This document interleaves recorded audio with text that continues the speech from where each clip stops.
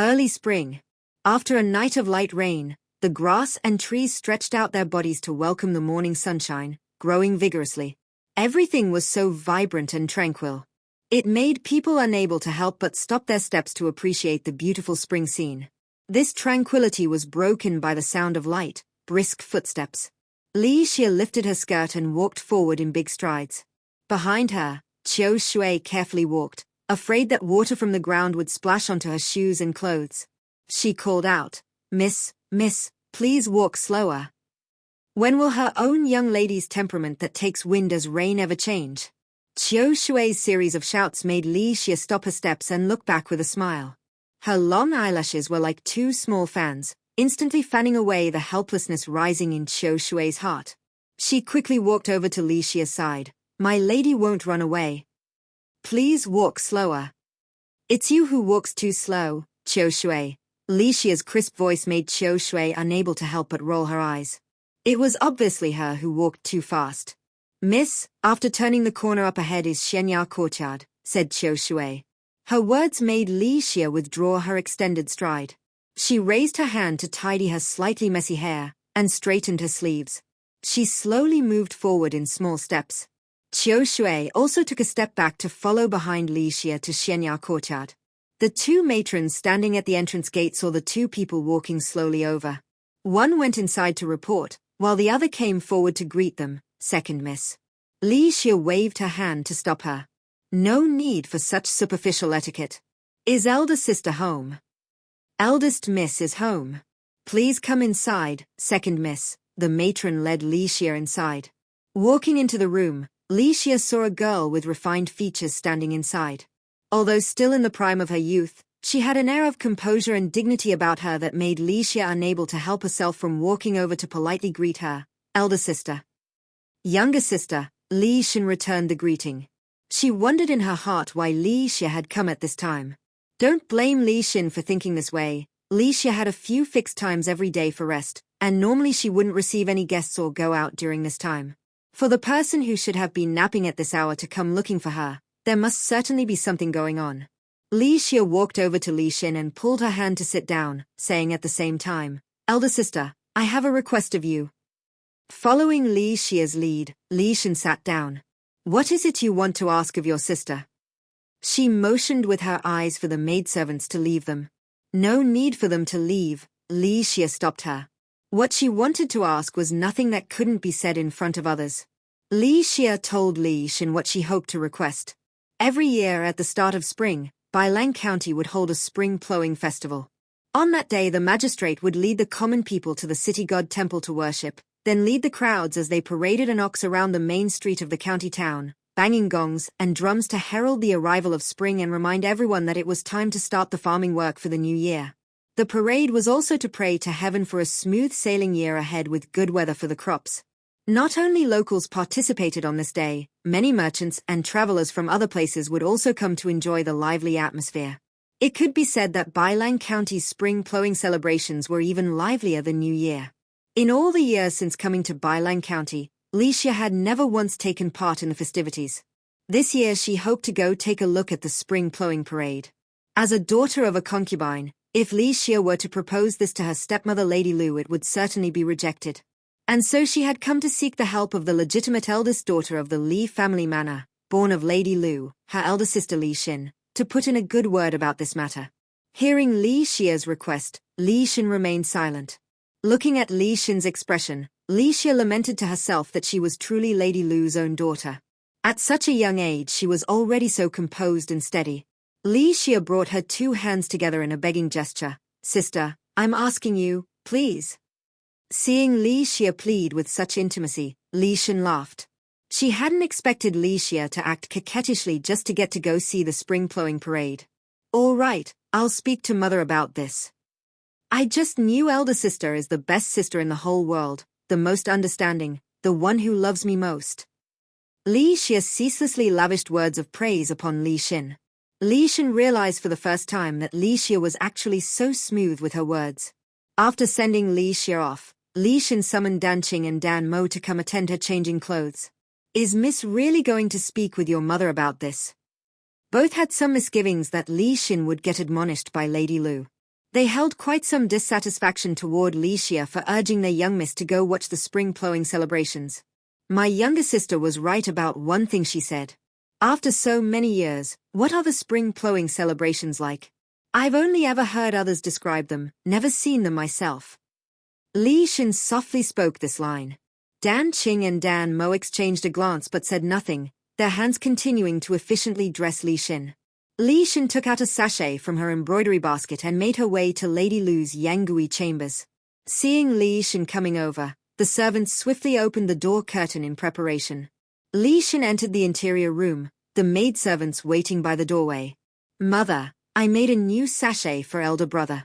Please take a look and give me your critiques. Li Xin presented the sachet she had newly made to Lady Lu for inspection. Li Xin's embroidery skills had been personally tutored by Lady Lu. Taking the sachet, she examined it closely. The ink-black sachet depicted emerald green pine and bamboo, the emerald and jet black colors contrasting with yet complementing each other, seeming all the more lush and vibrant. Make the color of the bamboo threads here slightly darker, to better distinguish the contrasts. Lady Lu critiqued where it was lacking after looking it over, before praising. The needlework is delicate, showing great improvement over the last time. You applied effort. It's all thanks to Mother's teachings. Receiving Lady Lu's compliments, Li Xin revealed a modest smile on her face. Mother, since daughter's work is pleasing, will you permit daughter to go view the spring plowing celebrations? Lady Lu set the sachet back down to look at Li Xin. She didn't get the chance to speak before Li Xin already knew what Lady Lu was about to say. Although Li Xia was the one who opened her mouth, Li Xin also genuinely wished to see the spring plowing festivities herself. Mother, I was raised by you with painstaking care. Do you really think my younger sister could sway me so easily? Father has been in Bailang County now almost 9 years. By the laws of our dynasty this year, father will certainly receive either a promotion or transfer, and will no longer remain in Bailang County. Daughter has never once seen the spring plowing parade since coming here. If I don't go take a look this year, it's likely I'll never have a chance to see it again my whole life.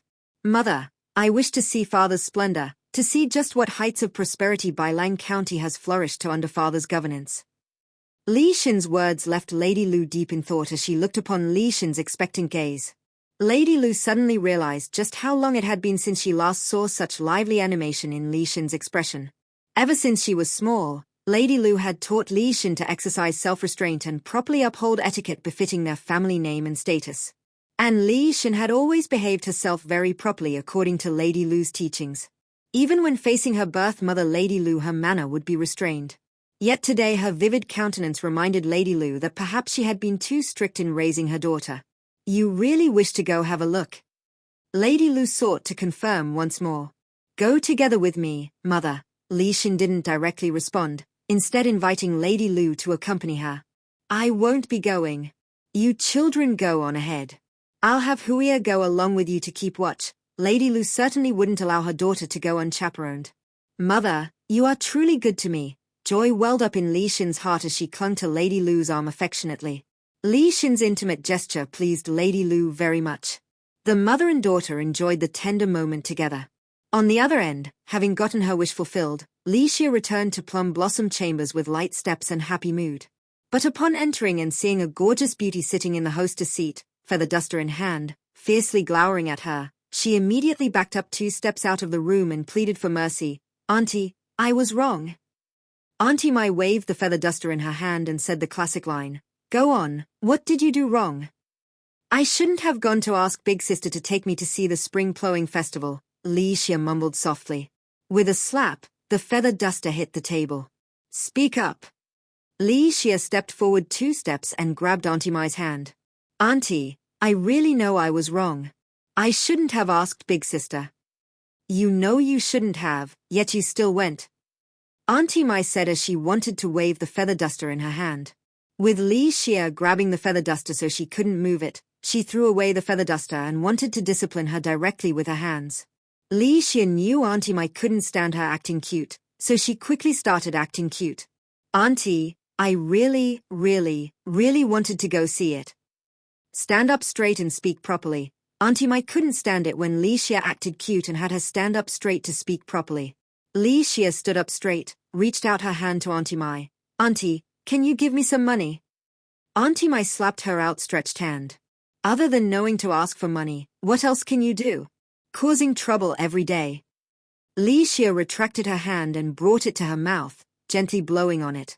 Auntie, that hurts. Auntie Mai felt bad after hitting her, reached out to look and saw her hand was red, massaged it while asking, "Didn't I just give you 20 when yesterday? You spent it all already." Auntie, you know very well. You also ate the braised pork at noon yesterday. Li Xia had used the 20 when Auntie Mai gave her yesterday to have autumn eggplant had some vegetables and it was gone. Auntie Mai thought of the braised pork at lunch yesterday. Just 3 pieces of braised pork for 20 wen. Li Xia was tricked by the kitchen. Saying so, she wanted to go find the kitchen. The cook was too bold, daring to deceive the master. Li Xia quickly stopped Auntie Mai and whispered, I ate 5 pieces first. You even learned how to steal food. You're really amazing. Auntie Mai really didn't know what to say. Wasn't it because you only let me eat 3 pieces of braised pork last time? Li Xia drooled just thinking about the braised pork the kitchen made. It was so delicious. When Auntie Mai heard about last time, she got angry. You still dare mention last time? Last time you ate a whole large bowl of braised pork yourself and had stomach pains all night. Don't you learn your lesson? Just thinking about Li Xia having stomach pains in the middle of the night last time, scaring her to the point of finding Mrs. Liu to call the doctor. She still remembered the speechless expression of the doctor when he came to ask about the situation and said it was caused by eating too much meat. If it happened again, she would lose face. Li Xia wanted to say something but swallowed it back down. She looked at Auntie Mai. Auntie, I was wrong. Please forgive me this time. Give me some more money. I need money to go see the spring plowing. She was prepared to eat heartily. From Li Xia's expression, Auntie Mai knew what she was thinking. In her heart she chanted, my own flesh and blood, even if I beat her to death I still have to take care of her. After quite a while, when Madam informs it's time to go, I'll give you some. Li Xia pouted out her lips and made a sound of acknowledgement. Seeing Li Xia's expression of remembering to eat but not remembering when hit, Auntie Mai felt very helpless, waving her hand. Go back to your room and reflect. Li Xia returned to her own room, went to the couch by the window, took off her shoes, and lay down. The afternoon sunshine shining on her felt nice and warm. Mrs. Liu quickly agreed and arranged for Li Hui to take his younger siblings to go see the spring plowing. The young masters and misses of Li Manor were very happy. Only third Miss Li Shan was unhappy because Aunt Wang didn't allow her to go. Why can't I go? Li Shan's originally exquisite and delicate features looked somewhat twisted from anger. She was very unsatisfied that Aunt Wang didn't allow her to go see the spring plowing. What's there to see with all those mud-legged peasants around? The more crowded a place, the easier it is for kidnappers to appear. Aunt Wang prayed in her heart that if kidnappers really appeared, they could take the 5 in front away. Without those obstructive people in front, this Li Manor would be her son's in the future. Though that was just her thinking to herself. Auntie, you're lying to me. I don't believe you at all. Father is the county magistrate. I'd like to see who dares to do such outrageous things. Li Shan completely didn't believe what Aunt Wang said. You silly girl, although your father is the county magistrate, not everyone listens to him. Especially those who wander in from other places on festivals like this. They specifically have this in mind. The more Aunt Wang tried to persuade Li Shan, the more determined she was to not allow Li Shan to go out. Mother allowed Big Brother to take us, and there are servants too.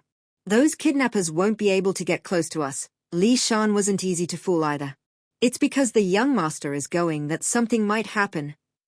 Aunt Wang absolutely did not trust Mrs. Liu. How could Li Hui, Mrs. Liu's son, be good to these born of a concubine siblings? If something happened, he would naturally protect his full-blooded sister Li Shan first. As for the other few, he'd be happy if someone kidnapped them. The more Aunt Wang thought about it, the more she felt it was unsafe for Li Shan to go out. Shana, I'm your mother. How could I harm you? Seeing Li Shan was somewhat frightened by her words, Aunt Wang went on strongly telling stories she heard at her maternal home about kidnapped people, either being sold to remote villages deep in the mountains, or sold to despicable places, or having hands and feet broken to become beggars, and other such tragic circumstances. She only stopped when Li Shan was frightened enough to hug Aunt Wang and promise not to go. With Li Shan not going, Li Hui brought his 4 younger siblings to the reserved tea house. They had thought they came early, but unexpectedly some people came even earlier than them. The streets on both sides and the tea house were packed with people. If Li Hui wasn't the county magistrate's son and had reserved the private room early, their room likely would have been bought out by someone willing to pay more. The waiter led the few to the reserved private room and they sat down. This room was on the second floor by the windows, able to see the spring-plowing festivities below. The liveliness downstairs made the boys and girls look on in delight. The parade started and Li Guang, always the most impatient, couldn't stand staying upstairs and wanted to go down. He was grabbed by Li Chou. "Why are you stopping me, brother?" Li Guang was unhappy. What was the point of watching from up here? It'd be interesting to go down and join the parade. Watching from up here was too boring. Li Chou helplessly shook his head at this impulsive younger brother. Before coming, Auntian had instructed Li Chou and Li Guang to listen obediently to Li Hui's words. Moreover, seeing Li Hui's expression, he knew Li Hui didn't agree. Noticing Li Chou's gaze, Li Guang looked at Li Hui. Although Li Hui didn't loudly scold or punish him, ever since he was little, after Father Li Ming, Li Hui was the second person Li Guang feared most. He always felt that Li Hui wasn't as gentle and refined as he appeared. Li Guang harumphed a couple times but didn't rush down anymore. Li Chou breathed a sigh of relief and continued watching the parade below. The actions of the two brothers of course didn't escape Li Hui's eyes. Li Hui slowly savored his cup of tea. Li Xia and Li Xin sat together, discussing in low voices. "Is that ox really made of solid gold?" Looking at the shiny golden ox at the front of the procession, Li Xia felt her eyes were going to be blinded. It was so shiny, reflecting the sunlight. Before coming, Li Xin had carefully learned about the spring farming activities. She knew that the golden ox was made of mud and sand, with a layer of golden sand on the outside. When Li Xia asked, "Isn't it made of gold on the inside?" Li Xin replied, "No, it's mud and sand on the inside." This big golden ox has a layer of golden sand on the outside, which must have cost a lot of gold. "We could buy so much delicious food with that gold," Li Xia said, feeling that it was such a waste. She thought it would be better to use the gold to buy food. Hearing Li Xia's words, a smile appeared on Li Xin's lips. Her younger sister really had a strong desire for food. "Sister, father is coming over," Li Xia called out to Li Xin, indicating the approaching procession. Looking down, Li Xin saw that Li Ming was leading the group behind the golden ox. Although he was in his middle age, Li Ming had always maintained a strict exercise routine, and his posture was upright. The blue official robe made Li Ming appear even more dignified. This was a side of Li Ming that they didn't usually see, and for a moment, Li Xin was speechless as she stared at him. Li Xia waved her hand in front of Li Xin's face and said, "Sister, father is looking dumbfounded." Li Xia's words brought Li Xin back to her senses, and she laughed sheepishly. "I have never seen father look so dignified." Li Chou and Li Guang nodded in agreement from the side. Li Guang looked at Li Ming's official attire and admired. "I want to be a magistrate in the future." "That's ambitious, third brother. Keep up the good work." Li Xia made a gesture of encouragement. Li Guang chuckled foolishly. The others in the room laughed along with Li Guang, and the atmosphere in the room improved significantly. As the procession passed by, stalls were set up on both sides of the street. Various snacks, tricks, performances, and different trinkets were displayed. Goods from all over the country were showcased. The vendors shouted, "Come and take a look." Impatiently drawn by the voices below, Li Guang really wanted to go down. He looked at Li Hui and asked, "Big brother, can we go down now?" Li Xin and Li Xia also wanted to go down and take a walk. They looked at Li Hui with hopeful eyes. In the face of their eager gazes, Li Hui calmly put down his teacup and said, "Go ahead." Before the words had even settled, Li Guang ran downstairs. Li Chou couldn't care less about anything else and followed him with his servant. He had to keep an eye on Li Guang and make sure nothing went wrong. After the two left, Li Hui took out a purse and handed it to Li Xin and Li Xia, saying, "Buy whatever you want." Li Xin and Li Xia took the purse and thanked Li Hui, saying, "Thank you, big brother." Li Hui then looked at the maidservants behind Li Xin and Li Xia and said, "Take good care of the girls." This time, Li Xia brought Qiu Ju and Qiu Shui along. Mai Niang was worried about Li Xia, so she specifically sent Qiu Ju to take care of her. If necessary, she could directly bring Li Xia back. The maidservants beside Li Xin were Dan Qing and Dan Mo. Lu Xia was also worried about Li Xin, so she sent Liu Mian to take care of her. Everyone responded to Li Hui and headed downstairs. Li Xin and Li Xia looked around and then turned back. Big sister, let's go eat, Li Xia said. Younger sister, let's go to Yunshang Pavilion and take a look, Li Xin replied. Both sisters spoke at the same time, but they mentioned different places. They looked at each other's desired destination and shivered inwardly, neither wanting to go where the other suggested. Big sister, why don't you go to Yunshang Pavilion, and I'll go enjoy some food, Li Xia quickly reacted and said, not waiting for Li Xin's reply. She turned around and waved her hand before swiftly running off, as if there were wolves chasing after her. Watching Li Xia walk away, Danqing couldn't help but laugh out loud. This young lady is just 2. Before finishing his sentence, he saw the stern look in Li Xin's eyes. Danqing quickly lowered his head, cursing himself inwardly for overstepping his boundaries. Although Li Xia was a concubine-born girl, she was still the younger sister of the main young lady. How could he allow a mere maid like him to casually make judgments? Li Xin withdrew his gaze and continued walking towards Yunshang Pavilion. Danqing followed behind, feeling anxious and uneasy. Li Xia, accompanied by Qiu Ju and Qiu Shui, arrived at the food area. Taking a deep breath of the mixed aroma of different foods, she exclaimed, "It smells so good."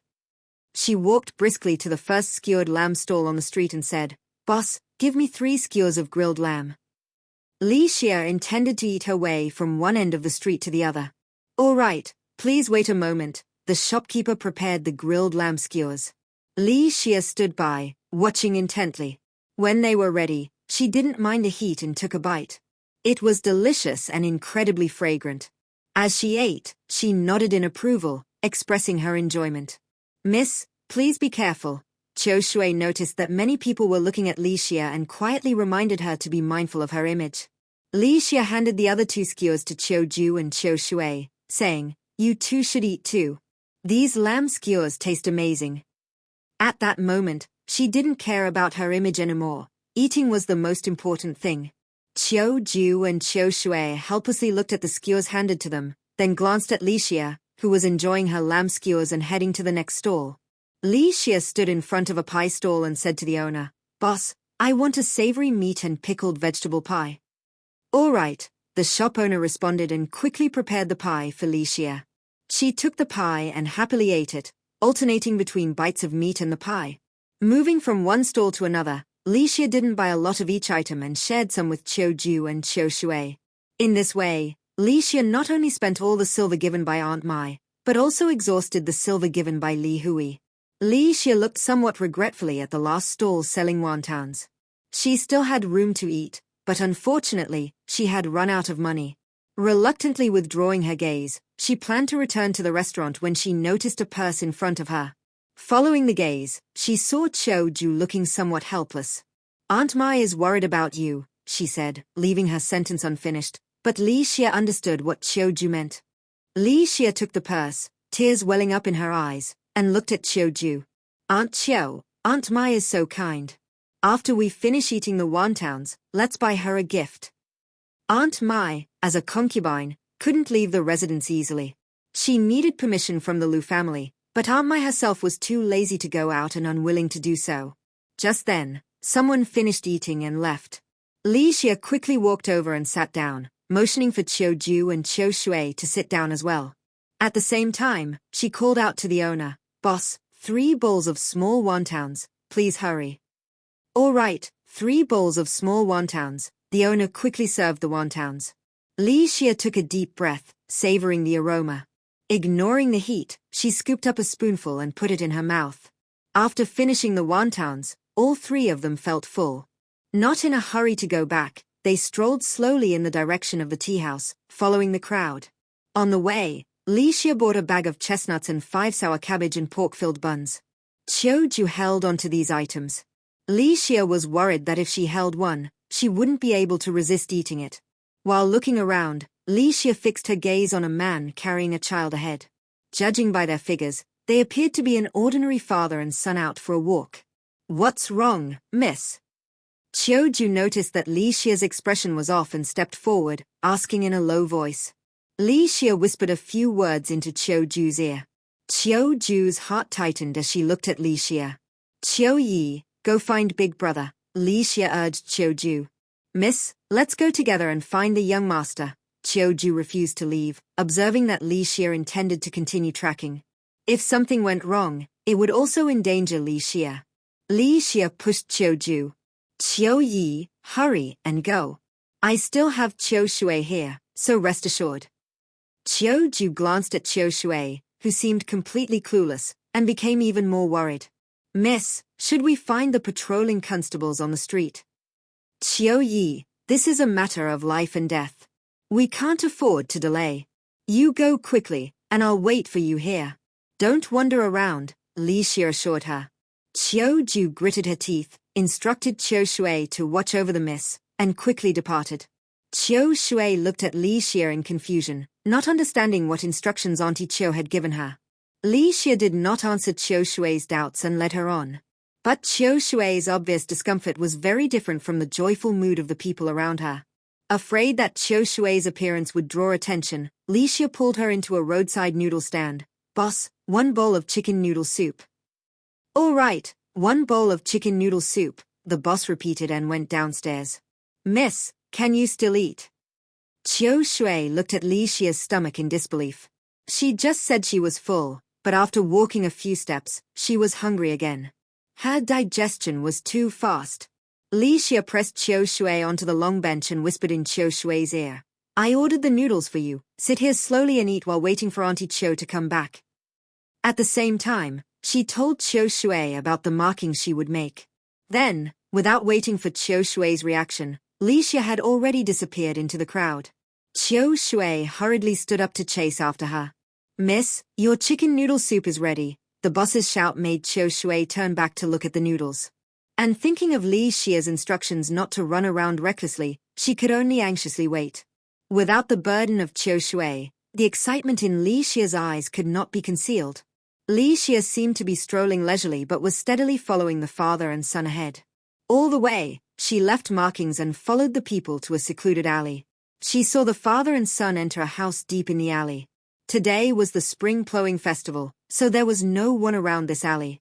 Li Xia came to the corner of the backyard along the wall of the courtyard, looked around and found no abnormalities. She lightly exerted force with her feet to easily leap over the wall into the yard. She landed silently and came to the back window of the house. Through the cracks in the window, she saw more than a dozen children lying horizontally and vertically inside the house. There were only children inside the house without any adults. Li Xia pushed open the window and jumped in, first checking these children who had all been drugged unconscious. During the inspection, Li Xia noticed some children still had new injuries on them. The injuries were new, probably from when the child traffickers had beaten the children who resisted capture. Seeing this, Li Xia felt distressed. She had originally planned to wait for Li Hui to bring people to deal with these child traffickers. Now Li Xia decided to first teach these child traffickers a lesson. Coming to the front yard, the voices of the child traffickers could be heard from the room. I caught 3 good ones today. Eldest brother Wang is impressive, someone flattered. What's that? I caught 4. Someone was not convinced. Jiorao, the ones you caught are obviously children of poor families, ugly things. Unlike the ones I caught, they are all good-looking with delicate skin and tender flesh. Only these kinds can sell for a high price, eldest brother Wang refuted. Wang Lao-san, don't be complacent. Let's compare again in the next county. I will definitely catch better ones than you, Jiao challenged, unwilling to admit defeat. Fine, let's compete. Wang Lao-san is not afraid of anyone. Li Xia stood outside the window listening to the people inside boasting about the children they had caught, discussing how to transport these children away. It was clear that these people were an organized, planned large-scale criminal gang. Hearing these human traffickers say they would send the abducted girls and good-looking boys to the brothel, and break the legs of the ugly ones to beg for money, the corners of Li Xia's mouth curled up in a faint smile. Break their legs. What a good suggestion. Li Xia sealed off the other doors and windows, leaving no way for the human traffickers to escape. Then she came to the unsealed window, raised her hand with a miniature tornado appearing in it. She gently pushed open the window to send the tornado inside. Standing outside, she listened to the screams from within. Li Xia felt happy as she stretched her wrists, took out a handkerchief to cover her face, opened the window and jumped in. Without showing mercy, Li Xia beat up these people violently.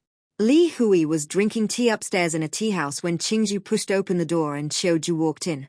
The originally calm expression vanished the moment she saw Li Hui, replaced by panic. Eldest young master, hurry and save the young lady. Qiuju told what had happened. Li Hui couldn't help but slap the table and scolded, fooling around. Qiuju knelt on the ground, feeling more and more regretful and afraid. If anything happened to Li Xia, she would only be able to apologize to Auntie Mai with death. Eldest young master, it's all this slave's fault. Please go and save the second young lady.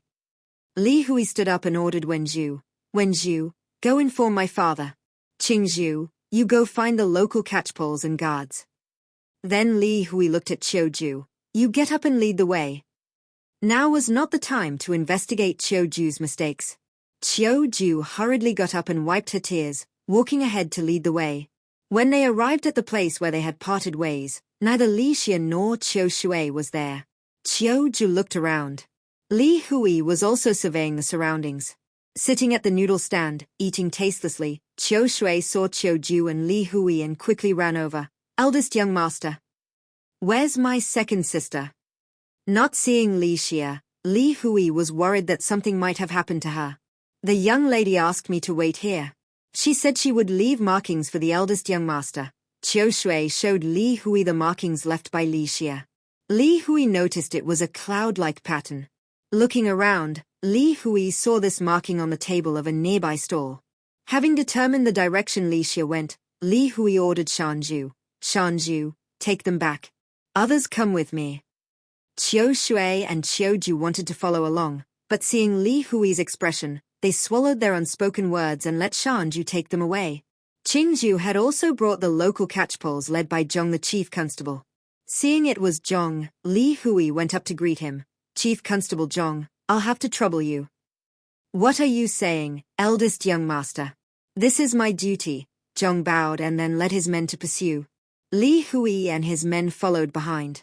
Afraid of being discovered, there weren't many markings left by Li Xia, but the direction was clear. Led by Zhong, they soon arrived near the alley. Not far away, Li Hui saw Li Xia squatting by the roadside, her eyes darting left and right, looking just like a rogue.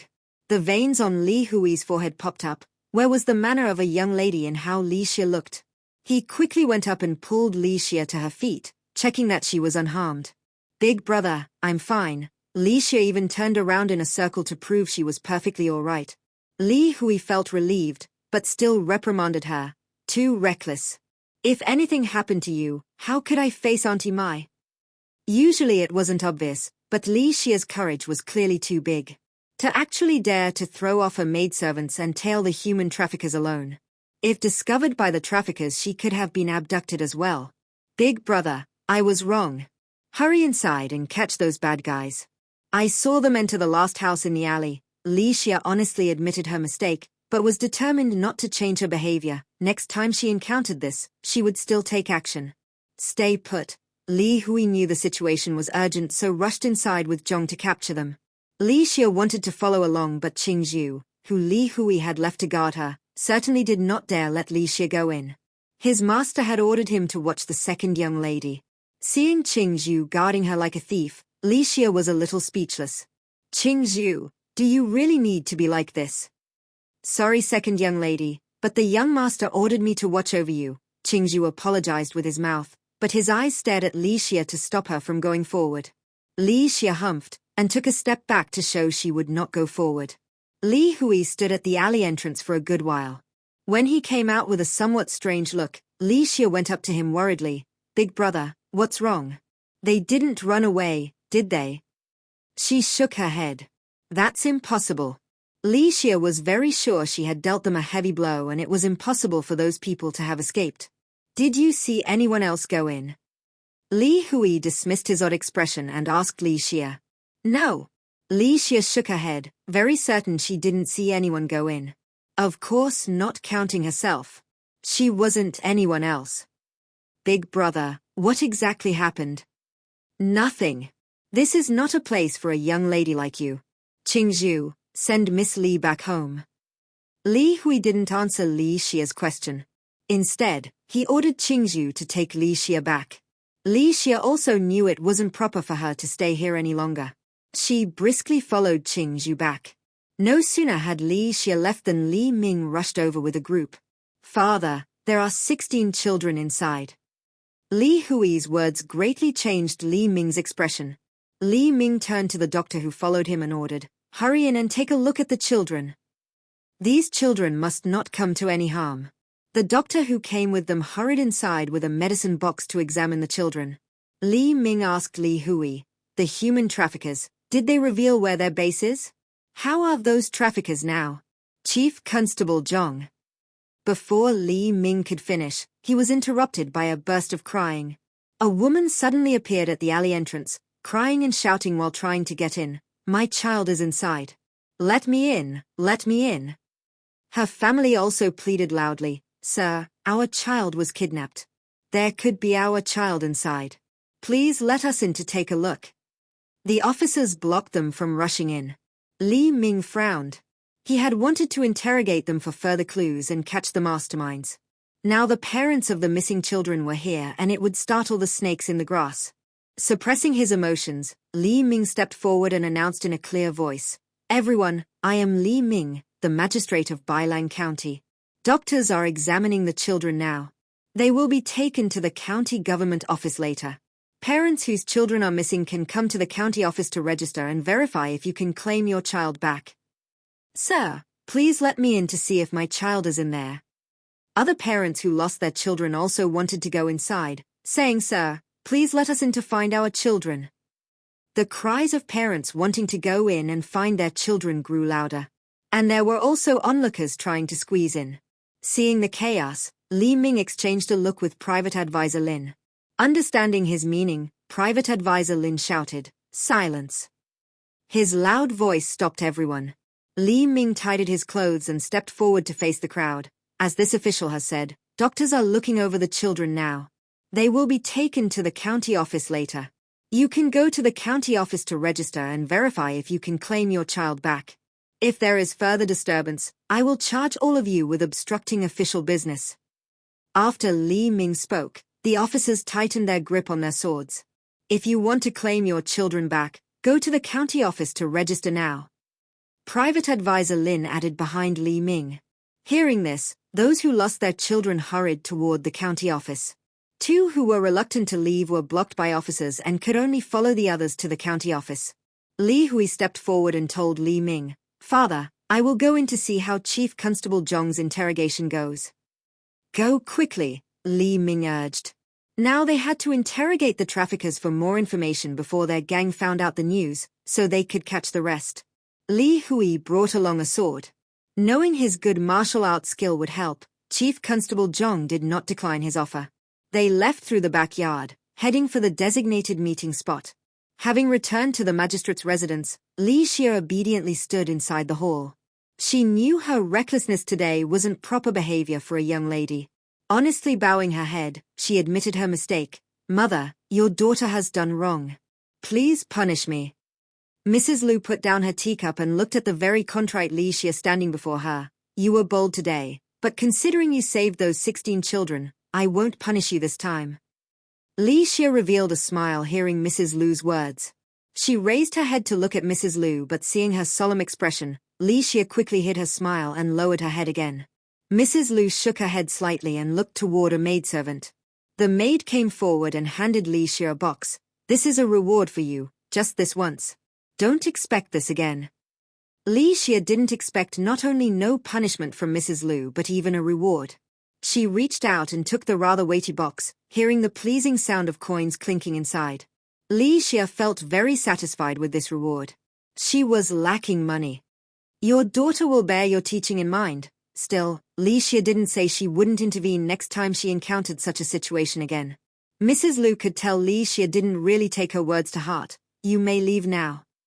"Your daughter bids farewell." Li Xia curtsied and left. At the entrance she saw Li Xin walking over briskly. "Big sister." In high spirits, Li Xie greeted her. Li Shen looked Li Xie up and down. Second sister, you're not hurt, are you? Why would I be hurt? Li Xie shook the box in her hand. The clinking of coins inside was really pleasant to the ear. Seeing Li Xie's expression, Li Shen felt relieved. That's good then. Big sister, I'll head back first. Li Xie moved aside to let Li Shen pass. Once inside, Li Shen asked Mrs. Lu doubtfully about rewarding Li Xie with money. Why did you give second sister money, mother? To Li Shen, directly giving money seemed rather vulgar. For a daughter of the family, rewards should be fabrics, jewelry, and the like. For young Miss San, giving money would be inappropriate, but for young Miss Er, only money will delight her. Mrs. Lu understood Li Xie well.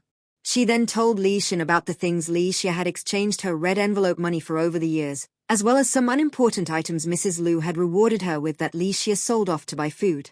Although Li Xie did these things furtively, how could she hide anything from Mrs. Lu? She had a clear grasp of everything happening in the magistrate's residence. Second sister is far too gluttonous. Li Shen found it hard to understand Li Xie's immense love for food. The education she always received emphasized balance and restraint, not greed. Then doubtfully, she asked again, hasn't Auntie Mai disciplined her? Auntie Mai just has a beautiful face.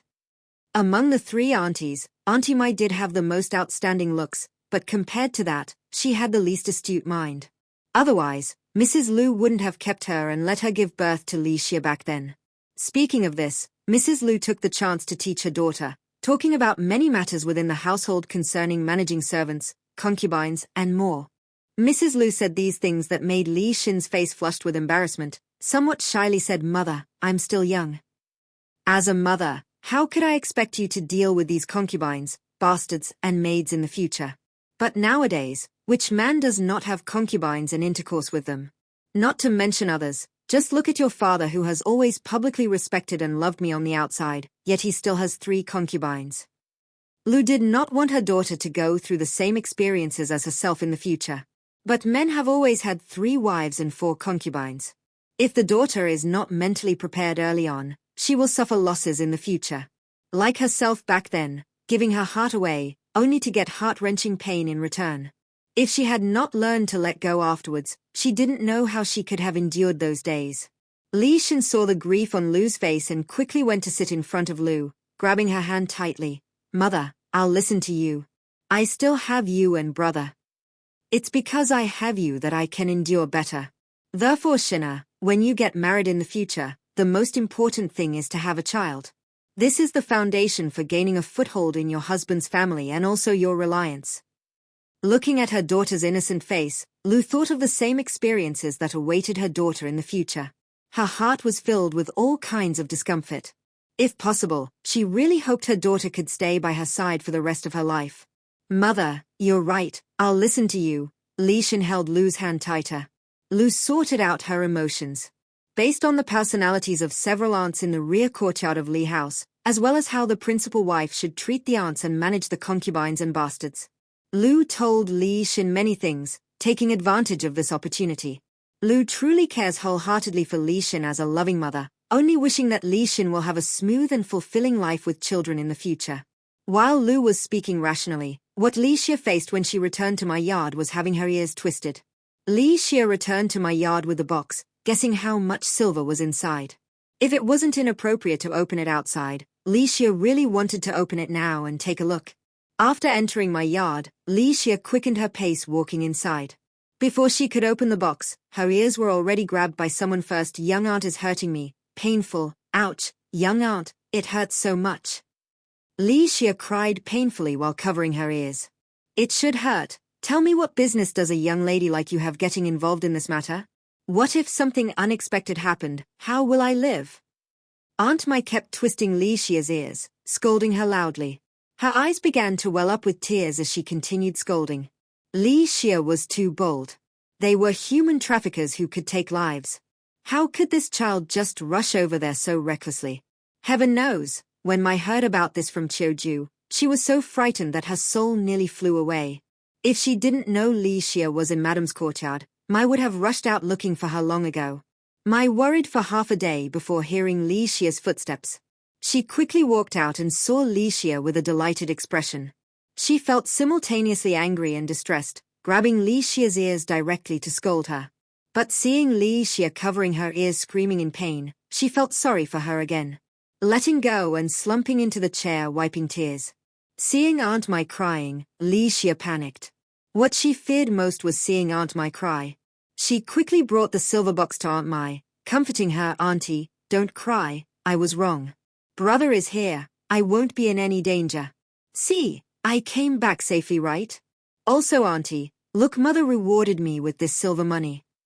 As she spoke, Li Xia opened the box revealing 10 shiny silver ingots, dazzling to the eyes. Aunt Mai took a look before glaring at Li Xia again. She wiped her tears and took over the silver box. Li Xia was also seeing so much silver for the first time. The shiny silver made her eyes shine brightly. Unable to resist, she reached out wanting to touch it but was slapped away by Aunt Mai, who carefully closed the box. Aunt Mai had no plans to give this silver to Li Xia. Li Xia was already 11 this year. In another 2 years she would reach marriageable age. From her understanding of Lu, as long as she and her daughter behaved themselves without causing trouble, Lu would not shortchange Li Xia. But it was impossible to expect too big of a dowry.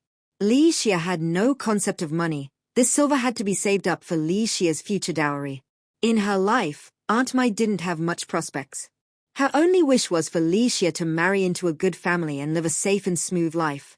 Since Aunt Mai didn't give her the silver, Li Xia didn't want it either. For now, as long as Aunt Mai stopped crying, everything was negotiable. Furthermore, with her capabilities today, not only could she retrieve 100 taels of silver, she could retrieve even more silver tomorrow. "It has been an eventful day, go back to rest." Aunt Mai wanted to hide the silver and ushered Li Xia out. Li Xia was also quite tired, returning to her own room to rest. Li Xia and Aunt Mai lived in the same courtyard. Aunt Mai lived in the main room while Li Xia occupied the 2 eastern wing rooms.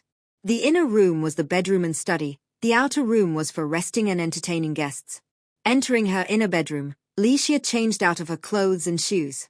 Qiu Shui brought in tea and snacks. Seeing Li Xia lying down to rest, she put down the tea and snacks before exiting and closing the door to let Li Xia rest properly. It had truly been a nerve-wracking day. Hearing the door close, Li Xia opened her eyes looking at her own hands. Li Xia's palms conjured a rapidly spinning tornado. Then a third tornado appeared.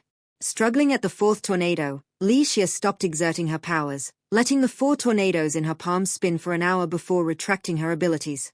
She was born with these wind elemental abilities in the apocalyptic previous life, and the tornado was her signature technique. Relying on this, she became one of the top 10 masters in the apocalyptic world. That's right, Li Xia had memories from her past life. The Li Xia in her past life was born a supernatural ability user. She entered training immediately after birth until age 10 when she entered the battlefield. Her subsequent life consisted of battling zombies and mutant creatures, struggling each day just to survive. Her abilities also leveled up quickly as she grew stronger, taking on increasingly difficult missions until she finally died in combat. Death could be considered a form of salvation for people in the apocalypse. But Li Xia didn't expect that after her death she would arrive in this place. Although having people order her around restricting her freedom and making her kneel at times, with rules everywhere, but the food here was delicious, plentiful, and she didn't have to fight.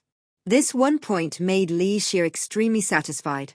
Hence she harbored an aversion towards her accompanying wind elemental abilities from her past life, not wanting to train it, because training it reminded her of the apocalypse, which she detested a lot. If not for the human traffickers today, Li Xia would have almost forgotten about her wind abilities completely. However, it was also the incident today that made Li Xia understand this era was not entirely safe either. She still needed to cultivate her abilities to protect herself and her loved ones. With this thought in mind, Li Xia felt her abilities level up, sensing it had increased to level 2. At age 11 in her previous life, Li Xia's abilities had already reached level 5, showing how negligent she had become in this life. But from today onwards, Li Xia was determined not to be negligent again, spending 2 hours daily cultivating and training, becoming even stronger. Only then could she protect Aunt Mai, Li Xin, Li Hui, and Lu Madam properly.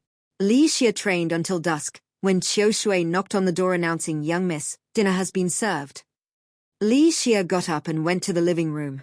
Auntie Mai was already sitting at the dining table. Li Xia washed her hands clean and sat down to have a meal with her mother. The two did not have the rule of no talking while eating. Auntie Mai told Li Xia the news she had found out. Zhang the chief constable and Li Hui took people to the interface location. They caught a ringleader who was waiting there and 8 children who were brought from the neighboring county. I heard 2 children had their legs broken because they resisted. These human traffickers really deserve to be chopped into pieces, Auntie Mai said as she took a fierce bite of chicken leg, as if the chicken leg was a human trafficker. Seeing Auntie Mai bite the chicken leg fiercely as if it was a human trafficker, Li Xia picked up a chicken leg from her bowl and put it on Auntie Mai's plate. Auntie, have the parents picked up those children? Auntie Mai shook her head. Some have not been picked up. Li Xia thought for a moment and said, maybe they are not from this county. Maybe. Auntie Mai's expression turned unpleasant. Li Xia lowered her head to eat without asking further. She knew Auntie Mai had a scar in her heart. When Auntie Mai had this kind of expression in the past, Li Xia had asked before, and Auntie Mai just cried. Later, Li Xia stopped asking. Whenever Auntie Mai revealed such an expression, Li Xia would let her immerse in her own thoughts. Mrs. Lu looked at the jade pendant Li Ming handed over, unable to conceal her surprise. This is the jade pendant I gave to elder sister Liu back then. How did it end up in your hands, sir? Mrs. Lu's maiden family was in the capital city.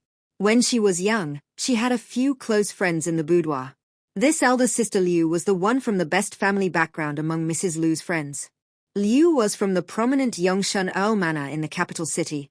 She married the heir of Gongshan Marquis Manor. It was found on a child. Li Ming's words made Mrs. Lu frown. How could that be? Gongshan Marquis Manor was a centuries-old noble family, and was especially strict with rules and regulations. Thinking of this, Mrs. Lu got up. I will write to elder sister Liu right away to ask about the situation. After Mrs. Lu finished writing the letter, she handed it to Li Ming and said, Sir, please let me take care of the child. No matter whether the child was elder sister Liu's or not, just because he had the jade pendant on him, Mrs. Lu would take good care of him. Li Ming also had this intention. As soon as he heard Mrs. Lu's proposal, he immediately agreed, I'll have to trouble you, madam. The identity of that child was special. Mrs. Lu was the person he trusted the most. Leaving the child to Mrs. Lu put his mind at ease. Mrs. Lu went to the front yard in person and brought the child back to her own courtyard. Chunlu Granny had already tidied up the room waiting. Looking at the child sleeping soundly on the bed, Chunlu Granny revealed a surprised expression on her usually stern face. The young master looks so much like the old master. Wet nurse, look at this child's appearance.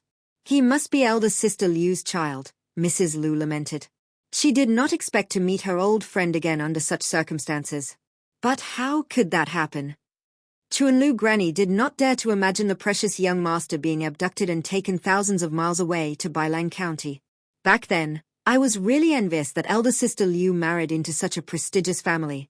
I couldn't understand why mother wanted to marry me to Sir instead. But now I understand, said Mrs. Lu, missing her mother-in-law who was far away in the capital city. Seeing Mrs. Lu's expression, Chunlu Granny knew, Mrs. Missing Madam. It has been 16 years, wet nurse. I haven't seen mother in 16 years. The letters said she was fine, but I really want to see mother. I really want to see what the capital city is like after 16 years, Mrs. Lu revealed a longing look on her face. It must be even more prosperous. After Sir made great achievements this time, he is sure to be transferred back to the capital city, Chunlu Granny comforted Mrs. Lu. I hope so, Mrs. Lu sighed. The child on the bed made a whimper. Mrs. Lu went over to gently pat him to keep him sleeping soundly. A carriage stopped in front of the back gate of Bailang County in the morning. The mottled marks on the carriage silently told of the owner's rushed and anxious trip. The coachman jumped down from the carriage, turned around and bowed to the carriage. Madam has arrived. A thin, stern-faced old woman came out of the carriage first. The coachman set up a stool. The old woman stepped on the stool to get off the carriage, then turned around to face the carriage. After a while, a middle-aged woman with an air of nobility despite her ordinary clothes came down from the carriage. Although beautiful and gentle, her lovely face was stained with traces of sorrow that made people's hearts ache when they saw her. Hearing the report from the servant, Chunlu Granny came to the door and was shocked to see the guest. Liu? Madam, Why are you here? My lady was just talking about missing you last night, Chuanlu Granny greeted them. The middle-aged beauty gestured to let Chuanlu Granny get up. Chuanlu auntie, we are not strangers. The beautiful madam said so, but Chuanlu Granny still saluted. She respectfully led the two madams into the courtyard. She also instructed the gatekeeper to take good care of the coachman. Mrs. Liu went up and held the middle-aged beauty's hand. Elder sister Liu, why have you come? Younger sister Wanying, sister has something to ask of you, said the middle-aged beauty as tears kept falling. Sister, please sit down. Younger sister will definitely help with anything she can. Mrs. Liu supported the other to sit down and wiped her tears with a handkerchief. After crying for a while, the middle-aged beauty finally calmed down. Chuanlu Granny personally brought water for her to wash her face and tidy up. The middle-aged beauty felt a little embarrassed. I have made younger sister laugh. Being able to see elder sister here makes me delighted. Mrs. Liu held the middle-aged beauty's hand and said, Wanying, I have come to look for my child. Hearing this, Mrs. Liu looked at Chuanlu Granny. Understanding her meaning, Chuanlu Granny turned and walked out. Mrs. Liu looked at the middle-aged beauty. Elder sister Liu, yesterday the county caught a few human traffickers and rescued several children. As she spoke, she could hear voices outside. Granny, who are you taking me to see? Hearing the familiar childish voice, the middle-aged beauty immediately stood up and staggered out. Xinga, my Xinga. Zhu Dingxing was still a little scared, not knowing where Chuanlu Granny wanted to take him. Hearing the familiar voice and seeing the woman running out, he struggled free from Chuanlu Granny and threw himself at her. Mother, mother. The mother and son hugged each other, crying out loud. Even the stern old woman couldn't help the tears falling. After calming down for a while, she said, Madam, it is a joyful thing to have found the young master. The middle-aged beauty calmed down and used a handkerchief to wipe Zhu Dingxing's tears. Yes, having found Xinga, I should be happy. After calming down, the middle-aged beauty held Zhu Dingxing and went back to the living room to sit down separately as guest and host. Looking at the child snuggling in her arms, the middle-aged beauty sincerely thanked Mrs. Liu, younger sister Wanying, your great kindness, Gongshun Marquis Manor and Yongshun Earl Manor will always remember. Elder sister Liu, you are too courteous. My family, sir, is the parent official of this place. This is his duty, Mrs. Liu politely said. However, elder sister Liu, how did your nephew end up like this? Mrs. Liu had not finished speaking, but Ms. Liu understood her unfinished words. When it came to this, gentleness faded from Ms. Liu's face, revealing some hatred. She handed the child to the stern old woman. Zhu Dingxing was reluctant to let go of Ms. Liu's embrace. Xinga darling, go play with Granny Yang for a while. Mother will talk to your Aunt Liu, Ms. Liu said gently to Zhu Dingxing. Zhu Dingxing looked at his mother, then looked at Ms. Yuan, who was gently looking at him. After a while, he reached out to Ms. Yuan. Ms. Yuan's eyes were wet as she picked up Zhu Dingxing and followed Auntie Chun out. Ms. Liu watched Zhu Dingxing leave and sighed as she looked at Ms. Liu. The disaster that befell Dingxing was all thanks to my good mother-in-law. Back then, Mr. Cao, who was still an obedient madam candidate, was not satisfied with Ms. Liu becoming the daughter-in-law. She had her sights set on the daughter of her eldest brother's family. But Gongshun Marquis and heir apparent Zhu did not like how the Cao family was everywhere currying favor. They firmly chose to have the engagement with Yongshun Earl. After Ms. Liu married into Gongshun Marquis Manor, with the support of her father-in-law and husband, she quickly gained a foothold and gave birth to her eldest son. But when the child was 1 year old, the Cao family came to visit the manor and somehow both families' children fell into the water.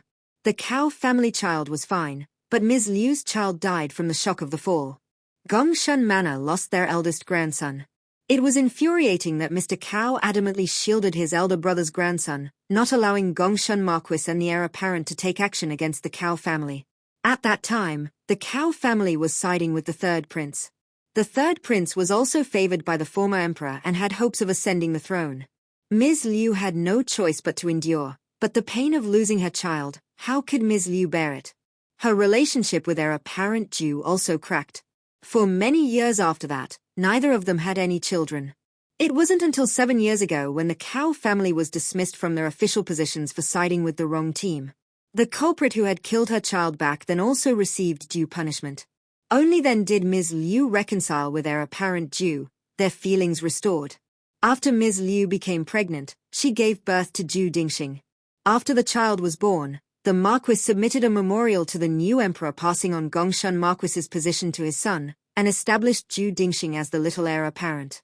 Over these years, Mr. Cao had been careful and seemed to have changed his ways. He was also decent to Zhu Dingxing. Ms. Liu relaxed a little and didn't expect that with this slight relaxation, Zhu Dingxing would get kidnapped. After some investigation by Ms. Liu and Marquis Zhu, it turned out to be another scheme by Mr. Cao. He was still thinking of getting the Cao family's daughter into Gongshan Marquis Manor to give birth to a son to inherit the title. With the new and old hatred, Ms. Liu could no longer tolerate it. She directly exploded. If the Zhu family father and son did not deal with Mr. Cao, she would request an annulment. After making a scene, without waiting for the Zhu family's response, Ms. Liu went back to her natal family to ask for help. Bringing people with her, she chased the human traffickers all the way here. Upon hearing that human traffickers were captured in Bailang County and children were rescued, she rushed overnight to Bailang County. Ms. Liu handed Ms. Liu a cup of tea. "I didn't expect, sister, that you've suffered so much over the years. The pain of losing a child is unbearable for any mother." Ms. Liu almost endured it twice in succession. "As long as Dingxing can return to my side, any suffering is worth it," Ms. Liu said with tears in her eyes as she watched Zhu Dingxing playing in the yard. Among the children who were trafficked, there was actually the little heir apparent from a Marquis manor in the capital. The Marchioness also brought people to Bailang County. The attitudes of several aunties in the county magistrate's backyard were different regarding this matter. Auntie Anne instructed Li Guang and Li Ju standing in front of her, "You two should go play with the little heir apparent more." "Auntie, the little heir apparent is just a 5-year-old brat. Play with mud with him." Li Guang was unwilling to do so as soon as he heard it. What was there to play with such a little kid for? "Auntie, please don't make things complicated, okay?" Upon hearing Li Guang's words, Auntie Anne became anxious right away. "I'm doing this for your benefit. This family will belong to your eldest brother in the future. If you two get along well with this noble lady, there will be lots of benefits in the future." Li Cho glared at Li Guang, who wanted to say something again, and walked over to Auntie and "Auntie, Father has been monitoring mine and third younger brother's studies. We are also working hard to study under Father, to take examinations and gain titles in the future. This will truly make Auntie proud. Then you two should focus on your studies. Your father was a second-ranked Jinsha graduate back in the day." As soon as Auntie Anne heard about abandoning the little heir apparent, she shifted her attention. "Auntie, third younger brother and I are going to study now," said Li Cho as he pulled the still reluctant Li Guang away to study in the front yard. In Aunt Wang's Bingqing courtyard, Li Shan impatiently listened to Aunt Wang's nagging. "Auntie, what you said is useless. Can I just casually enter my mother's wild goose pavilion?" "Silly girl, I've already prepared everything for you," said Aunt Wang as she took out the handkerchiefs, shoe pads and other needlework that she had prepared. Looking at these things in front of her, Li Shan was confident that she would definitely catch the noble lady's eye. At this moment, in Plum Blossom Pavilion, Li Xia, who was being stared at by Auntie Mai, couldn't help but shudder. "Auntie, just say what you want to do." Being stared at by such deep eyes, Li Xia could not bear it. "Xia, don't go to Wild Goose Pavilion or Elegant Refinement Pavilion in the near future, understand?" Auntie Mai instructed Li Xia. "Why?" Since Li Xia decided to cultivate supernatural powers, she had been focusing on cultivation. As to the matters inside the manor, she rarely paid attention. Qiu Shui was also not one who loved gossiping. So Li Xia was unaware that a noble lady had come. "Don't ask why, just listen to me." Auntie Mai instructed again. "All right, I'll stay obediently in Plum Blossom Pavilion without going anywhere." Having experienced the apocalypse, Li Xia was not interested in liveliness to begin with. The only reason she always wanted to go watch the spring plowing was because there would be lots of delicious food. Ms. Lu soon found out about the reactions from various pavilions. Regarding Aunt Wang's little scheme, Ms. Lu was too lazy to bother since Aunt Wang was close to giving birth. Li Xia was not concerned about the aftermath of the human traffickers, but Auntie Mai was very concerned. She talked about subsequent developments during meals. After interrogation, the head trafficker's mouth was pried open. They learned about one of their old dens. By tracing the vine to get the melon, They broke up this large-scale inter-regional and inter-provincial human trafficking gang, capturing the main criminals. Li Ming was praised by the magistrate for this reason. This time, Li Ming would definitely get a promotion. It was just a matter of how big the promotion would be. Recently Li Ming walked with the wind at his back wherever he went. It was Li Xia who first discovered the human traffickers.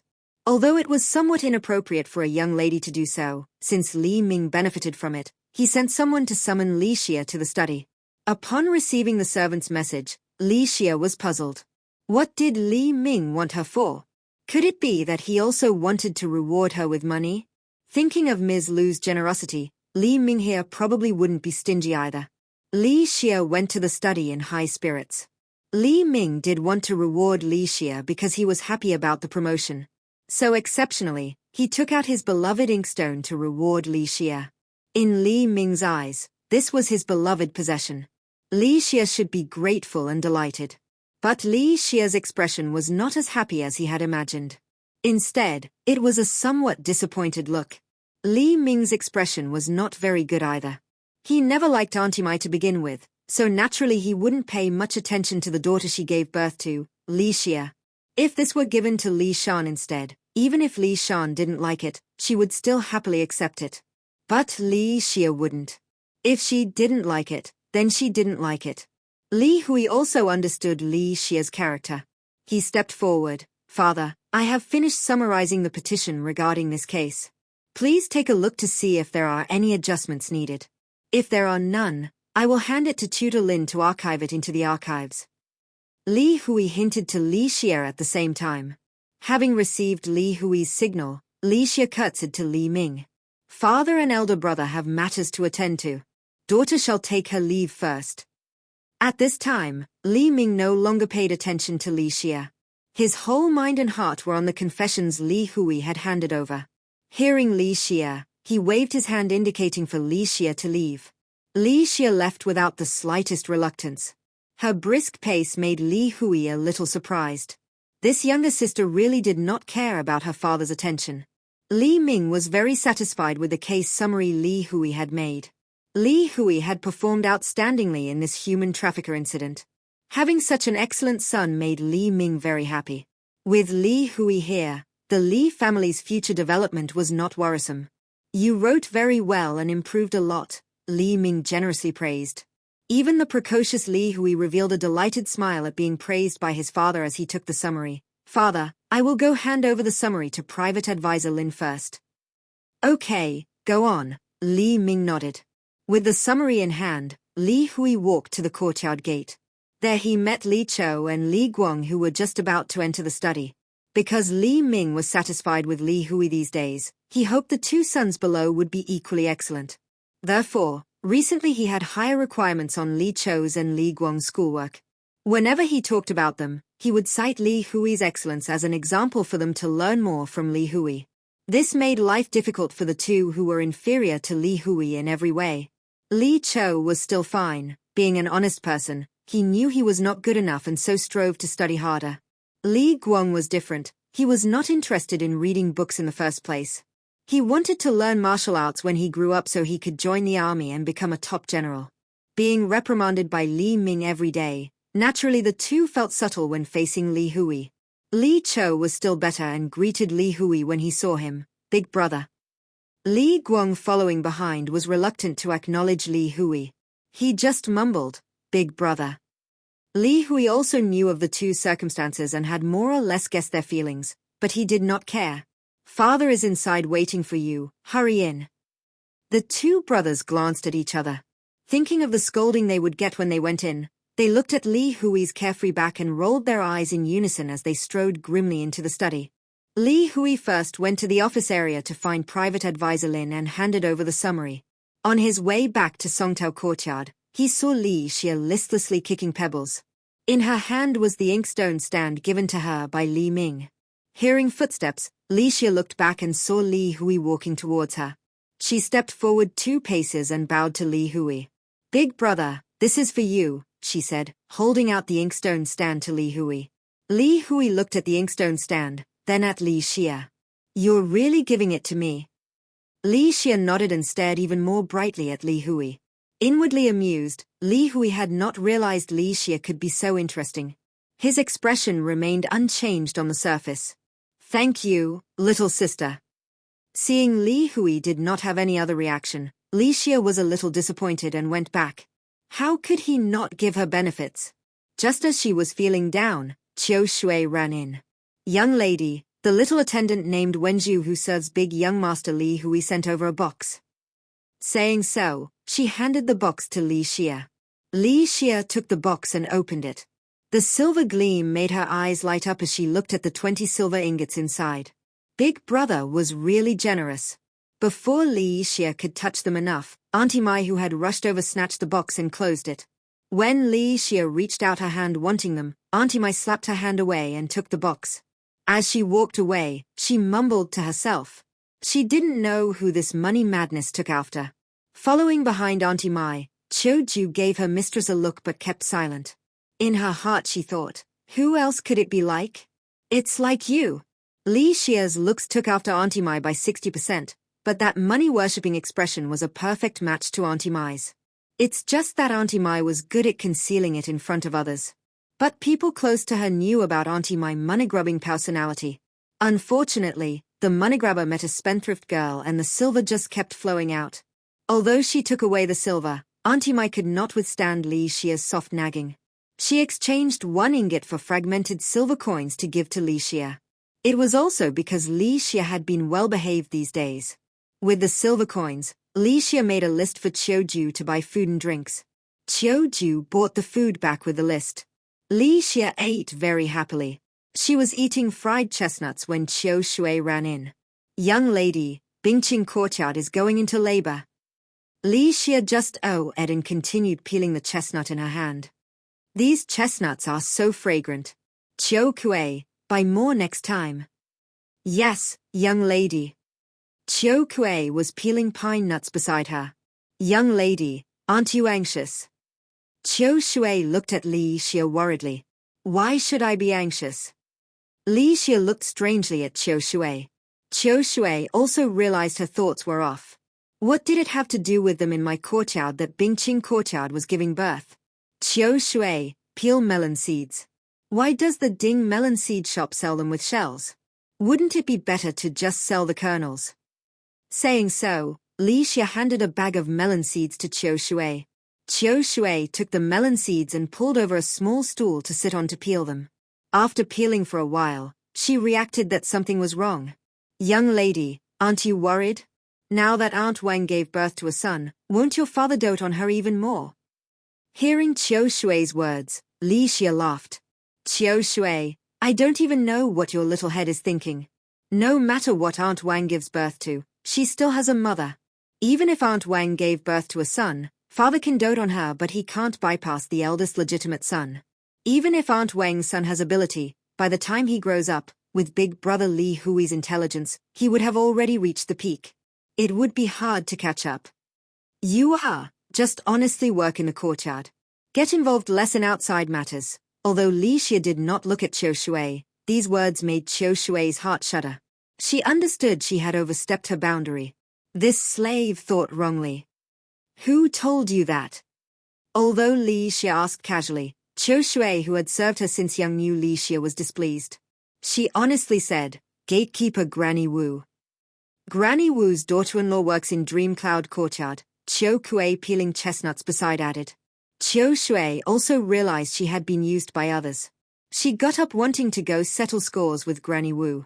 The melon seeds aren't peeled yet. Where are you going? Li Xie's words calmed Qiu Shui down to sit and continue peeling. Young lady, I will be more careful from now on.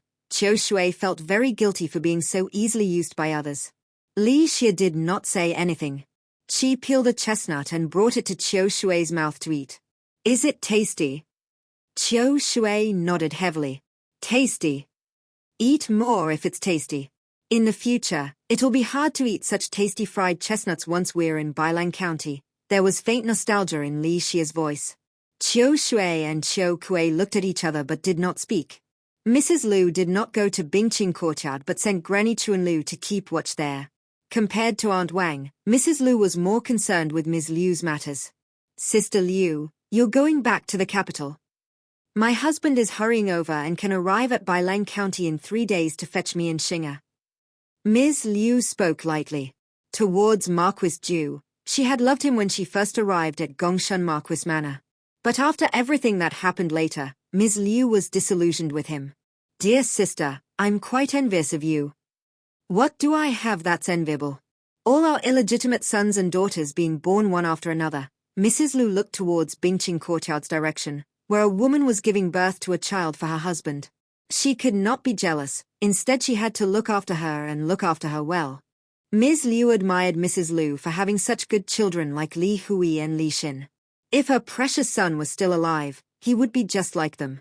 Xinga was also a good kid, look how obedient and sensible he is. After spending time together over the past few days, Mrs. Liu also liked how obedient and sensible Ju Dingxing was. Xinga wasn't so obedient and sensible before, said Ms. Liu as she watched Ju Dingxing playing in the yard. My Xinga was very mischievous in the capital city. He would jump and skip around every day. Now he is too well behaved. He will get better, Mrs. Liu comforted Ms. Liu. Ms. Liu sighed softly. I've already written back to my elder brother in the capital city. Ms. Liu's elder brother, the current Yongshan Earl, was a pragmatic man who was highly regarded by the current emperor. As the Yongshan Earl working in the Ministry of Personnel, he was mainly in charge of transferring officials. When Mrs. Liu heard this, he was overjoyed and expressed his gratitude to Ms. Liu. Sister Liu, thank you so much. On the way here, I also observed quite a bit. The people of Bailang County governed by Prefect Li live in peace and prosperity, with abundant livelihoods. Even if I didn't write the letter, Prefect Li would still get a promotion, said Ms. Liu. On her journey to find her son, she had also seen quite a bit, which led to great changes in her mindset. To be honest, when I first came to Bailang County 9 years ago, I really didn't want to stay. Back then, even just this courtyard. She pointed to the roof. Sister Liu, look at the main beam of the roof, there was a huge hole in it originally. When we first arrived and it rained, it really poured outside and inside the house. Recalling the hardships when they first arrived in Bailang County, Mrs. Liu shook her head and laughed. Ms. Liu looked up in the direction Mrs. Liu was pointing. She examined closely and saw there were repairs done. I remember 9 years ago there was a major case in Liuju. Back then, the prefect and county magistrates of several counties under Liuzhou's jurisdiction exploited loopholes to collect all kinds of taxes from the common people and passing merchants, making life unbearable here. Later, from the prefect to the county magistrates, they were all executed and had their families' properties confiscated. The position of county magistrate in Bailang County was vacant, so my father-in-law was dispatched here after his term ended. At that time, Bailang County was in an awful state. It's not an exaggeration to say it was a complete mess.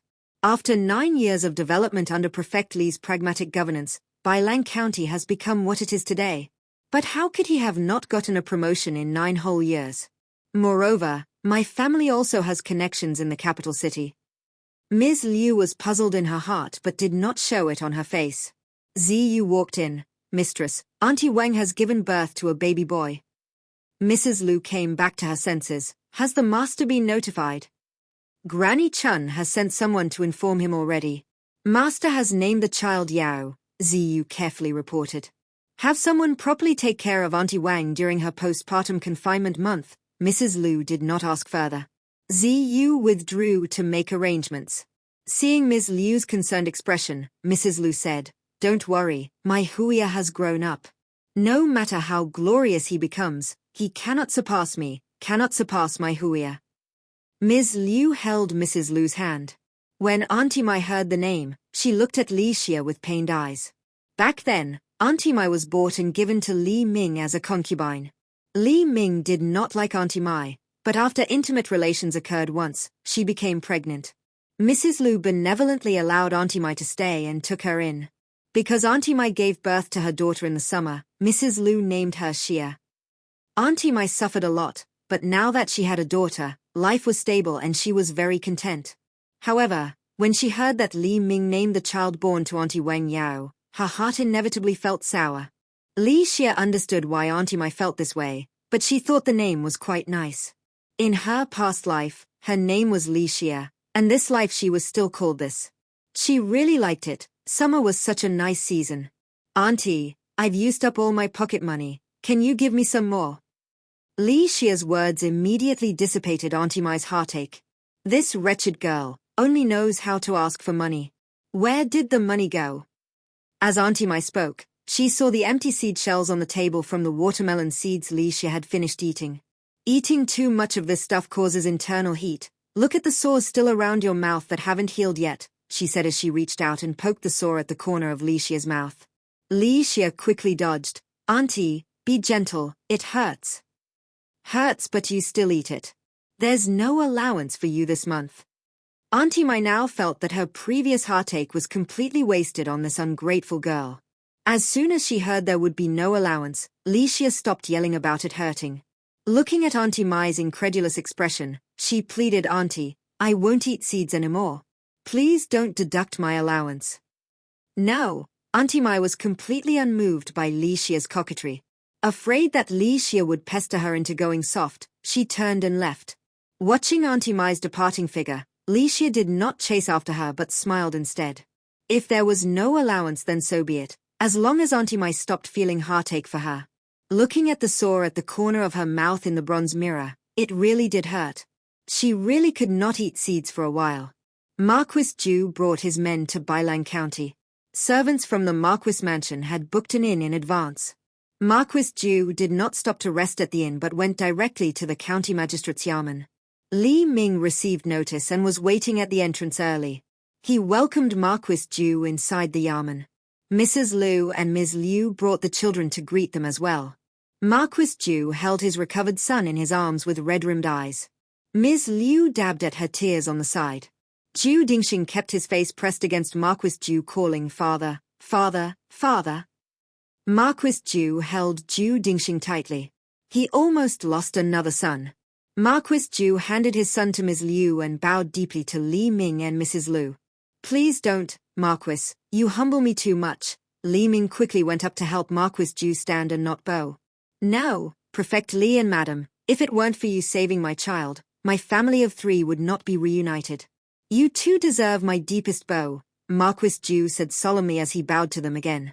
Li Ming accepted his bow and humbly said, Eradicating human traffickers is just within my duties as county magistrate. Prefect Li. Marquis, I am Mingda plainly. Please call me Mingda. Li Ming felt awkward being addressed as Prefect Li. All right, Mingda. Marquis Ju changed how he addressed him. Mingda, as county magistrate you cracked such a major case. You have the talents of Bao Qing in this generation. You praise me too much, Marquis. Li Ming was secretly pleased but showed increasing modesty on his face from the Marquis' high praise. Standing at the back, Li Xia could not see their expressions clearly, but listening to the two men mutually complimenting each other made goosebumps break out all over her. She really could not stand such occasions. Li Xia lowered her head to control herself from revealing an awkward expression. Finally, after they finished praising one another, they went inside to separate guest and host seats. Li Hui led his younger siblings to pay respects to Marquis Ju. Marquis Ju already knew from his subordinates that it was Li Hui who first discovered the human traffickers and personally led people to capture them. The facts about Li Xia discovering the human traffickers first were concealed by Mrs. Liu and Li Ming, which would not be good for Li Xia's reputation if it came out. Looking at the handsome and vigorous youth before him, Marquis Ju could not help but praise. Good, the young hero is courageous and resourceful. The Li family will prosper soon. You praise me too much, Marquis. Li Ming was also proud to have a son like Li Hui.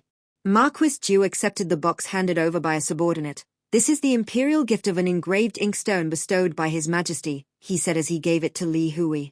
Li Hui looked to Li Ming. Li Ming was somewhat apprehensive. Marquis, this gift is too valuable. Nephew, you deserve it.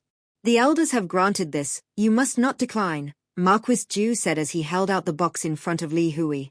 Li Hui accepted it respectfully and bowed. Others also had gifts, but compared to Li Hui's tribute inkstone, they were much inferior. Li Xia got a piece of high-quality jade. Auntie Mai carefully appreciated it and then told Qiu Ju to bring silk thread to discuss with her how to knot and wrap the jade to make foot-binding silk shoes. Li Xia did not care much about this. She learned from Li Xin that Li Ming got a promotion. Marquis Ju not only brought generous gifts this time, but also brought news of Li Ming's promotion. Li Ming will be transferred to Liuju to serve as prefect, jumping 2 ranks from a 7th-rank county magistrate to a 5th-rank prefect. Gongshan Marquis Manor and Yongshan Earl Manor both put in a lot of effort for this. Marquis Ju brought an imperial physician who confirmed Ju Dingxing had recovered well enough to return to the capital. The Ju family was preparing to go back. Li Ming and Mrs. Liu took Li Xin, Li Hui to send off Marquis Ju's family. Sister Liu, are you going back to the Marquis Manor this time? Ms. Liu had previously told elder sister Liu about the situation. Ms. Liu was worried that if she returned to Gongshan Marquis Manor, Ms. Cao would cause more trouble. Elder sister Liu lowered her voice and told Ms. Liu, "Father has built an ancestral hall in the manor and confined her there for life. Ms. Cao's daughters have all been sent away and are not allowed to come back." Hearing this, Ms. Liu was happy for elder sister Liu. Looking at Marquis Ju not far away holding Ju Dingxing, she couldn't help but advise, "Sister Liu, don't have conflicts with the Marquis. Xing'er is still young." "I understand. Sister Wn, I'll wait for you in the capital." Elder sister Liu understood Ms. Liu's meaning. For Xing'er, she would also get along well with the Marquis. "Yes, I will definitely go back to the capital." Ms. Liu believed that it wouldn't be long before she could return to the capital in glory to see her family and old friends. After sending off Marquis Ju's family, the Li family also received the official order for the transfer. The moment they received the order, Li Ming, who was usually indifferent, smiled with eyes narrowed into slits. If not for keeping up appearances, he almost wanted to shout out loud twice to vent his excitement. From Aunt Wang's intentional words, Li Ming felt that this was good fortune brought by Li Yao. In addition, Li Yao looked more and more like Li Ming. Li Ming was more and more fond of Li Yao. Every day after finishing work and returning to the rear courtyard, he would first go hug Li Yao. Of course, good things were also sent non-stop to Aunt Wang's courtyard like flowing water. This made Auntie Mai and Auntie An, who were in the manor, very envious. But the two envied different things. Auntie An envied Li Ming's favoritism towards Aunt Wang. Auntie Mai envied those things, if sold, they could fetch quite a sum. Although Ms. Liu said she had let go, she still felt a little unhappy deep down. After all, it was Li Xia who first discovered the human trafficking case, and Li Hui made the biggest contribution. But the reward Li Hui got was less than half of Li Yao's. Li Ming's favoritism towards his youngest son made Ms. Liu a little unhappy. What made Ms. Liu most unhappy was that, relying on having a son, Aunt Wang hadn't come to pay respects for half a month, always using the excuse of matters with her child. Even if she did come, Ms. Liu might not have wanted to see her in her heart. But Aunt Wang doing this was slapping the principal wife in the face. Relying on Li Ming going to her more often, ordering the kitchen to cook separately many times, her food expenses for one courtyard this past month exceeded the entire rear courtyards. Li Ming was just waiting for the new magistrate to take over before leaving.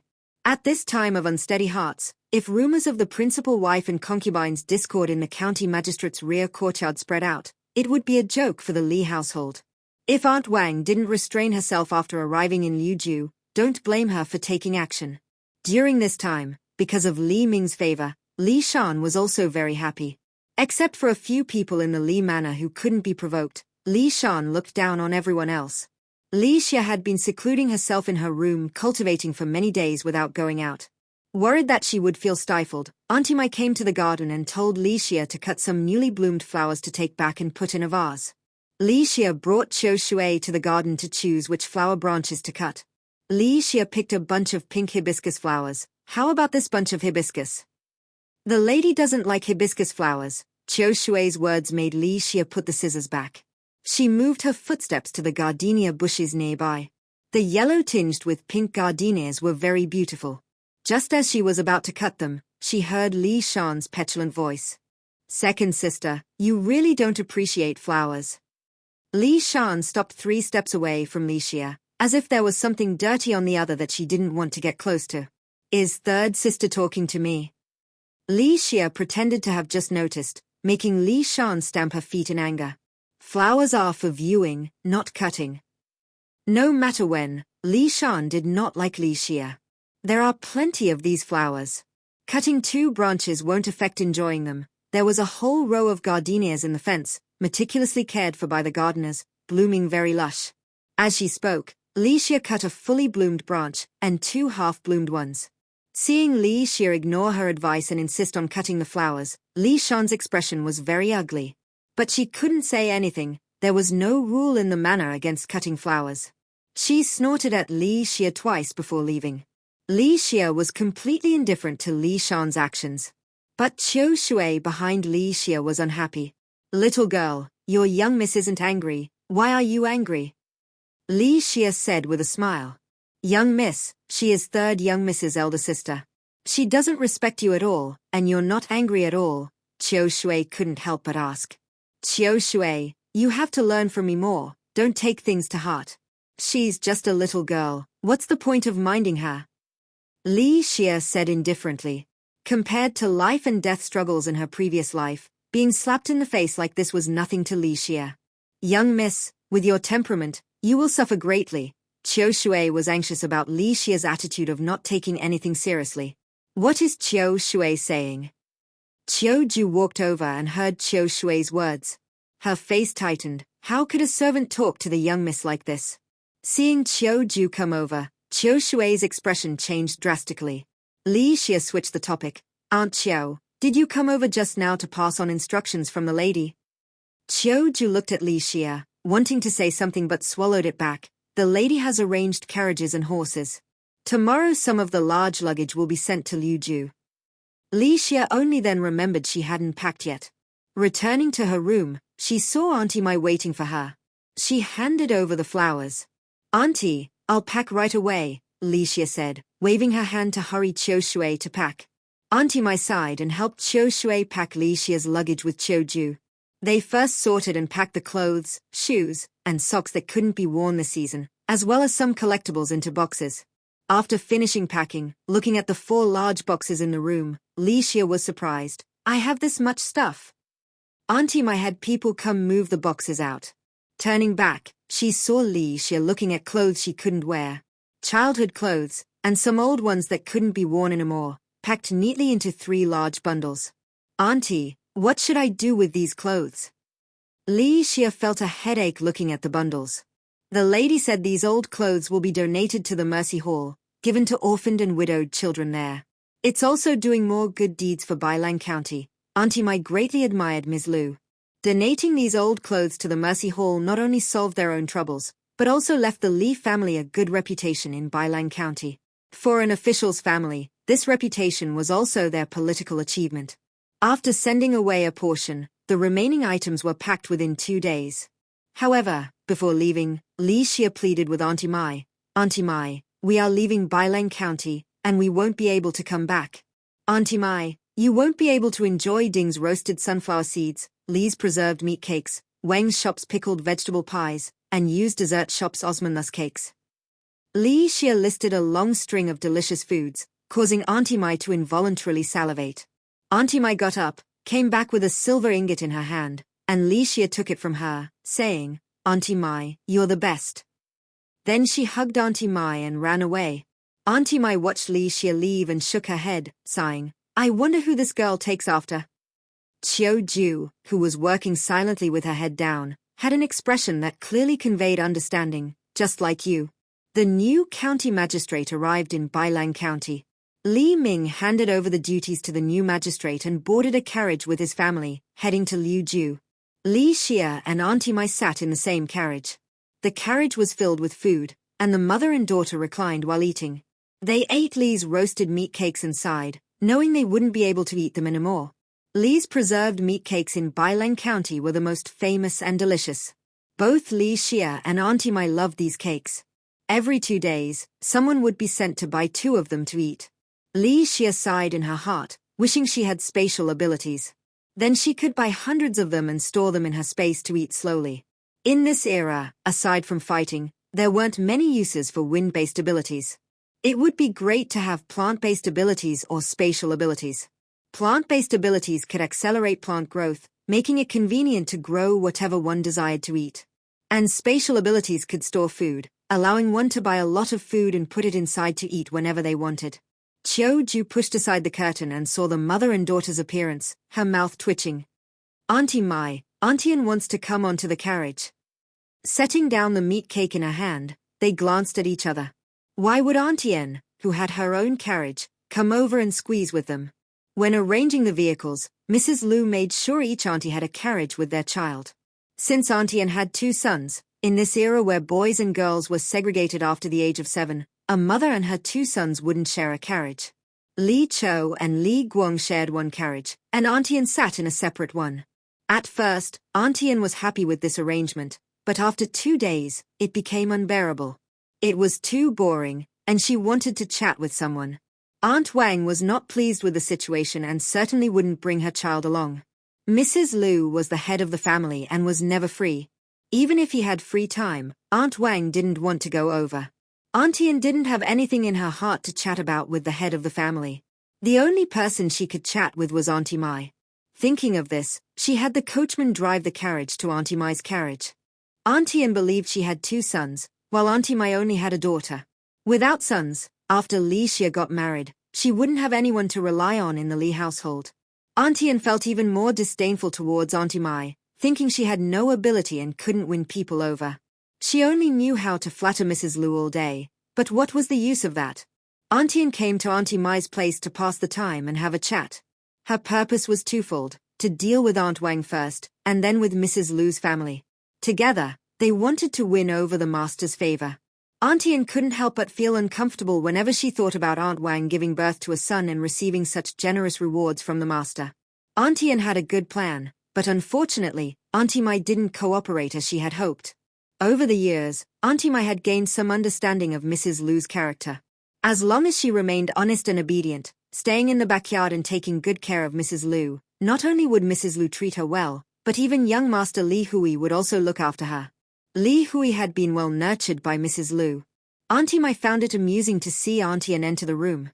She didn't want Li Xia to interact too much with Auntie Anne, so she said, "Xia, go sit in the young lady's carriage for a while." Li Xia obediently nodded and got off the carriage. Li Shen was reading a book when she saw Li Xia open the curtain and come in. She put down her book and sat up straight. "Have you finished eating?" When they set off, Li Shen had invited Li Xia to sit in the same carriage and have a conversation. However, Li Xia declined, saying that she had bought a lot of food and wanted to eat. Li Shen had only made the invitation on a whim, and seeing Li Xia's obsession with food, she couldn't help but find it amusing. Li Xia got on the carriage, took off her cloak, and sat down. She took the damp cloth that Qiu Shui handed to her and wiped her hands clean. She picked up the pastries on the table and took a bite. The chef's skills are getting better and better.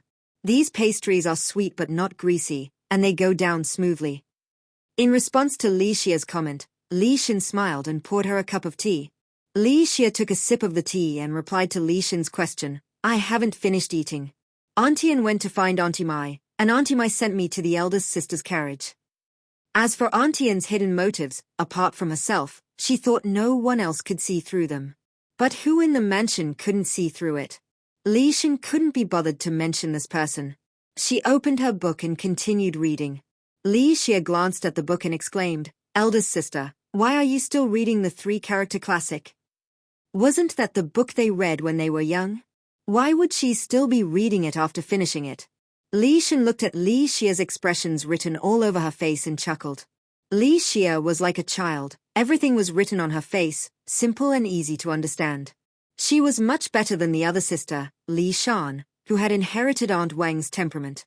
At the age of 8, she followed Aunt Wang and learned all sorts of schemes, but her scheming couldn't be hidden. It made people dislike her. These were all Li Shen's fleeting thoughts. She regained her composure and looked at Li Xia, who was lying lazily, not showing a trace of a proper young lady. "Let's play chess," she said, putting down her book and taking out the chessboard, arranging the pieces. Li Xia had no choice but to sit up and play chess with Li Shen. The whole afternoon passed in their chess game. Li Xia lost every game. She felt dizzy and overwhelmed by the end. Li Xia had no interest in playing chess. Occasionally playing a game was fine, but playing the whole afternoon was driving her crazy. Li Xia had to admit that Li Shen, despite her young age, had great patience. She enjoyed playing chess, practicing calligraphy, and reading books. Li Xia admired her for being such a well-rounded young lady, although she herself couldn't achieve the same. Li Xia was content with indulging in a life of eating and drinking, without much concern for anything else. Li Shen also had some knowledge of Li Xia's chess skills. While Li Xin understood the basic rules of the game, Li Xie seemed to disregard them completely when playing. Li Xin felt that this approach wouldn't suffice. After all, they were both getting older, and in the future, they would have to accompany their mother to social gatherings and parties. Especially in Liujiu, there were many prominent local families, and there was no shortage of noble young ladies. As the second daughter of the Li family, Li Xie needed to possess a skill that could impress others. Li Xin's idea was to help Li Xie improve her chess skills before they arrived in Liujiu, so that at the very least, she could surpass Li Xin herself. With this in mind, Li Xin went to Auntie Mai's room one night during their stay and shared her thoughts. Auntie Mai, upon hearing Li Xin's words, naturally fully agreed. Young miss, I'll leave this little girl Xie to you. If she doesn't study properly, feel free to punish and scold her. Auntie Mai's words made Li Xin laugh. My younger sister is very smart. She's not stupid, but she's not diligent in her studies. Auntie Mai said helplessly. Why does Auntie Mai hold on to the monthly allowance given to the young ladies instead of giving it to Li Xie? It's because when Li Xie turned 3, Auntie Mai thought that Li Xie could now remember things, and gave her the monthly allowance to teach her how to manage money herself. But who would have thought that Li Xie would spend all the money in one day? When confronted by Auntie Mai, she righteously said money is for spending. This angered Auntie Mai so much that she didn't dare give all the monthly allowance to her again. Upon hearing Auntie Mai recount the things Li Xie had done for food ever since she was little, Li Xin couldn't help but smile. Even when having dinner with Mrs. Lu, she was still smiling. Why are you so happy? Mrs. Lu saw her daughter being so gleeful and curiously asked after dinner. Li Xin told her about Li Xie's affairs. I really didn't expect my younger sister to be this kind of person. Mrs. Lu followed on Li Xin's words, a person with such strong desires for food. Yes, but it's also quite good this way. Li Xin smiled and nodded. With such a simple-minded younger sister, it would be easier for her as the older sister. Xina, you can't just look at the surface when looking at a person, Mrs. Lu's words made Li Xin contemplate. As a young lady raised deeply in the inner chambers, how did Li Xie determine those were human traffickers? How did younger sister find out? Mother, do you know? I don't know, Mrs. Lu's words surprised Li Xin. Mother, you didn't investigate. After the incident, Mrs. Lu had asked Qiu Ju in detail. Qiu Ju only said that Li Xie discovered the human trafficker wore coarse cloth and hemp clothes, but the child he held wore brocade clothes, and the shoes were also made of brocade fabric. Then maybe the human trafficker was the child servant. Li Xin was puzzled. Yes, how did she determine they were human traffickers and dare to follow them? Mrs. Lu also didn't understand. Mother, what did father and elder brother say about this? Nothing. They didn't find anything else. It was precisely because they couldn't find out anything and linking it to Li Xie's birth that Mrs. Lu had set this matter aside for now, and agreed to let Li Ming keep a close eye on Li Xie. Mother, my younger sister Li Xin was a little worried. No matter what, this matter was beneficial to the Li family. Mrs. Lu urged Li Xin not to just look at the surface when dealing with Li Xie, and not to underestimate her. Mother, don't worry. Your daughter knows what to do. Li Xin understood the implication behind Mrs. Lu's words. While Mrs. Lu was teaching her daughter, Auntie Mai was also urging Li Xie to diligently follow Li Xin to learn chess, and be sure to achieve some mastery before they arrive at Liujiu. Li Xie only felt a headache. Chess was too difficult. She wondered if she could learn something else instead. What do you want to learn then? Auntie Mai's words made Li Xie think carefully and say, why don't I learn how to cook? I can eat after I'm done cooking, that would be great. Upon hearing this, Auntie Mai's expression changed drastically. You're not allowed in the kitchen. Seeing Auntie Mai's expression, Li Xie knew she was recalling something. When Li Xie was 7 years old, on a whim she wanted to learn cooking. It was good for a young lady to have some culinary skills. For this, Auntie Mai specially asked Mrs. Lu to allow Li Xie to go to the kitchen to learn cooking skills.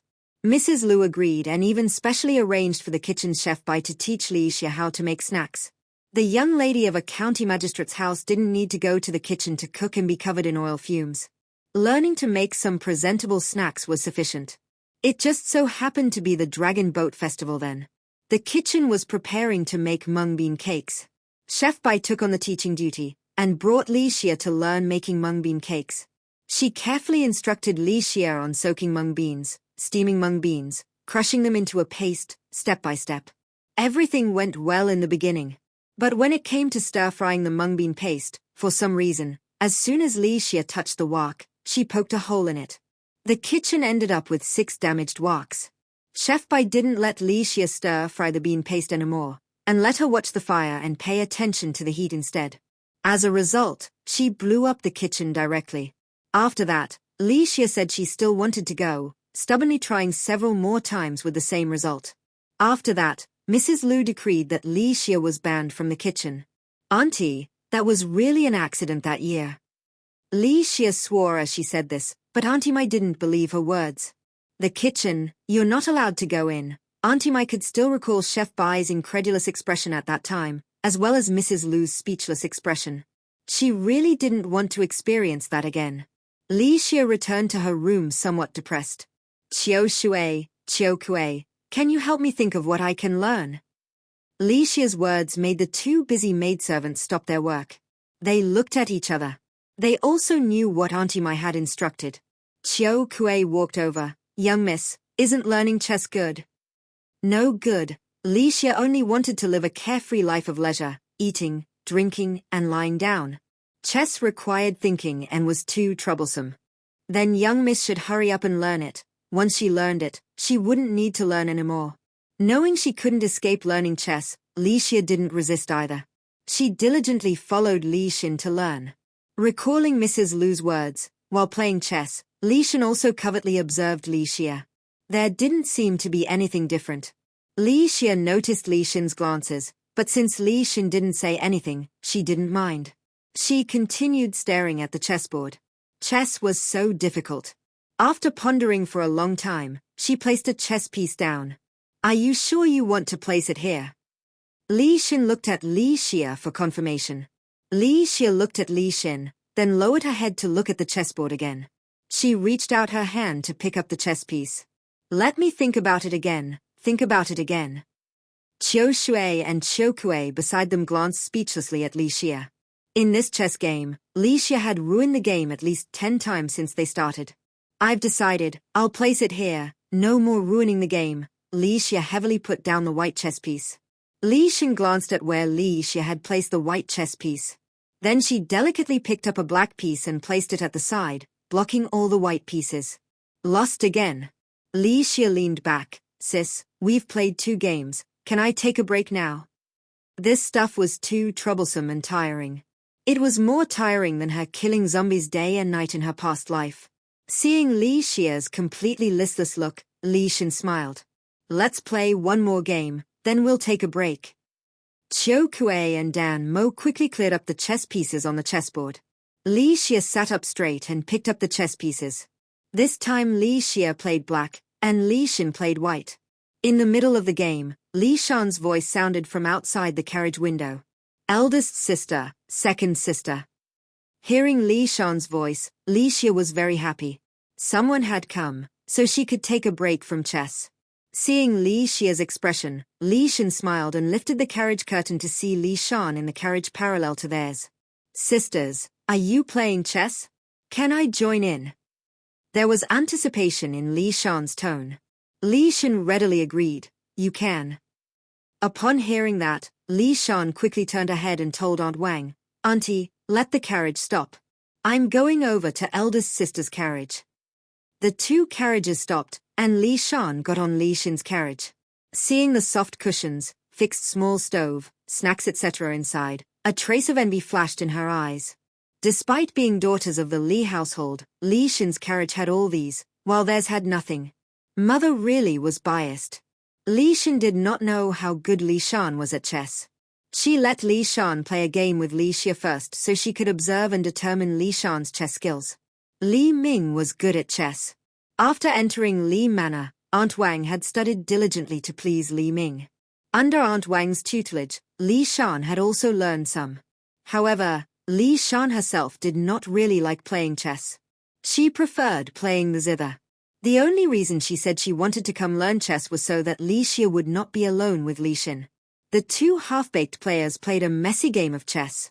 But Li Xia was quite happy that she would not get crushed for once. After that, Li Shan often came to Li Xin's carriage. Li Xin gave pointers to her two younger sisters as they played chess. She observed that the two had very different chess styles. Li Xia played boldly and aggressively, attacking ferociously without any defense.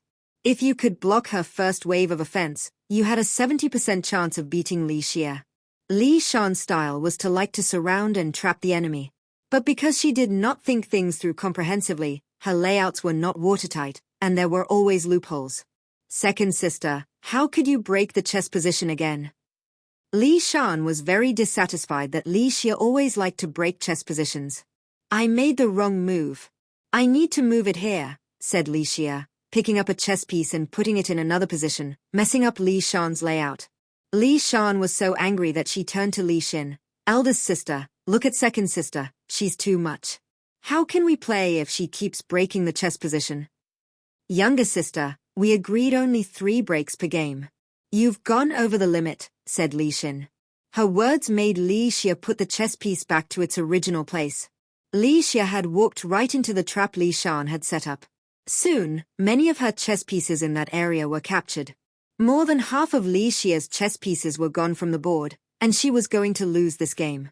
Li Shan looked at Li Xia with satisfaction, but saw that Li Xia did not care at all. Instead, she was looking out the window. Noticing Li Xia looking out the window, Li Xin also looked over. It was drizzling outside the carriage window. Younger sister, what's wrong? Li Xia withdrew her gaze and shook her head. It's nothing. Humph, being deliberately mystifying, Li Shan snorted and placed a piece to trap Li Xia with no chance of a comeback. But Li Xia did not even look at Li Shan.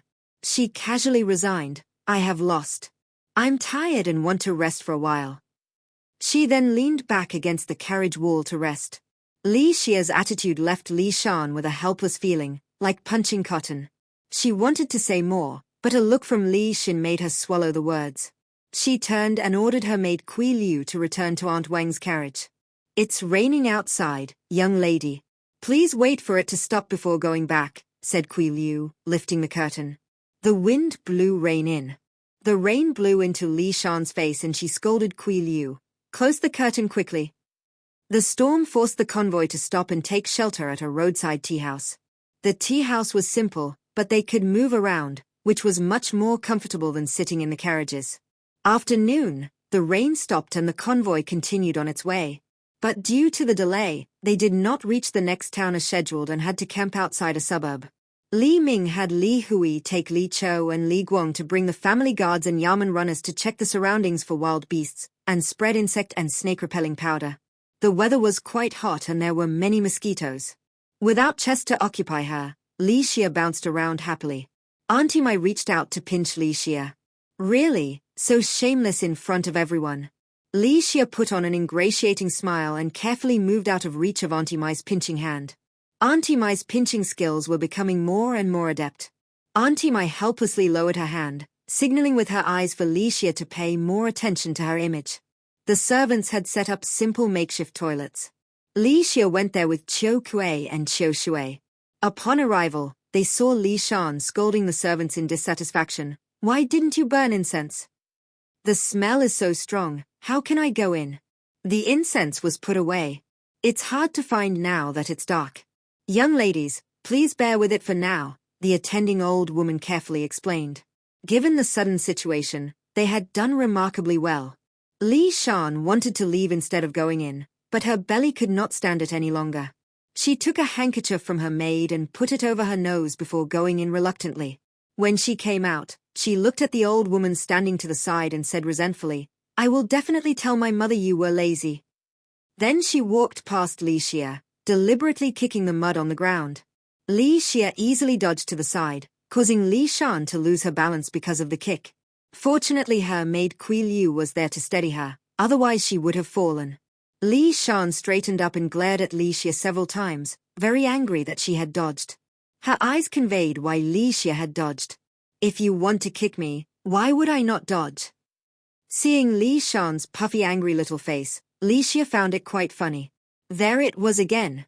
Li Shan always felt that Li Xia saw her as an ignorant child.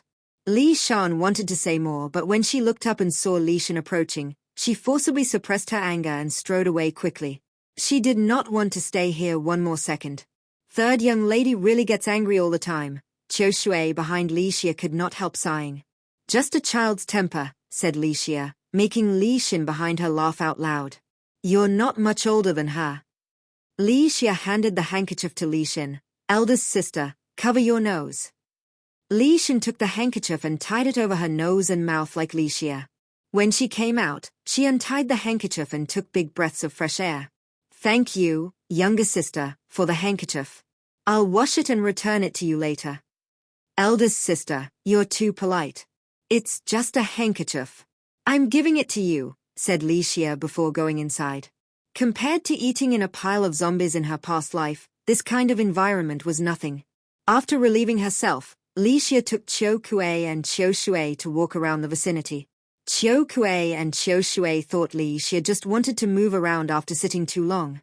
But they did not know Li Xia had released her wind abilities to scan the surroundings. The wind abilities swept over the area, giving her a complete picture in her mind. Qiu Shui, you have good eyes. See if there's something shiny over there. Qiu Shui walked forward a few steps in the direction Li Xia indicated and cried out in alarm. Young lady, is that a blade? Li Xia and Qiu Kuei went forward a few more steps and saw it was a broken knife. Qiu Shui and Qiu Kuei looked around fearfully. Younger sister, what's the matter? Hearing the commotion, Li Hui came over with Li Chou and Li Guang. Seeing the knife on the ground, their expressions also changed. Zheng Hu. A lanky youth in a plain robe walked out from behind. He went forward to examine the broken knife carefully. Eldest young master, this is the knife issued by the court to the county constables. And the break on this knife looks freshly cut by a sharp object. Zheng Hu's father was Zheng the chief constable. Because of the human trafficker case last time, Li Hui had become acquainted with Zheng the chief constable. Knowing that Li Hui had a promising future, Zheng had sent his younger son to serve under Li Hui. Zheng Hu had followed his father from a young age and learned many skills. Li Hui held Zheng Hu in high regard. Looking at the broken knife, Li Hui knew from his involvement in the human trafficker case and the procedures constables followed in investigating cases that constables were not allowed to casually discard or abandon damaged knives, but had to collect them to turn them in. Yet this one had been carelessly left here. Li Hui glanced at Li Xia. Go back to mother first.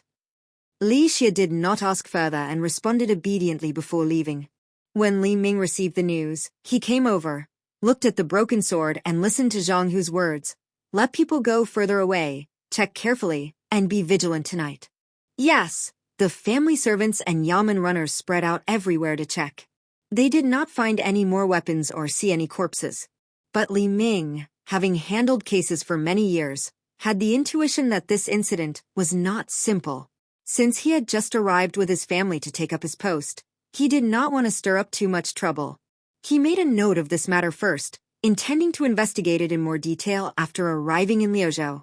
A while later, Mrs. Liu also learned about the situation. My lord, why don't we travel overnight? This place was unsafe, and Mrs. Liu did not want his whole family to be in danger. Li Ming disagreed. If we go further, we have to pass through the woods.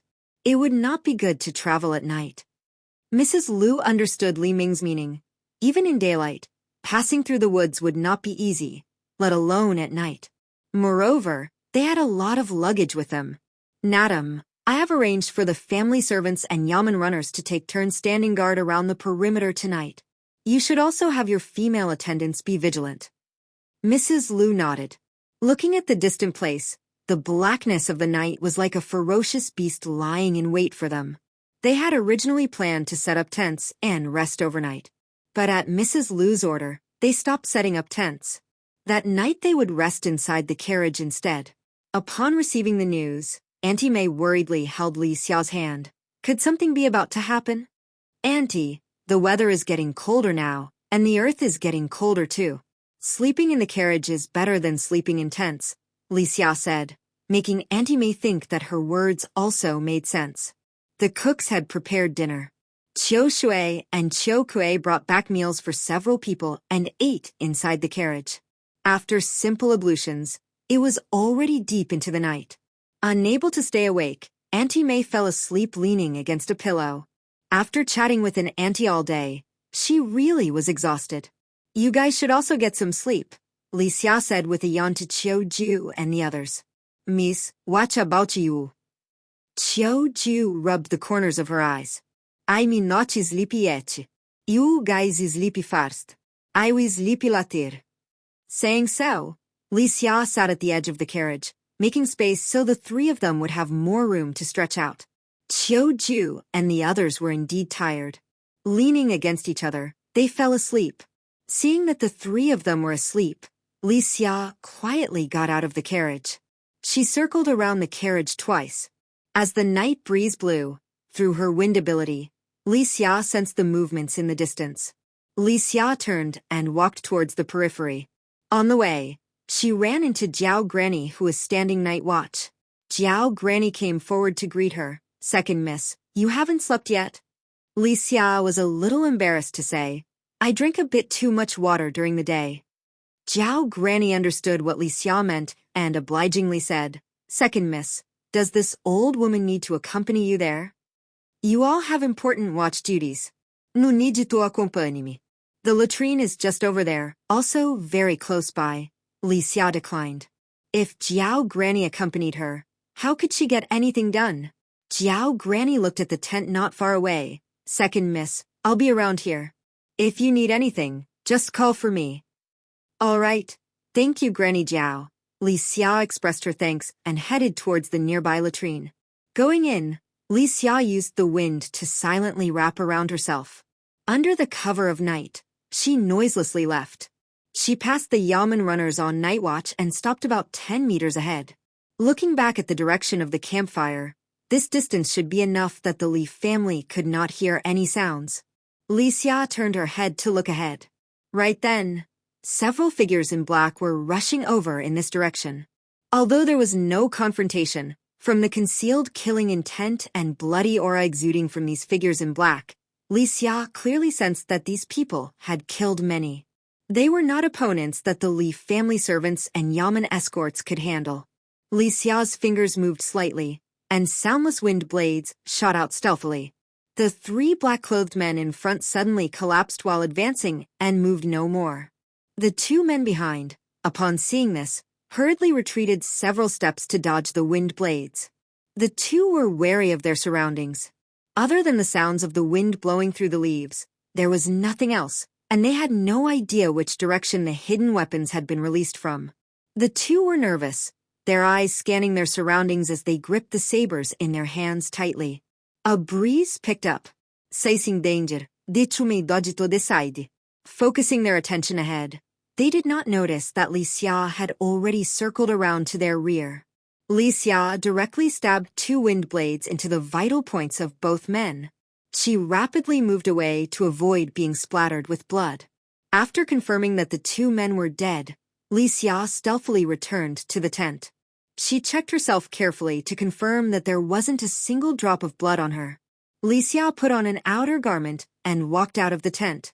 Upon exiting, she saw Jiao Granny standing not far away. Seeing Li Xia emerge, Jiao Granny's expression relaxed. As Li Xia walked over, Jiao Granny caught a whiff of scent from her body and couldn't help but cover her nose. Li Xia also couldn't stand the smell on herself and covered her nose. She looked at Jiao Granny, smiling awkwardly. Jiao Granny put down her hand. Second miss, this old woman is being rude. To make a nose-covering gesture in front of the young mistress was very impolite indeed. Jiao Granny was afraid Li Xia would complain about her to the lady of the household and she would be punished. Granny Jiao, not to mention you, even I can't stand this smell on me, Li Xia said unconcernedly. Granny Jiao, how come you're standing night watch alone? Li Xia remembered that Mrs. Lu had arranged for the night watch to be in pairs. Lame Auntie's leg affliction acted up. I let her go back to rest, Jiao Granny quickly explained. She had a close relationship with Lame Auntie and didn't want her to be punished by the master and mistress. Lame Auntie, Li Xia knew she was the firestoker auntie in the kitchen. Not only were her legs lame, but her hands and face were also severely burned. Thinking of this, Li Xia couldn't help but curiously ask, Granny Jiao, do you know what happened to Lame Auntie's legs and the injuries on her face? Seeing that Li Xie did not blame her and instead asked about this matter, Jiao Granny explained.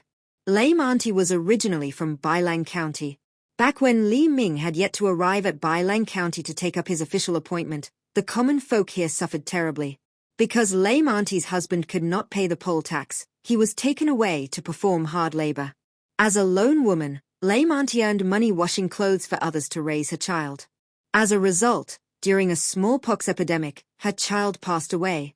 Because the child died of smallpox, her husband's clan wanted to cremate the child. Lame Auntie was unwilling. It was then that her legs were broken, and she was burned from trying to snatch back her child's corpse. Frightened by Lame Auntie's fierceness, the clansman ran off. Carrying her child's body, Lame Auntie crawled out of the county town, wanting to find a place outside the city to bury her child. It just so happened that the newly appointed Li Ming and Mrs. Lu were passing by. Taking pity on Lame Auntie, Mrs. Lu gave her money for the burial expenses of her son. Also sympathizing with her utter destitution and lack of dependence, Mrs. Lu allowed her to make ends meet by stoking fires in the kitchen. Li Xie couldn't help but praise Mrs. Lu upon hearing this. Mother has a kind heart. Every winter, our mistress holds kanji charity food kitchens and donates money and supplies to orphanages, Jiao Granny chimed in. Did Lame Auntie's husband ever come looking for her afterward? Li Xie continued asking. Speaking of this, Jiao Granny sighed. I heard that man fell into a river while laboring and died just like that. Hearing this, Li Xie couldn't help but lament. Lame Auntie's lot in life is also too bitter. The first half of Lame Auntie's life was bitter. But encountering the mistress as the blessing cultivated from her previous life, Jiao Granny went on to praise Mrs. Lu's kind-heartedness. Li Xie nodded in agreement. Mother is kind-hearted, and father is also a good official. Now, compared to before, the lives of Bailang County's common people are worlds apart. Why are you still awake, chatting out here so late into the night? Li Hui walked over holding a torch, glancing at Jiao Granny. Jiao Granny quickly lowered her head. Big brother, I couldn't sleep and was chatting with Granny Jiao. Li Xie took the responsibility onto herself. Knowing Li Xie's intention, Li Hui did not say that Jiao Granny let her go to keep watch at night. Jiao Granny responded and went to keep watch at night. Li Hui looked at Li Xie. It's late, go back to sleep soon. Li Xie turned around very simply and went back to the carriage. Li Hui watched Li Xie get on the carriage, then turned around and led people to continue patrolling. Zhang Hu walked over quickly and said a few words in a low voice in Li Hui's ear. After listening, Li Hui let Zhang Hu lead the way ahead. When they arrived, they smelled the bloody air. At this time, Li Ming also rushed over. Under the torch, they saw 5 bodies of people in black. After checking, the Yamen runner reported, 5 people, all killed by one stab. These 5 people are masters, any one of them is not someone we can deal with. Zhang Hu's words made Li Hui and Li Ming's faces even more solemn. The closest to here is Meng County to the north. It takes 2 hours to get there if we set out now. Lin Changju, who had rushed over later, did not ask why, carefully recalled the map, stepped forward and said, call people to set off for Meng County after 1 incense stick burns out. Li Ming made a decision after pondering. The people who were asleep were woken up and heard that the master ordered them to go to Meng County. They wondered in their hearts, but seeing the serious expression on the face of the steward who notified them, they did not dare to say much. Auntie Mai also woke up, dizzy and unaware of the situation. The carriage had already set off. Looking at the vigorous Li Xie next to her, she asked, what's the situation? Li Xie shook her head, pretending not to know. She supported Auntie Mai to sit properly. The group advanced carefully with torches. All the way, Li Ming's heart was worried. Fortunately, they arrived at the gate of Meng County without any danger. At this time, it was almost dawn, and the city gate was not yet open. There were quite a few commoners lined up at the gate, preparing to enter the city. Li's carriage attracted a lot of attention. The city gate opened, and the gatekeeper came out. At first glance, he saw Li's carriage and horses. Li's steward took out Li Ming's seal. Seeing the prefectural seal at a glance, the gatekeeping lieutenant came forward to salute respectfully. Sir, please come in, he said, signaling his subordinates to open the other half of the city gate to let Li's carriage and horses enter. Meng County Prefect Song Russian, who was still asleep, was woken up. He was told that the newly appointed prefect of Liuju, Liu Ju, had come to Meng County. Song Russian was very confused. Meng County and Liu Ju were in opposite directions. How could anyone come here? Something must have happened. After hurriedly washing up, he brought his men to the front yard of the county government office and saw a middle-aged man with a serious expression standing in the middle of the yard.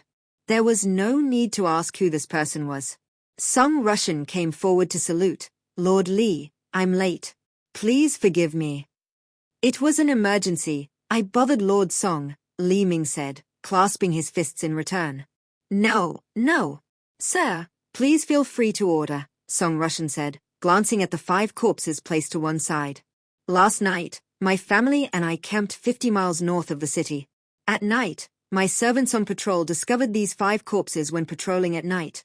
Li Ming also looked at these 5 corpses, which were now uncovered from the white cloth. Seeing the attire of these people, Song Russian's expression sank.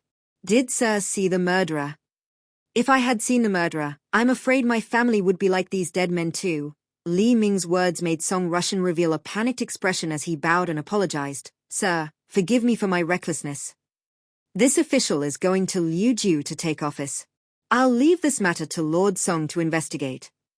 Li Ming said solemnly. Song Russian was nervous. This subordinate will not fail Sir's trust. After sending off Li Ming and his entourage, a steward-like man behind Song Russian stepped forward and handed him a letter. After reading the letter, Song Russian said, "Burn the corpses."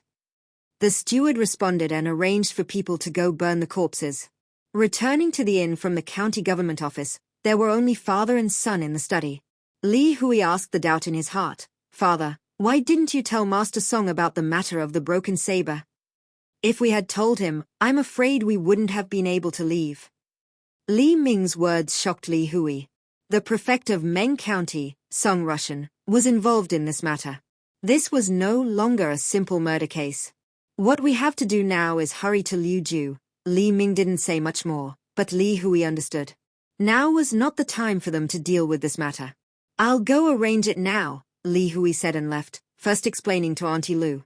Then he arranged for the servants and subordinates.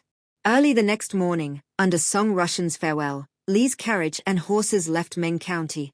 For the rest of the journey, unless necessary, they would eat and sleep almost entirely in the carriages and on horseback, rushing along the way. Everyone knew about discovering the corpses that night, and no one talked about it anymore, hoping to reach Liu Ju as soon as possible. Li Xie had been very quiet these past few days. The battle that night allowed Li Xie to improve again, reaching the threshold of the 3rd level. If there were a few more battles, she should be able to level up. Rushing all the way, they arrived in Liu Ju half a month ahead of schedule. Seeing Liu Ju city gate, everyone eased up a bit. The carriage passed through the city gate towards the prefect's mansion. Li Xie and Auntie Mai sat in the carriage, looking outside through the cracks in the carriage window. It was impossible to lift the curtain.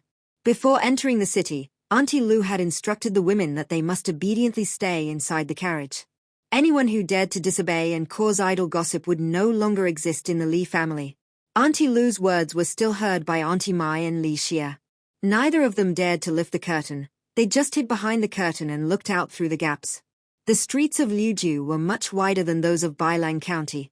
3 carriages could easily travel side by side. All the way, Li Xie saw many shops. Smelling the fragrance, she couldn't help drooling. She really wanted to get off the carriage and eat her fill. Ever since discovering that broken saber, they had rushed all the way, really unable to eat well or sleep well, and she had lost weight. The former prefect of Liu Ju had received his transfer order and had already packed up and left Liu Ju with his family to take up his new post. At this time, the acting prefect's son led Liu Ju officials of all sizes to wait at the gate of the prefect's mansion. Li Ming got out of the carriage and exchanged pleasantries with everyone before going to the front yard of the prefect's mansion to discuss matters. Auntie Lu led the women into the backyard of the prefect's mansion. The backyard had already been cleaned up. The group first went indoors to rest for a while. The backyard of Liu Ju was much larger than that of Bailang County. Auntie Mai and Li Xie were given a large and a small adjoining courtyard. The large courtyard was still called Plum Courtyard for Auntie Mai to live in. The small courtyard was named Orchid Courtyard by Li Xie, next to Plum Courtyard. There were 2 rooms in the main room of Orchid Courtyard, and one side room on each side. One room in the main room was Li Xia's bedroom, and one room served as the reception room and study. One side room was used as a tea room with 2 stoves inside, as the tea room was spacious. Li Xia was very satisfied with this. This way she could make food herself whenever she wanted to eat. Qiu Kuei was also very satisfied with the tea room. She could show her skills here. The other side room was used as Li Xia's storeroom to place Li Xia's items. Behind Orchid Courtyard side rooms were several inverted rooms for the maids and grannies to live in. Early in the morning, Auntie Mai went to Orchid Courtyard to pull up the soundly sleeping Li Xia. Sensing that it was Auntie Mai, Li Xia retracted the wind blades in her hands. Opening her eyes, she let Qiu Shui dress and groom her. After breakfast, she went with Auntie Mai to Wild Goose Courtyard. Entering the room, she saw Li Xin already sitting in the room talking with Auntie Lu. Auntie Mai and Li Xia first paid their respects to Auntie Lu. Li Xia sat next to Li Xin. Xia, did you sleep well last night? Very well, how about sister? Li Xia could sleep anywhere in her previous life and had no habit of clinging to a bed. The close contact from traveling together in the carriage for days and nights improved the relationship between Li Xin and Li Xia greatly. The direct evidence was that Li Xin addressed Li Xia as Xia, and Li Xia addressed Li Xin as sister. The indirect evidence was that Li Xin and Li Xia no longer spoke reservedly and would express their true thoughts. After more than a month of the bumpy carriage ride, I feel a bit unaccustomed to sleeping on a comfortable bed now, said Li Xia. You'll get used to it after 2 days, replied Li Xin. Just as she was speaking, she saw Auntie An walk in. Auntie An was dressed up like a peacock today. It was a pity that the person she had dressed up for was not present. Auntie An looked a little disappointed for not seeing Li Ming. After paying respects to Mrs. Lu, she sat at the lower seat and drank tea, glancing around. Auntie An looked towards the courtyard gate. At this time Aunt Wang had not arrived yet. Aunt Wang and Li Shan arrived half an hour later. They walked into the room, paid half-finished respects to Mrs. Lu, then stood up and said paying respects to Madam before Mrs. Lu permitted them to rise. Then the mother and daughter went to sit aside without waiting for Mrs. Lu's permission. Aunt Wang's petty tricks were not enough to infuriate Mrs. Lu. Seeing that Mrs. Lu did not react, Aunt Wang sneered to herself. She had deliberately done this to upset Mrs. Lu, so that she could say good things about herself in front of Master Li later. Unfortunately, Mrs. Lu did not take the bait. Although Mrs. Lu did not take the bait, someone else could no longer hold back. My, aren't you full of yourself, Aunt Wang, arriving so late to pay your respects, said Auntie An sarcastically, with jealousy mixed in her words. Aunt Wang coughed lightly behind her fan. I couldn't help it, sister. This morning when I got up, Master insisted on hugging our 4th young master before he would leave. That's why I arrived late. Please forgive me, madam. While verbally asking for forgiveness, Aunt Wang had a smug look on her face. She glanced over Auntie An's jealous expression and sneered to herself that Auntie An was a fool to come provoke her when she clearly knew she was no match. So what if she had 2 sons? They were all useless and not to be feared. Hearing Aunt Wang's words, Auntie An predictably got angry. Whenever Auntie An thought about how her 2 sons were ignored by Master Li when they were little, not only no hugs but scarcely a look, she wanted to stab Aunt Wang with her eyes. In the first exchange, Auntie An was defeated. Her combat ability was clearly too weak, Li Xia sighed inwardly. Li Xin was originally somewhat uncomfortable with such scenes, but when her eyes swept over the amusement in Li Xia's eyes as she watched the show, Li Xin suddenly felt it didn't matter. She straightened up and copied Li Xia's posture to watch the show. This way was much better. Mrs. Lu noticed Li Xin's transformation from discomfort to composure. She was quite satisfied with Li Xia's performance inwardly. Too lazy to watch Aunt Wang's pretentious mannerisms, Mrs. Lu said lightly. It must have been tiring to serve master. You may leave to rest now. Aunt Wang was still waiting for Mrs. Lu to make things difficult for her, so that she could gain Master Li's favor later. She did not expect Mrs. Lu to completely ignore her and tell her to leave directly. Although Aunt Wang did not want to stay here either, she still performed the ritual of saying this concubine shall take her leave before getting up. With a look to Li Shan, the mother and daughter pair who arrived late also left early. Auntie An wanted to say something but swallowed her complaints when she saw Mrs. Lu's expression. Mrs. Lu put down her teacup. Now that we have arrived at Liujiu with a bigger locality and more managing affairs, starting today, Li Xin and second young lady will assist me in overseeing the inner residence. Mrs. Lu made this arrangement so that Li Xin could learn household management. Satisfied with Li Xia's performance, Mrs. Lu did not mind teaching her as well. Li Xia was 11 now and could also start learning. This was also a show for Li Ming.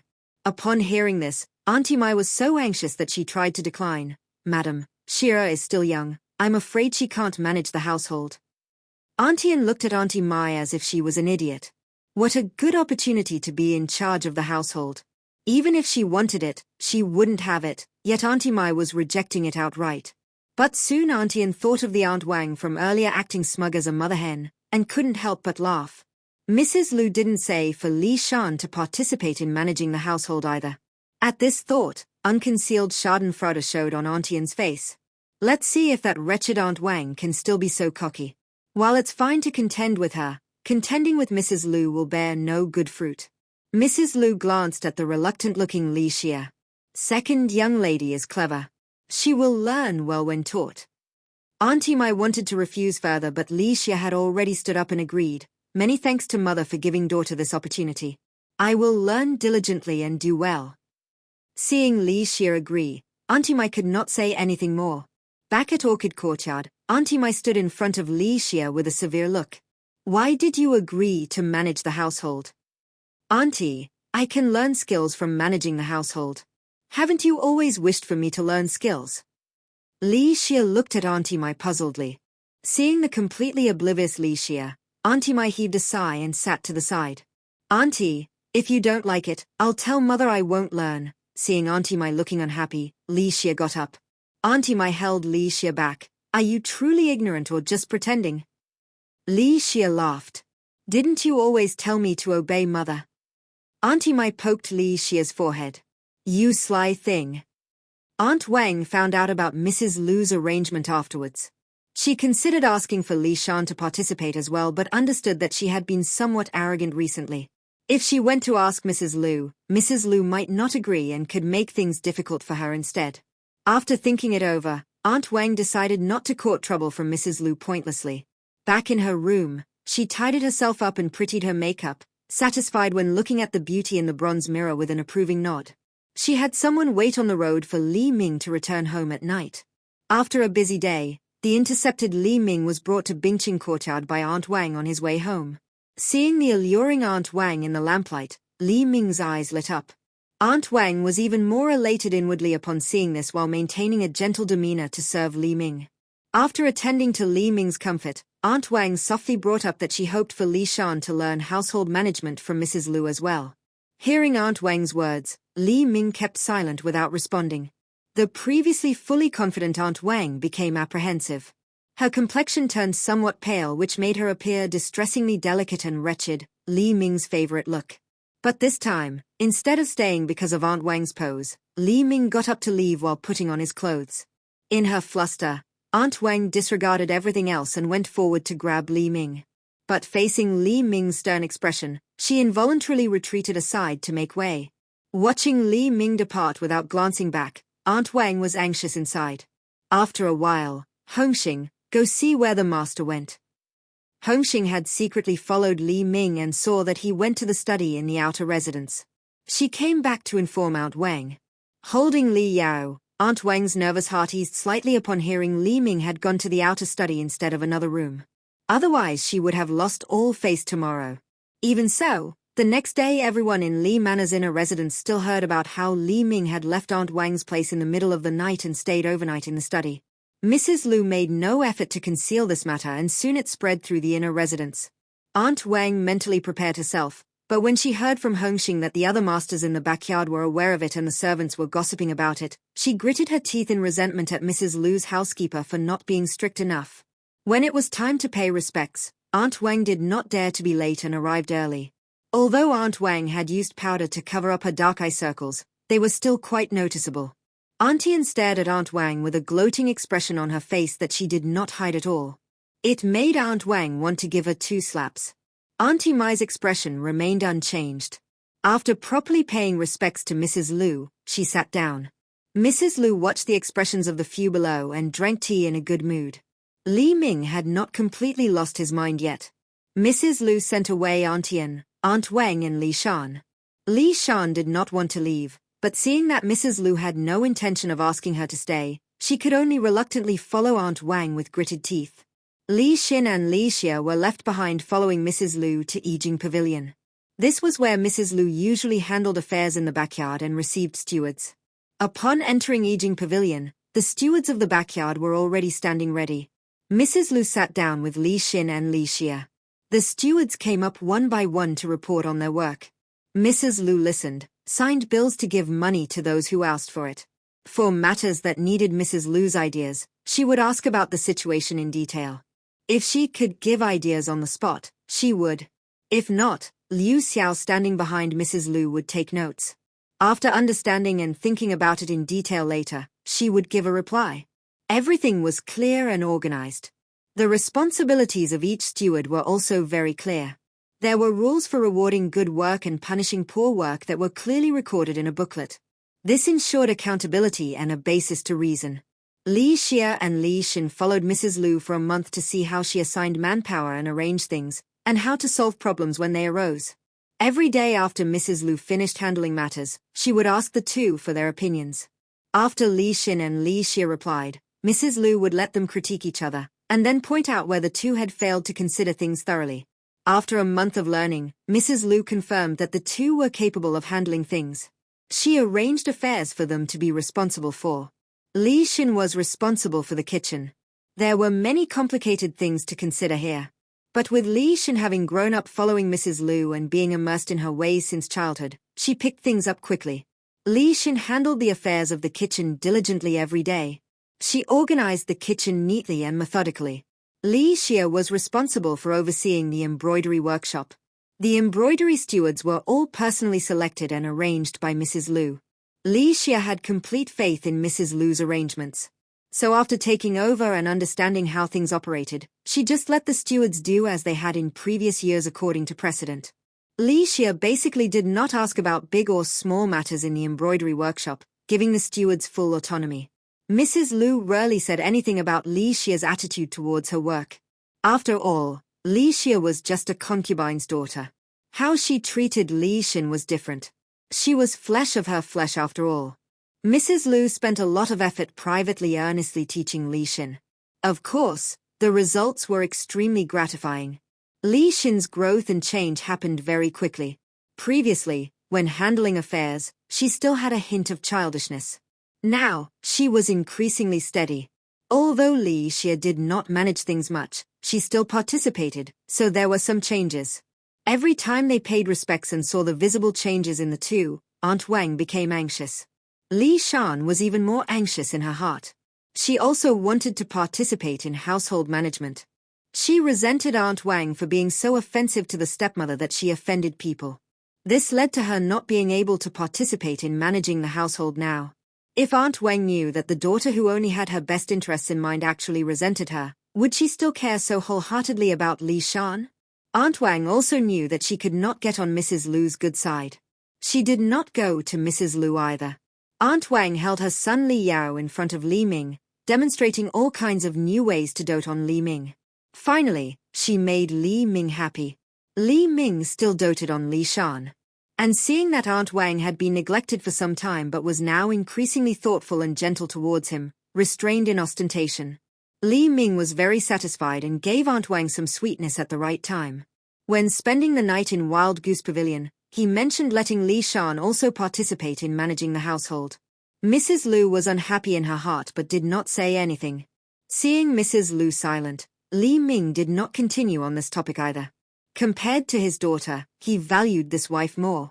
Mrs. Lu had always managed the household very well, allowing him to conduct business without worries. Then the conversation turned to the marriage arrangements for Li Hui. As the eldest son, Li Ming valued Li Hui greatly. Previously, in order to allow Li Hui to focus on the imperial examinations, he had not brought up proposals. Now that Li Hui was an accomplished scholar, he would be taking the provincial examination next year. Li Ming had asked about Li Hui's situation. As long as Li Hui performed normally, Passing as a Jurin candidate was no problem. With Li Ming's promotion and his son's bright future prospects, it was time to raise the standards for a daughter-in-law. Mrs. Lu was delighted in her heart to hear Li Ming's intentions. She stopped her thoughts and talked to Li Ming about some of the girls' families she had looked into since coming to Liuju, as well as writing privately to her eldest brother and sister-in-law, asking them to inquire in the capital if there were any suitable girls there. Of course, finding a wife for Li Hui was one thing. On the other hand, she also hoped her family would help marry Li Xin to Beijing. Mrs. Lu and Li Ming shared a wish in their hearts to return to the capital. Working in local government was just gaining experience. Real advancement still required going back to Beijing. Woken up by Qiu Shui's repeated calls in the early morning, Li Xia got out of bed. Getting up so early was too awful. She wanted to lie back down in her warm bed and sleep some more. She didn't want to go out at all. Qiu Shui wiped Li Xia's face, fully waking her up. After breakfast, she came to Yijing Pavilion. She saw that Li Xin was already handling things next door. Li Xia walked into the room and had just sat down to drink some tea when the Hua steward from the embroidery workshop came. The Hua steward had come to ask Li Xia about making clothes for the household, top and bottom, at the end of the year. As the Hua steward had expected, Li Xia simply said follow precedent while taking a bite of snacks. Second young mistress, it is not good to just follow the precedent for a county magistrate now that the old master has been promoted to administrative supervisor. The Hua steward knew that Li Xia managed nothing at all. Normally following precedent was fine. But this year, with Li Ming's promotion to administrative supervisor, it would be inappropriate to still follow the precedent set when he was county magistrate. Li Xia took a sip of tea, losing her taste for snacks. Looking at the Hua steward, she asked, "What do you think should be done this year?" The Hua steward now had no expectations of Li Xia at all.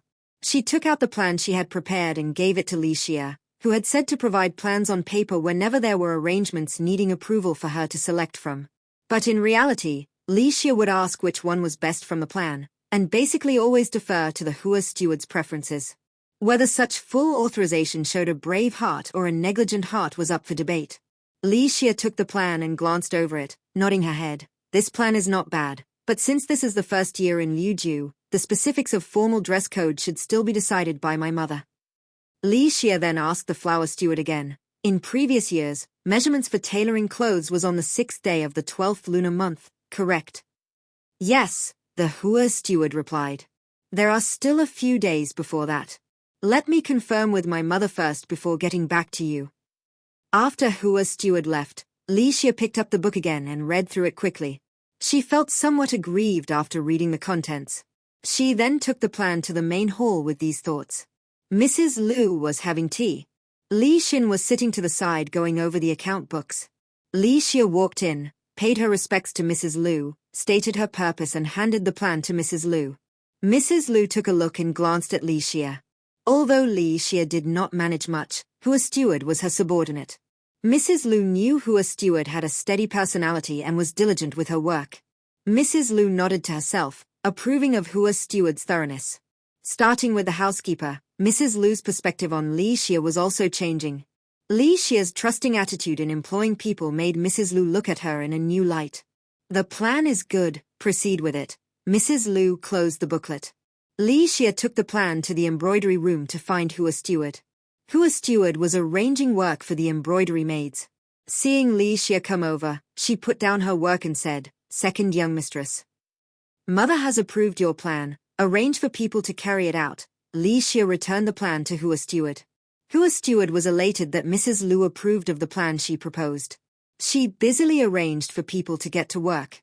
Li Xia glanced around the neat and orderly embroidery room managed well by Hua steward, with everyone attending to their own duties. In her heart, she admired Mrs. Lu for picking capable people. She turned and went back to her own iris courtyard to lie down.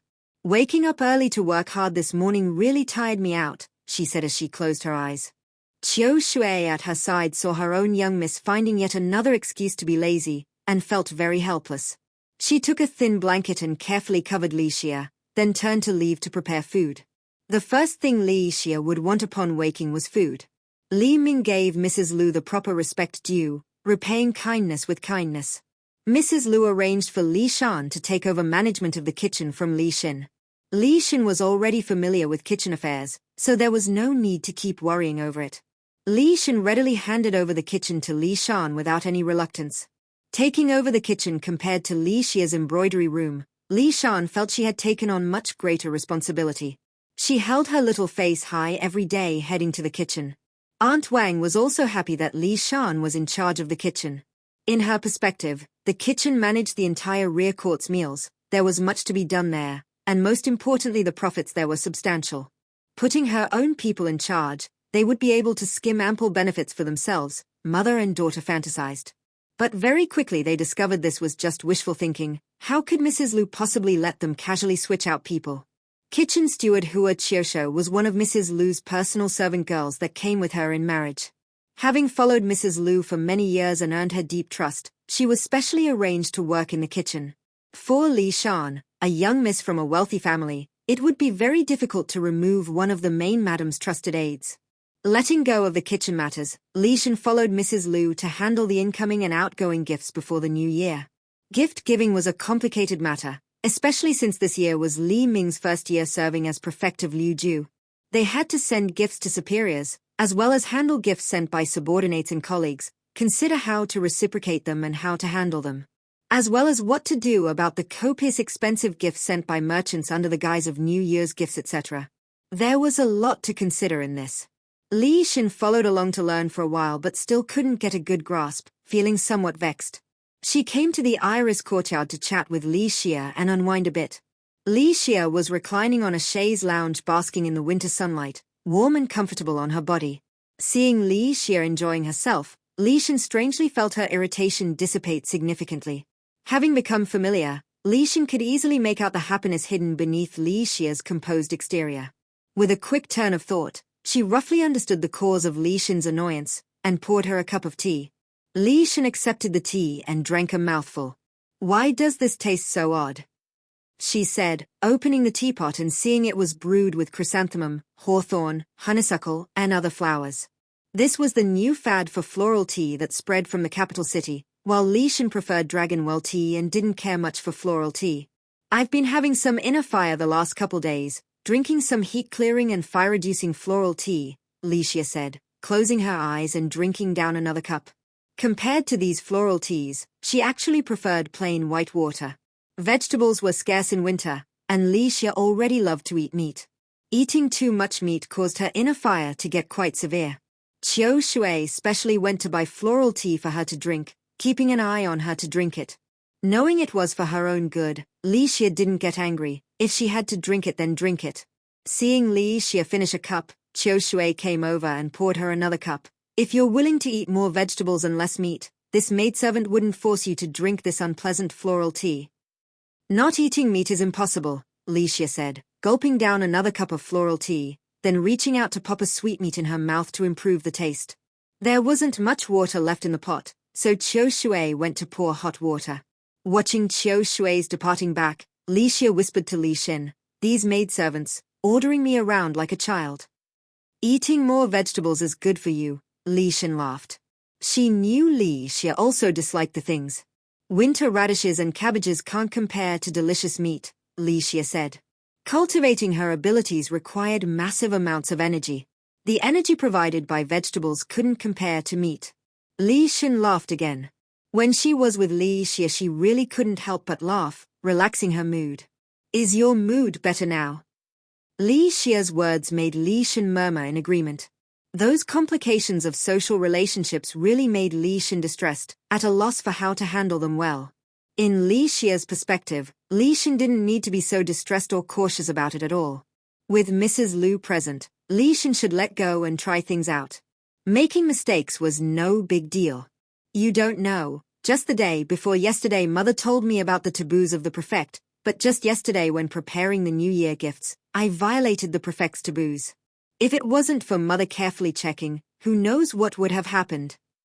Just thinking about it made Li Shan feel awful inside. Yesterday she had prepared gift lists for 3 nobles, but had accidentally switched the jade Buddha to be gifted to the prefect's estate with the purple sandalwood rooster that was supposed to go to another elder's estate. This is just a trivial thing. In Li Xia's eyes it wasn't a mortal mistake. Everything was trivial and needn't be taken to heart. It was careless and negligent of me. Li Xin felt very guilty to think she could be so careless. Li Xia hadn't noticed before that Li Xin was such a perfectionist. Nobody's perfect, don't be so harsh on yourself. Those people's preferences, you can't possibly remember them all immediately. Besides, you have so many maidservants around you. What Li Xia said here made Li Xin suddenly recall a situation she had noticed yesterday. Perhaps it wasn't that she had remembered wrong herself, but someone taking advantage of her impatience to make her remember incorrectly. Xia, you're right. I've been too harsh on myself. I'll go relax now, Li Xin said as she got up to leave. Watching Li Xin depart, Li Xia closed her eyes to rest. Some people overreach themselves, and would have to get their claws chopped off. Not a few days later, during a night patrol, Mrs. Liu discovered some people gambling, and captured a few servant women. She directly sold off those maidservants.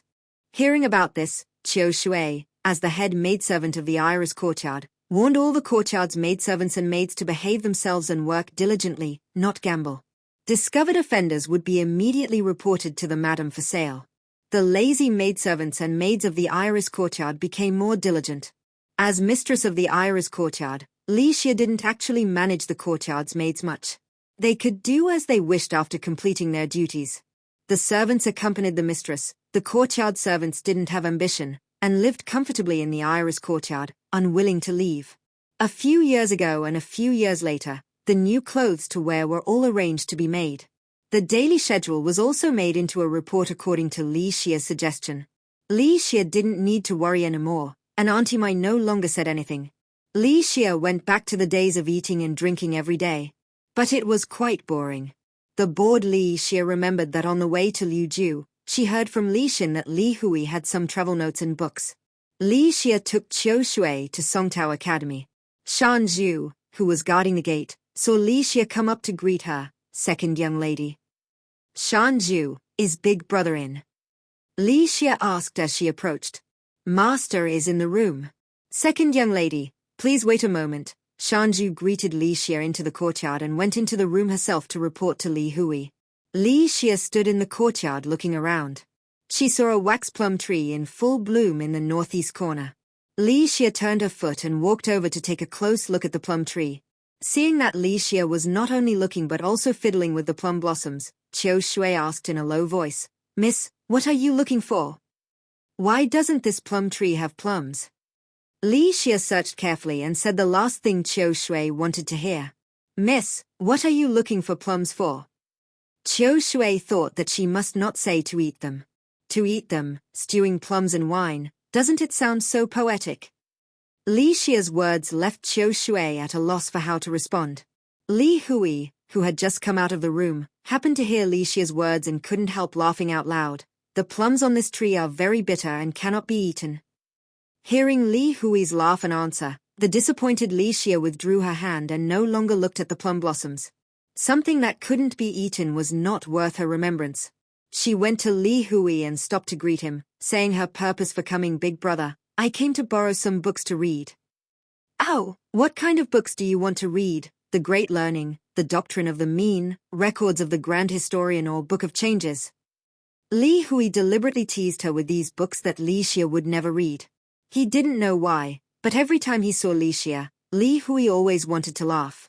Why would I read The Great Learning and The Doctrine of the Mean for exams? Records of the Grand Historian can be read. But Big Brother, do you have any travel notes here? Or storybooks would work too. Following behind Li Hui into the study. Seeing Li Xia at the beginning, the corners of Li Hui's mouth had not fallen. This girl really was a delight. Li Hui went to the corner of the bookshelf and took out 2 books for Li Xia. Li Xia took them and saw that they really were travel notes. Her face showed a look of surprise. She didn't expect Li Hui to really have travel notes in his room. Li Xia sincerely thanked Li Hui. Thank you, Big Brother. If you want to read anything in the future, just come over directly. Li Hui was quite satisfied with this younger sister Li Xia and was willing to give her the same treatment as Li Xin. Holding 2 travel notes, Li Xia walked lightly back to the orchid courtyard. Entering the study, she came to the couch by the window, took off her shoes and sat down, half leaning on the pillow to read. The first book mainly introduced mountains, rivers, culture, and so on. Li Xia read it with some disappointment. She quickly finished reading it and put it down, then picked up the second book. Fortunately, this book introduced quite a few local specialty foods. Reading the comprehensive descriptions of the color, aroma, and taste of the food, Li Xia was craving to eat them in her heart. She stretched her head out the window and called out, "Qiu Kuei."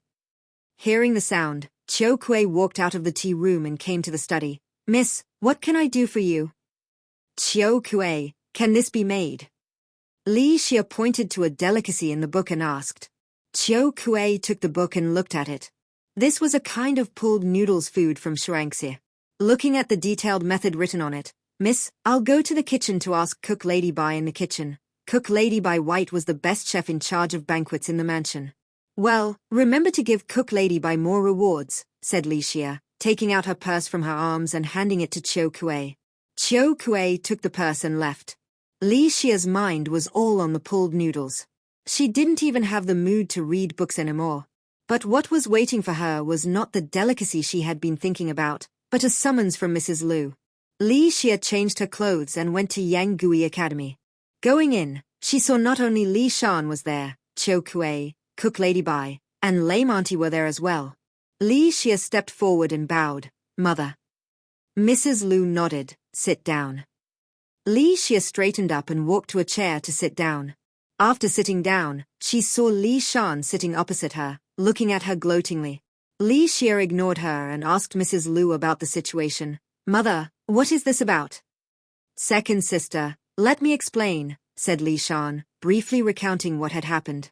"Mother, you didn't see it. This lame auntie actually poured out the perfectly good noodles and knocked over the oil bucket, nearly causing a fire." As Li Shan went on, she got angrier. The oil splashed from the overturned bucket had splattered quite a bit on her. Mrs. Lu looked at Li Shan. "Third girl, how do you think Cook Lady Bai and Lame Auntie should be punished?" "Fine Cook Lady by 2 months' wages. As for Lame Auntie..." Li Shan looked at Lame Auntie in disgust. "Drive her out of the Li family." Hearing this, Lame Auntie immediately knelt down and kowtowed, begging for mercy. "Madam, please don't drive me away. I was wrong. I was wrong. I won't dare do it again in the future. Madam, please don't drive me away."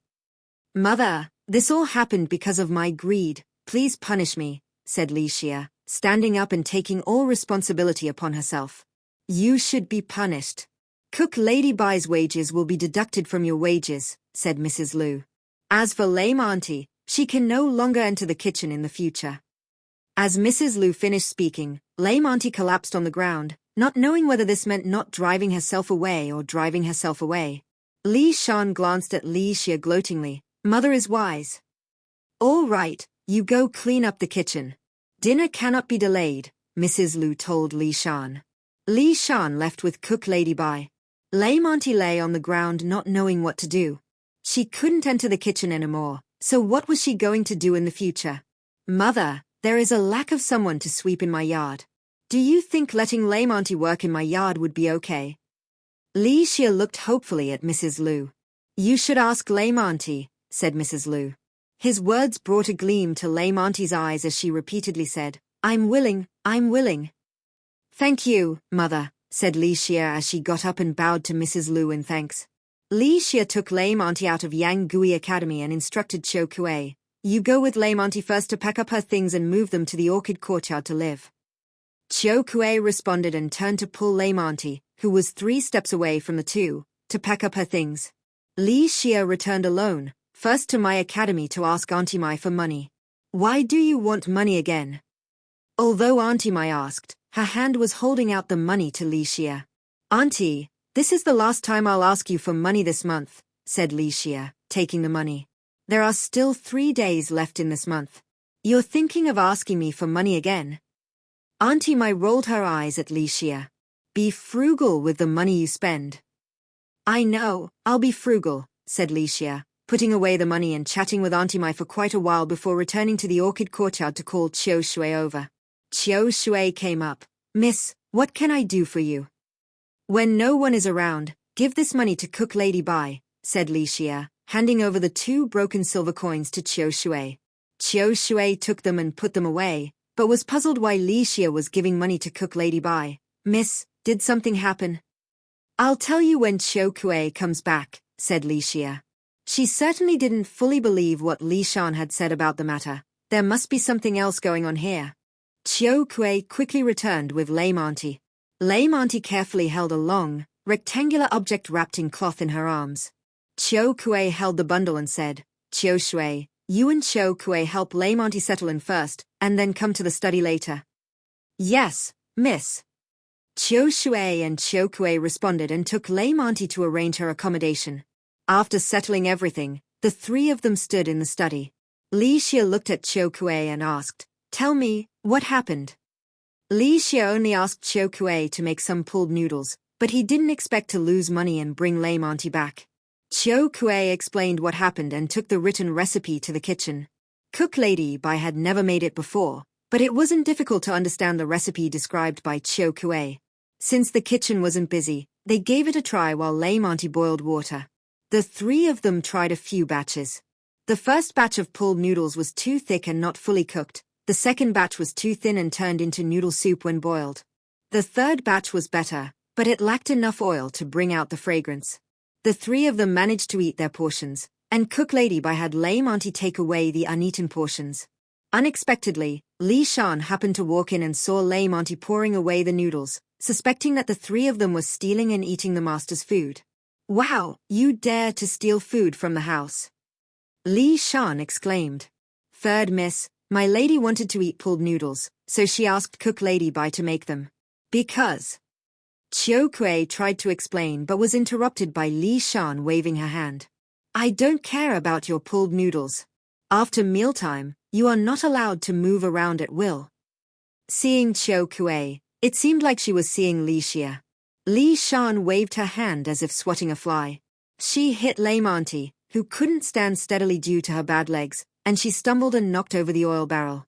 The oil spilled onto Li Shan's shoes. Li Shan saw her dirty shoes and immediately screamed, My shoes! You lowly servant, how dare you dirty my shoes? Saying that, Li Shan kicked Lame Auntie. Chiu Kuei and Cook Lady Bai wanted to intervene, but Li Shan didn't kick them. However, during the process, her shoe flew off and landed on the stove. The burning charcoal in the stove caught fire when it came into contact with the shoe and the oil on it. Ah, it's on fire!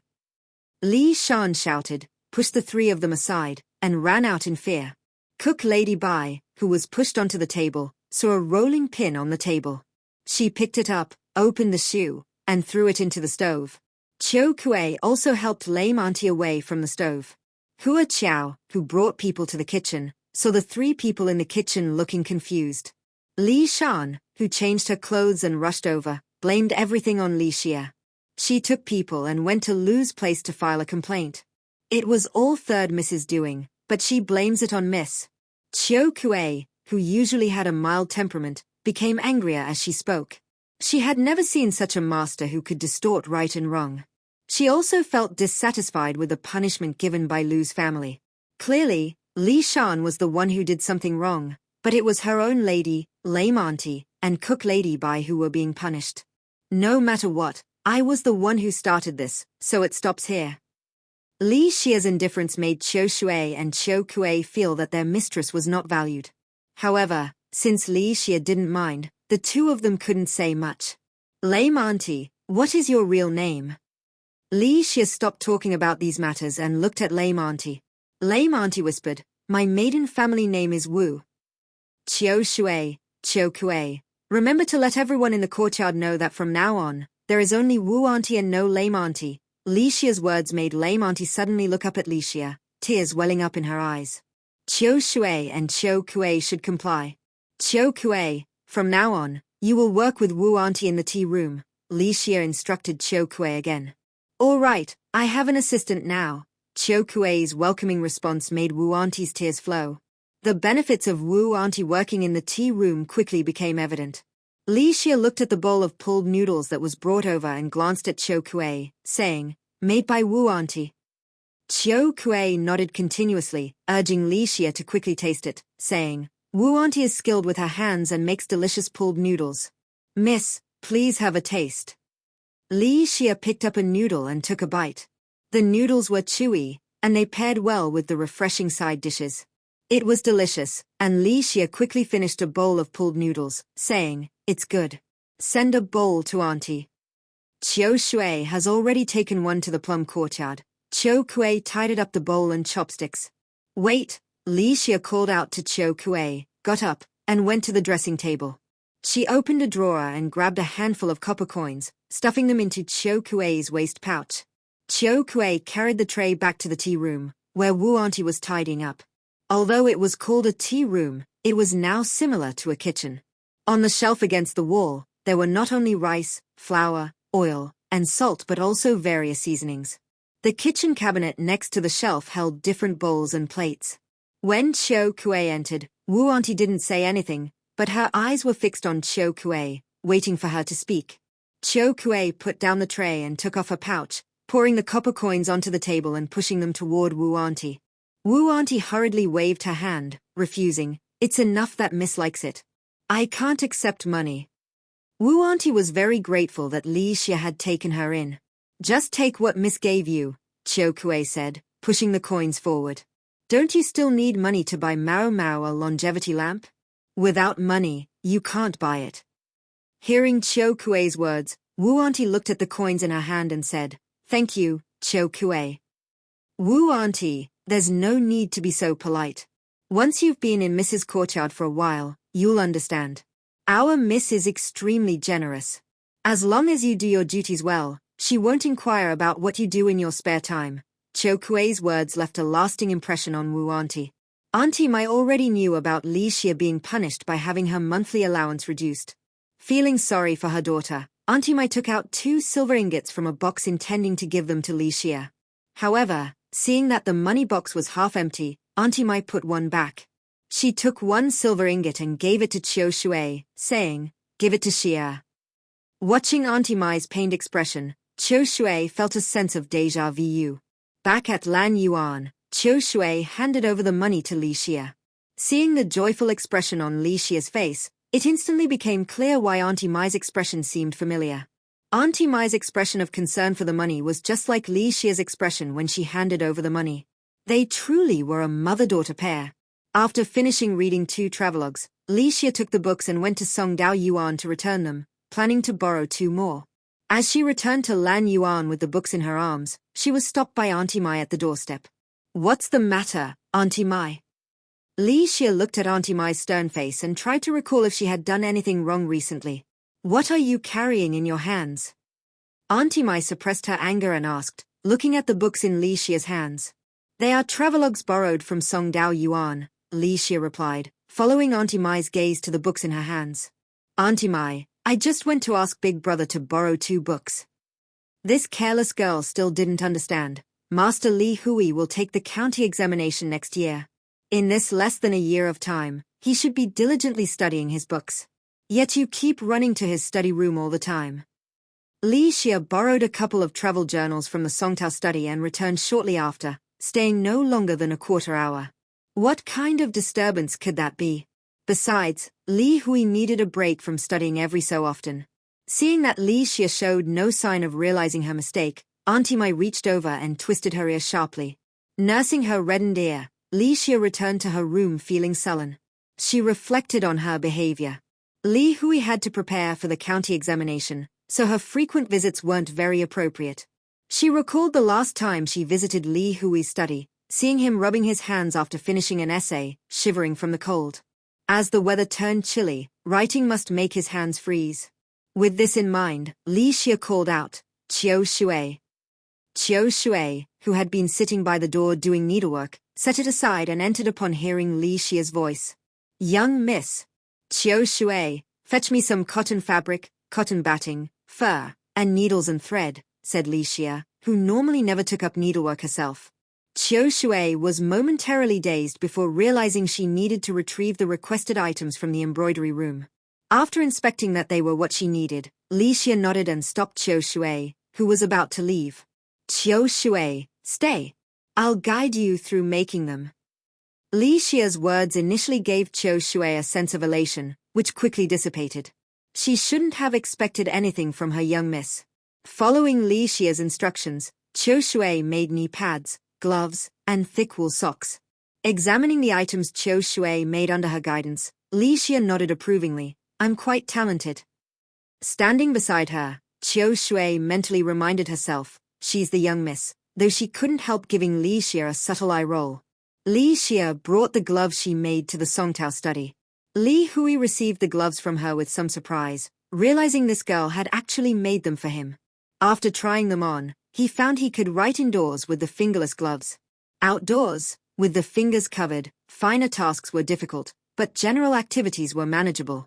The gloves weren't difficult to make, but the fact that Li Xia thought of it showed her ingenuity. Made of wool and fur, his hands warmed up quickly while wearing them. As Li Xia browsed the shelves for new travel journals to borrow, preparing to leave after making her selections, she noticed Li Hui watching her with a rather complicated gaze. Lowering her head, Li Xia asked, "Elder brother, is there something about me? How did you make these gloves?" Li Hui averted his eyes and inquired about the gloves' construction. "Oh, it's quite simple. If elder brother wants to know, I can have Qiu Shui instruct Wenju." She only described the general process, as Qiu Shui did the actual making, which Li Xia couldn't explain in detail. Li Hui instructed Wenju to bring the female embroiderer to the land study to learn from Qiu Shui how to make different styles of gloves. Qiu Shui didn't expect Li Hui to take an interest in the gloves, even having the embroiderer learn the method. After Qiu Shui demonstrated once, the embroiderer understood and soon produced a pair of gloves with finer, more attractive craftsmanship. After Auntie Mai's reprimand, Li Xia reduced her visits, though not coming at all was impossible. The books were too captivating to leave unfinished, which she felt would be disrespectful to herself and the books. However, when she came to borrow books, why did Li Hui hand her a box? Li Xia looked at Li Hui, perplexed, making no move to take the box on the table. Li Hui picked up the box and handed it to Li Xia. At his prompting, Li Xia accepted and opened it. The glittering silver inside was almost blinding, causing her to blink reflexively. When she opened her eyes again, the box contained 2 rows of silver ingots. Li Xia's expression amused Li Hui. At times, this sister was overly sensitive, yet at others, obliviously dull to the point of leaving one speechless. "From the glove-making method I learned from you, I made a tidy profit. Consider this your share." Li Hui explained the origin of the silver, omitting how much he had actually earned, which Li Xia didn't ask about. Understanding where the silver came from, Li Xia contentedly accepted it. She took out her purse, removed 1 ingot from the box, and put it inside her purse before closing the box and leaving with it and the books. Li Hui deduced the reason behind Li Xia's action, furthering his understanding of her character. Mrs. Lu also learned about Li Hui profiting from Li Xia's glove-making method. Previously, Mrs. Lu had questioned Auntie Mai about Li Xia's behavior. Li Hui was aware of this, but couldn't really object to Mrs. Lu's concerns. Now that this matter had arisen, it would be good for Li Hui to mention it to Mrs. Lu, as well as the connections he had made with the military through this, which could benefit his future prospects. Upon hearing this account, any dissatisfaction Mrs. Lu previously had with Li Xia dissipated. When Auntie Mai came to pay her respects, Mrs. Lu unexpectedly invited her to dine together, leaving Auntie Mai utterly baffled. After the anxious meal, Auntie Mai returned to the Mai study to find Li Xia eating pastries, with a box beside her. Seeing Auntie Mai enter, Li Xia tilted her chin, indicating for her to open the box. Auntie Mai approached and opened it to reveal a large box of silver ingots. Counting them, there were 19 in total, one weighing 50 taels, amounting to 950 taels in all, with the missing one clearly being in Li Xia's purse. "Where did you get this money?" Auntie Mai closed the box and asked Li Xia. "From elder brother," Li Xia replied matter-of-factly, proceeding to recount the whole story. While Li Xia didn't grasp the significance, Auntie Mai understood perfectly. Watching her daughter happily eat, she thought, the foolish truly have foolish fortunes. With Li Hui's favor, her daughter would be taken care of even after marrying out, which Auntie Mai could be content with. Since the silver's origins were legitimate, Auntie Mai had no objections. She picked up the box and took it to store away in the inner room. Only a few people knew about this matter, others remained unaware. Nonetheless, Li Hui's kindness towards Li Xia drew Auntie Yan's disdainful scorn at Auntie Mai, claiming she had no backbone without a son and had to ingratiate herself with others. In contrast, Auntie Yan could hold her head high. As for Li Shan, she was green with envy, wishing Li Hui would treat her with the same care he showed Li Xia. Despite having a younger brother in Li Yao, he was too young. She poured out her grievances to Aunt Wang. Enough! Aunt Wang slapped the table, cutting off Li Shan's complaints. If you want Li Hui to treat you well, you need to treat others well too. Look at that Li Xia girl. She's always visiting the Songtao study and giving handmade shoes and socks as gifts. But you? You haven't even sewn a single stitch for me or your brother. Aunt Wang looked at Li Shan, who only knew how to complain, thinking to herself how she could have raised such a foolish girl. Li Xia is just a fawning slut. Li Shan snapped viciously when Aunt Wang failed to sympathize and even criticized her instead. Don't fixate on Li Xia. I'll ask you, have you taken control of the kitchen yet? Previously, when Li Shan took over the kitchen, Aunt Wang had instructed her to master it swiftly and find an opportunity to replace the purchases with people from Aunt Wang's maiden family, in order to siphon off silver. In this manner, having people to do one's bidding required money. In the years since joining the manor, Aunt Wang hadn't acquired many people under her employ. During Mrs. Lu's recent crackdown on gambling in the manor, the few servants Aunt Wang had bribed were sold off. Left with no one to utilize, Aunt Wang wrote to her hometown in Bailang County, asking her family to send help. Her younger brother and his wife came, but had been idling with no tasks. Aunt Wang had been supporting them daily, growing increasingly anxious for Li Shan to take full control of the kitchen so she could start embezzling funds. Li Shan was also frustrated by this. The kitchen was dominated by Mrs. Lu's people, especially the housekeeper Hua Chiusho, who was extremely cunning, and it was difficult for Li Shan to find fault with her. So far, the only incident was when Li Shan managed to get the firestoker maid fired. Moreover, because of this, cook Lady Bai, who originally had some conflicts with Hua Chiusho, had now completely united with her to deal with Li Shan. Li Shan currently had no influence in the kitchen. That's because you are incompetent. From now on, listen to me, and we'll definitely get the kitchen under our control, said Aunt Wang as she taught Li Shan some tricks on how to get rid of those disobedient servants. As the two talked, they didn't notice Li Yao, who had woken up from his sleep nearby. Overhearing his birth mother and sister's conversation, Li Yao once again regretted his past actions. In his previous life, he had been blinded by greed and thought his sister Li Shan was a good person. At such a young age, he harbored ill intentions, wanting rewards without effort. Li Yao had been reborn. In his previous life, he had grown up under Auntie Mai's care since he could remember. Auntie Mai had treated him well, and Li Xia was also kind to him.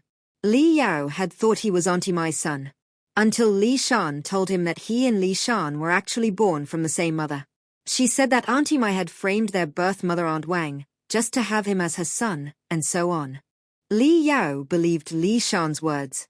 Taking advantage of Auntie Mai's love for him, he wantonly hurt her. This led to Li Xia being forced to marry a memorial tablet. After Li Shan used him to get what she wanted in terms of her marriage, she cast Li Yao aside. Because of his foolishness, he had harmed Li Xia. After that, everyone in the Li family despised Li Yao. Li Yao later realized his mistakes, but it was too late. In the end, he died from depression.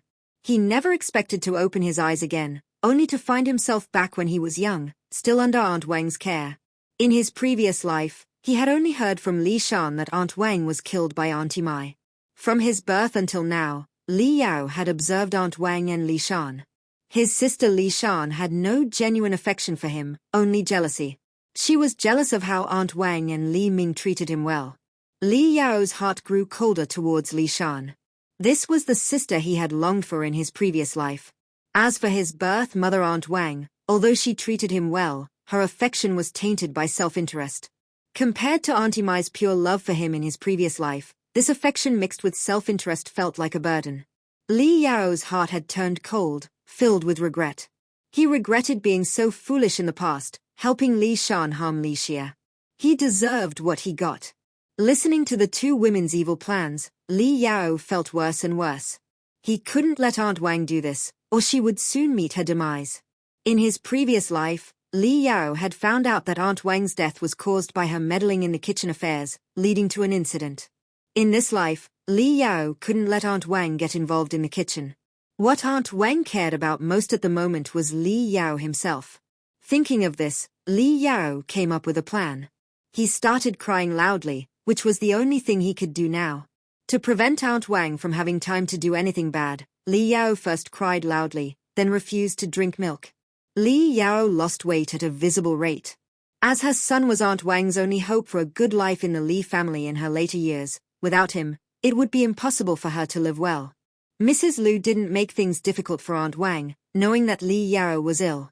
She sent for a doctor to examine him. The doctor found it strange that a child not even a year old would be so pensive, but he didn't mention this to the family. He prescribed some calming tonic for the child. Li Yao was Aunt Wang's hope for her later years. With Li Yao's illness, Aunt Wang naturally had no mind to meddle in Li Shan's kitchen affairs. Although she had discussed many things with Li Shan was still young and couldn't cause too much trouble. Li Yao's illness lasted until after the new year, and he didn't recover until early spring. By the time Aunt Wang could spare the effort, it was already too late to do anything. Li Yao had indirectly changed the course of events, altering Aunt Wang's fate. Because Aunt Wang didn't cause any trouble, it relieved Mrs. Lu of much worry. Out of consideration for Li Ming, during the New Year gathering, Mrs. Lu not only brought Li Xin and Li Xia, but also took Li Shan along to meet guests, letting others know that the Li family had a third young lady. As the legitimate daughter and the county magistrate's child, many wished to befriend Li Xin. She quickly made several good friends. Li Shan, with her glib tongue, also made a few acquaintances, and their daily interactions were lively. Only Li Xia failed to make any friends, for two reasons. 1. Li Xia was extremely demure and rarely spoke when going out. 2. Her outstanding beauty made the legitimate daughters look down on her, while other young ladies didn't want to be outshone by her looks, so few associated with her. However, Li Xia's demure and dutiful nature unexpectedly earned her the favor of some matriarchs. They felt that for a concubine's son to take such a reserved and well-behaved wife was ideal. She wouldn't cause trouble and would know her place. After each outing, Li Xia would tell Auntie Mai how she had behaved. Auntie Mai nodded with satisfaction, approving of how she had taught Li Xia to conduct herself. She never wanted her daughter to stand out. As a concubine's daughter, drawing too much attention would not be good for Li Xia, especially with the legitimate wife Mrs. Lu watching. As for the ridicule from Li Shan and Aunt Wang, both openly and in secret, Auntie Mai ignored it and advised Li Xia not to mind them. A personality as outgoing and attention-seeking as Li Shan's would not be favored by matriarchs. A concubine's daughter who only wanted to make a splash, forgetting her status, such arrogance exceeding one's humble position would not earn the matriarch's favor.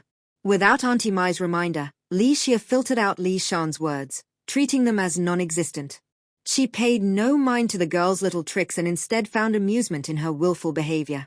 Such a lively expression was something she couldn't see in her previous life, where children in their mother's wombs faced war and death without a moment of peace. This carefree way of living was quite nice. After Li Shan boasted a few times and saw that Li Xia ignored her, sometimes even looking at her with an expression of watching a show, the little girl's face turned red with anger. She stomped her feet and stopped showing off in front of Li Xia.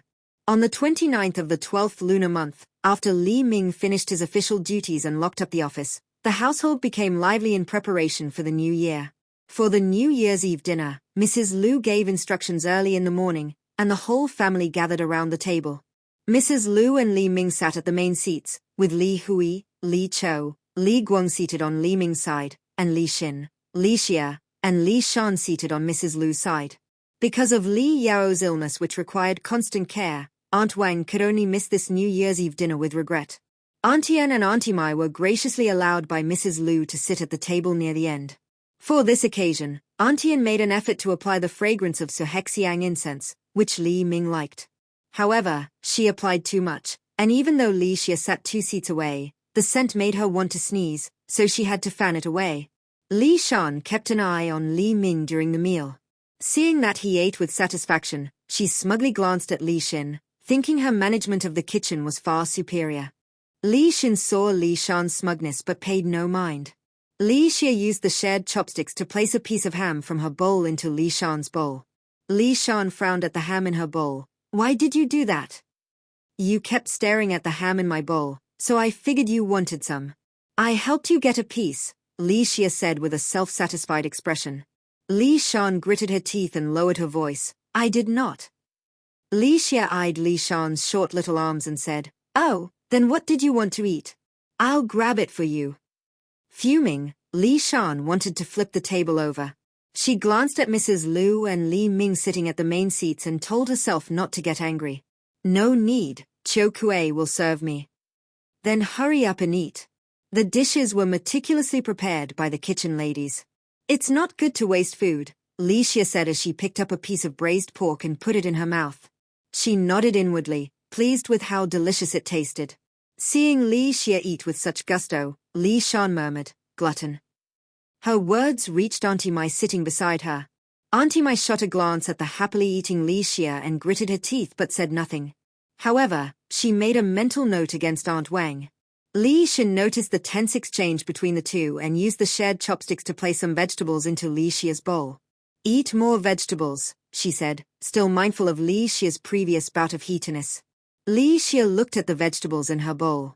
It wouldn't be good to waste food. She picked them up and stuffed them into her mouth along with a piece of ham. With the family matriarch present, everyone ate in silence. Mrs. Liu glanced at Li Ming, who understood the signal and put down his chopsticks. The others followed suit. Li Xia had just picked up a piece of braised pork. It would be inappropriate to put it back down, so she quickly stuffed it into her mouth. Fortunately, the braised pork was in small pieces, allowing Li Xia to swallow it whole without chewing. Li Xia let out a light grunt, sensing a piercing death stare, undoubtedly from Auntie Mai. Li Xia didn't look at Auntie Mai but instead turned her gaze toward Li Ming, maintaining an attentive expression. Seated at the lower position, Auntie Mai's hand under the table twitched. If not for the occasion, she would have tugged Li Xia's ear. Before the New Year's Eve dinner, Auntie Mai had repeatedly instructed Li Xia to mind her manners and not eat too casually at the table. Behaving however she wanted was fine within the Mai and Lan courtyards, but outside, she had to maintain the demeanor of a refined young lady. Li Xia had started off well enough but soon revealed her true colors. How would this go on in the future? Auntie Mai fretted. She didn't catch what Li Ming had said, only hearing Li Guang's cheer and seeing the joyful expressions on everyone's faces. Li Xia didn't expect Li Ming to announce that the whole family would go see the Lantern Festival during the Lantern Festival. This time, she would make sure to thoroughly enjoy herself, unlike her previous disappointing experience in Bailang County. With the good news announced at the dinner table, everyone except Li Xia had lost their appetite. Under Auntie Mai's watchful gaze, Li Xia didn't dare touch her chopsticks either. After the New Year's Eve dinner, upon returning to the Lan courtyard, Li Xia headed straight for the tea room. Chiu Kuei, quickly bring me another bowl of wonton soup. I'm starving. Chiu Kuei knew her young mistress's temperament and had kept the stove in the tea room burning. Judging from the time, she knew Li Xia would be back soon, so she and Mrs. Wu had prepared some wontons. They had just finished cooking, and Chiu Kuei scooped them into a bowl for Li Xia. Li Xia pulled up a stool in the tea room and quickly finished the bowl of wontons, feeling much better. As Li Xia's cultivation abilities improved, her appetite had increased as well. Another bowl, Li Xia said, handing the bowl back to Chiu Kuei. Chiu Kuei took it and filled another bowl for Li Xia. Li Xia accepted the bowl and poured some vinegar into it. Have you all eaten? We've eaten, Chiu Kuei said, sitting nearby and watching Li Xia eat. Li Xia ate quickly, one wonton at a time, but her movements didn't appear gluttonous. Instead, they had a certain graceful rhythm. After finishing her meal, Li Xia returned to her room to practice for an hour before lying down to rest. The sound of firecrackers woke her from her sleep early in the morning. Who was setting off firecrackers and disturbing her sleep on New Year's Day? Li Xia turned over, covering her ears with her hands as she tried to continue sleeping. On the first day of the new year, they had to pay respects to the elders. Knowing Li Xia wouldn't get up, Auntie Mai personally came to the Lan courtyard to rouse her and help her get ready. They then went to the Yang Gui courtyard, where Mrs. Liu and Li Ming were already seated, waiting for them to offer their New Year greetings. There was a maid standing beside Mrs. Liu and Li Ming, each holding a tray filled with stacks of red envelopes. 3 cushions were placed in front of them. First, the 3 aunties knelt to offer their New Year greetings to the family heads, each receiving a red envelope before moving aside to sit down. Next, Li Hui led Li Chou, Li Guang, and Li Yao, who was being carried by his wet nurse, to kowtow and offer their greetings to Mrs. Liu and Li Ming. Li Yao's complexion looked better today as Aunt Wang carried him to greet Li Ming. Mrs. Liu and Li Ming each gave them red envelopes, urging the brothers to continue working hard in their studies. Then it was Li Xin, Li Xia, and Li Shan's turn as the three young ladies knelt to offer their greetings. This was Li Xia's least favorite part. However, given the circumstances, Li Xia suppressed her vexation and put on a joyful expression as she offered her New Year wishes to the two elders. After receiving 2 red envelopes, she stood up and took a seat beside Li Xin. Li Ming said a few words about working hard and wishing the family peace and safety in the new year. The servants had prepared breakfast, and on the first morning of the new year, the family gathered together for the meal. Li Shan surveyed the small portions of exquisitely presented dishes on the table with satisfaction, nodding in approval. This was her chance to shine. She shot a smug glance at Li Xin and Li Xia. Looking at the array of delicate but meager portions of food, Li Xia knew she wouldn't even reach half her appetite with this breakfast. Fortunately, she had instructed Qiu Kuei to prepare an additional breakfast for her. After the meal, Li Xia returned to the land courtyard with Auntie Mai. Seeing the table set with a full breakfast, Auntie Mai gave Li Xia a glance. "Auntie, let's have breakfast together," Li Xia said, realizing Auntie Mai hadn't eaten her fill either. The breakfast in the land courtyard wasn't as exquisite as the one they had just had, but the portions were ample. Auntie Mai ate a flour roll and a bowl of plain kanji, feeling satisfied. She then watched as Li Xia polished off everything on the table, bite by bite. "Your appetite has more than doubled compared to before," Auntie Mai remarked, patting Li Xia's stomach, worried she might be overstuffed. However, Auntie Mai was more concerned about finding a suitable husband for such a voracious young lady. She would need to prepare a substantial dowry, lest her future son-in-law go broke trying to feed her. Yet, feeling Li Xia's flat stomach, Auntie Mai wondered where all that food went. "Auntie, I'm still growing." "Of course, I'll eat more," Li Xia said matter-of-factly, leaving Auntie Mai unable to refute her. Qiu Kuei cleared the dishes and served tea. Li Xia took a couple of sips before putting down her cup. She suddenly remembered she hadn't looked at the red envelopes yet. Opening them, she found 2 gold leaf pieces inside. "They are being quite generous this year," Li Xia remarked with a smile, looking at the gold leaves in the red envelopes. Auntie Mai tapped her on the head. "What nonsense are you spouting?" She moved to take away Li Xia's red envelopes. Li Xia quickly pulled them back. "Auntie, you promised I could keep them," she said, already planning to exchange the gold leaves for silver to spend during the Lantern Festival. But Auntie Mai didn't care what Li Xia said and snatched the red envelopes away. The gold leaves were beautifully crafted, and she couldn't let Li Xia carelessly exchange them for silver. Instead, Auntie Mai took out a purse from her pocket and gave it to Li Xia. "There are 10 taels of silver inside. Spend it wisely." Li Xia took the pouch and instantly felt relieved of any sadness. She coquettishly said to Auntie Mai, "Auntie, you always spoil me." Auntie Mai snorted. If Li Xia wasn't her own flesh and blood, she would have beaten her.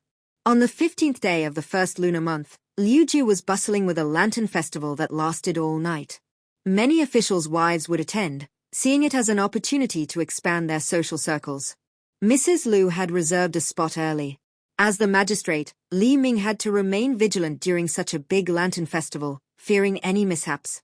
He wouldn't be able to enjoy the lanterns with his family on Lantern Festival night. Li Xia only realized on Lantern Festival night that they were going out in the evening. Now, she had no desire to go out. Nighttime was for resting, not for going out to play. But Auntie Mai wouldn't allow Li Xia to make excuses. After dressing her up all afternoon and giving her some money, Auntie Mai was willing to let Li Xia go out.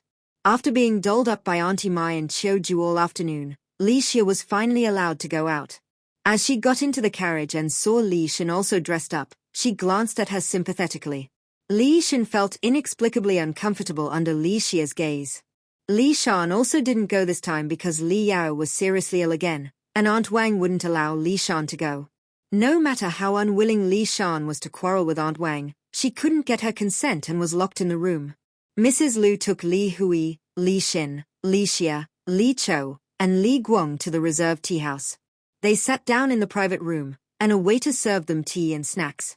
The lights along the street illuminated the starry sky, making the area as bright as day.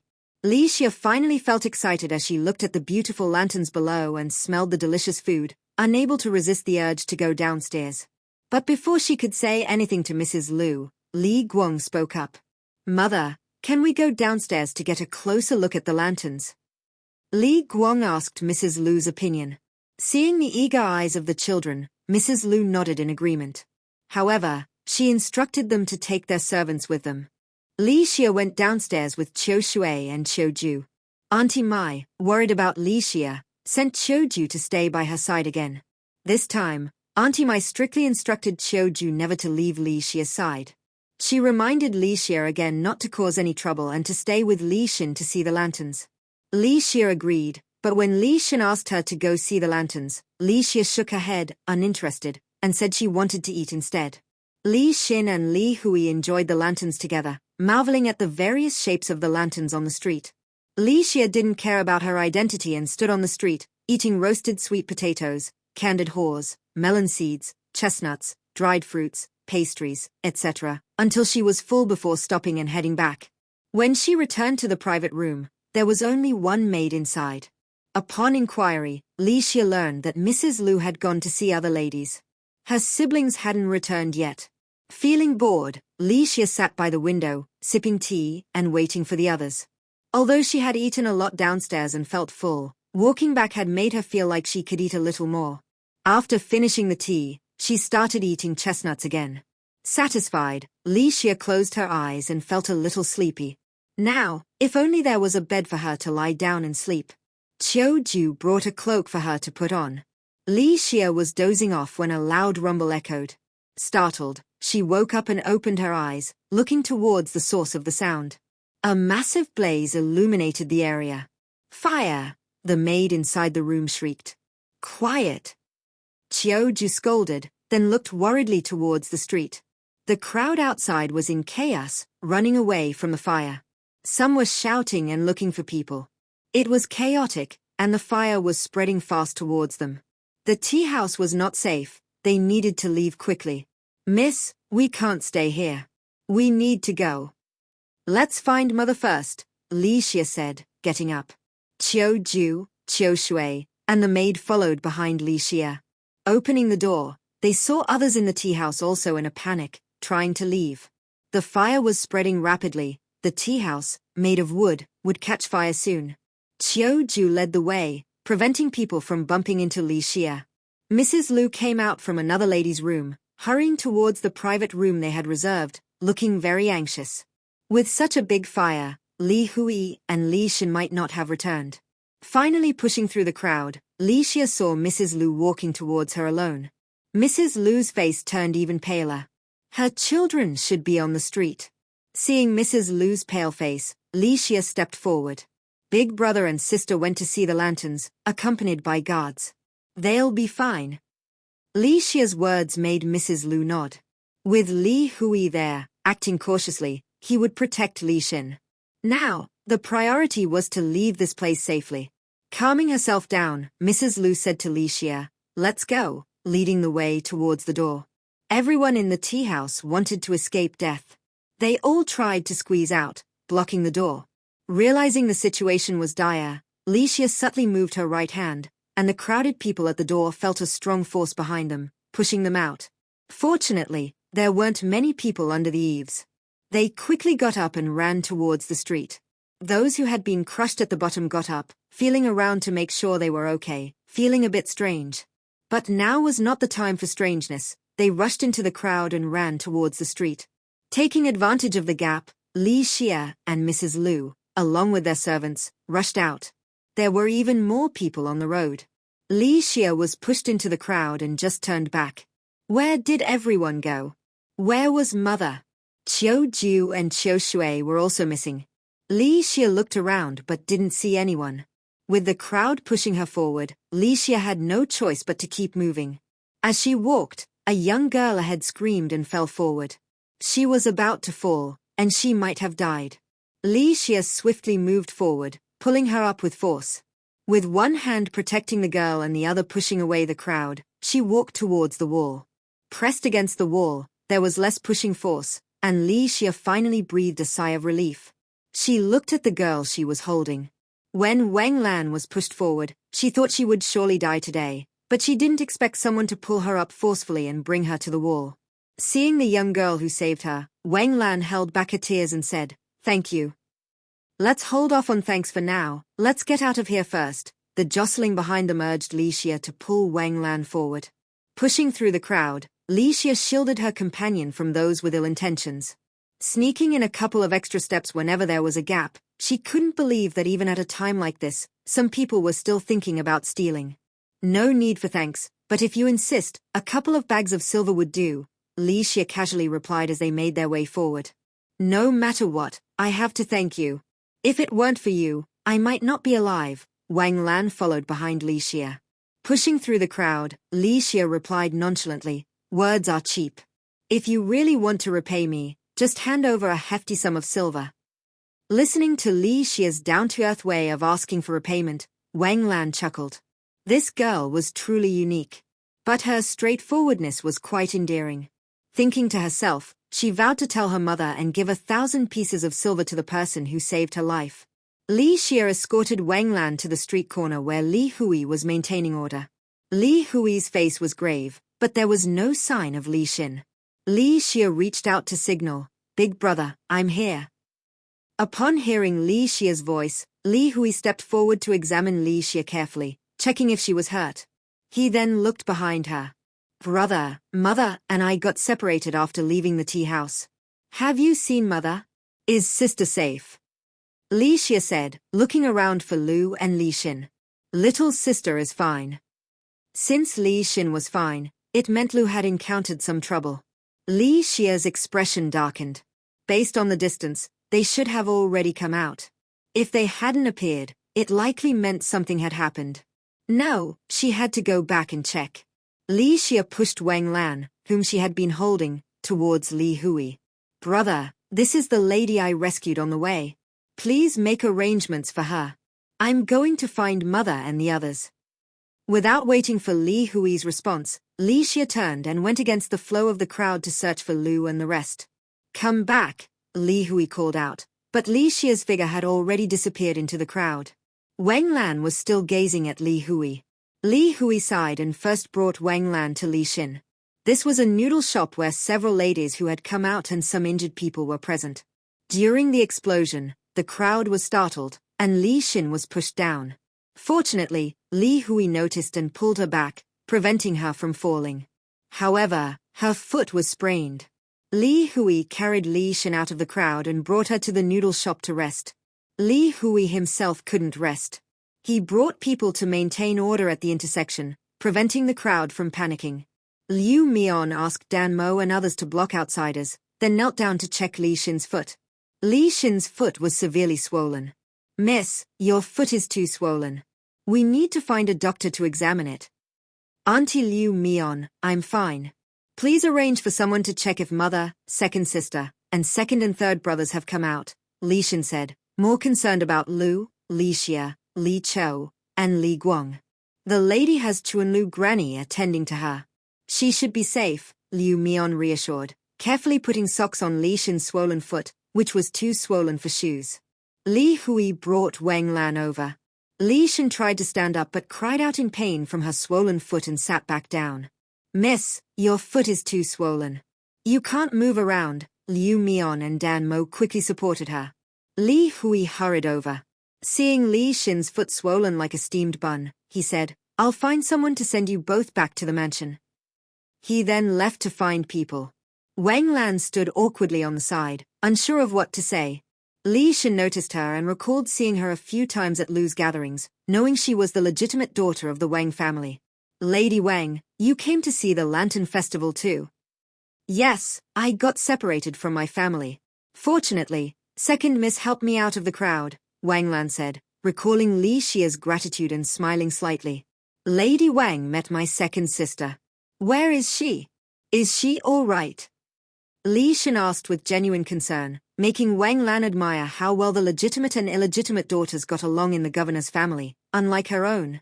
Noticing Wang Lan's sad expression, Li Xin grew anxious. Lady Wang, did something happen to my second sister? Second miss is fine. But she said she wanted to go find Madame Lu and rushed back into the crowd, Wang Lan quickly explained. Upon hearing this, Li Xin looked at her injured foot and hit her leg. This injury couldn't have come at a worse time. Miss Li, second miss is very capable.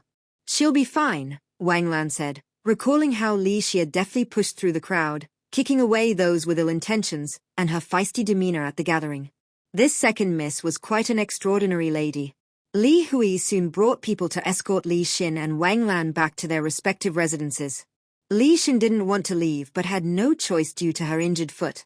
Utilizing her wind abilities, Li Xia swiftly moved through the crowd, almost floating, searching for Lu and her group. As she searched, her keen ears picked up the sounds of a battle happening in a nearby alley. Someone mentioned using oil to start a fire to force someone's hand. Li Xia paused and entered the alley. Lu Xianning leaned against the wall, wondering if he would truly die in this nameless alley today. He didn't want to die without reporting the treacherous officials to the court. He didn't want to die without seeing his beloved grandparents. And he didn't want to die in this nameless alley after surviving battles. He gripped his sword, trying to stand, but his severe injuries and blood loss made him dizzy. His blurred vision saw a young lady entering the alley. He wanted to warn her of the danger but could only muster a weak voice inaudible to others. "Were you the ones who started the fire?" Li Xia asked the black-clothed men, word by word, as she approached them. The men looked at each other, not taking Li Xia seriously. One of them swung his sword at her, intending to kill her. Li Xia sidestepped the attack, snatched the sword, and kicked the man away. As she did so, she threw the sword at another man, killing him instantly. Mid-air, she spun, using the wall for leverage, and unleashed a wind blade at the remaining men, killing them. Li Xia's fluid movements caught the men off guard. The man she had kicked tried to flee but was pulled back by Li Xia's wind suction and fell. Recalling the panicked fleeing citizens and the fallen Wang Lan, and worrying about Lu, Qiu Shui, and the others' whereabouts, Li Xia's anger grew. She kicked the man viciously. "Let you start a fire, let you start a fire." After venting her anger, Li Xia heard footsteps and an uncertain voice call out, "Is that second daughter?" Lu had led her group out of the tea house but was pushed around by the crowd, separated from her servants. Fortunately, Chu and Lu Granny held onto her hand, preventing them from being separated. The two forced their way to a corner and looked around. "Granny, where is second daughter?" "Madam, we got separated in the crowd," Chun-Lu Granny said, sweating profusely from the pushing and shoving. She wiped Lu's sweat with a handkerchief. "Madam, let's go out first." "No, I need to find Hui and Xin," Lu said, unwilling to leave without her children. "The young master and young miss may have already gone out," Chun-Lu Granny said, concerned for Lu's safety and wanting her to leave quickly. "But they might also be waiting for her somewhere." Lu didn't want to take the risk. She stood up to search for Li Hui and Li Xin, with Chun-Lu Granny following. The two struggled against the crowd but couldn't find Li Xin or Li Hui. Instead, they found separated servants like Qiu Ju, Qiu Shui, and Liu Xiao. Qiu Ju and Qiu Shui, who hadn't seen Li Xia, were extremely worried. They followed Lu, searching. The observant Qiu Shui spotted a figure resembling Li Xia in the alley and couldn't help but call out, "Miss." The sound attracted Mrs. Lu's attention, and she looked towards Li Xia following the autumn waters. The other person seemed to be kicking something, which prompted her to call out, "It's me, Mother." "You're safe, that's good. I went out into the streets and saw brother, but didn't see you, so I came back in to look for you," Li Xia said as she stomped, breaking the neck of the one who wasn't yet dead, then kicking the corpse aside. One of the bodies struck Lu Xianning, who was leaning against the corner wall. Lu Xianning, who had passed out, was awakened by the impact. Opening his eyes, he saw a familiar-looking lady standing not far away. "What are you doing here?" Li Xia didn't know how to respond. Should she say she was killing people? That wouldn't work, but how could she explain? Li Xia hesitated and said, "Mother, I smelled blood and came in to take a look." Hearing this, Mrs. Lu saw a few black-clothed figures lying on the ground, alive or dead unknown. Mrs. Lu's expression grew grave. "Let's return to the mansion first, have the Lord send someone to handle this. I am Lu Xianning, son of the Lord of Northern Peace. Please, madam, save me," Lu Xianning said weakly before passing out again. Mrs. Lu turned towards the voice. Chun-Lu Granny stepped forward and, upon seeing the person's face, cried out, "Lord Lu." Mrs. Lu paid no heed to the bloodshed and took 2 steps forward to look at the person's appearance. He did bear a striking resemblance to the Lord of Northern Peace. She had seen the Lord of Northern Peace twice at gatherings in the capital. The young man before her looked 70% like him. Hearing this, Li Xia thought this young man had some status. She took a step forward to get a better look. Mrs. Lu glanced at Li Xia. "You, second daughter, stand aside," she said, then turned to Chuanlu Granny and Qiuju. "You two help him up and take him away." Regardless of whether this was the person or not, the current situation meant he couldn't remain here. Chuanlu Granny and Qiuju went to support Lu Xianning, whose body was covered in blood, staining their hands with the gruesome sight. They were afraid, but Mrs. Lu's calm instructions put them somewhat at ease as they carried Lu Xianning. Li Xia sensed through the wind that the fire was about to spread this way. "Mother, let's go quickly. I can feel the fire coming this way." Thick smoke permeated the air, causing Mrs. Lu to cough. "Hurry up." The group moved swiftly outward. Along the way, Mrs. Lu again confirmed with Li Xia, "Are Hui and Shin safe?" "Brother is maintaining order at the intersection with others, and sister is by his side," Li Xia answered while observing the approaching flames. If allowed to continue, they wouldn't reach the street before the fire overtook them. If she used her wind abilities in front of these people, she would surely be discovered. As she pondered a solution, she heard Chuanlu Granny cry out and stumble, her grip on Lu Xianning loosening due to the blood. Qiuju also fell. Mrs. Lu hurried forward to try to lift Lu Xianning. A perfect opportunity. While everyone's attention was on Lu Xianning, Li Xia used her wind abilities to change the wind direction, delaying the spread of the fire, though not completely stopping it. "How are you carrying him?" Chuanlu Granny said, supporting Lu Xianning. The rising flames illuminated the area, revealing Lu Xianning's blood-soaked body. "Madam, Li Ming arrived with others." Mrs. Lu and Li Xia simultaneously stepped forward to shield Lu Xianning. "My lord," Mrs. Lu called out, making a secret hand gesture only known to the married couple, signaling a major event had occurred that couldn't be discussed openly. Li Ming understood but saw extinguishing the fire as the priority. He removed his cloak and handed it to Mrs. Lu. "Be careful, madam," he said before leading others to put out the fire. Mrs. Lu watched Li Ming's retreating figure, then wrapped the cloak around Lu Xianning. By this time, most people had been evacuated, leaving the streets largely empty. The group hurried to the intersection where Li Hui still stood guard. Detecting the bloody scent beneath the fragrance, he stepped forward.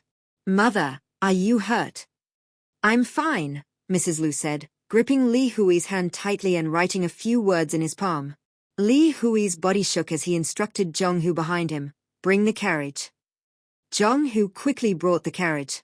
Li Hui went to help Mrs. Lu aboard but she waved him off, the group behind her clearing a path.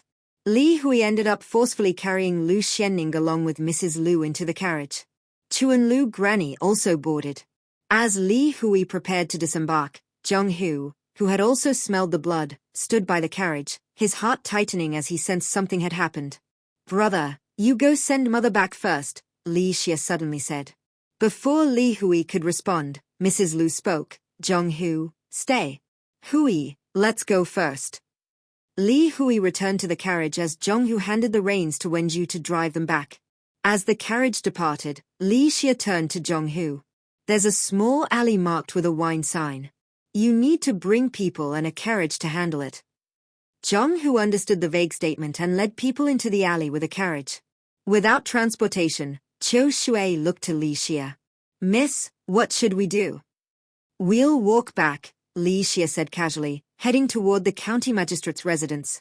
The others exchanged glances before following.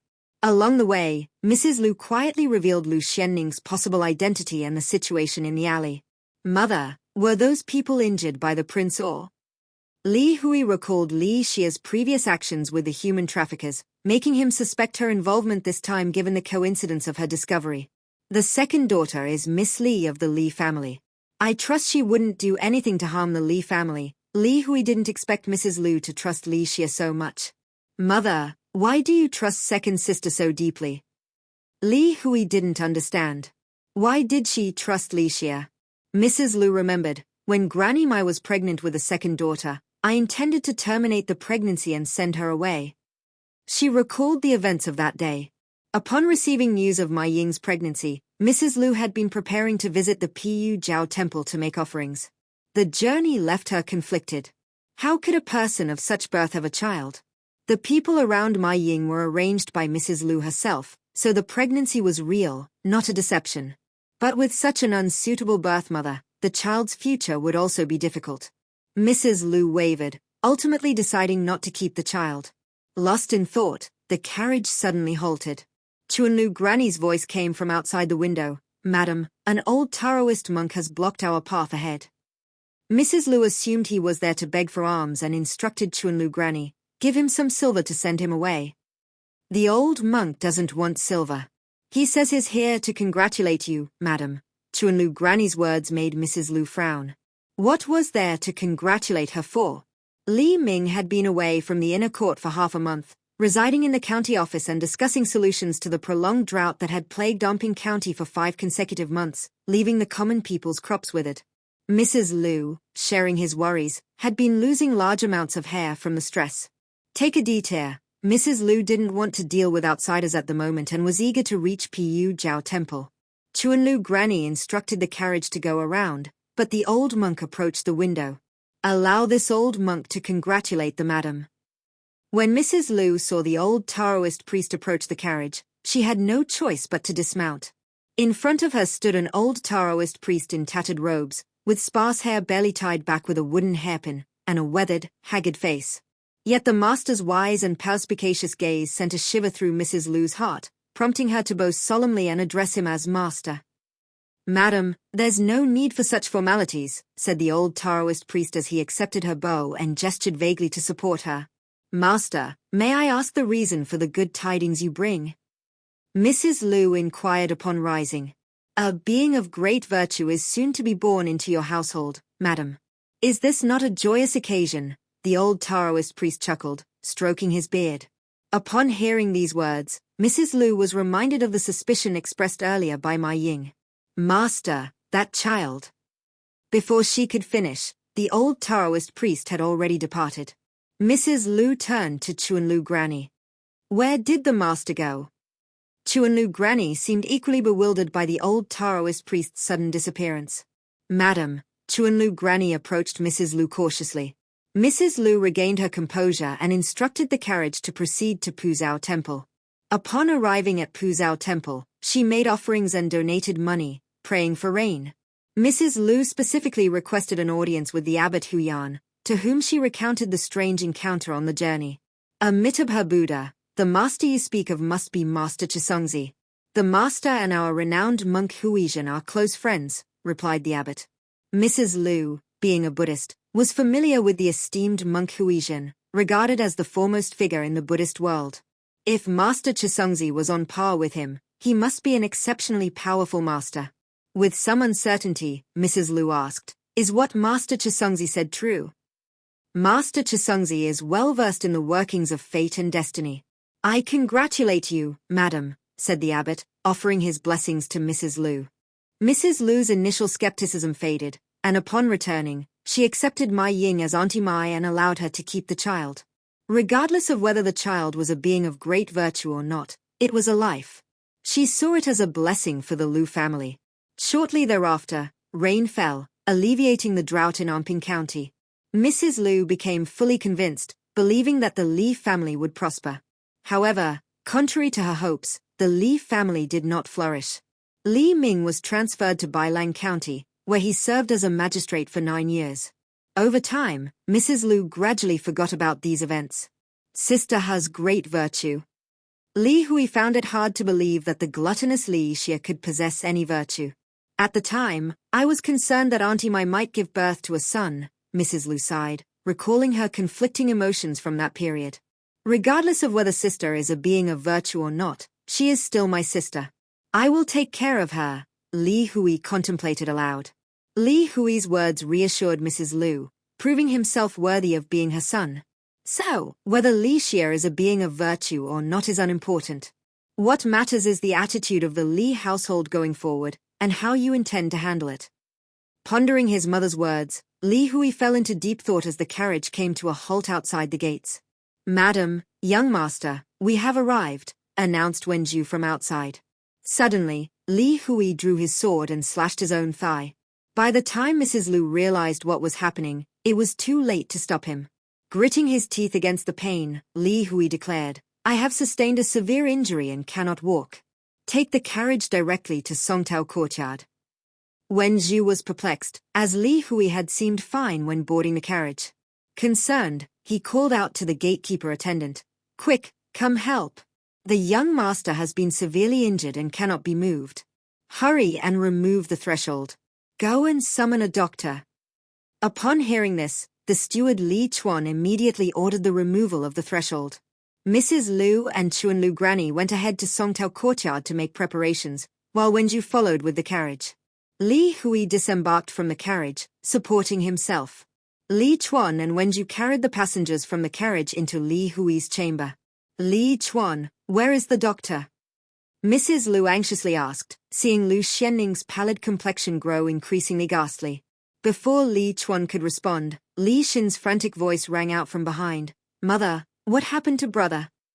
Mrs. Lu turned to see Li Xin, supported by Liu Mian and Dan Mo, entering the room. Her heart tightened. "Xin, what's wrong with you?" "Mother, I'm fine. How is brother?" "Dr. Wang has arrived." "Quick, let him examine brother," Li Xin urged. Dr. Wang, carrying his medical bag, stepped forward and bowed. "Madam." Mrs. Lu remained composed. "Li Chuan, escort Dr. Wang inside." Li Chuan led Dr. Wang into the inner chamber. Mrs. Lu approached Li Xin. "Xin, what happened to your foot?" "Mother, I just twisted my ankle a little. Dr. Wang has already applied medication. I'll be fine after resting for a couple of days," Li Xin replied, lifting her foot to demonstrate her well-being. She then glanced toward Li Hui's bedchamber. "Mother, what injury did brother sustain?" "He was fine when I left."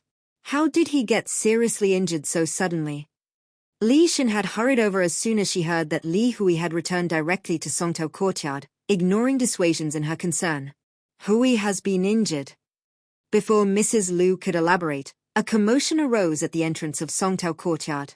Her brow furrowed momentarily before smoothing out. "Xin, stay seated. I'll go see what's happening at the gate." Mrs. Lu headed toward the entrance, teacup in hand. Aunt Wang and her daughter, Madam An and her sons, and Auntie Mai were gathered outside the gate, their expressions ranging from urgency to underlying emotions.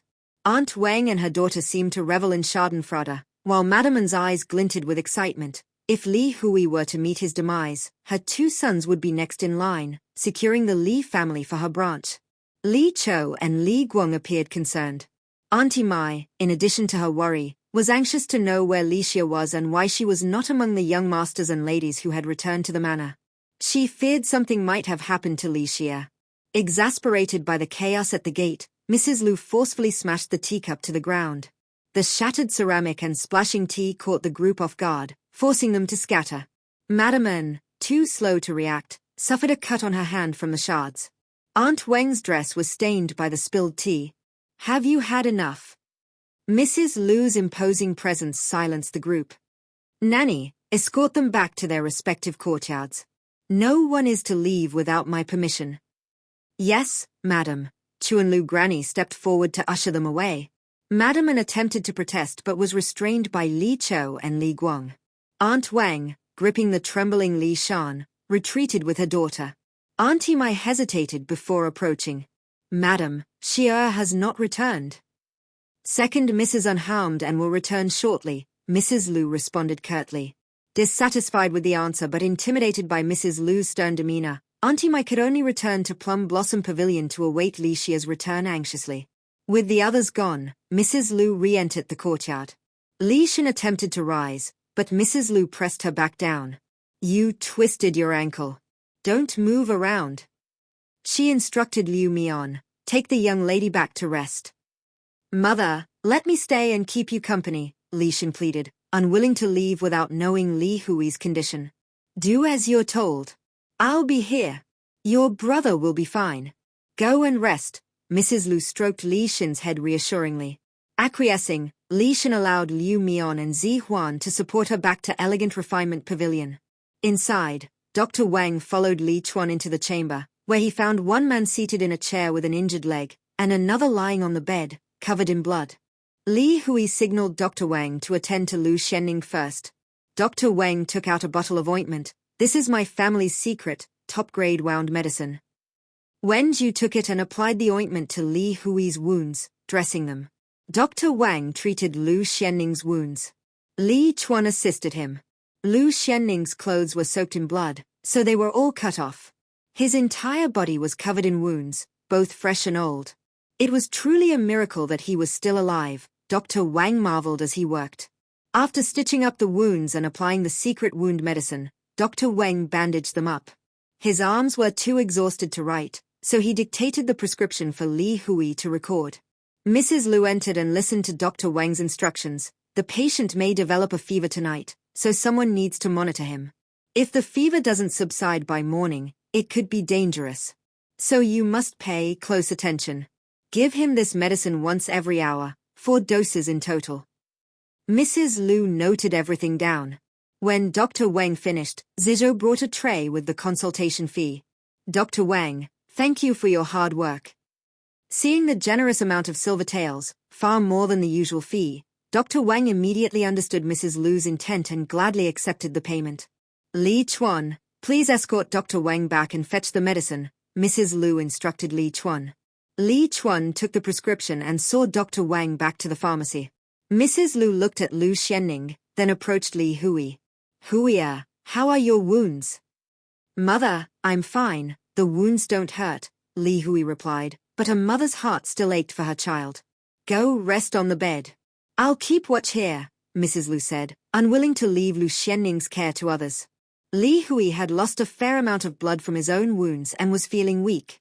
Nevertheless, he shook his head. "Mother, I'll have someone keep watch over the manor. Those people might come back." Seeing Li Hui's resolve, Mrs. Lu didn't press him further to rest, only cautioning him to be careful.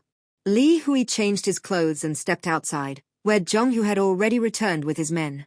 Zhonghu approached and reported, "Young master, they were all killed in the alley. Their deaths resembled those of the black-clothed men we encountered in Meng County." "That can wait. First, arrange for the manor to be properly guarded tonight," Li Hui said, needing to secure their home in Li Ming's absence. Zhonghu acknowledged the order and went to organize the patrols and defenses. Li Xia and her party were returning to the magistrate's residence when they encountered Li Chuan at the side gate carrying medicine. Li Xia greeted him first. "Steward Li, what's the hurry?" Li Chuan stopped and saluted. "Second young lady." Li Xia noticed the medicine in his hands. "Steward Li, is that medicine for my elder brother? How is he doing?" "The young master is severely injured." "Second young lady, I must deliver this medicine," Li Chuan said hurriedly before departing. Watching Li Chuan leave, Li Xia looked worriedly at the bloodstains on Liu Xiao's clothes. Elder brother lost so much blood. I wonder how he is now. Following Li Xia's gaze to her own clothes, Liu Xiao found the concern strange, as the blood wasn't Lu Xianning's. However, she didn't contradict Li Xia, saying reassuringly, "The young master is blessed with divine protection. Second young lady needn't worry." "Yes, with father and mother caring for him, they will surely call the best doctors to treat elder brother," Li Xia said, wiping away a non-existent tear from the corner of her eye. "Second young lady, you must be tired as well. Please go and rest," Qiu Ju advised.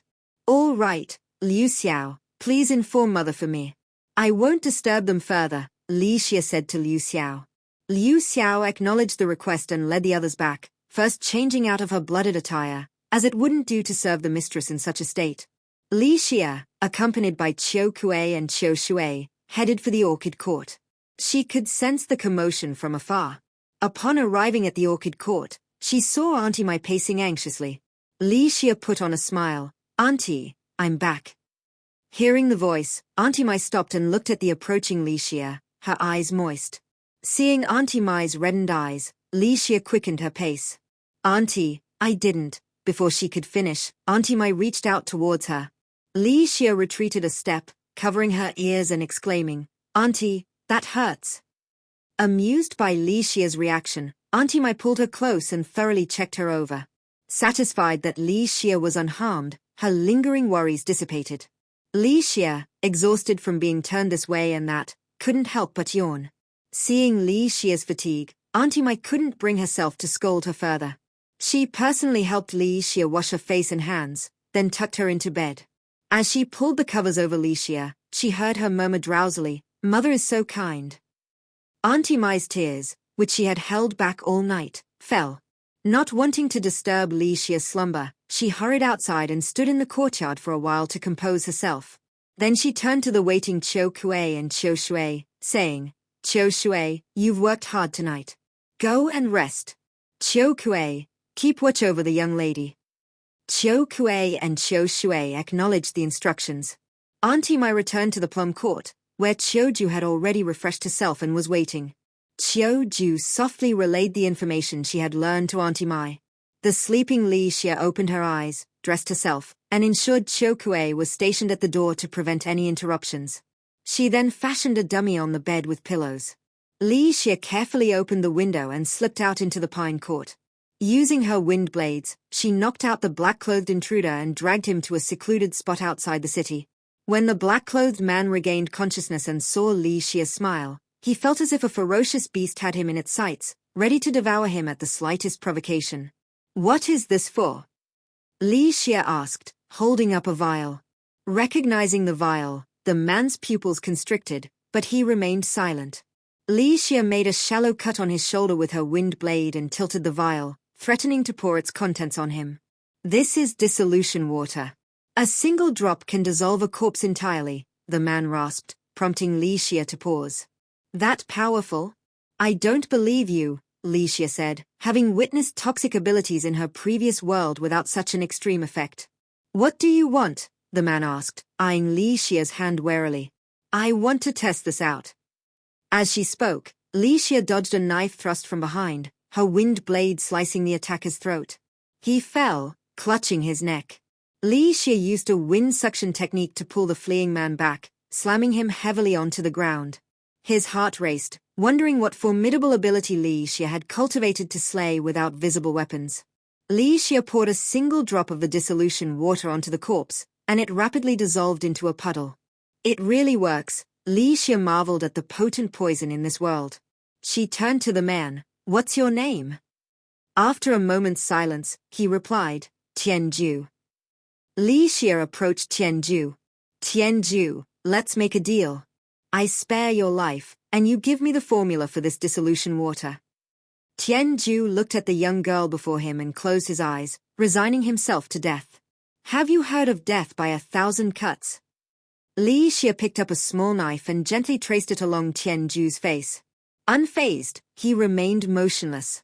Death by 1,000 cuts involves binding the victim in a net, then slicing off the flesh protruding through the gaps until the bones are exposed, continuing until the victim dies.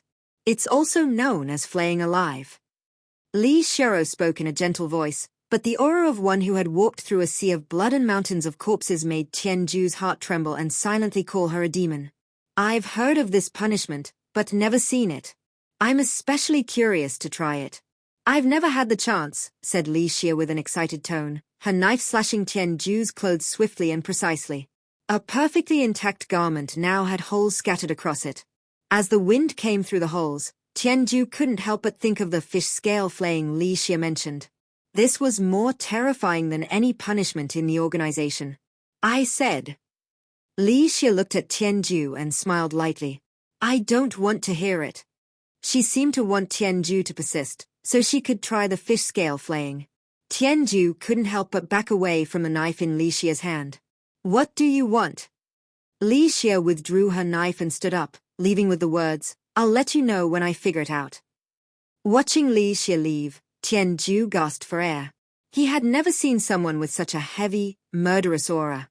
Early the next morning, when Li Xia arrived at the plum courtyard, Auntie Mai grabbed her by the ear. "Auntie, oh." Li Xia cried out in pain repeatedly. She thought she had escaped unscathed last night, but it seemed Auntie was waiting for her. "It should hurt, or you won't learn your lesson. How did you promise me about the human traffickers last time? It's only been a few days, and you're acting up again. Are you trying to worry me to death?" Auntie Mai's tears streamed down as she spoke. "Auntie, don't worry. I know the situation. Nothing will happen to me. Trust me, your daughter is a master, Li Xia said, raising her fist and gesturing to show her strength as proof. What master? You're just a young girl. Stay at home obediently from now on. After this incident, Auntie Mai didn't dare let Li Xia go out anymore. Every time she went out, something major happened, and Auntie couldn't handle the stress. Li Xia didn't argue. She had an unusual ability and knew she would be fine.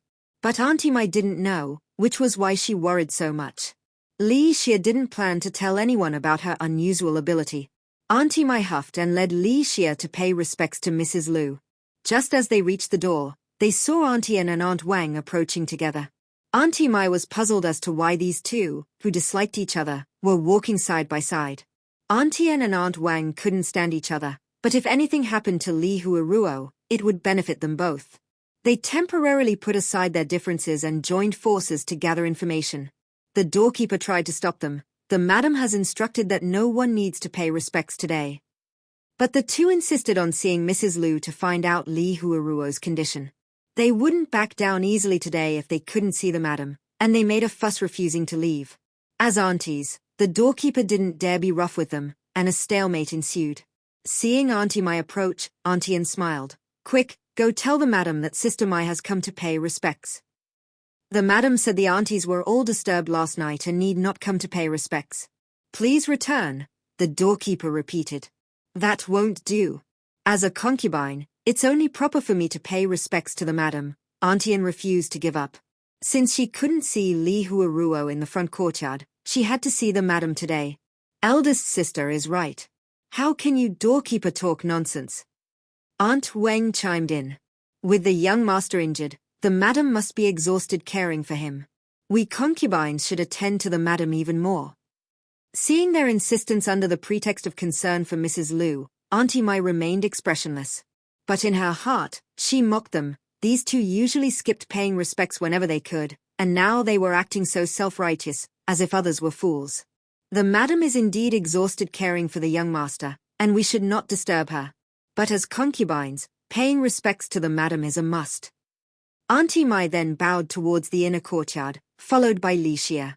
After bowing, Auntie Mai prepared to leave with Li Xia.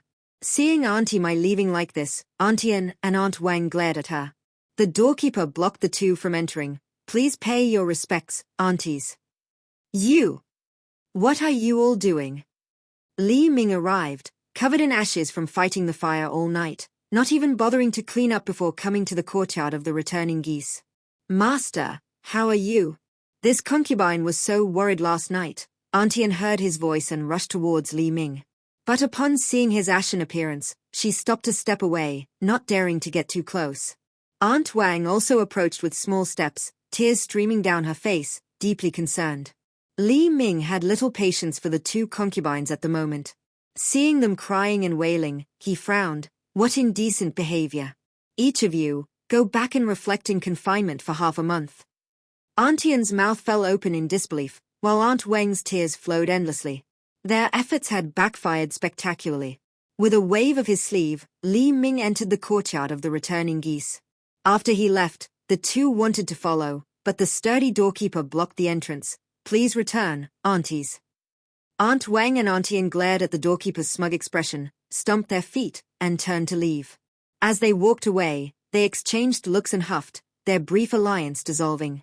Last night, as the physician said, elder sister Liu developed a fever, and they followed the physician's instructions to lower her temperature, administering medicine every hour.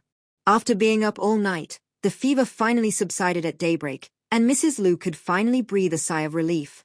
She left someone to care for elder sister Liu and returned to the courtyard of the returning geese. She instructed the servants to inform the aunties and ladies-in-waiting not to come and pay respects. With Zizou's assistance, she changed into a fresh set of clothes and prepared to rest for a moment. Li Ming then strode in. Seeing Li Ming, usually neat and tidy but now covered in ashes, Mrs. Lu approached him. Master, how are you? Are you hurt anywhere? Touched by Mrs. Lu's concerned words and recalling the two concubines he had stopped at the door, Li Ming felt warmth in his heart. I'm fine. How was everything last night, madam? Mrs. Lu gestured for the servants to leave and explained the situation in detail to Li Ming. Madam, are you certain he is the heir of the Marquis Beinging? Li Ming didn't doubt her, but the Marquis Beinging was a powerful figure. The Marquis Beinging's regiment guarded the borders and was highly esteemed by the imperial family. For his son to be pursued and end up in Liuju seemed unlikely, no matter how Li Ming looked at it. The young man's appearance is 70 or 80% similar to the Marquis Beinging's. I recall elder sister Liu mentioning that the Marquis Beinging's son lived with the Marquis and his wife in the northern frontier. However, this year is the Marquis's 66th birthday, so the heir was supposed to return to the capital since the Marquis couldn't make it back, Mrs. Liu pondered. But even if he was traveling from the northern frontier to the capital, how could he have ended up in Liuju? Li Ming tried to recall the map of the empire's territories. The main issue was that Li Ming didn't want to believe the young man was truly the heir of the Marquis Beinging. If it were true, then the incident in Liuju would not only cost him his newly acquired county magistrate position but could also endanger his life and family. It's possible he ended up in Liuju while being pursued. Mrs. Liu's words left Li Ming silent for a moment before he said, since he's lying in the manor now, it is what it is. Coming to his senses, Li Ming considered how to resolve the matter. After some thought, he said, Madam, you handle the affairs of the manor. I'll send someone to the capital to inform the Marquis Beinging's household. Once someone from the Marquis Beinging's household arrives, everything will become clear. Mrs. Liu nodded. Rest assured, master, and take care of it. I will keep the rear courtyard secure. You have my gratitude, madam. Li Ming grasped Mrs. Liu's hand tightly. Master, there's no need for such formalities between husband and wife. Mrs. Liu covered their clasped hands with her other hand. Feeling the ashes on Li Ming's hand, she said, Master, you must be exhausted after a night of hard work. Let me arrange for food, bathing, and rest. Mrs. Liu rose to make arrangements. Li Ming got up to write a letter, ordering his trusted men to urgently send a secret message to the capital city. The trusted subordinates rode away from Liuju on swift horses, carrying the letter, unaware that they were being followed. Tianju disposed of the pursuers, swiftly chasing after the galloping horses. He was frustrated at having to act as a bodyguard for the formidable assassin Tianju, who ranked 9th in their order. Yet he dared not disobey, as Li Xia's aura and methods had instilled fear in him. Tianju not only had to carry out Li Xia's orders, but do so impeccably. Li Ming freshened up, drank a strong tea to stay alert, and headed to the Songtao courtyard. He first checked on the unconscious Lu Xianning, then turned to the pale-faced Li Hui. Li Hui had not slept all night and lost blood from his injury. But out of concern, he refused to rest. Li Ming felt pity for his son. Go get some sleep for a couple of hours. Father, I'm fine, Li Hui tried to persist. I'm here, go sleep for a bit. Li Ming patted Li Hui's shoulder. Li Hui swayed unsteadily. Li Ming hurriedly supported him. Go rest quickly, you and I will face the battle together as father and son. Hearing this, Li Hui grunted and went into the inner room. Without even removing his clothes, he fell asleep as soon as he lay down. Wang Butler entered. Master, Commander Wang has arrived. Li Ming was delighted, as this was a fortuitous opportunity. He had been wondering how to find Commander Wang. With Lu Xianning being hunted, those men in black would undoubtedly come to the magistrate's office sooner or later. He needed men to protect Lu Xianning and his own family. The magistrate's officers were more focused on investigating the cause of the fire. Li Ming was currently short-handed, so Commander Wang, a military officer with troops under his command, was just the person he needed. Moreover, the Wang family had long been entrenched in Liuju, essentially the local power. Li Ming entered the guest hall, and Commander Wang, upon seeing him, stood up and greeted him with a deep bow. Li Ming quickly stepped forward to support Commander Wang, his face puzzled. What is the meaning of this, Commander? I am here to express my gratitude to the Honorable Li. My youngest daughter was saved by your esteemed family's maiden, sparing me the grief of burying her while I still live. Commander Wang insisted on expressing his gratitude with bows. Li Ming had spent the night fighting the fire and rescuing people. Upon returning, he had been preoccupied with Lu Xianning's situation and was unaware of other matters, including Li Xia's rescue of Wang Lan. Only Li Hui and Li Xi knew about it. Seeing Li Ming's lack of knowledge, Commander Wang elaborated on the circumstances. Commander Wang and his wife Xu had 4 sons and 1 daughter, Wang Lan, whom they doted on. The previous night, Wang Lan and her half-sister Wang She had gone to the Lantern Festival. During the fire and explosion, they became separated from their servants. Taking advantage of the chaos, Wang She had pushed Wang Lan. Fortunately, Li Xia had saved her life. After the Li family sent Wang Lan back home, she had told her mother Xu the truth. Xu was furious and immediately had Wang Shi locked in the woodshed. Commander Wang had been out on the streets fighting the fire. Upon returning home and hearing Xu's account, he questioned the servants. After verifying the facts, he sent Wang Shi's wet nurse to the nunnery and confined Wang Shi, intending to marry her off to a strict family. Commander Wang had changed into clean clothes and, without resting, brought gifts to express his gratitude at the Li residence. Only then did Li Ming learn that Li Xia had saved Wang Lan. Although he did not have much affection for Li Xia, he was still pleased that his family's maiden had brought them honor. This was the right thing to do. Commander need not be so courteous. The Honorable Li is too modest. It is thanks to your excellent guidance that your maiden is so virtuous. Your family's maiden is indeed a good girl, unlike mine. Commander Wang sighed regretfully, wishing he had placed his daughter under Xu's tutelage instead of allowing her wet nurse to lead her astray. Commander, I have found the arsonist responsible for last night's fire. Li Ming did not wish to dwell on the matter further and changed the subject. Commander Wang perked up at this. Who started the fire? The previous night's blaze had destroyed dozens of buildings and injured dozens of people, making it the most severe incident in Liujiu in the past decade. My eldest son and his men captured these people last night. They were a group dressed in black with formidable martial arts skills. My son suffered severe injuries in apprehending them. Only one survivor is now locked in the prison cell. Li Ming's brow furrowed as he spoke. Have you interrogated them and found out their motive? Commander Wang inquired with great concern. The man in black remains unconscious. My concern now is that someone might attempt to break him out. Li Ming voiced his worry. Rest assured, sir, I will arrange for men to guard the magistrate's office. These criminals will find no escape, Commander Wang promised resolutely. I leave everything in your capable hands, Commander. Li Ming bowed to Commander Wang. You are too kind, sir. I will make the arrangements immediately. Commander Wang returned the bow and took his leave. After Commander Wang departed, Li Ming summoned Wang Butler and issued quiet instructions. He then directed someone to take Commander Wang's gift of gratitude to the orchid courtyard. Li Xia received the gift, a box of lustrous pearls, clearly a thoughtful selection. Li Xia took a handful of pearls and put them in a pouch, then headed to the elegant refinement pavilion. Since Li Xin had sprained her ankle, the maids would not allow her to do anything and insisted she rest. Li Xin was feeling bored when Li Xia entered, and she motioned for her to sit. Sister, father had someone send me a box of pearls as a gift of gratitude from Commander Wang. I've brought some for you, Li Xia said, handing the pouch of pearls to Li Xin. Seeing Li Xia's completely clueless expression about Commander Wang, Li Xin smiled. Do you know who the maiden you rescued last night was? Who was it? I just saw a pretty young lady push her down. Li Xia had witnessed the incident clearly.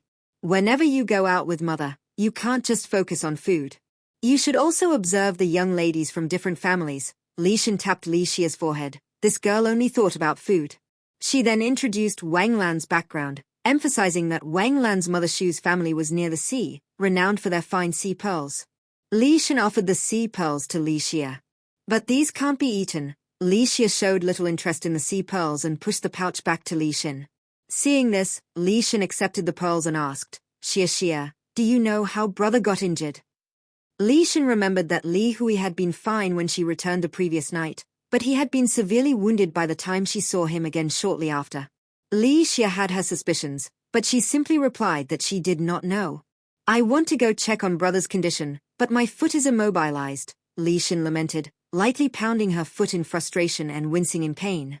Sister, it's rare to see you make such a childish gesture. Li Xia's remark made Li Xin realize her uncharacteristic behavior, and she laughed.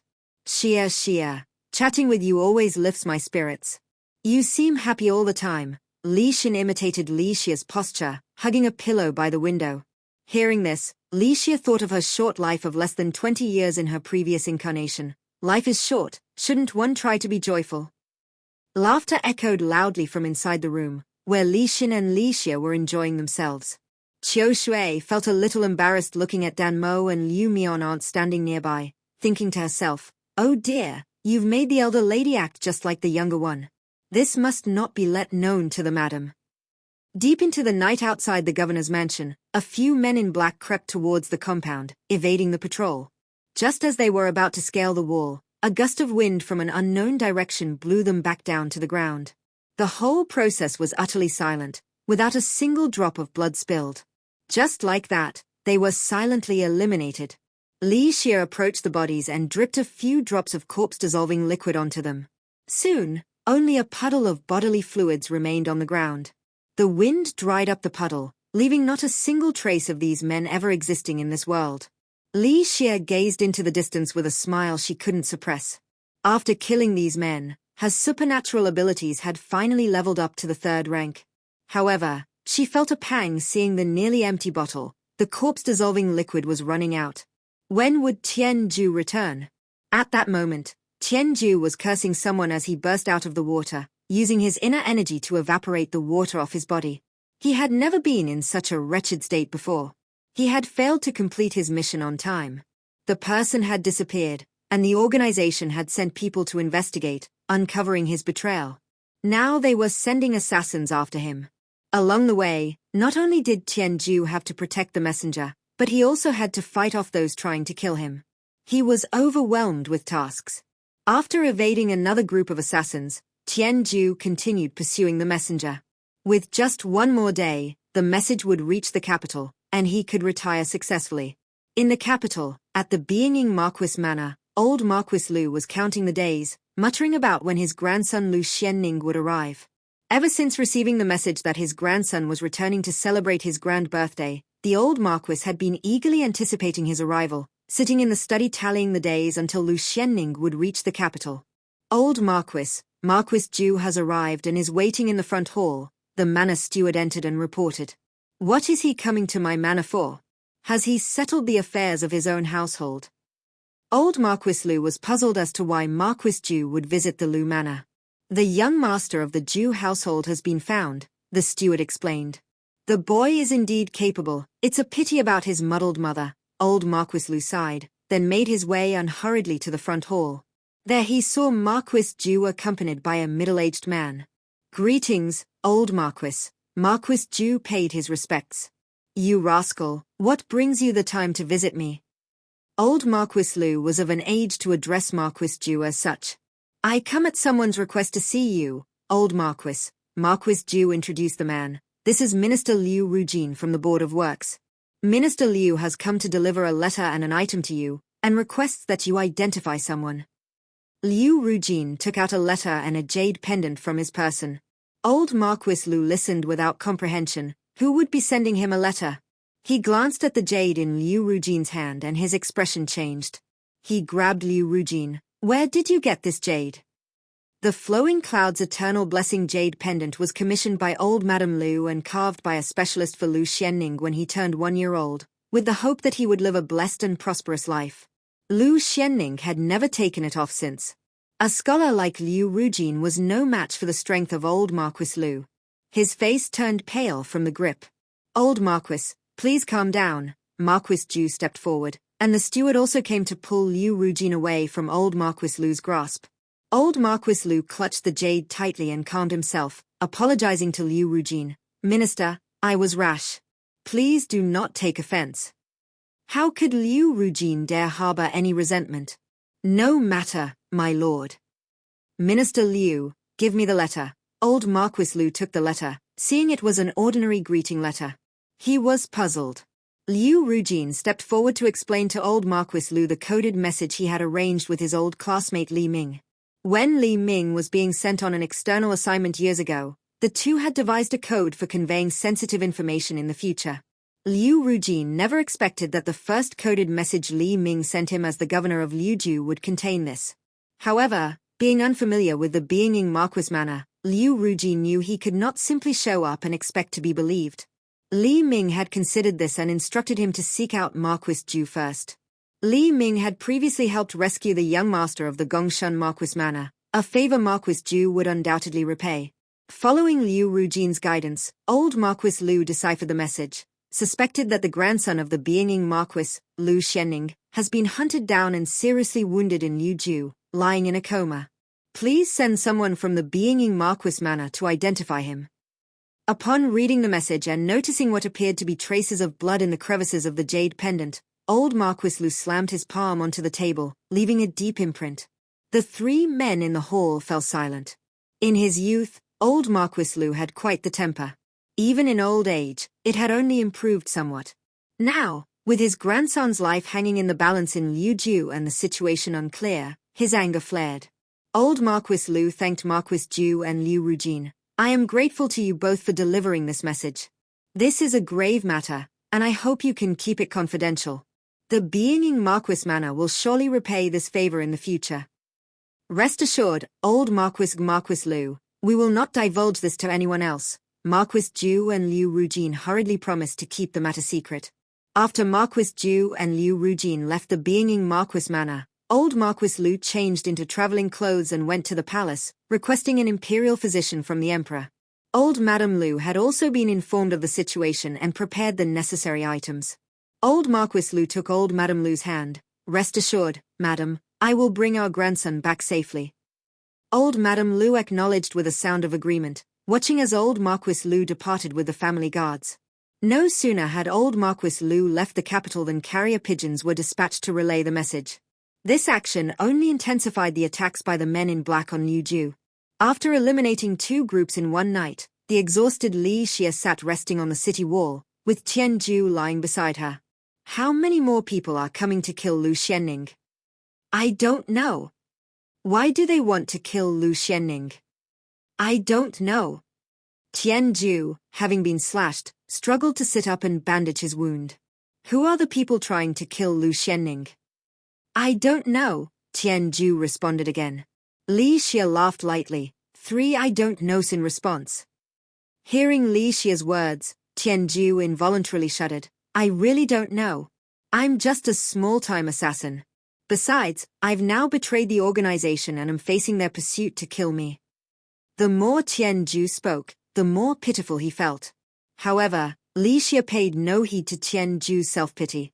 Isn't this what you wanted? Those words left Tianju speechless. He laughed. Are you even human? Haven't I always been a demon in your eyes? Tianju didn't expect Li Xia to respond that way. Was he being that obverse? Does it make a difference? Li Xia stretched lazily. Let's call it a day and head home.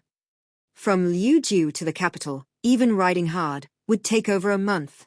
For his grandson's sake, old Marquis Lu rode 2 horses to death, compressing the journey to 16 days before arriving in Liujiu. Without resting, he brought the imperial physician to the Songtao courtyard. Hearing the commotion, Lu Xianning opened his eyes to see old Marquis Lu. His face weathered and eyes reddened, his voice hoarse. Ninga, Grandpa is here. Lu Xianning struggled to get up, and old Marquis Lu stepped forward to support him. Don't get up, stay lying down. Lu Xianning grasped his grandfather's hand tightly. Grandfather, your grandson has been unfilial, causing you to worry. As these words came out, old Marquis Lu felt his eyes grow hot. Tell your grandfather, who harmed you. I will not let them off lightly. The people in the room all withdrew. Lu Xianning motioned for old Marquis Lu to lean closer. Old Marquis Lu approached Lu Xianning's side. Lu Xianning spoke a name in a low voice. Old Marquis Lu's expression changed. How could it be him?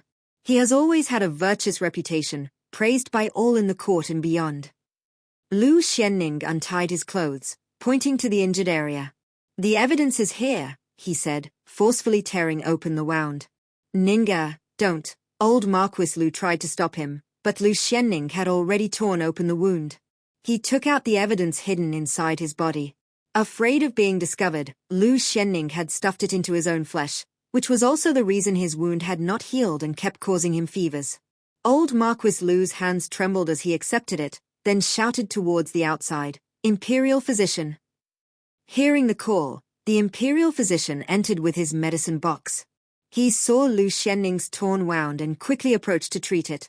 Due to the pain, Lu Xianning fell into unconsciousness. Old Marquis Lu carefully wiped the evidence clean, ensuring it was not damaged, and stored it safely. As the imperial physician emerged from the inner room, old Marquis Lu approached him. "How is my grandson?" "The young master's wound has become infected inside, but it has been cleaned and treated with medicine. However, the young master's injury is severe, and he will need to recuperate quietly." The imperial physician's words allowed old Marquis Lu to breathe a sigh of relief, as long as his life was not in danger. Li Ming entered. "Old Marquis, this subordinate has prepared wine and food for you to refresh yourself."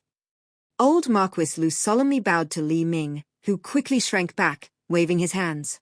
"This cannot be done, this cannot be done. Li Ming, you saved my grandson's life, and this bow is well-deserved." The Lu family had only this single heir for 3 generations. Old Marquis Lu cherished Lu Xianning like the apple of his eye, and he felt immensely grateful to the Li family. "Old Marquis, you honor me too much," Li Ming returned the bow. Seeing Li Ming's sincere modesty, old Marquis Lu did not say more. "Today is a joyful occasion, accompany this old man for a drink." With the evidence removed from his body and his wound cleaned, Lu Xianning's condition improved greatly. He also regained his energy and detailed the full situation to old Marquis Lu. Lu Xianning had set out from the borderlands to return to the capital to celebrate old Marquis Lu's 66th birthday. On the way, when passing through Nan'an City, Lu Xianning remembered that his childhood teacher, Teacher Du, lived not far away in Nantong Prefecture. Not only was Teacher Du highly knowledgeable, but he was also gentle in nature and had a flexible and varied teaching style, most importantly never striking students with a ruler. Lu Xianning had been very fond of him as a child, studying under him for 5 years. Lu Xianning decided to take a 2-day detour to visit Teacher Du in Nantong Prefecture. Lu Xianning and his entourage took the detour to Nantong Prefecture. Upon arriving, they inquired about Teacher Du's residence. Lu Xianning brought gifts and knocked on Teacher Du's door. Hearing the knocking from outside, the person inside felt their heart tighten, and asked in a trembling voice, "Who is it? May I ask if this is Teacher Du's residence? My surname is Lu, and I was a student of Teacher Du. While passing through Nantong, I have come to pay a visit to my old teacher," Lu Xianning said politely from outside the door. "Just a moment," came the reply from behind the door, as a young servant went to speak with Teacher Du in the study. Teacher Du pondered when he had taught a student with the surname Lu. Upon hearing the servant's words, he suddenly stood up. "It's him," he said, looking toward the dejected young man in the study. "11er, there is a chance now." Zhongxi shook his head. "Uncle Du, don't deceive me anymore. Nantong Prefecture is now under their control, and there is no escape.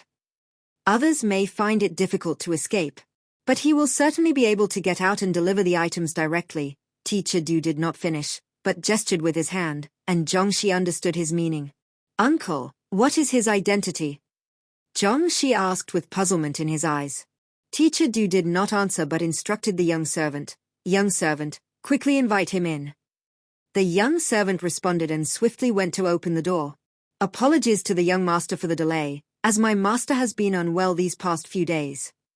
"If the teacher is ill, have you called a physician?" Lu Xianning inquired with concern. The young servant did not respond but led Lu Xianning into the study. Seeing the healthy Teacher Du, Lu Xianning felt puzzled but remained respectful. Student pays respects to the teacher. "Young Master Lu, I truly did not expect you to come and see this old man." Teacher Du stepped forward to help Lu Xianning up, inwardly marveling at how the little bean sprout had grown into a man. "How are the Marquis and the old Marquis?" "Father and grandfather are both well. My father is at the northern border, leading troops in training every day, in high spirits. This time, I have returned to the capital at the behest of my parents to celebrate my grandfather's 66th birthday." Lu Xianning stood up straight and answered Teacher Du's inquiries. "Teacher, your complexion is haggard. Is there something amiss with your health?" Teacher Du did not answer Lu Xianning's question but instead introduced Zhongxi to him. "Young master, allow me to introduce my student, Zhongxi. His father is Zhong Chen, the prefect of Nantong Prefecture." Upon hearing Teacher Du address Lu Xianning as the young master and mention the Marquis from the northern border, Zhongxi realized who he was. He immediately knelt before Lu Xianning. "Young Master Lu, I beg you to help me." Lu Xianning looked at Teacher Du, puzzled by the situation. He had just arrived, and someone was already kneeling before him. 11 Get up, Teacher Du sternly instructed Zhongxi. Zhongxi stood up. Teacher Du sighed. Young master, please forgive me for involving you in this trouble. Teacher, what has happened? Lu Xianning looked at Zhongxi's desperate expression, then back at Teacher Du. Please, take a seat first and allow me to explain. Teacher Du gestured for Lu Xianning to sit down. Lu Xianning sat and listened as Teacher Du explained the situation. After taking office as the prefect of Nantong Prefecture, Zhong Chen unexpectedly discovered that Prince Yongkong's mansion outside the city had found gold and iron mines and was secretly manufacturing weapons. Following the leads, he discovered that Prince Yongkong's mansion was providing these weapons to the Bai tribe, a tribe that has always been at odds with our nation and known for their cruelty, pillaging, and massacres. Such actions were tantamount to treason. Zhong Chen compiled the evidence he had gathered, intending to send someone to deliver it to the capital and expose the matter. However, he was discovered by the spy planted by Prince Yongkang within the prefecture office. Prince Yongkang set a trap, summoning Zhong Chen under the pretext of an official meeting, then accused Zhong Chen of misconduct for making improper advances towards a lady of the prince's household while intoxicated, using it as an excuse to imprison him. The Zhong family residence was subsequently sealed off by the prince's guards. Aware that this summons from Prince Yongkang meant he would not return, Zhong Chen had given the evidence to his son, Zhongxi, beforehand, instructing him to seek out Teacher Du and find a way to deliver the evidence out of the city. Teacher Du and Zhong Chen were longtime friends. Although Zhongxi had become Teacher Du's student, their relationship was not widely known. This allowed Zhongxi to hide at Teacher Du's residence, temporarily avoiding detection. However, Nantong Prefecture was now under the control of Prince Yongkong's troops, making it difficult for Zhongxi to escape. Lu Xianning's arrival brought a glimmer of hope to Zhongxi, who understood that leaving Nantong Prefecture was unlikely for him. He pleaded with Lu Xianning to take the evidence away. Lu Xianning accepted the evidence and solemnly bid farewell to the two. Teacher, Brother Zhong. Rest assured, even if I must risk my life, I will surely deliver this evidence to the emperor. Lu Xianning returned to his residence, packed his belongings, and departed the next day. After going through a strict inspection, he left the Nantong prefecture. After leaving Nantong, he traveled at top speed towards the capital city. However, within 2 days, the black-clothed assassins caught up to them. He suspected that Teacher Du had encountered misfortune. But he had no time to grieve, as the black-clothed men kept coming in waves to kill them. The few servants Lu Xianning had brought were all killed trying to stop the black-clothed men. Lu Xianning had no choice but to change his route and take a detour, planning to reach the capital city through Yuzhou. Until the Lantern Festival night, my grandson was seriously injured but rescued, old Marquis Lu said, recalling the silhouette he saw in his dazed state that night. Old Marquis Lu noticed Lu Xianning's poor expression. Ninga, is something bothering you? Grandfather, I'm fine. But what should we do now? Lu Xianning was concerned about how to deliver the evidence to the capital city. Don't worry, I'll handle everything. Old Marquis Lu patted his grandson's shoulder reassuringly. Lu Xianning's injuries were severe, and the medical treatment in Yuzhou was inadequate. Old Marquis Lu ordered a reinforced and elongated carriage to be made specifically to transport the young Master Lu back home. With Li Hui's assistance, Lu Xianning bid farewell to old Marquis Lu. Outwardly, the person lying in the carriage was Lu Xianning, but in reality, it was someone arranged by old Marquis Lu to impersonate him. The journey was perilous, so old Marquis Lu instructed Lu Xianning to remain in Yuzhou to recuperate and arranged for people to care for him. Old Marquis Lu patted Lu Xianning's shoulder. Your grandfather has been through thick and thin. You stay in Yuzhou to recover. Once you're healed, return to the capital city to celebrate my grand birthday. Grandfather, wait for me in the capital city. Lu Xianning knew his current physical condition would only slow them down. Let's go back inside.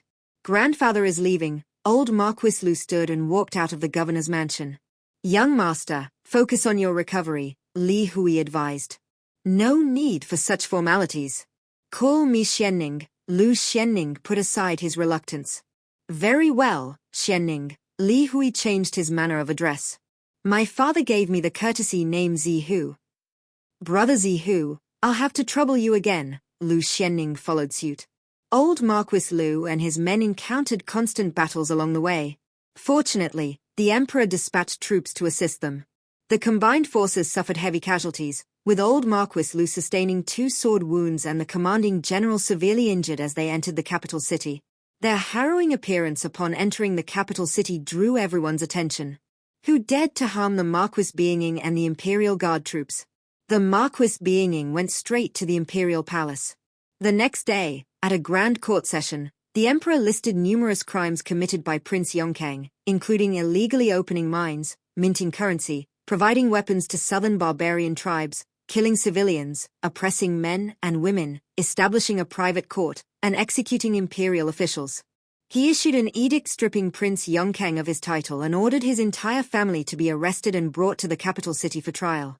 Upon hearing the imperial edict, Prince Yongkang issued a proclamation the following day, accusing the emperor of believing slander and forcing members of the imperial family to rebel.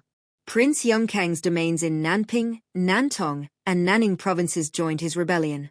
The emperor had been prepared and swiftly suppressed the rebellion. Prince Yongkang was arrested and brought to the capital city. By this time, the news of the young Master Lu being seriously injured but rescued in Liuju had spread. Previously, it had been kept secret, including old Marquis Lu's supposed visit to friends. Li Shan and Aunt Wang learned that Li Hui and Lu's wife had rescued the young master of the Marquis Beinging. The mother and daughter regretted not allowing Li Shan to visit Li Hui's residence more often. Now that the young master had left, they had no opportunity to express their gratitude. How many times have I told you to maintain good relationships with the young master and young ladies? But you never listened, Aunt Wang berated Li Shan reproachfully. Look at that wretched girl Li Xia, how skilled she is at handling situations. Li Shan, already irritated, turned and walked away in displeasure upon hearing Aunt Wang's words. Seeing Li Shan's reaction, Aunt Wang angrily slammed the table, startling Li Yao and causing him to cry out. Aunt Wang hurried to hug and soothe Li Yao. Auntie is here, don't cry. As Aunt Wang held Li Yao in her arms, an incredulous expression appeared on his face. In his previous life, the young master of the Marquis Beinging had died in an unknown alley in Liuju, and no one knew about it until the rebellion broke out. As the governor of Liuju at the time, Li Ming was held accountable, which led to the later marriage alliance. But how was the young master alive and not dead in this life? Was it because he had been reborn, affecting the future? If so, could he change the future? Aunt Wang might not die, and he would not be taken advantage of by Li Shan. Li Xia would not be forced to marry an honorary husband. The more Li Yao thought about it, the more he felt he could change the future, and he couldn't help but smile. Hearing Li Yao's laughter, Aunt Wang remarked amusedly, "This child goes from crying to laughing." Li Yao, realizing his expression might have revealed his thoughts, buried his face in Aunt Wang's embrace to hide it. Seeing Li Yao's affection, Aunt Wang's earlier distress over Li Shan's insensitivity dissipated. She hugged Li Yao and said, "Only Yao cares about Auntie." Due to their role in rescuing the young Master Lu, the Li family received imperial commendations. Li Ming, who had just been promoted to governor, did not receive a higher rank, but Lu's wife was awarded a 4th-rank noble title. The emperor bestowed numerous gifts and rewards. Li Hui also received books and calligraphy treasures from the emperor. With their names recorded by the emperor, the Li family's future prospects were assured. Upon hearing this news, Li Yao was dumbfounded once again. How had things changed so drastically? In his previous life, Prince Yongkang's rebellion had occurred 5 years later, plunging the entire country into turmoil for over 3 years before stabilizing. Yet this time, it was suppressed within 2 months, and Liuju was barely affected. Could his rebirth really change such monumental events? Li Yao felt an immense weight on his shoulders. Lu Xianning had recovered from his injuries and was preparing to bid farewell to Liuju. During his recuperation, he had interacted with Li Hui, and the two found many shared perspectives, delighted to have met each other. Lu Xianning discreetly inquired about Li Xia, who had first discovered him and killed the black-clothed men that night. He learned that she was the second young lady of the Li household, born to a servant woman. Within the Li household, she was known for her honest and unassuming nature. However, Li Xia's actions that night contradicted her reputation. Lu Xianning had secretly investigated, and during his period of unconsciousness, Prince Yongkang had sent numerous assassins to kill him before the evidence reached the capital city. But they were all killed by an unknown force before even entering the Li household. The killer's identity remained a mystery. Those assassins became too terrified to commit any further misdeeds in Liuju. Lu Xianning left Liuju with suspicions about Li Xie. Li Xie, however, was completely unconcerned. At that moment, she was fixated on the grill in front of her. Li Xie had finally managed to obtain lamb legs and had asked Wu Auntie to grill them for her. Wu Auntie's culinary skills were truly remarkable. As long as Li Xie described the dish, Wu Auntie could recreate it, often with an even better taste. Li Xie was growing increasingly grateful to Li Shan. If Li Shan hadn't driven Wu Auntie out of the kitchen, how could she have ended up in Li Xie's courtyard? Finally, upon hearing Wu Auntie say, "It's done," Li Xie eagerly cut off a piece of meat. The crispy skin, tender meat, and flavorful juices were irresistible, causing Li Xie to squint with delight. "Wu Auntie, you should change your name to Skillful Auntie because you have such deft hands." Pleased by Li Xie's praise, Wu Auntie smiled modestly. "Young lady, I'm glad you enjoyed it. I'll make it for you again next time." With her mouth full of meat, Li Xie could only nod in delight. She swallowed and said, "You should have some too," inviting Qiu Shui, Qiu Kuei, and others drawn by the aroma to join them. Knowing the master's temperament, Okra sliced the lamb meat with a knife and shared it with everyone for a taste. After eating the roasted lamb legs, the gloom weighing on her heart was dispelled. For some reason, Auntie Mai had been in a bad mood these past few days. She was particularly strict with Li Xie, sometimes coming to her room in the middle of the night, staring at Li Xie with piercing eyes. Li Xie was not on guard against Auntie Mai, so when she came in, she felt nothing. But waking up to Auntie Mai staring at her like that, Li Xie truly couldn't bear it. Saying anything was useless, she could only endure it. Fortunately, delicious food could make up for her mood. Li Xie lay on the reclining chair, closing her eyes to rest. The sunlight at this hour was not harsh, the perfect time for a nap.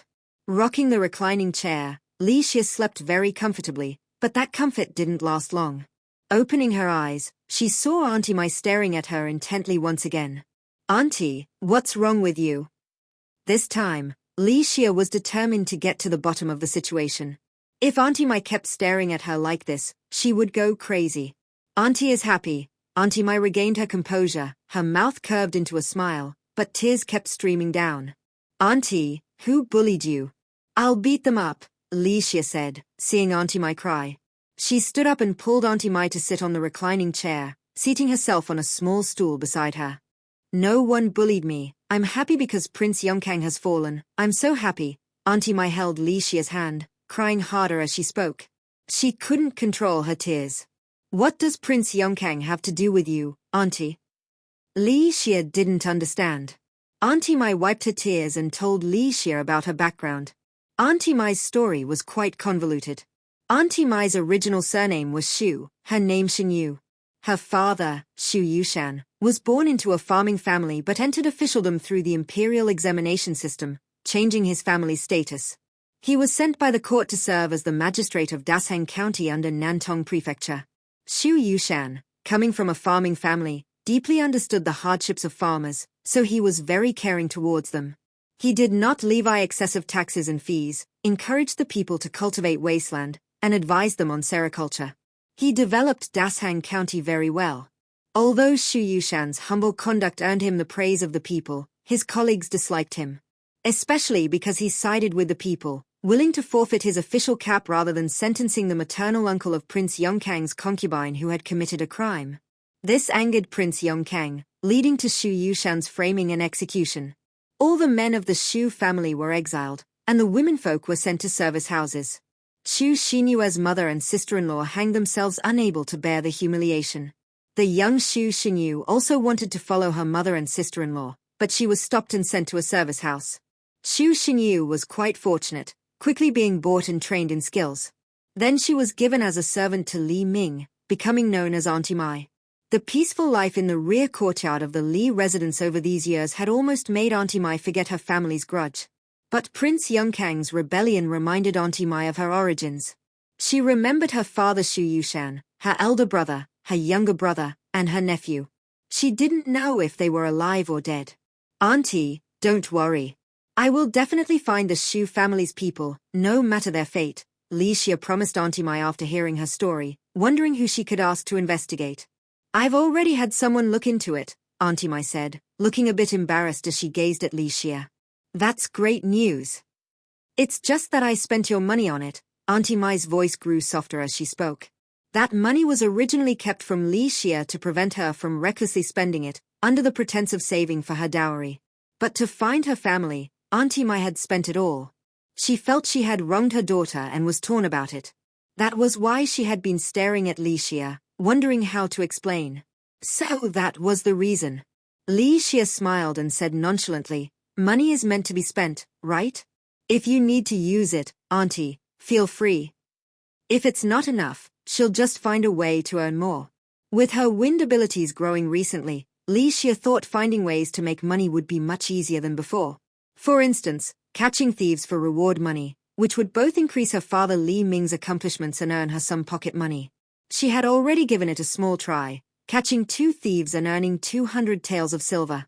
However, since the money had no legitimate source, she couldn't give it to Auntie Mai for the time being. Auntie Mai gave Li Xia a look, wiping her tears, not knowing what to say about Li Xia's optimism. Was money really that easy to earn? As for you, don't think about making money or anything, just stay put. Auntie Mai couldn't remain calm whenever she thought about the things Li Xia did. All right, I won't cause any trouble. Li Xia obediently said she would listen to Auntie Mai in everything. Only then was Auntie Mai satisfied as she returned to the plum courtyard. Watching Auntie Mai leave, Li Xia went into the courtyard and took the pair of shoes she had painstakingly made over the past month. She headed to the Pine Waves courtyard and entered the study room. Li Hui was writing an essay. Due to various incidents in recent months, Li Hui's study time had decreased, with the county examination only a few months away. He needed to make the most of this time.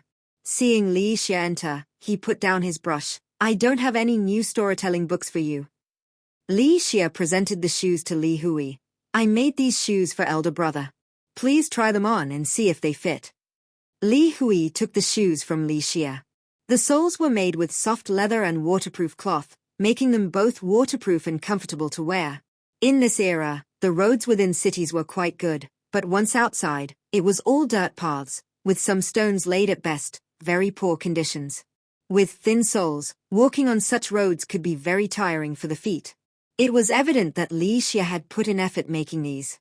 But Li Hui didn't try on the shoes. Instead, he looked at Li Xia. Just say what you need. I can't fool elder brother about anything, Li Xia smiled ingratiatingly. Speak properly, Li Hui frowned, wondering where she had learned such coquettish mannerisms. I saw how Lady Wang speaks to father, and he grants her every wish. Li Xia didn't see anything wrong with it. As long as it worked, she could use it. Li Hui gave a light cough, fortunate that he hadn't drunk his tea yet. Why learn from her? She was just an improper concubine. Li Hui didn't hold Lady Wang in high regard. Don't imitate her. Learn from Xiana how to be a good housekeeper instead. After these 2 incidents, Li Hui had grown much closer to Li Xia, cherishing her like Li Xian. I understand. Li Xia sat up straight and told Li Hui about Auntie Mai's story. So I want to ask elder brother for help in investigating this matter. Although Auntie Mai had spent money to hire someone, as a cloistered woman, who could she know? Li Xia was afraid Auntie Mai had been swindled out of her money. But since Auntie Mai was so eager to find her people, Li Xia didn't want to say too much. Moreover, she couldn't mention this to Li Ming. After considering, she could only turn to Li Hui. Li Xia was hoping that through Li Hui, heir apparent Lu Xianning could lend a hand, since the Shu family had been exiled to the border regions under the Lu family's jurisdiction. Li Hui understood Li Xia's intent. I will write to heir apparent Lu Xianning to request his assistance in looking into this. But you must understand, it has been over 20 years. Life in the border regions is harsh, so whether they are still alive is unknown. Don't worry, elder brother, I understand, Li Xia nodded. She just wanted to get some answers to put Auntie Mai's mind at ease. Seeing that her wish had been fulfilled, Li Xia rose to leave. Elder brother, I won't disturb your studies any longer. Watching his sister leave, Li Hui pondered. He was not unaware of heir apparent Lu Xianning's investigation at the residence before. But Li Xia was his own sister. No matter what, he had to protect her. As for the things being hidden, he believed Li Xia wouldn't do anything to harm their family, and that was enough for him. Late at night, Li Xia changed her clothes and climbed out the window, leaving Liuju City. Outside the city, Tianju was waiting for Li Xia. "You haven't left yet." The man in black had resolved his matter. Li Xia also had no intention of restricting Tianju's personal freedom. "Where can a wanted man like me go?" Tianju rolled his eyes. He wanted to leave but couldn't. "Don't leave, let's team up as bounty hunters," said Li Xia, taking out a few wanted posters from her pocket. Looking at the abstract sketches on the posters, she couldn't help but sneer. "The drawings are so abstract, you wouldn't recognize the real person even if they were standing in front of you." Tianju looked curiously at Li Xia. "The young lady from the governor's family is short on money." "As the governor's lesser daughter, my monthly allowance is no more than 2 taels of silver," Li Xia said casually as she read the descriptions on the posters. Tianju appraised Li Xia. Based on her skills, if he said she was an old demon from the deep mountains, no one would doubt it. But if he said she was the governor's lesser daughter, no one would believe that. Although Tianju's appraising gaze was subtle, Li Xia still sensed it. She took her eyes off the wanted posters and glanced at Tianju.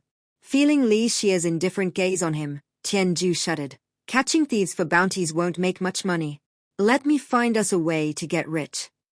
"I won't become an assassin," Li Xia said. In her previous life, she had killed too many living beings and didn't enjoy killing in this life. "No killing, just robbery," Tianju snorted twice, as if he enjoyed being an assassin. If he had a choice, who would willingly walk this path of no return? Robbery, rob the rich to help the poor? "No way, my father is the governor," Li Xia said, which Tianju didn't believe at all. But he also didn't plan to rob the rich and help the poor. "Prince Yongkang is rebelling, and some mountain bandits have recently taken up camp in the hills outside Liuju City. Let's go take some of their money and valuables," Tianju suggested. Li Xia agreed. "Sounds good. Lead the way." Tianju led the way, and Li Xia followed. Along the way, Tianju tried his best to run ahead, wanting to leave Li Xia behind. But unexpectedly, Li Xia always maintained a leisurely pace about 3 meters behind him. Realizing he couldn't shake her off, Tianju gave up. They arrived smoothly at the bandits' den, disappointing Li Xia, who had high expectations. These bandits were too careless, with no lookouts posted along the way. How could such bandits have anything good? This group of bandits just robbed a wealthy merchant today. That merchant was carrying 10 chests of gold, silver, and jewels, Tianju explained to Li Xia. "Were you at the scene of the robbery?" Li Xia asked rhetorically, her tone suggesting she was sure he was. "Let's go in," Tianju said, avoiding her question and leading the way. Seeing how familiar Tianju was with the place, Li Xia guessed he had already scoped it out. The two entered the bandits' warehouse without alerting anyone. The floor was covered with chests full of gold, silver, jade, antiques, and more. Li Xia was pleased. These bandits were wealthy. Tianju had already opened some chests and taken out the platinum and silver. At the bottom of each chest were a few books, then a layer of gold and silver on top to conceal the valuables. He was clearly an experienced hand. Tianju loaded the gold, silver, and jewelry into a bag and slung it over his back. As he stood up, he saw Li Xia staring at him. "Aren't you going to take anything? What are you standing around for?" Li Xia looked at the bag on Tianju's back with disdain. "Is that all you're taking from this trip?" "One can't be too greedy," Tianju said, though Li Xia didn't believe him at all. "The merchant was robbed today, so he'll definitely report it to Liuju. With my father's capabilities, he'll lead a team to suppress the bandits no later than the day after tomorrow," Li Xia said, looking around the warehouse. Tianju looked at Li Xia without comprehending, waiting for her to continue. "So we'll come back tomorrow night to take the silver," Li Xia said before leaving. Tianju looked at Li Xia as she departed, then at the gold and silver in the warehouse. He slung the bag over his back and followed her out. They returned along the same route to a secluded area of the governor's compound wall within the city. Tianju looked at Li Xia. "I'm leaving." Li Xia nodded. "Aren't you going to be reluctant to see me go?" Tianju asked Li Xia, who showed no sentiment, unlike other women. Why would I be reluctant? Li Xia's words made Tianju snort before turning to leave. After 3 steps, he heard Li Xia say, "Don't die." Tianju smiled, tightened the bag of money, and strode away. Li Xia returned to her room, changed her clothes, and quickly fell asleep. She woke up and followed Auntie Mai to pay respects to Mrs. Lu. Mrs. Lu and Li Xin were sitting together chatting. Seeing the two enter, Mrs. Lu waved for them to sit. With no outsiders present, she didn't bother with formalities.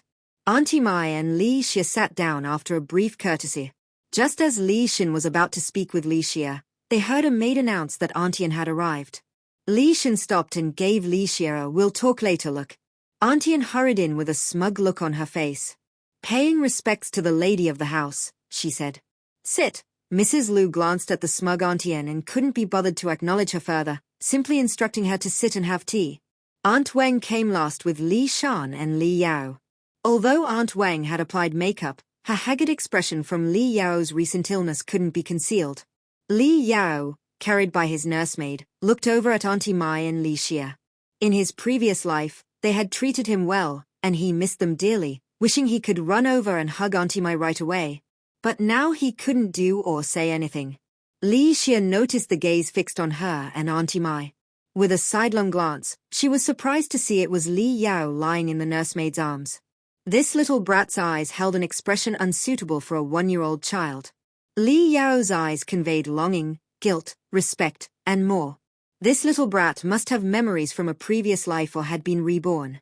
Li Xia pondered this and thought to take this opportunity to probe the little brat. As she considered this, she heard Mrs. Lu slam her hand on the table and say sternly, "Enough." Li Xia refocused her attention on Mrs. Lu, whose expression was grim as she looked at Auntie and had turned pale, while Aunt Wang's eyes held an amused look. It seemed Auntie had said something foolish again. Li Xia then heard Mrs. Lu say, "The 2nd and 3rd young masters have exams coming up. As their birth mother, you will stay in your room and copy sutras to pray for their success." Mrs. Lu's words made Auntie's face turn even paler. Aunt Wang couldn't help but laugh. Mrs. Lu glanced at Aunt Wang and continued, "Aunt Wang, if you can't properly take care of the 4th young master and he falls ill again, just bring him to my courtyard." Mrs. Lu's words drained a color from Aunt Wang's face. "My lady, this servant will take good care of the 4th young master," Aunt Wang said hastily, not wanting to give up her son whom she had labored to bear.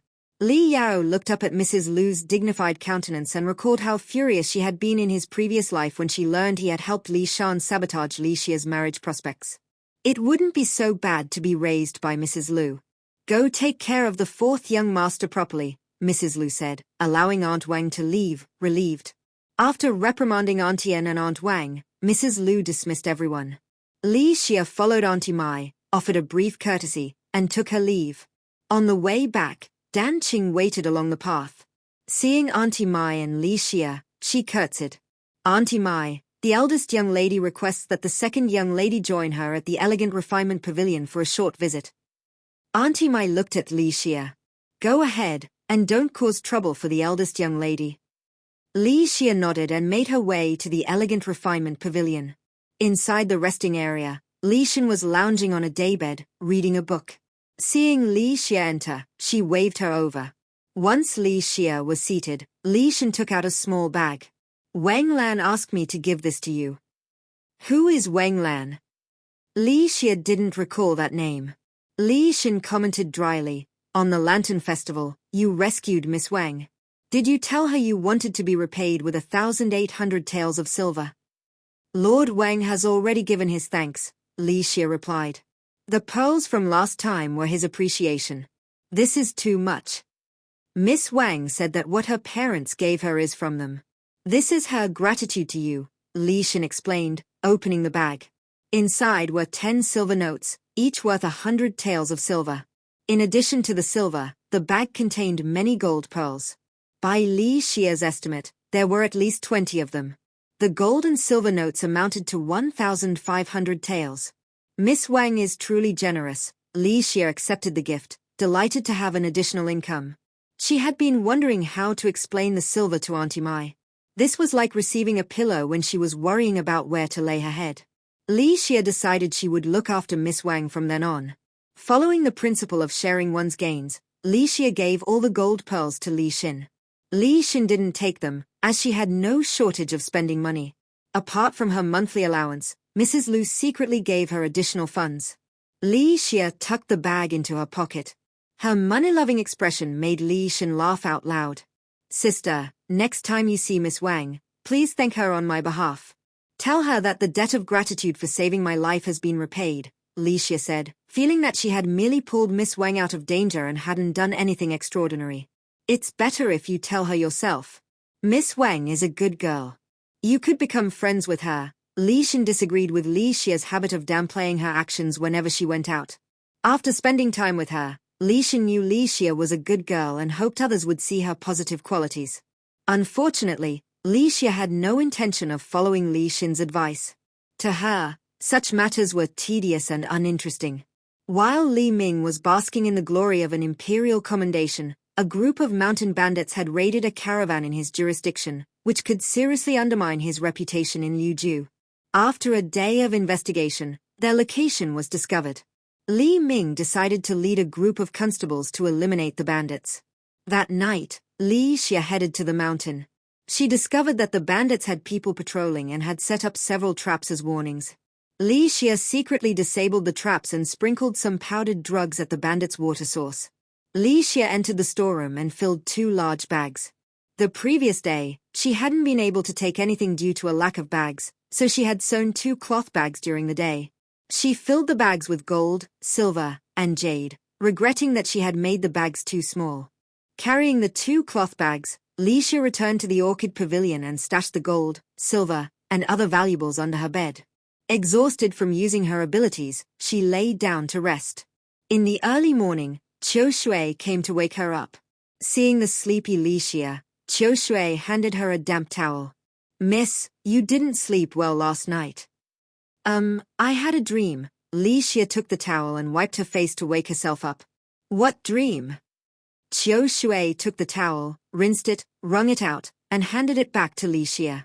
I dreamed that I found 2 big bags of money and carried them back, but they were so heavy that it was exhausting. Li Xia recounted her dream, making Qiu Shui laugh. That's a good dream. I think so too, Li Xia said as she got out of bed and dressed. Auntie Mai was waiting for Li Xia to have breakfast. On the table were millet porridge, steamed buns, and 2 small dishes of side dishes. Li Xia pouted, not this again. She had grown tired of eating the same few dishes day after day. Auntie Mai handed Li Xia a steamed bun without commenting on her remark. She didn't particularly enjoy eating the same dishes every day either. After finishing her unsatisfying breakfast, Li Xia followed Auntie Mai to the returning swallow pavilion. Mrs. Lu had just finished her meal, and the spring rolls, bird's nest soup, yellow rice cakes, and small dumplings left on the table were being cleared away. Li Xia felt like drooling as she looked at the delicious food but averted her gaze. She thought to herself that when she returned, she would ask Wu Auntie to make her some small dumplings. No, not small dumplings, as those didn't have meat. She wanted big dumplings instead. Back in the orchid pavilion, Li Xia took out the gold and silver she had obtained. Confirming that they were unmarked and commonly circulated, she then took out the silver notes and placed them in a box, carrying it to Auntie Mai's room. Auntie Mai looked at the box filled with silver notes, gold, and silver, which amounted to around 5,000 taels in total. Where did you get so much money? Auntie Mai asked sternly, worried that Li Xia had done something wrong. Auntie, you can use this silver without worry. Li Xia explained the story of rescuing Wang Lian. Of course, she couldn't mention the portion that came from the mountain bandits, even though it was a good deed to eliminate them. How could you accept money for saving someone? Return it quickly. Auntie Mai insisted that Li Xia return the money after learning the circumstances. Auntie, it's better for me to accept it. Accepting it means the matter is settled, and the Wang family no longer owes any favors. If I don't accept it, they may feel offended. Li Xia's reasoning made sense to Auntie Mai. Looking at the box in her hands, she suddenly realized. No, wait, you didn't tell me about saving someone before. How many things have you been hiding from me? Auntie, I'm a little tired. I'm going back to my room to rest, Li Xia said quickly and hurried out of the courtyard. Auntie Mai took a few steps toward the door and called out, come back here.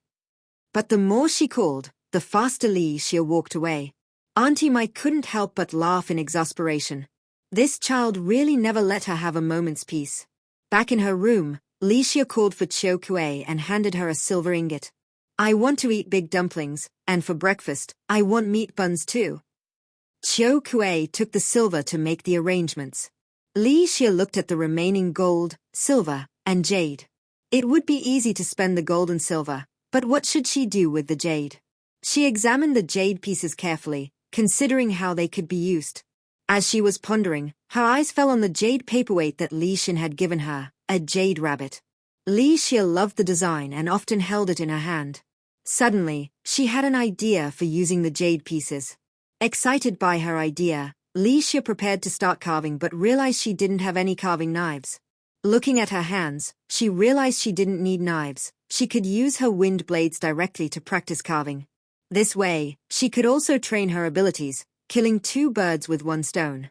Licia selected a small piece of jade and carefully considered what to carve. Once she had decided, she began carving, but on her first attempt, she couldn't control her strength and ended up cutting off half the jade. After turning 1 piece of jade into powder, she finally managed to control her force. Taking a new piece of jade, she continued carving. From the jade obtained from the mountain bandits, Licia carved a rabbit, 2 jade bracelets, 3 jade hairpins, and a jade Buddha statue. She didn't waste the leftover fragments, either, instead carving them into jade beads to make a bracelet. However, since the jade's origin couldn't be disclosed, Licia stored the completed pieces in her jewelry box. Chiu Kuei brought in a plate of big dumplings. Miss, the dumplings are ready. Please try them. Licia got up, washed her hands, sat down, and picked up a spoon. She was about to take a bite when she paused and asked, "Did you send some to Auntie Mai?" Chiu Shui took them over. Licia nodded and started eating the dumplings. There were 12 big dumplings in the bowl, with fillings like chive and egg, cabbage and meat, mixed vegetable, chive and meat, and even beef. Seeing Chiu Kuei's surprise at receiving dumplings with beef filling, Licia showed an expression of pleasant surprise. In the morning, when Chiu Kuei went to Mrs. Huang's to get vegetables, she saw beef and knew Licia would like it. How could there be beef? In this era, beef was a labor commodity. Without official permission, one could not slaughter cattle at will. Those who slaughtered illegally would be punished by the authorities. Chiu Kuei heard from Mrs. Huang that the cow was old, so the farmer reported it to the officials and obtained permission to slaughter it. Chiu Kuei explained clearly. She was able to buy 10 pounds of beef because she usually gave Mrs. Huang sufficient silver, allowing her to snatch it up. Is there any more beef? Mrs. Huang bought 10 pounds. I gave her half a pound, and minced half a pound to make dumplings. The remaining 9 pounds are in the tea room, and Wu Auntie is planning to make braised beef. Chiu Kuei explained how the remaining beef would be used. Don't make braised beef. I remember my mother loves beef. Send 5 pounds of that beef to the Wild Goose Pavilion. Licia's words made Chiu Kuei reluctant. She felt Mrs. Liu had been unfair in dealing with Wu Auntie's matter previously. Young but quite hot-tempered, eh? Seeing Chiu Kuei's expression, Licia reached out and pinched her cheeks. It's been so long, and this little maid still remembers. Miss, Chiu Kuei took a step back, avoiding Licia's hand. Do as I say, hurry and send it. Licia retracted her hand and ordered. Chiu Kuei suppressed her reluctance with a low hum and left. In the tea room, she told Wu Auntie of Licia's order. Wu Auntie wrapped the beef and put it in a basket, which Chiu Kuei carried to the Wild Goose Pavilion and delivered the beef. Ziyu was sitting in the corridor, chatting with the maids. Seeing Chiu Kuei approach with a basket, she asked, Sister Chiu Kuei, why have you come? Hello, Sister Ziyu. My young mistress ordered me to deliver beef to the lady of the house, Chiu Kuei said, lifting the cloth covering the basket. Ziyu looked inside and saw a fresh chunk of raw beef. She knew Mrs. Liu loved beef, so she smiled, the second young Mrs. Filial. Sister Ziyu, the beef has been delivered. I'll return to the orchid courtyard now, Chiu Kuei said, handing the basket to Ziyu. Ziyu took the basket with one hand and held Chiu Kuei back with the other. Chiu Kuei, since you're here at the Wild Goose Pavilion, stay for a bit. I'll go and inform the lady. She placed the beef in a shaded spot on a bench in the corridor and went inside. Soon, Ziyu returned with a box. The lady is pleased with the second young Mrs. Filial gesture. Take this back for her. She handed the box to Cho Kue and took out 2 golden hairpins from her pocket, putting them in Cho Kue's hand. These are rewards from the lady for you to wear. Thank you, my lady, Cho Kue said, bowing towards the room. She then took one of the golden hairpins and gave it to Ziyu. Thank you, Sister Ziyu, for your kind words on my behalf. Ziyu was pleased with Cho Kue's manners and returned the hairpin. Come to the Wild Goose Pavilion often when you have time. Cho Kue agreed and returned with the box. She handed the box to Li Xia, who opened it to find a box of golden leaves. 5 pounds of beef exchanged for a box of golden leaves, a very profitable deal. Li Xia looked at Cho Kue. Mother is very fair. Miss, I was wrong. Cho Kue realized she shouldn't have questioned her mistress as a servant. It's over, don't mention it again. Go now, Li Xia said with a yawn, feeling sleepy after a good meal. Li Xia returned to her room to rest. When she woke up, she saw Auntie Mai sitting silently beside her. Auntie, why are you doing this again? If you haven't done anything wrong, what are you afraid of? Auntie Mai snorted. What have I done wrong? Tell me. Li Xia was certain no one had discovered her nightly misdeeds. I'll ask you, where did you get these jewels? Auntie Mai pointed to the jade carvings in Li Xia's jewelry box. Those? They were gifts from the Wang family, Li Xia said, referring to previous gifts from Lord Wang. Auntie Mai gave Li Xia a look that said, keep making up stories. She had asked Xiao Shui, and those jade carvings weren't part of Lord Wang's previous thank you gifts. Seeing Auntie Mai's expression, Li Xia didn't say anything else and stretched out her hand. Go ahead and hit me. Seeing Li Xia's obedient willingness to accept punishment, Auntie Mai felt both angry and pained. She struck Li Xia's palm forcefully, leaving it red, and tears fell from her eyes. Why didn't you dodge? If I dodged, Auntie would be even angrier. Li Xia admitted her mistake sincerely. You always make me both angry and heartbroken, Auntie Mai said, holding Li Xia's hand with a mix of tears and laughter. Auntie, don't be angry. There are some things I can't explain. But you must believe your daughter won't do anything wrong, Li Xia said, unable to tell Auntie Mai about her previous life or her wind abilities. Seeing Li Xia's remorseful acceptance of punishment, Auntie Mai sighed. You're my own child. In this world, if I can't trust you, who can I trust? Li Xia hugged Auntie Mai, calling her auntie but thinking mother. After a warm moment, Li Xia withdrew from Auntie Mai's embrace and told her something she had forgotten to mention earlier. Auntie, I've asked elder brother to write to heir apparent Lu for help in finding the Shu family. Young Master Li Hui is preparing for the county examination. How could you trouble him? Auntie Mai worried that Mrs. Lu would be upset if she knew Li Xia had asked Li Hui for help when he was preparing for the important exam. Mother is a most reasonable person. She won't be angry, Li Xia knew Auntie Mai's concern. Despite Li Xia's assurance that it wouldn't affect Li Hui's exam preparation, Auntie Mai was still worried, so she took the initiative to make shoes and socks as gifts for Mrs. Lu. Mrs. Lu knew about Auntie Mai's wish to find her maiden family. She didn't make a big deal of it and accepted the shoes and socks Auntie Mai made for her. The biggest matter in the Li family at the moment was that Li Chou and Li Guang were to take the children's examination and the government students' examination, respectively. Originally, they were supposed to take the exams next year, but this year's exams were moved up due to the rebellion of the Prince of Yongkang. Many officials were implicated, resulting in confiscations of property and dismissals of unknown numbers. Therefore, the emperor issued an edict to open up the imperial examinations from the children's examination to the metropolitan examination. Those who passed the government students' examination could directly participate in the county examination. The hope was to recruit more talented individuals to serve in the imperial court. Li Ming's successful suppression of the rebels and commendations from his superiors boosted his confidence even more. He wanted his 2 sons to become government students and children's graduates even more fervently. As a result, Li Chou and Li Guang faced an increasingly grueling schedule.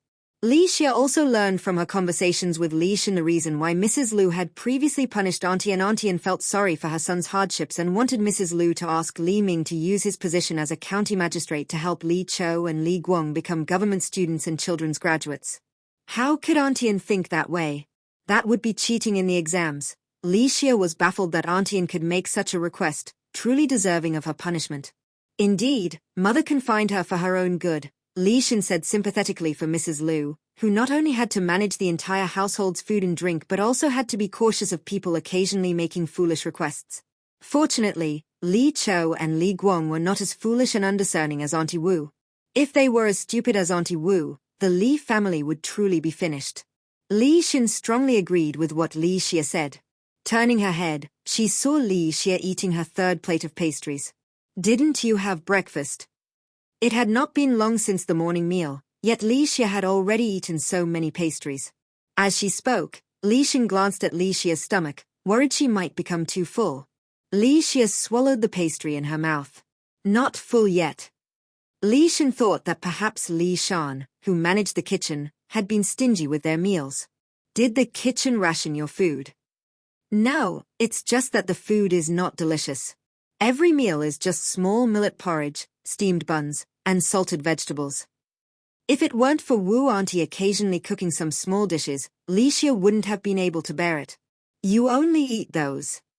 Li Xin thought about her own morning porridge, where she could choose from 3 varieties according to her preference, not to mention dumplings, noodle soups, bird's nest soup, and other delicacies. That very morning, she had even enjoyed beef porridge. The tender beef in the smooth porridge was quite delectable. Beef porridge. Li Xia heard her. Li Xin realized she had spoken out loud without meaning to, making Li Xia hear it. Worried that Li Xia might feel upset, she let out a faint hum sound. Seeing Li Xin's expression, Li Xia smiled. "Don't worry, I won't envy you. Yesterday, I had beef dumplings." "You also ate beef?" Li Xin was somewhat surprised. "I paid for that beef myself. Huang Auntie, the wife of the gatekeeper, bought it." Li Xin was no longer surprised by Li Xia spending money on food. Regarding Mrs. Lu's tendency to ration their portions, she said, "Shall I speak to Mother about it?" Li Xia stopped her. "No need. I can just eat something else. I heard there's a new restaurant opened on North Street that specializes in sour fish soup, made in the Guizhou style. They kill the live fish and cook it fresh, so the meat is tender with a slightly sour taste, incredibly fresh and delicious. Sister, let's go try it sometime." Li Xia's mouth was practically watering as she spoke. "All right, let's try it sometime." Li Xin was tempted by Li Xia's description. After coming to Liujiu, she discovered that the local girls also liked to go out and wander the streets. Mrs. Lu didn't forbid the girls of the manor from going out as much anymore. "Why wait? Let's go now and have lunch while we're at it." Li Xia felt she couldn't wait any longer. She had never behaved so impulsively before. Li Xin, in a rare moment, wanted to experience acting on a whim and agreed to Li Xia's suggestion. "Okay, let's go find Mother." The two went to the Yanggui court to see Mrs. Lu. Mrs. Lu was talking with Chuanlu Granny and didn't look too pleased. A servant came in to announce Li Xin and Li Xia's arrival. Mrs. Lu recovered her expression and smiled at them as they entered the room. The two girls paid their respects, then Li Xin approached Mrs. Lu.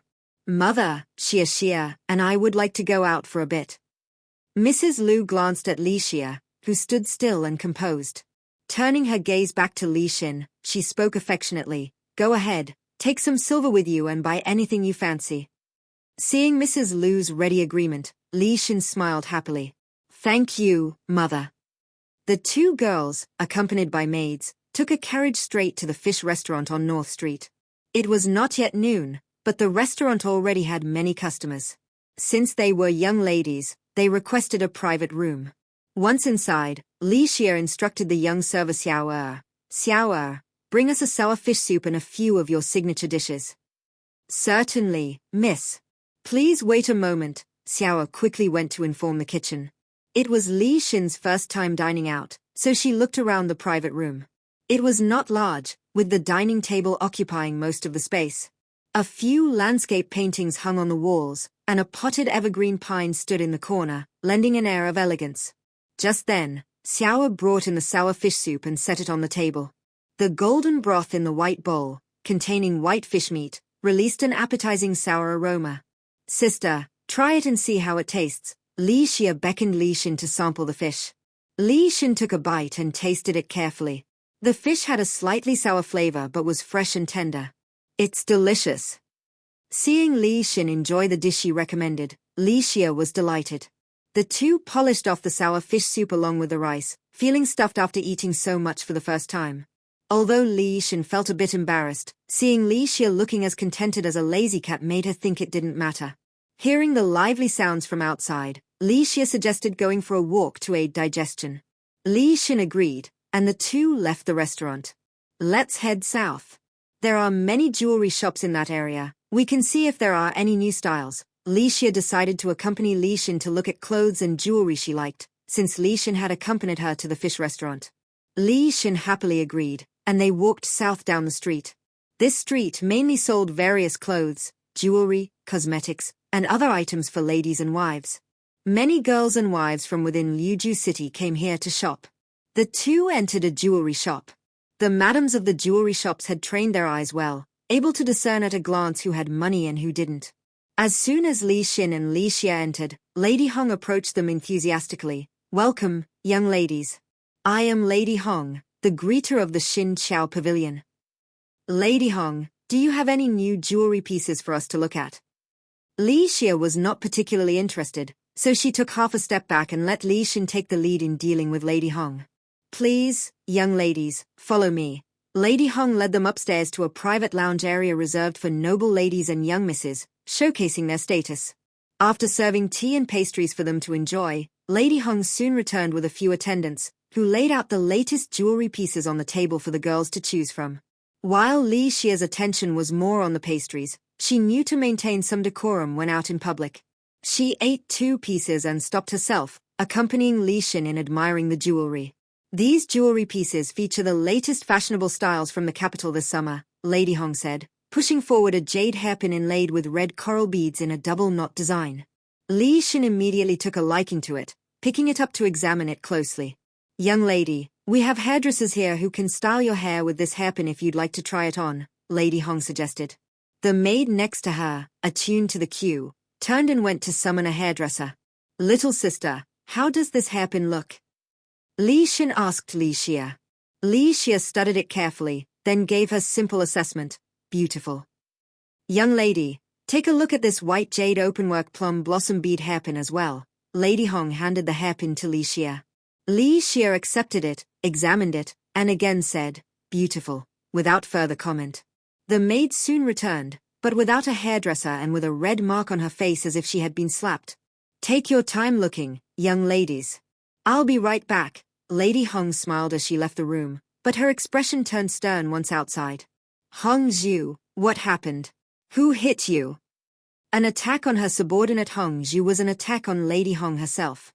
Hong Zhu looked aggrieved. "I saw Lady Hong was being respectful to the 2 young ladies, so I went to summon Flower 2 to do their hair. But halfway there, Lady Huang intercepted me, saying those in her room were important guests. I tried to stop her, and Lady Huang slapped me." Lady Huang and Lady Hong had always been at odds. Lady Hong could discern the severity of the situation. "Lady Huang, which guests are you attending to?" "The young misses of the Sun family." In Liuju, the only household regarded as the Sun family was that of prefectural Judge He. Since this was the Sun family, Lady Hong knew that the slap she received would be difficult to avenge. However, this was not the time to nurse grievances. The guests in the room were still waiting for someone to be summoned to comb their hair. "Yes, madam," Hong Zhu replied and swiftly went to summon someone. Lady Hong stood at the doorway waiting, but soon Hong Zhu returned with a slap mark on her other cheek as well. "What happened?" Lady Hong asked angrily, as her servant had been struck again. "Lady Niu has also been summoned by Lady Huang," Hong Zhu replied, holding back tears. "Lady Huang, what was going on?" Lady Hong was also angered. There were only 2 hairdressing ladies in the shop, and Lady Huang had summoned them both, leaving Lady Hong in an awkward situation with the guests. Lady Hong disregarded the Sun family's influence and went to demand their servants back. Although they tried to lower their voices outside, Li Xia could hear clearly. "Sister, does our family have a feud with prefectural Judge His family?" Li Xin was admiring the hairpin in her hand. Upon hearing the question, she put down the hairpin, pondered for a moment, and said, "The Li family has only recently arrived in Liuju. so we have not feuded with anyone. Li Xia recounted the events she had heard. Li Xin frowned. She did not have any interactions with the young lady of the Sun family, only briefly encountering her twice when attending banquets with Mrs. Lu. The young lady of the Sun family was indeed exceptionally beautiful and talented, and being the eldest legitimate daughter of prefectural Judge He, she was regarded as the #1 beauty in Liuju. Although outwardly gentle and amiable, she was arrogant and conceited. In Li Xin's opinion, the Sun family's young lady was not as beautiful as Li Xia. However, Li Xia always kept her head lowered and remained in the corner. Perhaps it was a coincidence, Li Xin said with a smile, for there were no true coincidences in this world. If it were not at the instigation of the Sun family's young lady, how could the welcoming lady of a jewelry shop dare to treat them like this? It remained unclear whether this was directed at the Li family or specifically at Li Xin. Soon, Lady Hong entered with a smiling expression, accompanied by a woman. "I've kept you two ladies waiting. This is Hua Ersao, our most skilled hair-combing lady at the Heart's Desire Pavilion." Lady Hong gestured for Hua Ersao to step forward and comb Li Xin's hair. Hua Ersao first placed her tools on the table and washed her hands. She then removed the jewelry and hair accessories from Li Xin's head one by one. After restyling Li Xin's hair, she adorned it with a double-knotted auspicious coral and white jade hairpin. Lady Hong held up a copper mirror for Li Xin to admire the hairpin. Li Xin examined it closely and expressed her satisfaction. "I'll take this hairpin. The lady has a discerning eye. Please take a look at our other pieces," Lady Hong enthusiastically recommended, as she would earn a commission for each sale. Li Xin selected some additional hairpins, earrings, and bracelets, saying, "I'll take these as well." Lady Hong's smile grew increasingly radiant, for today's customer was truly generous. She personally wrapped up all the items Li Xin had chosen. "Also wrap this one," Li Xin said, removing the double-knotted auspicious coral and white jade hairpin from her head and instructing Lady Hong to wrap it up as well. She called out, "Dan Qing," and Dan Qing came forward, gently pushing aside Hua Ersao to restyle Li Xin's hair in its original fashion and adorn it with the new hairpin. As they opened the door to leave, someone exited the pavilion across the hallway. It was a fair-skinned, exceptionally beautiful young lady with a slender, delicate figure and an aura of fragility. Upon seeing the two ladies, she smiled and nodded slightly. Li Xin politely returned the gesture, and they departed. Once inside the carriage, Li Xia remarked, "A face like a blossoming peach, but a heart like a venomous snake." The Sun family's young lady had the same hairstyle and hairpin as Li Xin previously wore in the room. Compared side by side, Li Xin's appearance could not match that of the Sun family's young lady, and to an outsider, she would naturally be seen as inferior. Li Xia's remark dispelled Li Xin's initial displeasure. Upon returning to the Li residence, Li Xin went to the Yangguiyuan courtyard and recounted the day's events to Mrs. Lu. Mrs. Lu was aware of the political disagreements between prefectural Judge He and Li Ming.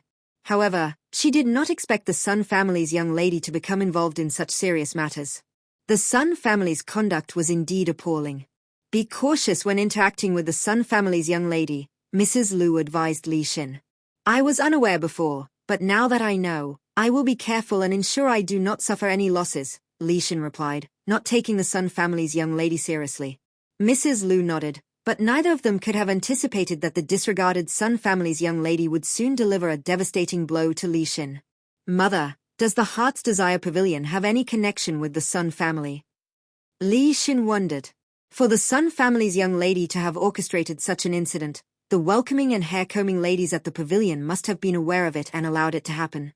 Mrs. Lu pondered and nodded, realizing that Li Xin was overthinking the matter. The Heart's Desire Pavilion is part of Lady Sun's dowry.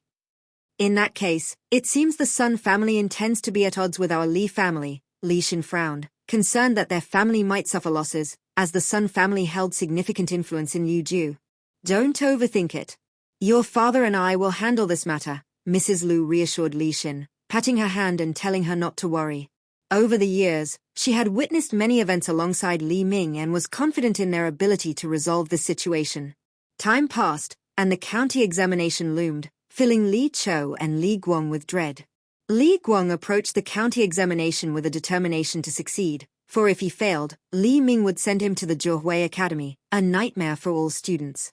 Regardless of their family background, students at the Zhuhui Academy were treated equally harshly. They rose at the rooster's crow and slept at dusk, with no respite from the heat or cold. Monthly examinations were held, and those who performed poorly faced severe punishment. The Zhuhui Academy was a literal hell for students.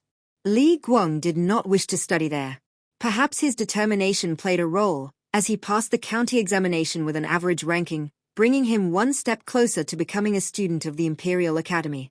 Li Guang was satisfied with his result, as he had not ranked last. However, Li Ming was dissatisfied, for how could the son of Li Ming achieve such a mediocre ranking?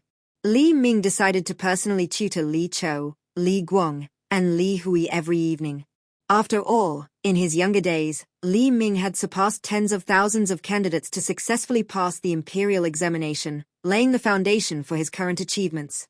Tutoring his 3 sons would be a simple task.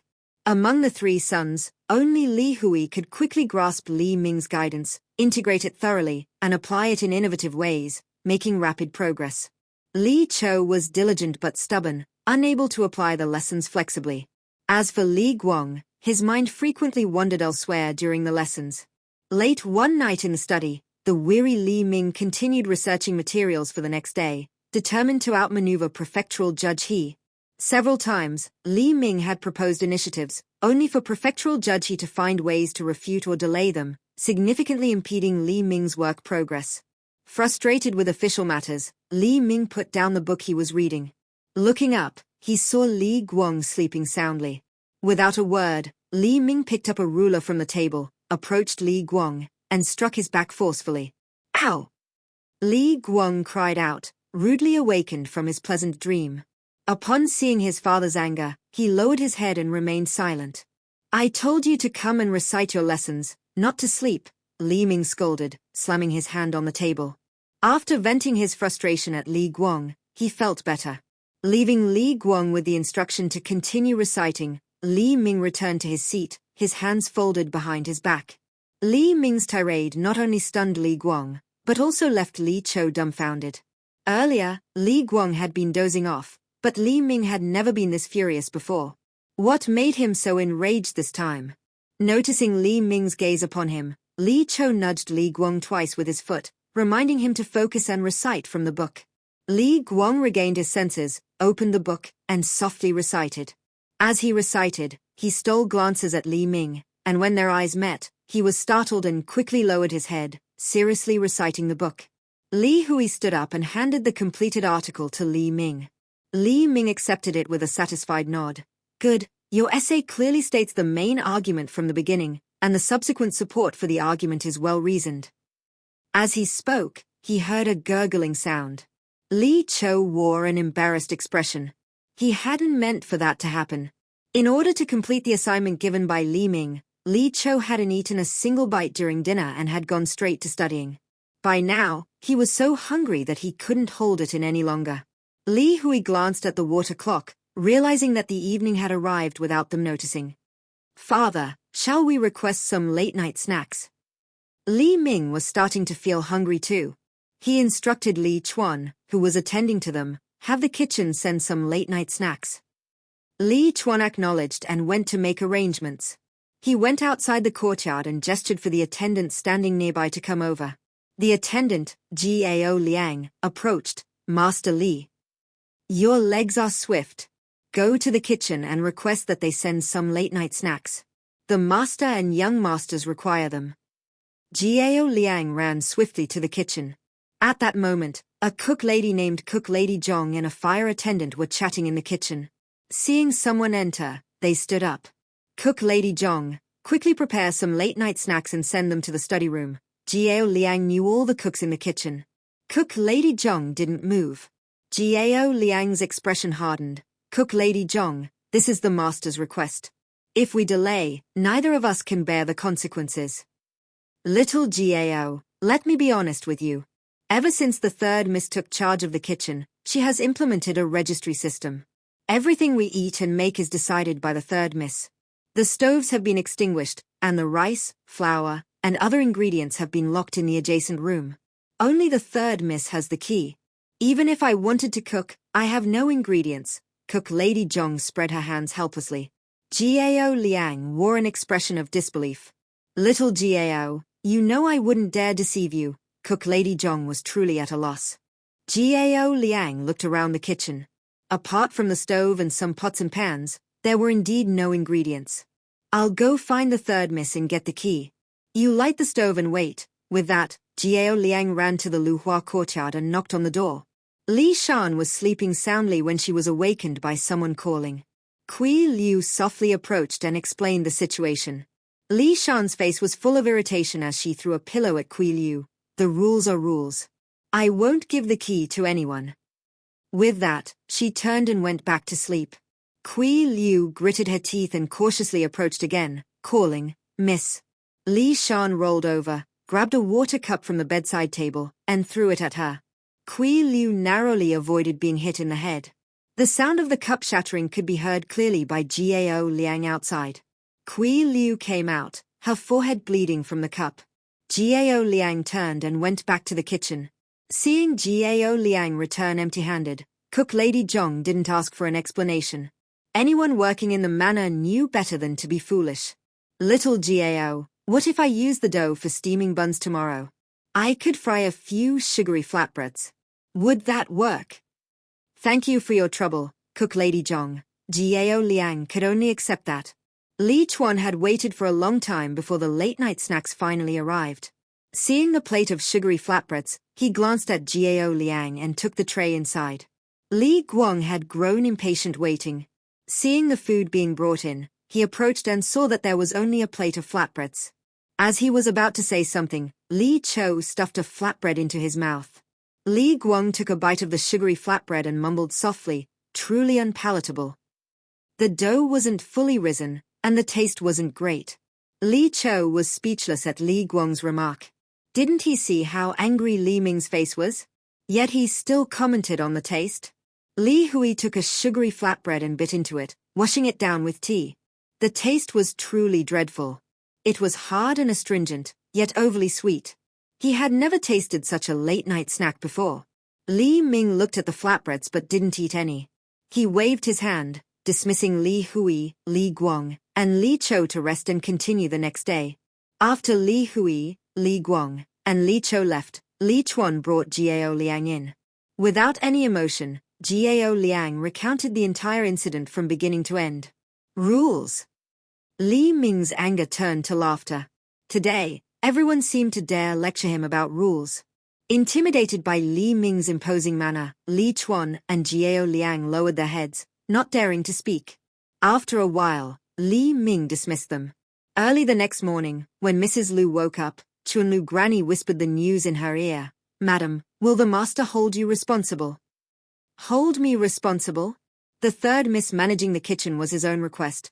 Mrs. Lu was in a good mood as she compared different hairpins. Nanny, which one should I wear today? The jade and gold hairpin would complement the madam's attire today, Chunlu Granny suggested. Mrs. Lu inserted the jade and gold hairpin into her hair. In the Bingqing courtyard, after hearing Hong Mai's account, Aunt Wang was at a complete loss for words. After a while, she went straight to the Luhua courtyard without even washing up, only to find Li Shan enjoying her breakfast. You still have the heart to eat, after the calamity you've caused. Aunt Wang's words left Li Shan perplexed. Kui Liu, who had been injured the previous night, was resting in her room and not attending to Li Shan. Li Shan was still unaware of her actions the night before. Auntie, what calamity have I caused? Li Shan looked as if she had done nothing wrong. How did I end up with such a blockhead? Aunt Wang wore an expression of disbelief. Auntie, why are you scolding me like this without reason? Li Shan grumbled unhappily. Aunt Wang had no desire to talk to Li Shan anymore.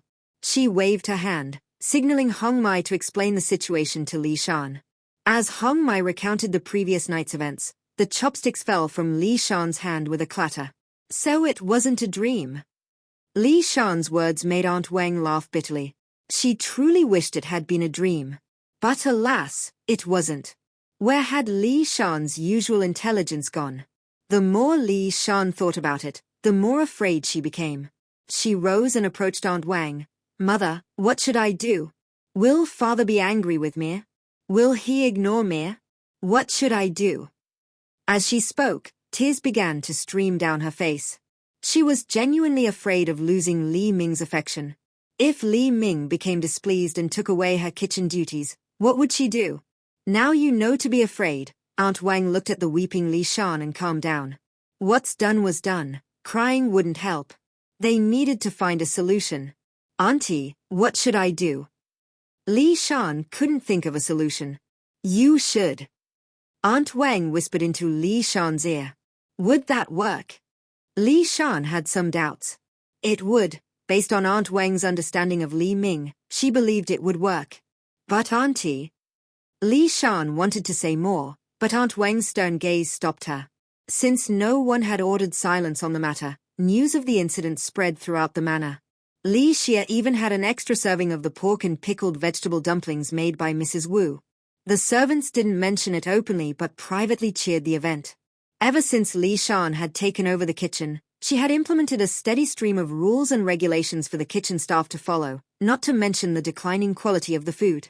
The servants harbored resentment, and now that Li Shan had made a mistake, the gossip spread joyfully. Li Shan held the rattan cane that Aunt Wang had specially procured for her, waiting at the courtyard gate. Half an hour earlier, she had arrived, and the servants had gone to notify Li Ming. However, Li Ming had not seen her yet. Li Hui, Li Chou, and Li Guang walked past Li Shan one by one and entered the study room. It wasn't until late at night, around the yin hour, when Li Shan would normally have already gone to bed. But today, she could only persevere and not dare to complain. The three of them, Li Hui, Li Chou, and Li Guang, finished their studies and exited the study room.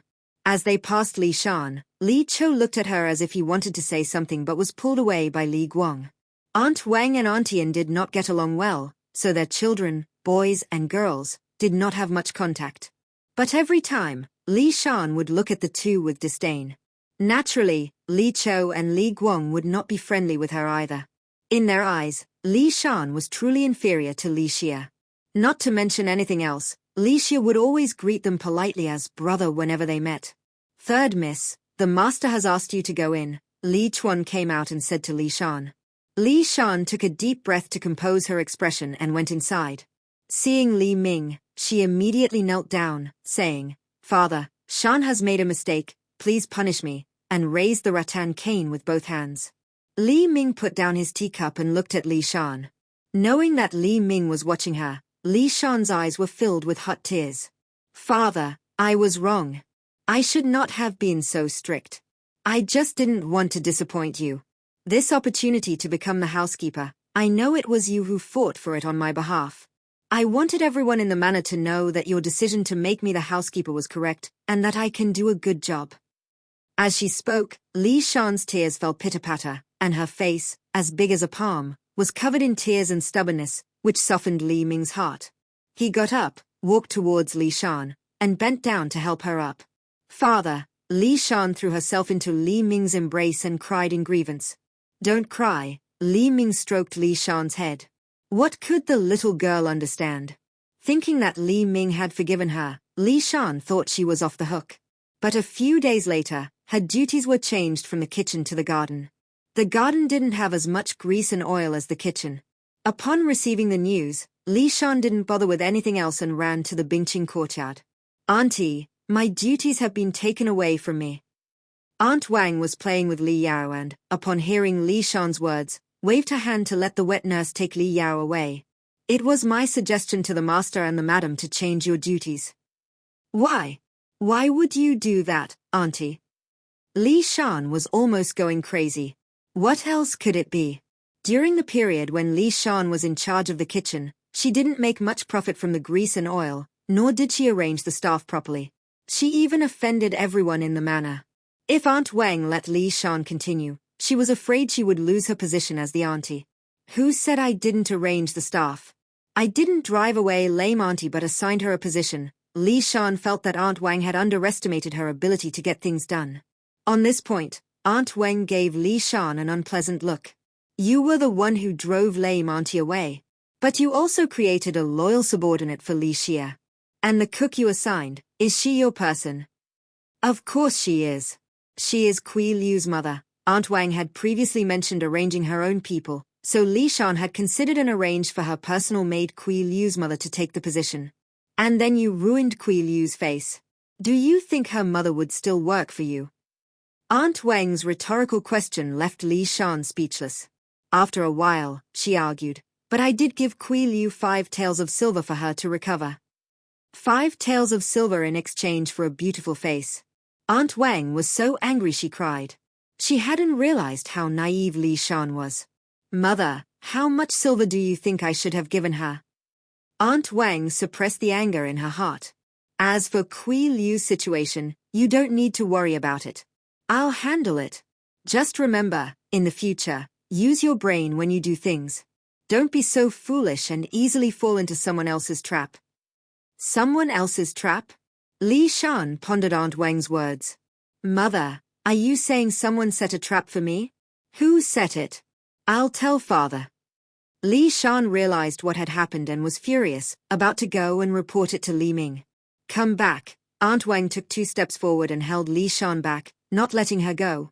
Mother, Li Shan called out unwillingly. Why are you calling me? You were schemed against. Do you know who schemed against you? How were you schemed? Do you have any evidence? Aunt Wang's barrage of questions made Li Shan stop in her tracks. She was unwilling to let it go, but she indeed had no evidence. If she went to Li Ming now, she would only annoy him. Mother, what should I do? Remember this incident, and find a way to get back at them later. What you need to do now is to properly manage the garden. Aunt Wang was also furious, but they had to accept this matter for now. What is there to manage in the garden? Li Shan had no intention of going to the garden. Although the governor's residence had a large courtyard, the garden was not very big and had nothing worth managing. You really are foolish. Aunt Wang reached out and tapped Li Shan's head. The master has taken up his position in Liuju and will have to host banquets and such in the future. Where else would the guests go besides the garden? Aunt Wang's words made Li Shan understand immediately.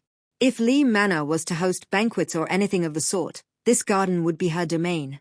At that time, she could introduce herself as the manager and showcase the garden she had tended to, truly a matter of both honor and reputation. Thinking of this, a smile appeared on Li Shan's face. Auntie is still as thoughtful as ever. Not angry anymore. Aunt Wang looked at Li Shan with a half-smile. How could Li Shan still be angry? She could hardly contain her excitement. Mother, don't worry. This time, I will make sure to manage the garden well. I'll make the people of Liuju know that the garden of the Li family is beautiful. After declaring her ambitious aspiration, Li Shan hurried off to get busy. The kitchen duties were returned to Li Xin's hands. Not only did the food quality return to its former state, but it also improved considerably. Everyone in the manor praised Li Xin. With Aunt Wang's encouragement, Li Shan didn't get too upset upon hearing these comments. The happiest was Li Xia, as she could order dishes from the kitchen again. Under Li Ming's urging, Li Guang passed the county examination, ranking in the upper tier, much higher than his previous county examination. Li Guang became a lower degree candidate along with Li Chou to take the imperial examinations. Li Ming hoped that both of them would pass, but unfortunately, neither of them succeeded this time. Previously, Li Guang had performed well, giving Auntie an hope. After the results were released, she boasted that Li Chou and Li Guang would definitely pass the imperial examinations. But now that both of them had failed, Auntie fainted upon receiving the news. When she regained consciousness by having her acupressure points pressed, she cried and lamented about her ill fate. She hid in the dream cloud courtyard, feeling sorry for herself for several days. Here, she even refused Mrs. Lu's visits to inquire about her well-being.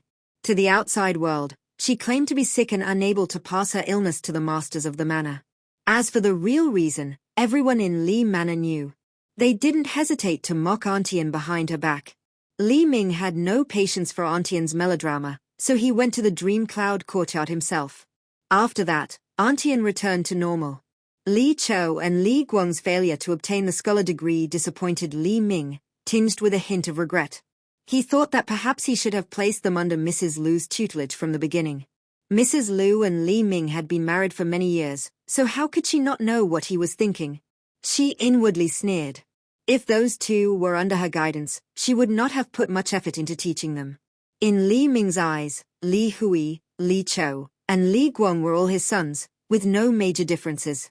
But in Mrs. Lu's heart, she only had one son. Aunt Wang walked around the room happily, muttering, "How wonderful." She then looked at Li Yao, who was lying asleep on the bed. "My son, I'm counting on you.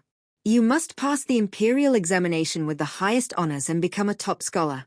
Then the Li family will belong to me, and I won't have to put up with that old hag Mrs. Lu anymore." Aunt Wang tucked in the covers for Li Yao and left the room. What Aunt Wang didn't know was that Li Yao, who was pretending to be asleep, had heard everything she said. Opening his eyes and watching her retreating figure, he sighed at how presumptuous Aunt Wang was. Li Yao went from being shocked at his birth mother's behavior to becoming numb. Alas, he must have put too much of a filter on his view of her in his past life to think she was kind and good. She wasn't a good person at all, not even a bit kind, a complete lunatic, really. The more Li Yao interacted with Aunt Wang and Li Shan, the more indifferent he felt towards the mother and daughter. He used to want to reconcile with them, but now he realized it was just a pipe dream. Li Yao muttered softly, unaware that Li Xia had overheard his words from where she was hiding. Ever since she discovered Li Yao's strange behavior at the Wild Goose Pavilion, Li Xia had been observing him at Aunt Wang's courtyard whenever she had the chance. She, too, had seen Aunt Wang's true nature, but that wasn't the main concern. After eavesdropping for a while, Li Xia was 100% certain that Li Yao had been reborn from the future. From Li Yao's behavior, she could tell he wasn't a particularly intelligent person. Finding no useful information, Li Xia left and returned to the orchid courtyard, deciding not to pay any more attention to Li Yao. "Young lady, what's wrong?" Qiu Shui noticed Li Xia had sighed 6 times in a short while, which was unusual, and asked. "I'm bored." Li Xia sighed again. "Bored? Why don't you read the travel journal you have?" "I've read it 3 times already. I don't want to read it anymore," Li Xia said, tossing the book aside. Li Ming was displeased with the exam results of Li Chou and Li Guang, so he was focusing all his attention on Li Hui now. Li Xia went to Li Hui's study room twice but happened to run into Li Ming both times. Seeing Li Xia come to borrow books, Li Ming was quite impressed with her studiousness. He took out a scholarly work and questioned Li Xia about it. Of course, Li Xia hadn't read such a work before. If not for Li Hui's intervention, she would have been punished. After that, Li Xia preferred to stay at the Songtao courtyard. "Young lady, why don't you embroider a handkerchief? Auntie Mai brought some beautiful patterns for you." Upon hearing this, Li Xia shook her head vehemently. Without the travel journal to read, Auntie Mai had been making Li Xia do embroidery during her free time. Li Xia thought it was useless. After getting married, she would have Qiu Shui around, so there was no need for her to do such things. Auntie Mai felt that all of Li Xia's excuses were just attempts to be lazy. Seeing Li Shan diligently tending to the gardens at such a young age, while Li Xia, who was in charge of the embroidery room, did nothing at all, made Auntie Mai reflect on why she had given birth to such a lazy daughter. As a result, Auntie Mai became much stricter with Li Xia, determined to make her work on her embroidery. "Then what do you want to do, young lady?" Qiu Shui asked helplessly. After thinking for a moment, Li Xia said, "I'll go play at the Elegant Refinement Pavilion," and headed out. "Young lady, wait for me." Qiu Shui hurriedly put down her needlework and followed Li Xia. When they arrived, Li Xin was discussing the menu with the kitchen staff. Seeing Li Xia, she said, Xia, have a seat first." "You're busy," Li Xia said nonchalantly as she entered the resting room and lay down on the couch, leaning against it. The window faced a small stream, and the cool breeze from the flowing water dispelled her vexation. Xia, try this lotus seed pastry that Cook Lady Bai created," Li Xin said, joining Li Xia on the couch in the same leaning position. Ever since learning this posture from Li Xia, Li Xin had become fond of how comfortable it was. Dan Mo set the lotus seed pastries on the small table in front of the couch and poured 2 cups of tea before leaving. Li Xia observed the pastries, shaped like blooming lotus flowers.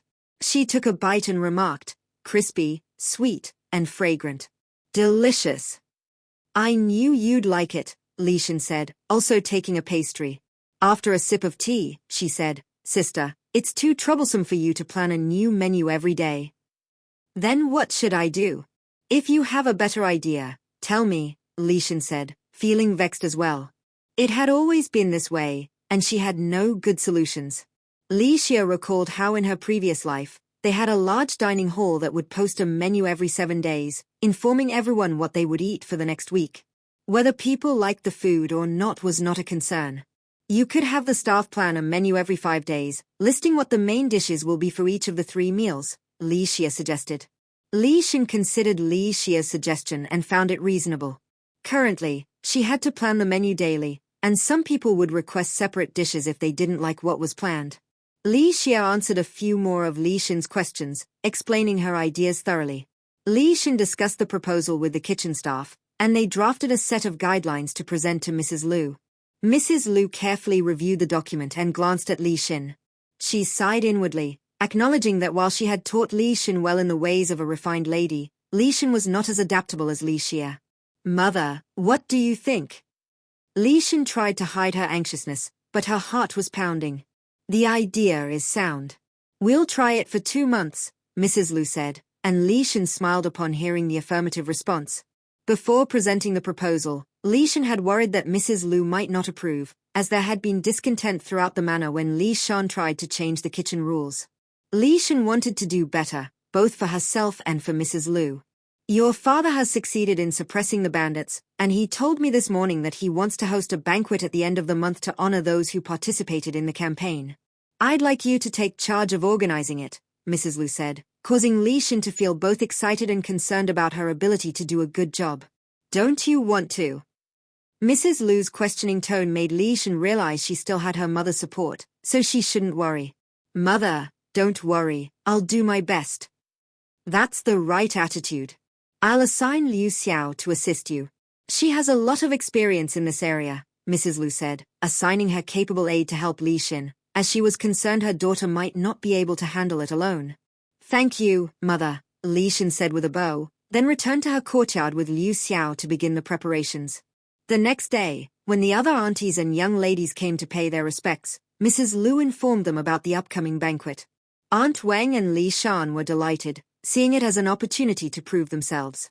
Li Xie, on the other hand, felt gloomy. She had no interest in organizing such a troublesome event. However, as the matriarch of the Li family had spoken, she could not openly object. After leaving the Wild Goose Pavilion, Li Xie went straight to the embroidery room and informed the embroidery supervisor about the banquet. This would be the first major event hosted by the Li family since their arrival in Yuju, so all the staff understood the importance of making it a success. Fortunately, the Li family's summer wardrobes had already been prepared by the embroidery room in advance. While the staff could complete the ordinary clothes in time for the banquet, the more intricate and embellished garments for the masters would be difficult to finish in just a few days. It was not an easy task for the 9 masters and 3 aunties of the Li manor, together with all the servants and maids, amounting to several dozen people, to prepare everything in less than half a month. "Does Hua Steward have any good ideas?" As soon as Li Xie asked, Hua Steward immediately proposed a plan after Li Xie mentioned the banquet. "Have outside people make the servants' clothes while concentrating our manpower on making clothes for the masters." "That's a solution. Which shop in the city can provide these clothes within 10 days? "The Cloud Clothing Store, where the manor usually buys fabrics, offers this service. If we pay them enough, they work very quickly," Hua Steward pondered and said. "All right, Hua Steward. First tally how many sets of clothes our servants need. Then visit a few fabric stores today. Tomorrow, give me at least 3 stores' quotes for making the clothes, including fabric quality, completion time, and price." Li Xie's words made Hua Steward's heart skip a beat. She wondered if Li Xie had found out about her accepting gifts from the manager of the Cloud Clothing Store. The Cloud Clothing Store made good business by making servants' clothes for various manners. The fabric didn't need to be of high quality, nor did the craftsmanship need to be exceptional. Ordinary seamstresses could handle it. Making clothes in bulk for servants was just as profitable as making clothes for ladies. To secure business, the Cloud Clothing Store would give gifts to stewards of different manors every season, hoping they would put in a good word for them in front of their masters. Hua Steward had learned that other manors accepted these gifts, so she did too. Little did she know that Li Xie was simply recalling how her neighbor's aunt in her previous life liked to compare at least 3 stores before making a purchase, saying it would prevent being overcharged. Li Xie just said it without meaning to scare Hua Steward. With a guilty conscience, Hua Steward diligently visited all the renowned fabric stores in Yuju and worked overnight on a plan. The next day, with red eyes, she presented Li Xia with a price comparison of 5 embroidery shops and fabric stores that could complete the Li Manor's order within the specified time. All 5 shops provided details on the fabrics they would use, completion time, and total cost. Through the comparison, Hua Steward discovered that the Cloud clothing store quoted the highest price, but their fabrics and styles were no better than the others, and were simple. After reviewing the information, Li Xia circled the 2 stores with decent prices and reputations and took Hua Steward to see Mrs. Lu. Mother, the sewing room needs to make clothes for everyone in the manor, but there is not enough time. Hua Steward suggests outsourcing the servants' clothes. I think it's a good idea. Here is a table Hua Steward has painstakingly compiled with prices, completion times, and fabric details from 5 reputable shops in the city. Please take a look, Li Xia said, handing the comparison table to Mrs. Lu. Hua Steward had listed the information from all 5 shops in a table, making it clear and easy to compare. Mrs. Lu noticed that 2 shops were circled and looked at Li Xia. These 2 are your choices. After comprehensive comparison, I think these 2 are decent, so I circled them. But I'll leave the final decision to you, Mother, Li Xia said openly, not minding Mrs. Lu's complex gaze. Mrs. Lu withdrew her gaze and pointed to one of the 2 circled shops. Let's go with this one. Li Xia and Hua Steward both noticed that Mrs. Lu pointed to one of the shops Li Xia had circled, so they understood what to do. Everyone in the Li Manor busied themselves. On the day of the banquet, the masters all wore new, luxurious outfits, and the servants dressed in new clothes to welcome the guests. Li Ming, accompanied by Li Hui, Li Chou, and Li Guang, greeted the lords, young masters, and gentlemen from various manors. Mrs. Lu, along with Li Xin, Li Xia, and Li Shan, welcomed the ladies and young misses. They were led to the spring courtyard, the courtyard closest to the flower garden. Its spacious area was perfect for hosting banquets. The spring courtyard was connected to the flower garden by a covered walkway, providing shelter from the sun. The walkway had chairs where guests could rest if they became weary. At intervals along the walkway were pavilions with tea, snacks, and maids and servants in attendance to serve the guests' needs. As the hostess of the Li Manor, Li Shen led the young ladies in appreciating the flowers and chatting, trying her best to accommodate each one. Li Xia followed behind Li Shen, smiling until her face felt stiff. Although there were minor oversights, the banquet was largely successful. After it ended, Li Xia went straight to her bed, utterly exhausted. When Auntie Mai entered, she saw Li Xia asleep on the bed, even snoring. This girl must have truly overexerted herself today. Auntie Mai removed Li Xia's shoes, and Qiuju brought water. Auntie Mai wiped Li Xia's face, hands, and feet clean, removed her outer garments, covered her with a blanket, and then left. The next day, when Li Xia went to pay her respects to Mrs. Lu, she was surprised to see Li Ming there as well. Aunt Wang and Auntie An were delighted, in contrast to the usual indifferent Auntie Mai.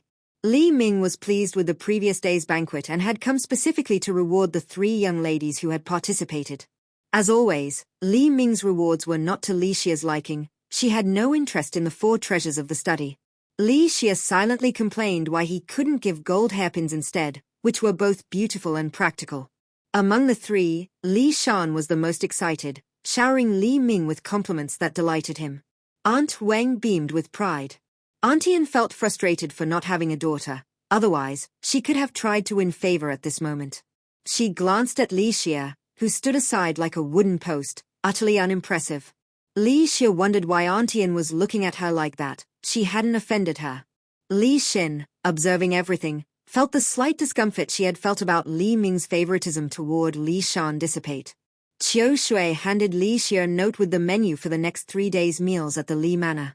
A note at the bottom stated that if anyone disliked the listed dishes, they could pay extra in advance to request the kitchen to prepare their desired meals. The masters could also write down their preferences to be considered for inclusion in future menus. This was Li Xia's suggestion to Li Xin, which Li Xin had carefully discussed with the kitchen staff and sought Mrs. Lu's input before finalizing a 3-day rotating menu. The servants' menu was posted outside the kitchen courtyard for everyone to see. The master's menu would first determine a few main dishes, which could then be adjusted based on the preferences of different masters. Li Xia looked over the 3-day menu, which was quite diverse and included several of her favorite dishes. She took the note to the elegant refinement pavilion. Seeing the note in Li Xia's hand, Li Shan asked expectantly. How is it? The menu includes several dishes that I love. Sister, did you prepare them especially for me? Li Xia pointed out a few dishes on the note. Yes, I prepared them especially for you, but I won't do that again after this, Li Shan replied. When designing the menu, she had consulted the kitchen about Li Xia's frequently ordered dishes. As the two sisters were talking, a maid announced that Li Shan had arrived. The two glanced at each other. It was unusual for Li Shan to come here. Her presence indicated that she had something to attend to. Li Shan sat up straight and allowed Li Shan to enter. As Li Shan walked in, she caught a glimpse of Li Xia sitting with Li Shan, and her eyes flashed with a hint of disdain towards Li Xia.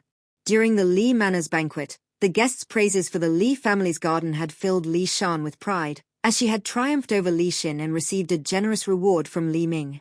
The next day, Li Xin sent someone with a new menu. Although Aunt Wang had persuaded Li Shan to relinquish her duties in the kitchen, Li Shan's happiness dissipated at the thought of Li Xin taking over.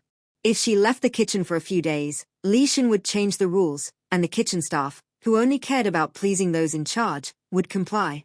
Previously, when Li Shan enforced new rules, those people would insist on following the rules set by the lady of the house.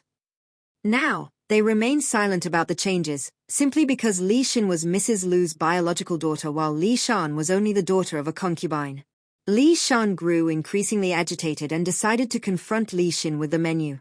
However, upon arriving, she realized that causing a scene would only humiliate herself. The inner courtyard was under the authority of the matriarch, Mrs. Lu, and Li Xin was her biological daughter. No matter what, Mrs. Lu would favor her own flesh and blood. Even their father, Li Ming, would not undermine Mrs. Lu's authority for Li Shan's sake. Nevertheless, Li Shan had already made her presence known to the maids. It would be improper to leave without seeing Li Xin. With a confident demeanor, Li Shan entered the room. After seating herself, a maid served tea. Third sister, your timing is perfect. My second sister and I were just discussing the menu. Please share your opinions, Li Shan said, finding Li Shan's unexpected visit unusual. Li Shan put down her teacup. Since elder sister has requested it, I will offer my thoughts. Please do, third sister, Li Shan replied, appearing attentive. Li Xia glanced at Li Shan. There are too few varieties specified for the 3 daily meals. Father is the most prominent official in Liuju. 5 dishes for breakfast are too few, we should add more. As for the lunch menu, with the hot weather, people's appetites are poor. There are too many meat dishes, and we should include more vegetable dishes, Li Shan said, eyeing the braised pork and stewed pork knuckles with distaste, as such greasy dishes made her nauseous. Before coming to the Li Manor, Aunt Wang's family was not wealthy, and they could barely afford meat twice a month. Whenever meat was cooked, the whole family would eagerly fight for a share. Upon her initial arrival at the Li Manor, Aunt Wang had eaten a few extra pieces of meat during a gathering, prompting Auntie Anne to mock her lowly background. Afterwards, Aunt Wang had inquired about the dining habits of Mrs. Lu and the other ladies. Subsequently, her table featured fewer greasy meat dishes, and she passed on this preference to her daughter, Li Shan, who viewed an abundance of meat dishes as undesirable. But meat is delicious. How can we have less of it? Without meat, where would we get our energy? Li Xia immediately objected to Li Shan's suggestion of reducing meat dishes. Li Shan gave Li Xia a dismissive glance, unwilling to engage with her, and focused her attention on Li Shan instead. Third sister makes a good point. Eating too much meat can be heavy in the summer heat, Li Shan said. Upon hearing this, Li Xia was displeased, as it seemed Li Shan was siding with Li Shan's opinion. Noticing Li Xia's smug expression, Li Shan gave her a subtle signal to remain silent and listen. Li Shan continued, as ladies confined to our quarters with little outdoor activity, we can manage with less meat. However, father toils relentlessly, and he requires meat to sustain his energy. Moreover, elder brother, second brother, and third brother need meat to fuel their studies and physical training. Li Shan's reasoning left Li Shan inwardly frustrated. However, since Li Shan had brought up their father, Li Ming, Li Shan could not object. Li Shan went on, given the summer heat and everyone's poor appetite, as you mentioned, the 5 breakfast dishes were decided after careful consideration. Let's try this arrangement for 3 days and gather feedback. If there are any shortcomings, We can make adjustments later. I will follow elder sister's lead, Li Shan conceded, her gaze shifting to the ice basin in the room. Elder sister, it must be cool in here with this ice basin. Don't you have one in your quarters? I recall that the Manhwa's rules provide an ice basin for each room every day, Li Xia remarked, causing Li Shan to clench her teeth in annoyance at Li Xia's irksome behavior. Yes, I do, Li Shan replied curtly, rising to take her leave. Is something wrong with her? Li Xia muttered as Li Shan departed. Enough about her, Li Shan said, not wanting to dwell on the unpleasant encounter. Li Xia made a sound of acknowledgement. At that moment, Hua's steward entered with a matter to discuss. Second Miss is here as well. Hua's steward expressed surprise at finding Li Xia with her elder sister so early in the day. After all, this was the young lady who had changed her daily visit to the embroidery room from morning to afternoon, simply to indulge in a late morning nap after greeting her elders. Hua steward, do you truly view me as such a lazy person? Li Xia was unfazed by Hua steward's implied meaning. Second Miss, it's plain as day. Do I need to state the obvious? Hua steward gained a new appreciation for Li Xia's thick skin. Li Xia laughed aloud, unbothered by Hua steward's remark. Enough. What brings you here? Li Xia set aside the banter. I've come to deliver the new garments made for the elder miss, Hua steward explained, glancing at the maid behind her carrying a box. Sister, you should try them on. If any adjustments are needed, Hua steward can have them made promptly, Li Xia said, aware that Mrs. Liu had been seeking potential matches for Li Xin recently. Li Xin nodded and entered the inner chamber, where her personal maid, Dan Qing, received the box from the younger maid and assisted Li Xin in trying on the garments. Hua steward followed, making notes on any necessary alterations. She then exited with the box and looked at Li Xia. What is it? Li Xia put down her teacup, having just finished a few snacks that left her mouth dry. Second Miss, why don't you accompany me to the embroidery room? Hua's steward appeared to have something to report. In that case, second sister should go with Hua's steward to the embroidery room, Li Xin said, emerging from the inner chamber. Li Xia rose and departed with Hua's steward. Watching them leave, Li Xin smiled. Why are you smiling, miss? Dan Qing asked, puzzled by her mistress's amusement. It's nothing, Li Xin regained her composure and returned to her seat, picking up the book she had been reading. However, her mind was not focused on the text. Li Xia often envied her self-discipline and diligence, but deep down, Li Xin longed for the freedom to play and be carefree like her sister. As the eldest legitimate daughter of the Li manor, she could not live solely by her own whims. She had to adhere to propriety and become a well-read, virtuous lady, learning how to be a capable wife and matriarch in the future. She could not engage in light-hearted banter with the servants as Li Xia did. Li Xin envied Li Xia's ability to find ways to relax and live freely, earning the respect of those around her.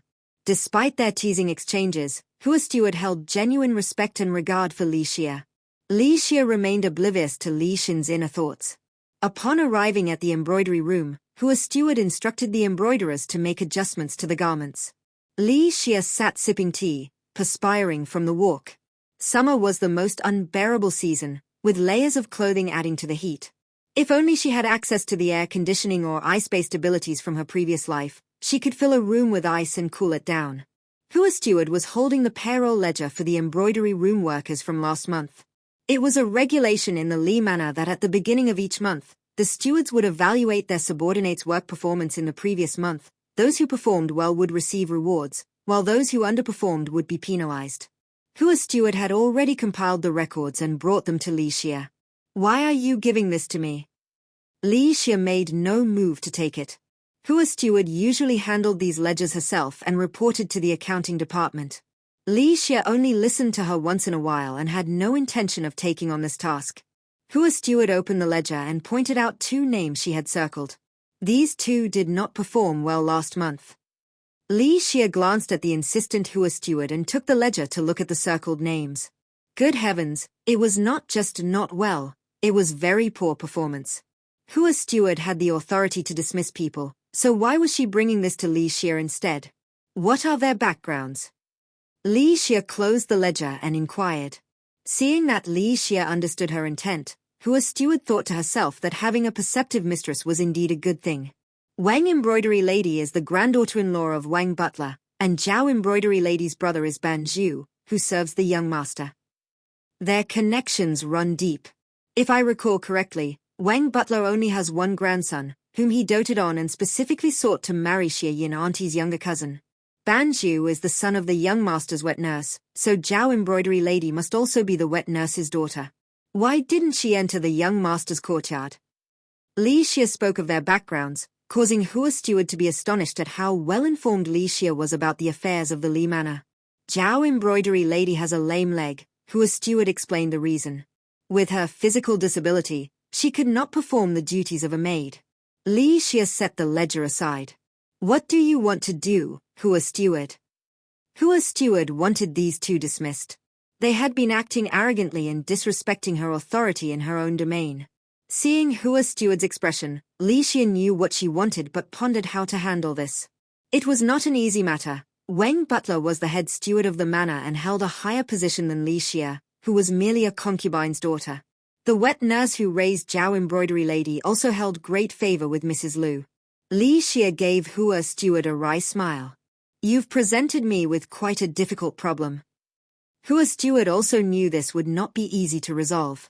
She remained silent, awaiting Li Xie's decision. Li Xie picked up the ledger again and came up with an idea. She beckoned Hua Steward closer and whispered softly. Hua Steward felt it was an excellent plan. Rest assured, I'll handle it properly. After advising Hua Steward, Li Xie returned to the orchid courtyard feeling light and relaxed. She squeezed into a reclining chair, finally able to rest comfortably. She quickly fell asleep and dreamed of Qiu Shui bringing her 3 plates of braised pork, which she happily ate. Upon waking, Li Xie saw that Qiu Shui had already set the table, with a plate of braised pork on it. Li Xie washed her hands and ate, devouring 2 bowls of rice along with the braised pork. After the meal, she took a stroll in the courtyard to aid digestion. Qiu Shui had someone bring in some wood, unsure of what Li Xie wanted it for. Li Xie inspected the cut wood and nodded approvingly. The quality was acceptable, though not outstanding. She took out the set of carving knives gifted by Li Hui. She could not use her wind blade ability to carve in front of others, so she had asked Li Hui to help her purchase a set of carving knives. She had expected Li Hui to refuse, but to her surprise, he sent over a set of high-quality knives the very next day. Li Xie tested the feel of one of the knives. It was not as easy to use as her wind blade. A carving that would take her an hour with the wind blade took her an entire afternoon with the knives. The resulting piece was so ugly that Li Xie destroyed it with her wind blade, not wanting anyone to lay eyes on such an unsightly work.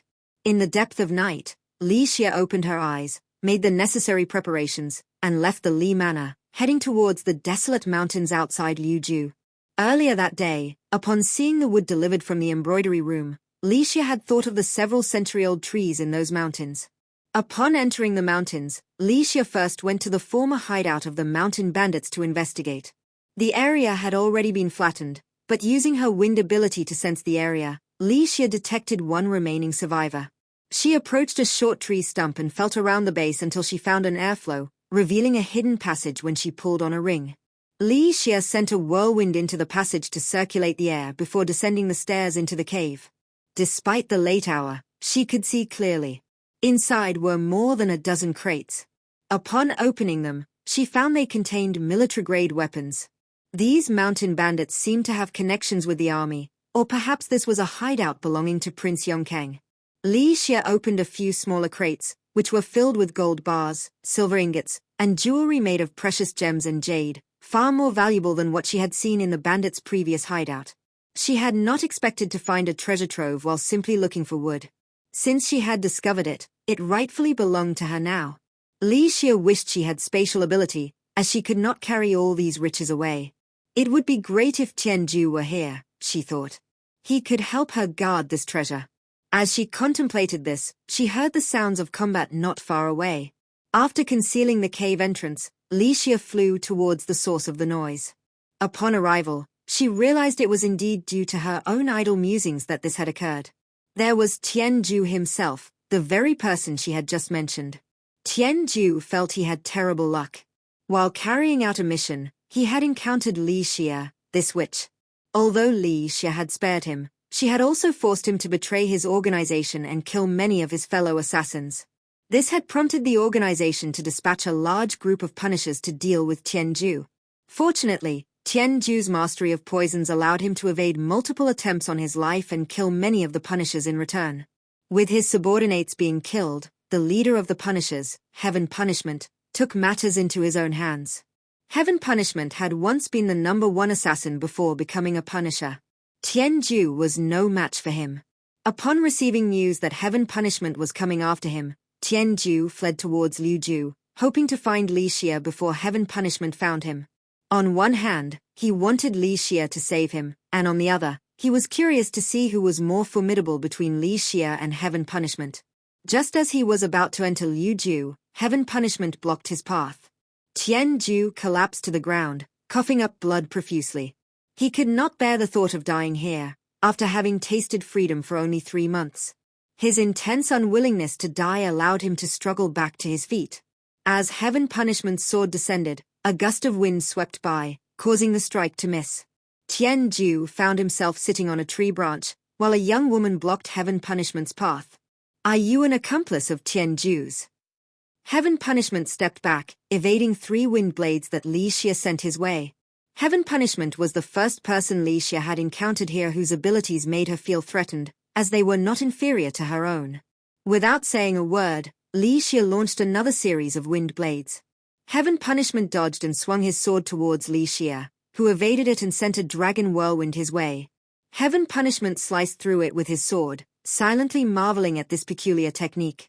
Li Xie was then struck on the arm by Heaven Punishment's sword aura, unable to fully evade it.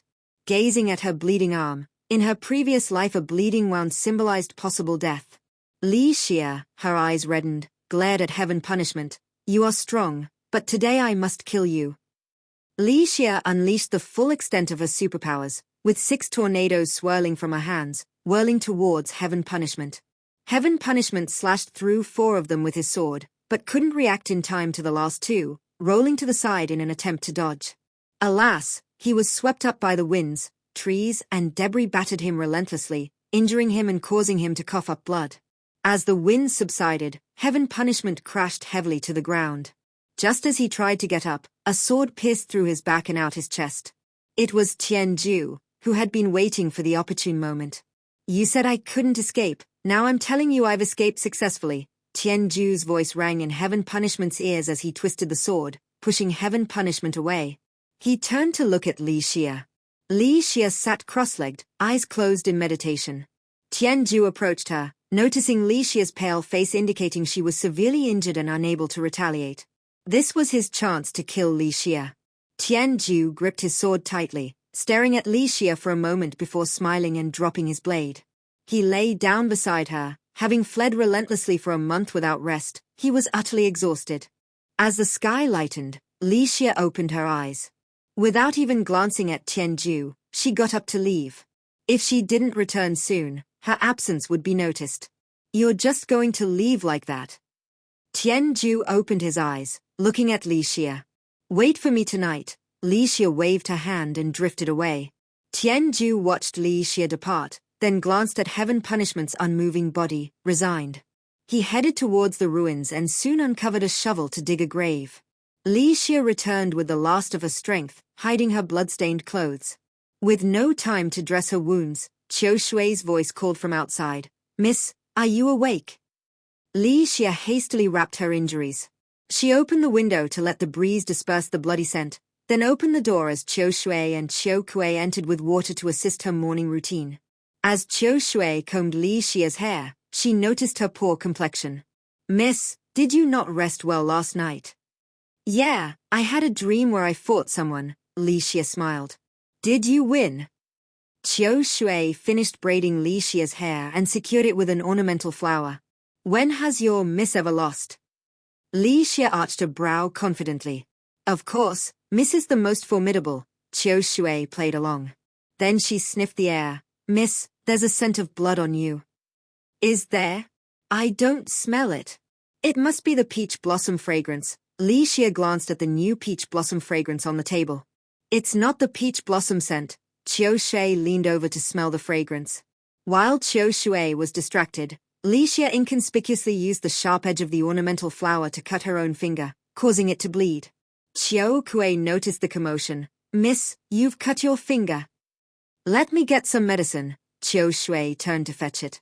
"Qiao Shui, it's just a small cut, no need for medicine." Li Xia stopped her, reaching for a cloth to bind the wound. "Miss, allow me," Qiao Shui insisted, taking a clean cloth to properly wrap Li Xia's finger. Li Xia arrived at the Plum Blossom Pavilion, adjusting her sleeve to conceal her hand. She glanced at Qiao Shui, who understood and remained discreet. Only then did Li Xia enter. Auntie Mai noticed Li Xia's pallid, bloodless complexion and worriedly took her hand, feeling the cloth bandage stained with blood. "Xia, you're injured? What happened?"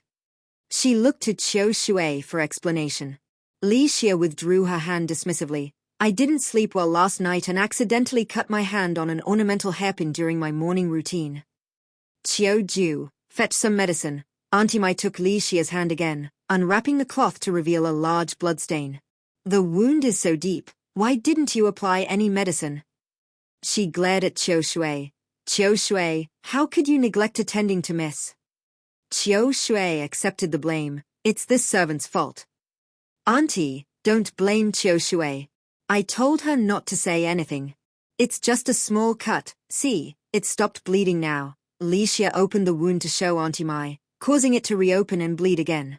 "Don't pick at it." Auntie Mai swatted Li Xia's other hand away, using the cloth to stem the bleeding while calling out, "Qiao Ju, bring the medicine box."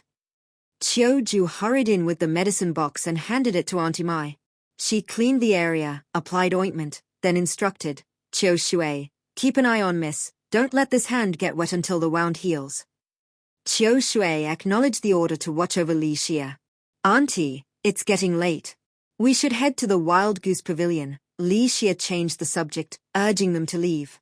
Seeing the time, Auntie Mai stood. "You're not going to the Wild Goose Pavilion, go rest. Look at your condition, you could collapse any moment." "I'm fine." Li Xia insisted on accompanying Auntie Mai, but the more she protested, the more concerned Auntie Mai became, firmly stating, "Go rest." Hearing the worry in Auntie Mai's stern tone, Li Xia acquiesced. "Auntie, I'll go rest. Please convey my regards to Mother." Relieved that Li Xia listened, Auntie Mai nodded and reminded Qiao Shui, "Take good care of Miss." Qiao Shui supported Li Xia back to the orchid courtyard to rest. After tucking her in, Qiao Shui sat outside the door, keeping watch. Word had spread that Li Xia was unwell, so everyone moved quietly to avoid disturbing her rest. Li Xia opened her eyes, crossed her legs, and began meditating. When she opened her eyes again, a delighted smile graced her lips. Her superpower had advanced to level 4. The fight with heaven punishment was worthwhile. Li Xia felt revitalized. Opening the door, she saw Qiao Shui and Qiao Kuei about to knock. Relieved by Li Xia's healthy complexion, Qiao Kuei said, "Miss, I'll bring your lunch." Li Xia's noon meal had arrived earlier and been kept warm in the kitchen. "Miss, I'll inform Auntie Mai." Qiao Shui went to the Plum Blossom Pavilion to update Auntie Mai, who had checked on Li Xia twice that morning but didn't disturb her when she appeared to be sleeping. "Yes, tell Auntie I'm well, no need to worry." Qiao Kuei and Wu Auntie served Li Xia's meal. Ravenously hungry, Li Xia savored each bite of rice and vegetable. Auntie Mai entered and, seeing Li Xia's hearty appetite, her earlier concerns dissipated. She took a soup bowl from Qiao Ju's tray and offered it to Li Xia. "Eat slowly, no one will take it from you. Drink this soup first." Li Xia took a sip from Auntie Mai's hand and immediately grimaced. "What is this soup? It tastes terrible." Now, drink it up. Your mother specially ordered this nourishing soup for you." Auntie Mai sat beside Li Xia. "I just had a restless dream. Is this really necessary, making me drink such foul soup?" Li Xia didn't know what else to say. "Drink it," Auntie Mai insisted without further explanation. Seeing Auntie Mai with an expression that suggested she wouldn't stop until Li Xia drank the soup, Li Xia picked up the bowl and gulped it down. She put down the bowl, quickly grabbed a piece of chicken and shoved it into her mouth. Ow, the meat tasted good. Li Xia's actions and expressions made Auntie Mai laugh. This child was truly eccentric. "Auntie, don't bother with these tonic soups next time." "I'm perfectly healthy," said Li Xia. This time, It was merely her spiritual power being depleted and her forcibly upgrading it that caused her condition. A couple days of rest and she'd be fine. Auntie Mai couldn't help but feel afraid whenever she recalled Li Xia's pallid, lifeless appearance that morning. You're fine now, but you don't need to drink the tonic soup anymore. Mrs. Liu has arranged for you to take it for 5 days. Upon hearing Auntie Mai's words, Li Xia immediately put on a pained expression. Auntie, I'm really fine now. See? She stood up and bounced around a few times. Her arm accidentally knocked into a shelf beside her, causing her to let out a small sound involuntarily. Where does it hurt? Auntie Mai stepped forward to check Li Xia's arm. Nowhere, I just bumped the small wound on my hand. Li Xia only then remembered the wound on her arm from last night. She had gotten too used to the good life and couldn't even tolerate a little pain now. Li Xia avoided Auntie Mai's inspection, sat down, picked up her chopsticks, and continued eating. I haven't finished my meal yet. Seeing Li Xia wholeheartedly focused on eating, Auntie Mai didn't say anything further. After the meal, Li Xia saw Auntie Mai off. She returned to the study, rolled up her sleeve, and unwrapped the cloth bandage, revealing the wound that had cracked open and was bleeding slightly. After wiping away the blood, Li Xia thought she would have to ask Tianju for some medicine later that night. That night, Li Xia went to the desolate mountain and saw Tianju sitting in front of a grave, drinking alcohol. She noticed the grave was inscribed with the words Heaven Punishment's Grave. Li Xia looked at Tianju with amusement. He wanted to kill you, yet you erected a grave for him. Tianju took a sip of alcohol and glanced at the grave. He was once a senior I admired. He then offered Li Xia a bottle of alcohol. Minors don't drink, Li Xia declined. Tianju laughed. You didn't mention it, so I forgot. As Li Xia approached closer, Tianju caught a faint scent of blood on her. He took out a small bottle from his pocket. This is a special wound medicine I made. Just apply it, and it will stop the bleeding. Li Xia accepted the medicine and applied it to her wound. As Tianju claimed, it was indeed a highly effective wound medicine that immediately stopped the bleeding. Can you sell me the recipe for this medicine? Tianju laughed. Li Xia was truly an interesting one. She had taken the corpse dissolution water without hesitation, yet she was willing to pay for this wound medicine. I'll write it out for you next time. Li Xia sat down beside Tianju and took out some wild berries she had picked along the way to eat. Tianju watched Li Xia with amusement, laughing for a while before suddenly speaking up. My surname is Ju, and my given name is Heng. My ancestors lived in Nanping Prefecture and made a living by selling medicinal herbs. A steward from Prince Yongkong's mansion took an interest in my family's herb business. He wanted to seize our shop under the guise of a partnership, but my father naturally refused. That steward then fabricated a crime and had my father and elder brother thrown into prison.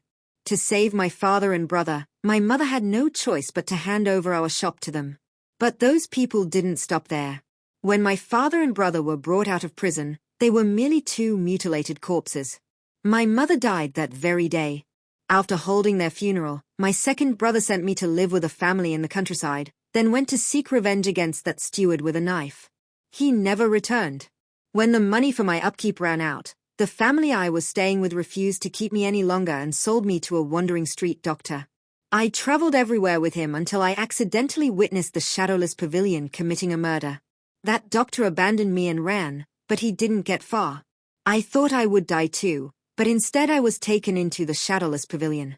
The one who brought me in was Heaven Punishment, Tianju said, glancing at the grave. After finishing the berries, Li Xia asked, So what are your plans now? Without Heaven Punishment, the Shadowless Pavilion has lost half its strength and is no longer formidable. I plan to return to Nanping Prefecture to pay my respects to my parents and elder brother, then go look for my second brother, Ju Luo. Ju Heng knew the chances of his brother surviving were slim, but he still wanted to find out, whether alive or dead. But before you leave, help me take care of something first. Li Xia stood up and led Tianju into a mountain cave.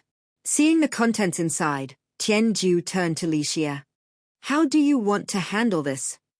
Move it to a safer place, Li Xia replied. This was a bandit's hideout, so it was never truly secure. I'll buy a house in the city and store these things there. That way, you won't have to keep coming back and forth at night, Tianju suggested. Li Xie was satisfied with Tianju's proposal and pointed to a box of gold. This box is for you. With payment secured, Tianju became even more motivated. Rest assured, I'll make sure it's taken care of properly. Leaving Tianju to handle the items in the mountain cave, Li Xie selected and cut down a few trees over 100 years old in the mountains. She had Tianju arrange to transport the larger sections back to the city, while she used her wind abilities to directly carry the smaller sections back to her courtyard, placing them together with the pile from before. Looking at the carved brush pots, animal figures, human portraits, and other objects arranged on the table, all of which Li Xie had meticulously carved by hand with a knife rather than using her wind blades, she nodded in satisfaction. Just then, Qiu Shui entered. Miss Zi Huan from Mrs. Lu's side is here. Li Xie put down the carving knife, stood up, and went to the parlor. As Zi Huan was about to pay her respects, Li Xie stepped forward to stop her. Sister Zi Huan, it's rare for you to visit today. Please, have a seat and stay for a while. Mrs. Lu has summoned you over. Hua Steward is also there, Zi Huan said. She rather liked this second young miss and was willing to give her a heads up. Hearing this, Li Xie knew the suggestion she had given Hua Steward was working, so she smiled at Zi Huan. Sister Zi Huan, please have a seat and some tea first. I'll go change into something more presentable. She turned to Qiu Kuei behind her. Qiu Kuei, quickly brew some of the fine tea mother gave us recently. Qiu Kuei went to prepare the tea while Li Xie entered the inner room to change her clothes with Qiu Shui's assistance. Why the long face? Li Xie noticed Qiu Shui's solemn expression and pinched her cheek playfully. Mrs. Lu has called for Zi Huan to summon you, so it must be something important. You should hurry and change so you can go, Qiu Shui said with concern, unable to understand why Li Xie wasn't taking this more seriously. After changing into a new set of clothes, Li Xie returned to the parlor and said apologetically to Zi Huan, Please forgive me for making you wait, Sister Zi Huan. No need for the second young miss to be so courteous. Let's go, Zi Huan replied as she stood up. Li Xie accompanied her to Mrs. Lu's courtyard. No matter how many times she came, she could never get used to the eerie silence within. At the entrance, Zi Huan asked Li Xie to wait while she went inside to inform Mrs. Lu first. Li Xie waited patiently outside until Zi Huan returned to invite her in.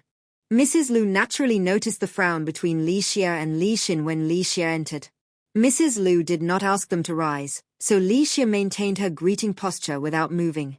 Li Xin, standing beside her, was anxious and wanted to say something for fear of upsetting Mrs. Lu, worriedly gripping her handkerchief. After quite a while, Mrs. Lu finished her tea and said, Rise. Thank you, Mother, Li Xie said with an unchanged expression and tone as she straightened her body, waiting quietly for Mrs. Lu to inquire. Hua Steward looked at Li Xie with concern. Mrs. Lu examined Li Xie, truly not expecting this maid to dare to act so boldly. She then glanced at Hua Steward, whom she had personally promoted to steward, not expecting him to be won over by the second young lady. Explain why you posted the reward and punishment list. In response to Mother, it was to let the people in the embroidery room know that good work is rewarded, and poor work means less pay. To motivate the embroidery room staff to work diligently. So I had Hua Steward post the best and worst performers, listing the reasons to show them that only good work earns rewards, Li Xie said, not mentioning that it was Hua Steward's idea and taking full responsibility herself. You think you did the right thing, Mrs. Lu said, seeing Li Xie's expression of having done well and not needing rewards. She found this maid's boldness amusing. How did she not know Li Xie was so daring? Some things can be spoken openly, others cannot. Wang Butler had served 2 generations of the Li family masters. Zhao embroidery lady was placed by Mrs. Lu in the embroidery room.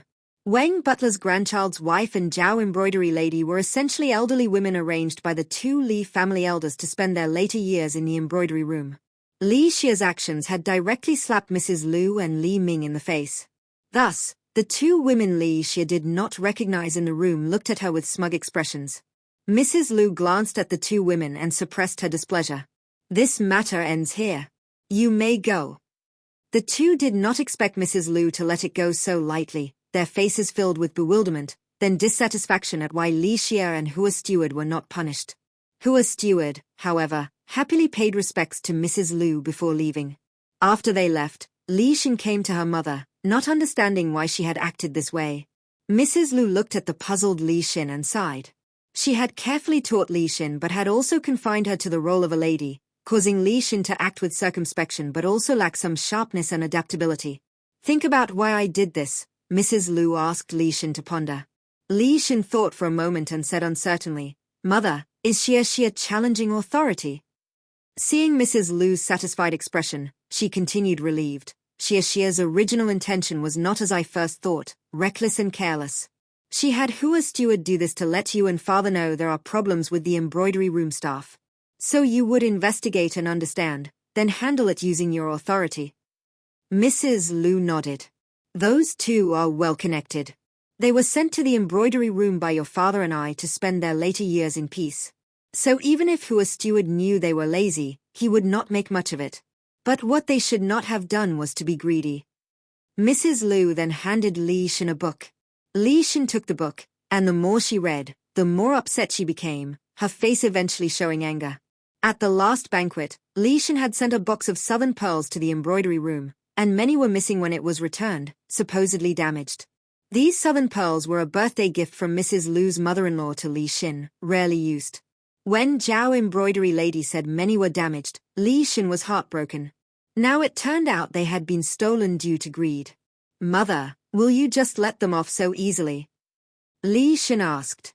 Mrs. Lu did not reply, but later Li Xin heard that Wang Butler had voluntarily asked Li Ming to retire due to his advanced age and recommended Li Chuan as the new butler. Li Xin understood this was the true punishment. When Li Xia returned to the orchid courtyard, she saw the servants and Auntie Mai looking at her with concern. Mother did not blame me. This matter is over, Li Xia said, allowing Auntie Mai to breathe a sigh of relief. The lady is kind-hearted to pardon your impulsive misbehavior. You must not act so recklessly again, Auntie Mai said. Li Xia nodded but did not promise not to do it again. Seeing Li Xia's good attitude, Auntie Mai thought she had learned her lesson. She then left to make shoes for Mrs. Lu. After seeing off Auntie Mai, Li Xia shook her head at Qiu Shui and the other maids who had been relieved, a group of inexperienced little maids with nothing to worry about. Miss, the young master has sent 2 books. Qiu Shui handed Li Xia 2 books.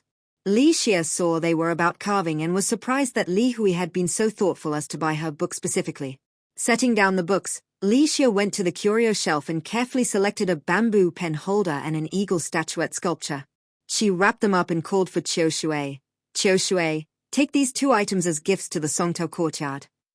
Qiu Shui carefully took the package and went to the Songtao courtyard. At the entrance, the gatekeeper Shanju saw Qiu Shui and smiled. Sister Qiu Shui, why didn't the second miss come herself? The miss asked me to deliver these 2 items to the Songtao courtyard, Qiu Shui said, gesturing to the package in her hands. Shanju took the package from Qiu Shui, who then left. Shanju carried the items past the kneeling Banju without a word and entered the room. Master, the second miss has sent gifts. Li Hui was puzzled as to why Li Xia would send him gifts. Opening the package, he saw a sculpture of a spreading eagle, its sharp eyes portraying boldness and enterprising spirit. Next to it was a bamboo pen holder rising node by node, evoking the desire to strive upwards. Li Hui placed the statuette and pen holder on the table, feeling delighted. The annoyance he had felt because of Banju was gone. Master, Banju is kneeling outside, Shanju said, unable to ignore his long friendship with Banju. Li Hui glanced at the people in the courtyard. Let him kneel and reflect. If his own people could not properly discipline their families, thus tarnishing his reputation as he rose through the ranks, that would not do.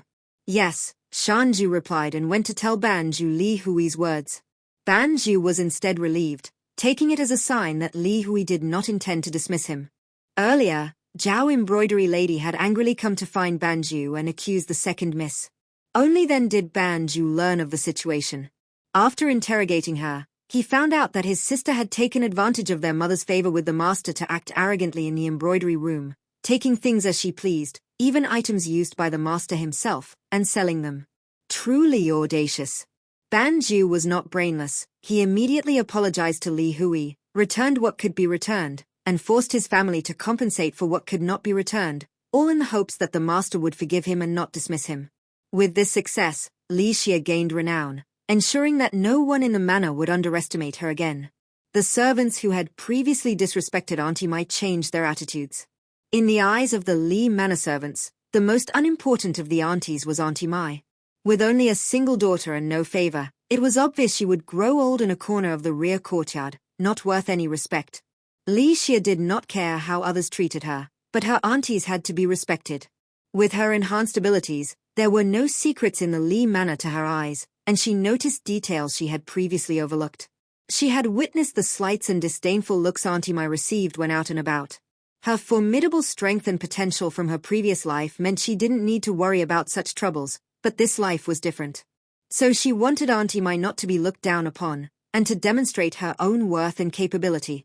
The head housekeeper talked to her about the matter of Zhao Embroidery Lady and Wang Embroidery Lady, which gave Li Xia the perfect opportunity to achieve her goal. However, the whole affair was quite tiring. Li Xia retreated to the orchid courtyard, not wanting to move. She planned to let herself rest properly. Li Yao was even more surprised upon hearing this, as there was no such thing in his previous life. Why were there so many differences from his previous life in this world?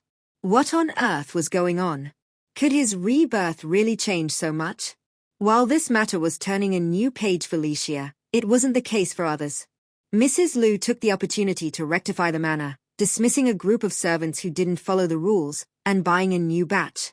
She prepared to assign more servants to attend to each of the masters. Previously in Bailang County, each madam had one close attendant, each young lady had two, and each courtyard had two maidservants. Now that they had risen to the position of provincial governor, the number of servants had not increased accordingly. After letting go of the former group, Mrs. Lu could now hire more hands for the manor. After discussing with Li Ming, Mrs. Lu decided that each master would have two more attendants assigned. This move was also to better equip Li Xin with more capable hands, so that she would have helpers to command after getting married in the future. Li Xia walked leisurely towards the study hall. Qiu Shui couldn't help but urge her, "Miss, please walk faster." Qiu Shui was worried that if they went too late, all the good servants would be taken. She couldn't help but anxiously urge Li Xia, "Miss, if we're late, the good servants will all be chosen." Li Xia's pace remained unhurried, and she even discussed with Qiu Shui about the criteria for good servants. "Qiu Shui, in your opinion, what makes a good servant?" Qiu Shui answered without hesitation, "Of course, someone honest and efficient at their work." "You know how they'll be selecting the servants. Would mother allow any deceitful or sly ones to enter the Li manor? As the lady of the house, would Mrs. Lu let any undesirable maids be brought into the manor?" Upon hearing this, Qiu Shui realized her mistake and didn't hurry anymore. She followed leisurely behind Li Xia into the study hall. The matchmaker had the selected servants stand in the courtyard, waiting to be chosen. Li Xin now had two unfamiliar maids by her side. The two maids appeared honest and steady in disposition, with average looks that were neither outstanding nor ugly. At this time, Li Shan was selecting servants in the courtyard. She walked back and forth, scrutinizing the maids. After 2 rounds, she made her choices. Her slender finger pointed at 2. "You, and you, come out." Li Xia followed Li Shan's finger and saw that the 2 she chose were the most beautiful among the group. Li Shan had picked 2 maids more beautiful than herself. Although the 2 maids appeared respectful on the surface, their eyes would occasionally glance towards Li Hui, Li Chou, and Li Guang. It was obvious they had ulterior motives. If left unchecked, these kinds of people could become troublesome later on. "Mother, I've made my choices," Li Shan said as she brought the 2 beautiful maids to greet Mrs. Lu. "Third miss, are you sure?" As the lady of the house, Mrs. Lu noticed the ulterior motives behind the 2 maids' eyes and gave Li Shan a reminder. "Mother, your daughter has made her choices and will not change them." Seeing this, Mrs. Lu didn't say more. She turned to Li Xia. "Second miss, it's your turn to choose." Li Xia had already made her choices in her mind and didn't hesitate. She went straight up and picked the fattest and thinnest maids from the group. Li Shan's choices revealed her hidden agenda, which Mrs. Lu understood. But Li Xia's peculiar pairing of the fattest and thinnest maids left Mrs. Lu baffled. "Second miss, are you sure about choosing these 2? Mrs. Lu couldn't help but examine the fat and thin maids, finding nothing out of the ordinary. "Yes, mother. Don't you think they look auspicious standing together?" Li Xia's words made Li Guang burst out laughing. Li Chou kicked him to stop his laughter, but the corners of Li Chou's mouth couldn't help curving up in a smile as well. Glancing at Li Hui, even the usually calm Li Hui had a hint of a smile on his lips. Mrs. Lu looked at Li Xia speechlessly. Li Xia led the two maids to stand beside Li Xin. As she passed Li Shan, she heard her softly laughing. Birds of a feather flocked together. Li Xia ignored her and stopped beside Li Xin with the two maids. Xia, won't you choose some other maids? Li Xin advised. In her view, the maid Li Xia chose was too stout, and the other too thin. Neither looked capable of doing work. My eye for choosing people is excellent, Li Xia said with a smile. Li Xin didn't believe it, but later the fat and thin maids proved Li Xia's discerning eye. After the three young ladies had made their choices, Mrs. Lu selected a few maids for herself and the other madams from the remaining group. The matchmaker then led away the unchosen maids and brought in a batch of young male servants. Li Hui and his brothers went up to choose their preferred servants. Li Xia led the fat and thin maids, along with two ordinary-looking but seemingly honest maids, back to the orchid courtyard. Auntie Mai had been waiting in the orchid courtyard. Seeing the four unfamiliar maids Li Xia brought, especially the fat and thin ones, she couldn't help but frown. Those two didn't look capable of doing work. Well, since they'd been chosen, she would let Qiu train them. If they couldn't do the finer tasks, at least they could sweep the courtyard. With this thought, Auntie Mai prepared to take the two to the Plum Blossom Pavilion. But Li Xia stopped her. Auntie, those two are the ones I chose for myself. These two are the ones for the Plum Blossom Pavilion. Realizing the fat and thin maids were Li Xia's personal choices, Auntie Mai looked at her puzzled. Xia, why did you choose those two? Li Xia gave the same explanation. Auntie, don't they look auspicious standing together? Auntie Mai looked at Li Xia speechlessly. To choose servants for such a reason was simply random. Those two maids should serve under me instead. Auntie, how can you steal my careful selections? Li Xia refused. These were the ones she had her eye on. Seeing Li Xia's insistence, Auntie Mai instructed Qiu and Qiu Shui. You two take these four and have them change into servant attire and learn the rules. Qiu and Qiu Shui acknowledged the order and led the four maids away. Tell me, why did you want those two maids?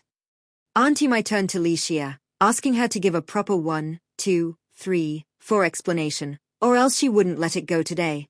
The fat maid, although stout, is quite strong. I like those with great strength. Next time we encounter any danger, she can shield us in front. As for the thin maid, did you notice her fingers? Li Xia demonstrated a gesture. What do you mean? Auntie Mai didn't understand.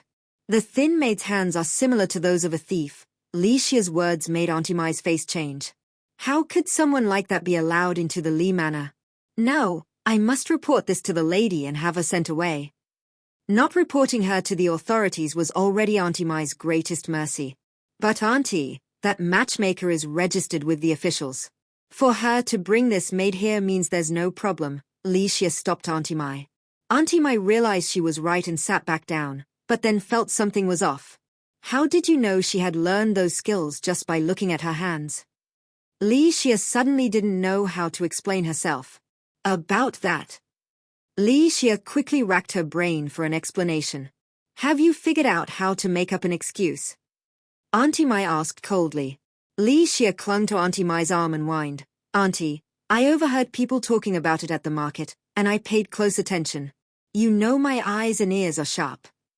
Is that so? Auntie Mai didn't quite believe Li Xia, but seeing her so serious, she didn't want to doubt her daughter too much. Of course, why would I lie to you?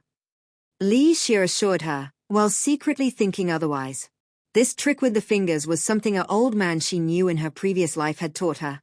That old man's father was a thief who had trained him as a child. After the apocalypse, he relied on this skill of iron fingers to kill zombies. Out of curiosity, Li Xia had learned it from him for a while. That's why she noticed the skinny maid when choosing servants today. Qiu Shui returned with the two maids dressed in new clothes. The plump maid was too burly, and the skinny maid too thin, so Qiu Shui had to quickly alter two outfits for them. Li Xia nodded in satisfaction.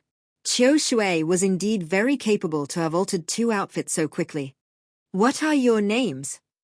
This slave used to be called Plump Maid at home. The plump maid replied in a coarse voice that could pass for a man's if she wore men's clothes. This slave is called Xiao Yu, the skinny maid answered articulately. Would you like to keep your current names or have new ones? Li Xia didn't directly rename them but asked for their preference. Please give us new names, mistress, the two maids replied in unison, as they had been taught. Li Xia was a little disappointed they didn't want to keep their original names, as naming wasn't her forte. After pondering for a moment, she said, I have two maids whose names contain the character Qiao. You too shall follow suit. Plump Maid, your new name is Qiao Chan. Xiao Yu, yours is Qiao Ling. Thank you, mistress, for the new names, Qiao Chan and Qiao Ling replied respectfully with a curtsy. Qiao Shui, please show them around the orchid courtyard and their quarters, and teach them the rules, Li Xia instructed Qiao Shui. Qiao Shui acknowledged the order and left with the two maids to educate them on the rules. Meanwhile, Li Shan couldn't wait to tell Aunt Wang about Li Xia choosing servants, mocking her for not knowing how to pick good ones. However, Li Yao found Li Shan's mockery amusing. Those plump and skinny maids were no ordinary servants. They had followed his sister into battle and were awarded the title of female generals for their merits.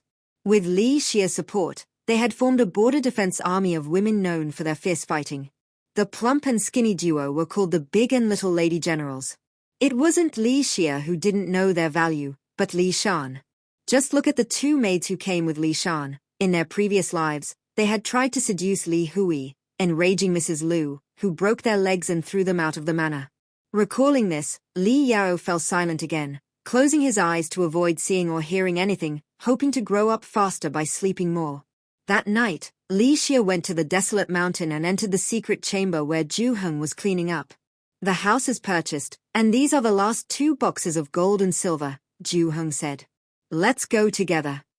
Li Xia and Zhu Heng each carried a box to the house Zhu Heng had bought in the southern district of Liuzhu, an affluent residential area. He had purchased a 2-courtyard compound that previously belonged to a family implicated in the Yongkang Prince incident and had their property seized. Many people had died in this house, leading prospective buyers to believe it was unlucky. But Zhu Heng didn't mind such superstitions. In fact, these rumors conveniently kept others away. Upon careful inspection, he discovered a hidden chamber in the garden's corner of the second courtyard. After some renovations, he stored the weapons and gold and silver there. Here's the deed. Zhu Heng handed the deed to Li Xia. Taking the deed, Li Xia gestured to the boxes of gold, silver, and jewelry in the chamber. Take these and distribute them among the families affected by the Yongkang Prince incident in Nantong. Zhu Heng looked at Li Xia. You want to be a do-gooder.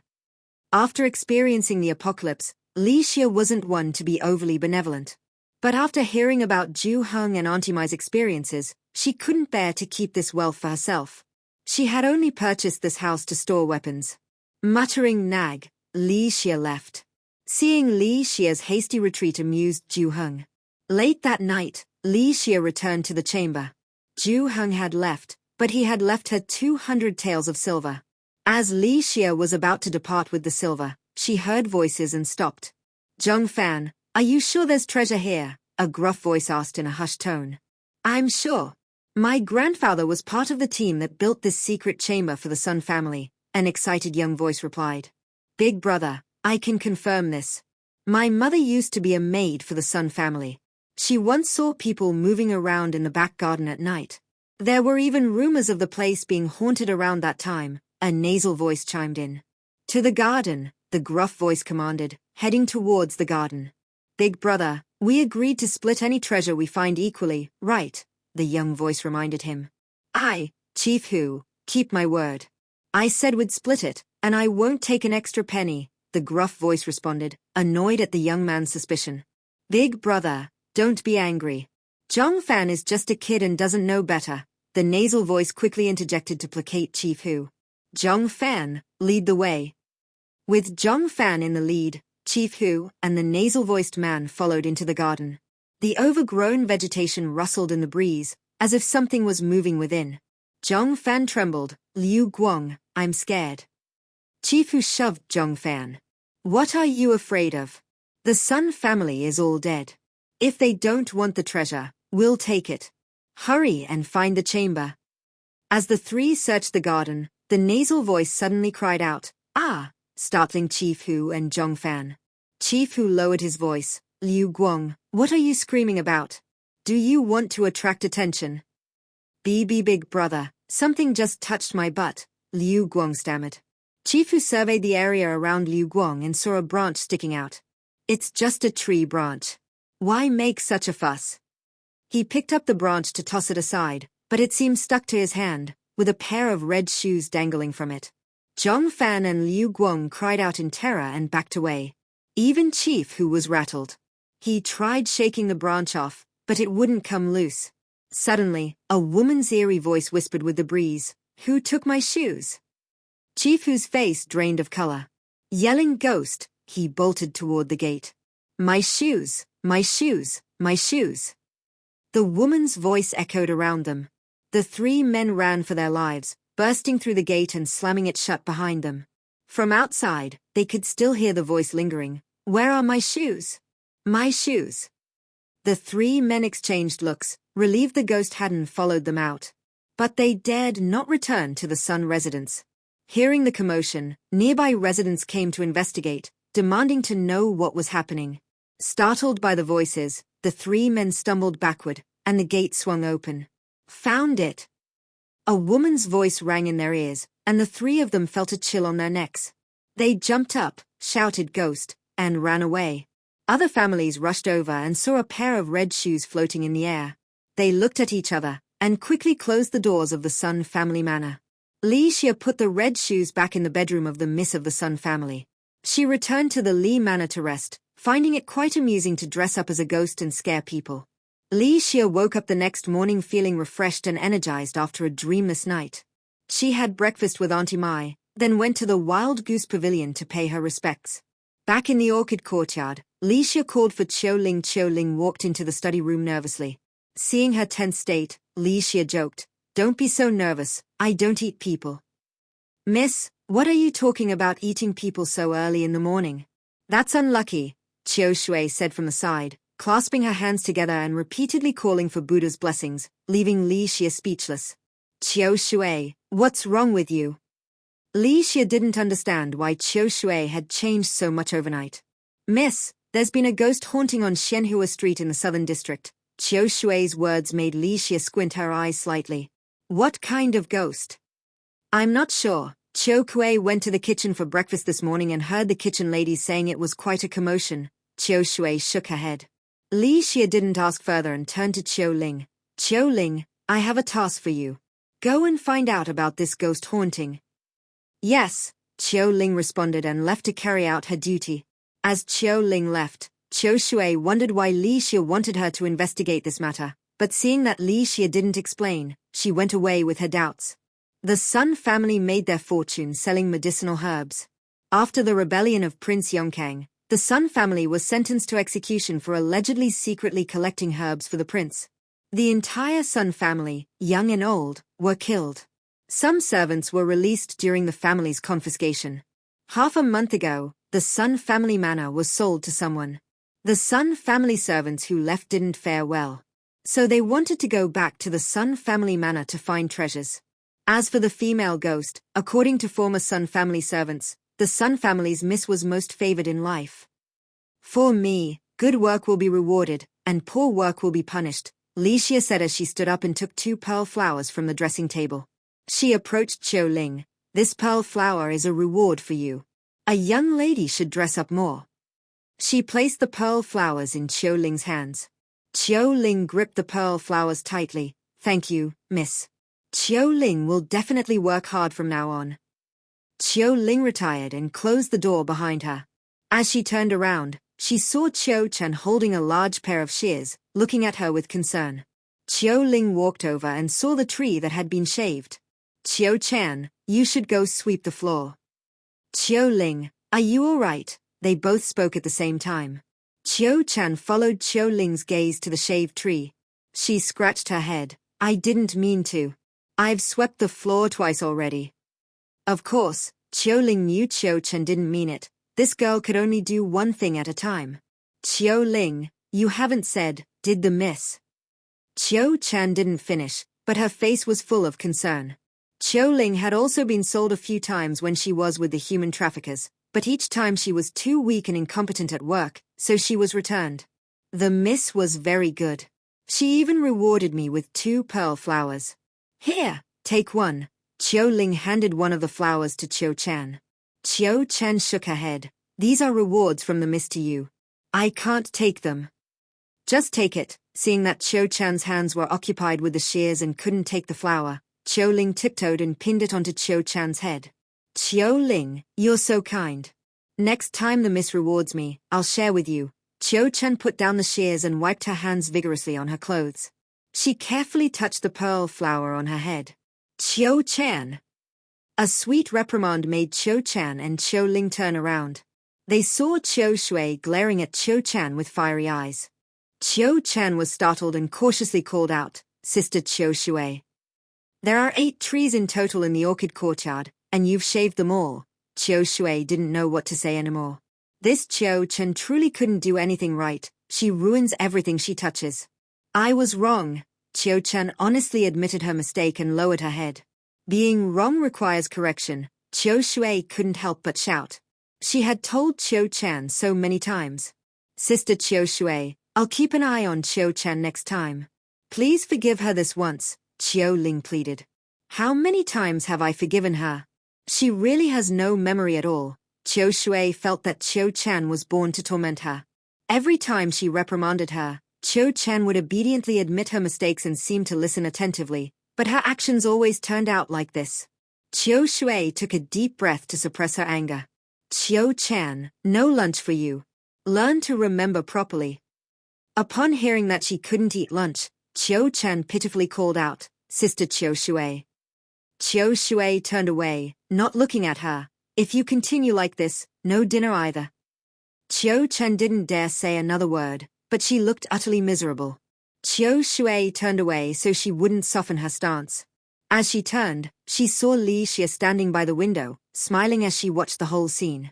At noon, Chiu Chan watched everyone else eat while she had no food. She rubbed her stomach, feeling very uncomfortable. Suddenly, a big bowl appeared in front of her. The bowl was filled with steaming rice and dishes.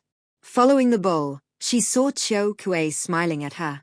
Eat quickly. Chiu Kuei held a pair of chopsticks in her other hand and offered them to Chiu Chan. No, Sister Chiu Shui said I can't eat lunch. Chiu Chan really wanted to eat, but she shook her head, remembering Chiu Shui's punishment. Could I have brought this for you to eat if Sister Chiu Shui didn't agree? Chiu Kuei raised the chopsticks, gesturing for Chiu Chan to take them. Chiu Chan licked her lips and accepted the chopsticks and bowl, eating ravenously. Not far away, Chiu Shui watched the two of them. Didn't you punish her? Why are you soft-hearted again? Chiu Shui turned to see Li Xia approaching. If she doesn't eat well, how will she have the energy to work in the afternoon? The weeds around the courtyard walls are harboring many mosquitoes. Chiu Shui pretended that she wasn't being soft-hearted, but rather wanted Chiu Chan to work. Chiu Chan is not suitable for delicate tasks. Chiu Chan has great strength but is clumsy, often failing to handle delicate work properly. You say I'm soft-hearted, but isn't the miss also sympathetic towards her? Chiu Chan may be burly, but she is genuinely kind-hearted and does whatever she is told. She calls all the maids in the courtyard sister. With such an honest and simple-natured person like Chiu Chan, it's hard not to feel affection for her. Are you jealous? Rest assured, I feel the most sympathy for Chiu Shui. Li Xia's words made Chiu Shui blush involuntarily. Where did the miss learn to speak with such flattering words? If Auntie Mai found out, she would surely be troubled again. Miss, Chiu Kuei and Chiu Chan turned around to see the two of them. Seeing Chiu Shui, Chiu Chan hid behind Chiu Kuei, but her large frame only made Chiu Kuei appear smaller. Chiu Chan, after your noon break, clear the weeds from the corners of the orchid courtyard and plum blossom courtyard walls. Chiu Shui looked at Chiu Chan helplessly as she gave her instructions. Miss, Sister Chiu Shui. I'm not tired, I'll go do it now. Chiu Chan turned to go and pull the weeds. Come back, Chiu Shui called out, stopping Chiu Chan. Chiu Chan looked at Chiu Shui, not understanding. First, come with me to the storeroom to get a sickle and a hoe. Chiu Shui led Chiu Chan to the manor storeroom. As Li Xia turned to leave, Cho Kuei called out to her. Miss, we've soaked glutinous rice in the tea room and are preparing to make crystal cakes. Would you like to try some? Li Xia did not answer, but scrutinized Cho Kuei and asked, Did you make this yourself? If Cho Kuei made it, Li Xia did not plan to eat it. Cho Kuei also knew that her cooking tasted strange. Wu Auntie made it, and I assisted. Hearing this, Li Xia had higher expectations. Li Xia was carving at the threshold when Cho Kuei brought over the prepared crystal cakes. Li Xia put down the carving piece, washed her hands, and came to the table to see the crystal clear, smooth, and translucent crystal cakes. She put a piece in her mouth, and it was very soft and moist, cool and refreshing. She nodded in approval, as Wu Auntie had never let her down. Li Xia swallowed the crystal cake in her mouth. Did you send any to the sister-in-law, elder sister, and mother? I've had Chiu Ling deliver them, Cho Kuei answered from the side. Li Xia ate another piece of the crystal cake, her gaze falling on Cho Kuei's hesitant expression. Do you have something to say? Miss, the eldest miss wants the recipe for the crystal cakes, Cho Kuei said while observing Li Xia's expression.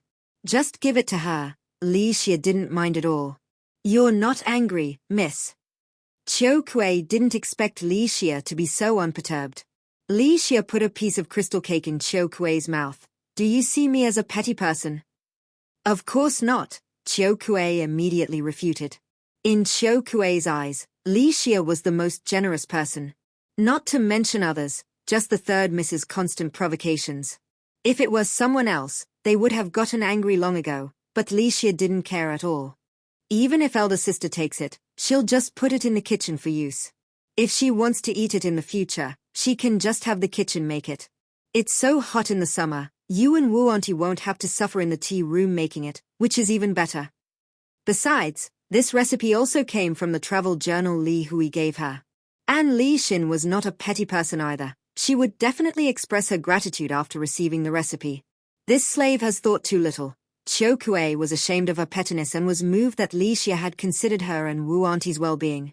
As Li Xia had expected, after Li Xin obtained the recipe, the kitchen began providing a portion of crystal cakes to each courtyard the next day.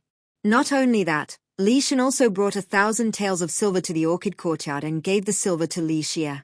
Seeing so much silver, Li Xia enviously said, Sister, you really are rich. Amused by Li Xia's different focus, Li Xin smiled. All of this is for you. Li Xia did not accept it. The crystal cakes, you're not making them to earn money either. Now I can eat them every day. How can I take your money? How do you know I'm not making money from them? Li Xin's rhetorical question made Li Xia think of something, but she still couldn't take the money. Keep it, since you said I'm rich already, Li Xin said. Aside from her monthly allowance, Mrs. Lu's dowry paid Li Xin a sizable annual dividend in private, so Li Xin's personal savings were quite substantial. Li Xia took out 3 notes and pushed the remaining 7 back to Li Xin. I'll take these, and that's enough. Li Xin changed the subject and asked Li Xia, how did you come up with this crystal cake? It's thanks to elder brother's travel journal, Li Xia said, handing Li Xin the travel journal she got from Li Hui. Li Xin flipped through it, which only briefly mentioned how delicious the crystal cakes were but glossed over the recipe. Looking at this, Li Xin had no idea how to make them. Xia, you're truly amazing. From just this simple sentence, you managed to recreate the recipe. Li Xin couldn't help but praise her. I'm not that talented. It was Wu Auntie and Cho Kuei who researched and figured it out. Wu Auntie has a great gift in this area. Li Xia didn't mention that in her previous life, she had eaten the crystal cakes made by her neighbor's wife and heard how they were made. Without your support, they wouldn't have been able to research it. Making these required quite an expense on ingredients, and without Li Xia providing the funds, the two couldn't have researched it. I had no choice since I wanted to eat them. Li Xia had an expression of being willing to do anything for food, which dispelled the gloom Li Xin had been feeling recently and brought a smile to her face. As the county exam approached, Li Ming and Mrs. Lu became increasingly strict in ensuring no disturbances affected Li Hui's studies. Being Mrs. Lu's biological daughter, Li Xin was also reprimanded twice by her. This made everyone in the manor tense, and Li Xin was especially cautious in ensuring the food was healthy when managing the kitchen. But in the summer heat, people naturally became restless. Li Hui was confined to his room, only eating, sleeping, studying, and writing essays, leaving him with no appetite at all. The crystal cakes Li Xia had someone deliver were crystal clear and even more beautiful with a sprinkle of sugar and osmanthus flowers. Eating them was cool and refreshing, lifting one's mood considerably. Li Xin enjoyed them and brought some for Li Hui to taste. Li Hui ate several pieces. Only then did Li Xin consider getting the recipe. Xia, you deserve this money, Li Xin said, pushing the 7 silver notes on the table toward Li Xia. Sister, you went through all these roundabout ways just to make me take the money. After all, Li Hui was Li Xia's elder brother and had always treated her well. Li Xia was more than willing to do something for him. Regardless, Xia, you have to keep this money. All right, I'll keep it. Li Xia took the 7 silver notes on the table. Li Xin was satisfied, as she would have felt uneasy if Li Xia didn't accept the money. After seeing Li Xin off and returning to her room, Li Xia looked at the silver notes in her hand and pondered how to spend the money. But before she could get used to having it, Aunt Mai snatched it away. Auntie, at least leave me 2 notes. Li Xia tugged at Aunt Mai's arm, her eyes fixed on the silver notes. She hadn't even gotten a proper feel for them before Aunt Mai took them away.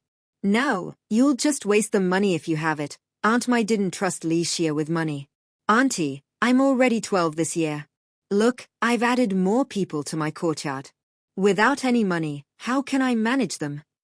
Li Xia's words made Aunt Mai ponder, and she gave Li Xia 1 note.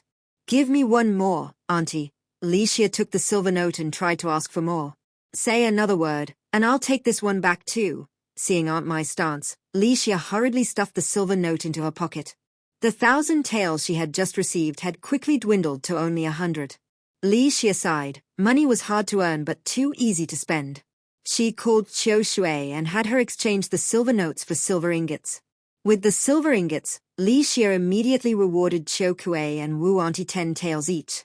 When Aunt Mai found out, she regretted leaving Li Xia even 1 silver note. This girl was a spendthrift, unable to hold onto money in her hands. With less than half a month until the county exam, Mrs. Lu had put considerable thought into who would accompany Li Hui to ensure he could focus on the exam in the provincial capital. In addition to the 4 servants Zhong Hu, Zhu, and others attending to Li Hui, she also had the manor's 2nd steward, Zhao Pan, accompany them to handle external matters. Zhao Pan was meticulous and adept at dealing with outsiders. Worried that Li Hui might not eat well, she also had cook lady Bai go with them. If not for Li Ming's objection, Mrs. Lu would have even sent Liu Xiao and Xia Yin to attend to Li Hui.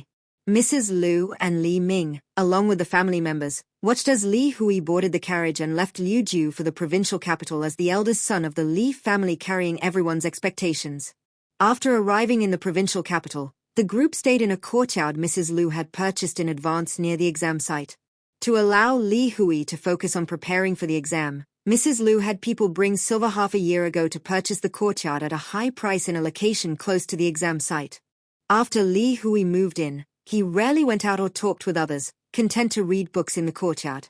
Zhao Pan and Zhong Hu, on the other hand, went out to gather information and understand the important matters, reporting back to Li Hui everything they had learned. When Li Hui heard that in previous years, some had deliberately sabotaged capable students by giving them drugs to make them ill, preventing them from entering the examination hall and forcing them to abandon the exam, he felt grateful that Mrs. Lu had instructed him to bring a cook. During this time, there were also invitations for Li Hui to attend literary gatherings. He carefully selected a few with people he knew well and attended a couple of times.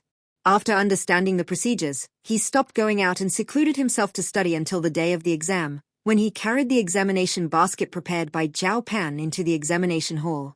After a careful inspection, Li Hui obtained his number plate and proceeded to the corresponding cubicle. Fortunately, this cubicle was in the middle of the row. Its cleanliness exceeded Li Hui's expectations. He wiped and cleaned the desk, prepared himself, and waited for the examination papers to be distributed. With 3 consecutive days of exams, 1 per day, Li Hui felt completely drained after the final session as he walked out of the gate. Zhong Hu and Qing Zhu came forward to support Li Hui and helped him into the carriage. Wen Zhu drove the carriage back to their separate residence. The physician summoned by Zhao Pan was waiting. Li Hui took a hot bath and ate the meals carefully prepared by the cook. The physician took his pulse and diagnosed him with extreme exhaustion, prescribing 2 days of rest. Zhao Pan, still concerned, also prepared soothing herbal medicine. After 2 days of rest, Li Hui recovered. The county examination results would not be announced for another half-month, so Li Hui did not wait in the prefecture city but returned to Liujiu.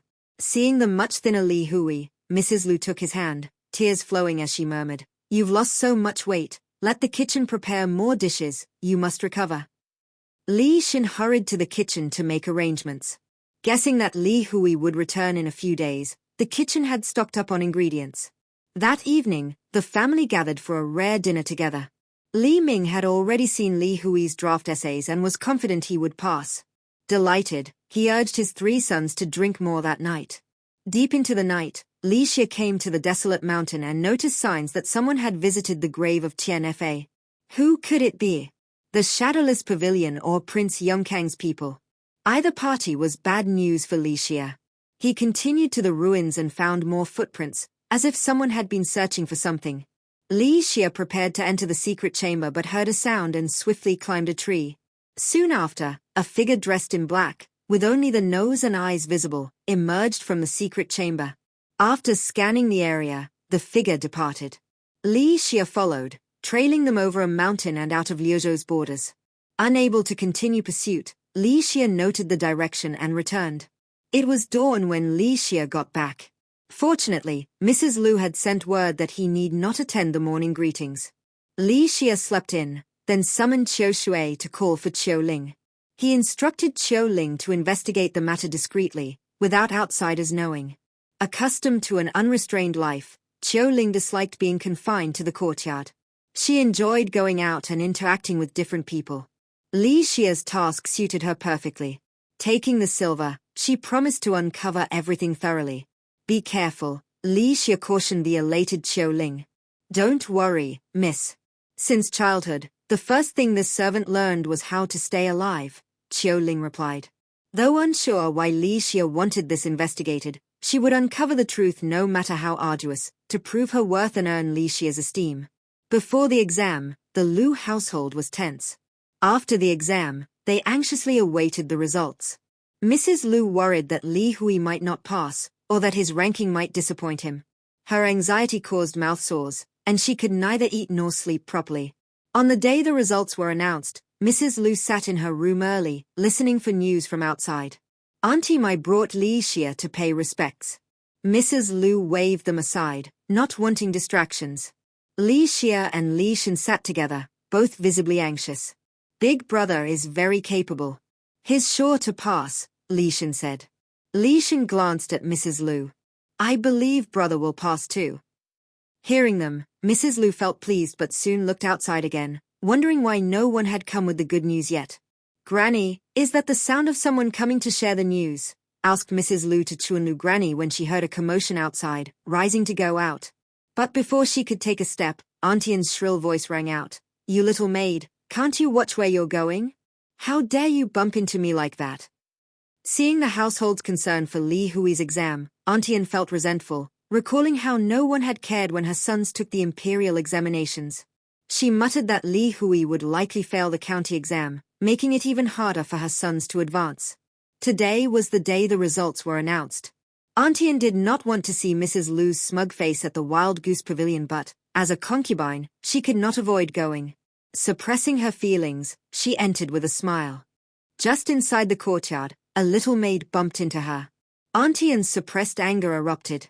"Which courtyard are you from, to be so careless?" Xiao Lan was a water carrier from the front courtyard. Mrs. Lu had ordered her to carry back 2 large baskets of copper coins. Li Chuan needed someone to report to Mrs. Lu at the rear courtyard. Xiao Lan had long wanted to work there, so she seized the opportunity. Seeing Auntie Anne approach from the left, Xiao Lan entered from the right. Unexpectedly, Auntie Anne turned right, and Xiao Lan could not avoid colliding with her. Xiao Lan quickly knelt and begged for forgiveness. "Auntie, please pardon me. I saw you going left, so I entered from the right." Hearing this, Auntie Anne became angrier. A little maid dared to talk back to her. If Li Hui passed the county exam, would there still be a place for her and her sons in this household? "You insolent wretch, still talking back? Xiao Hui, slap her mouth." Xiao Hui, standing behind Auntie Anne, turned pale. Striking someone in the ladies' courtyard was like jumping into a fire pit. She softly cautioned, "Auntie, this is the Wild Goose Pavilion." Seeing Xiao Hui's in action, Auntie An rolled up her sleeves to strike Xiao Lan herself. "Sister An, why are you so angry so early? Look, you've startled the orioles in the courtyard." Aunt Wang's voice came from behind, causing Auntie An to lower her hand. She glared at Aunt Wang, no better herself.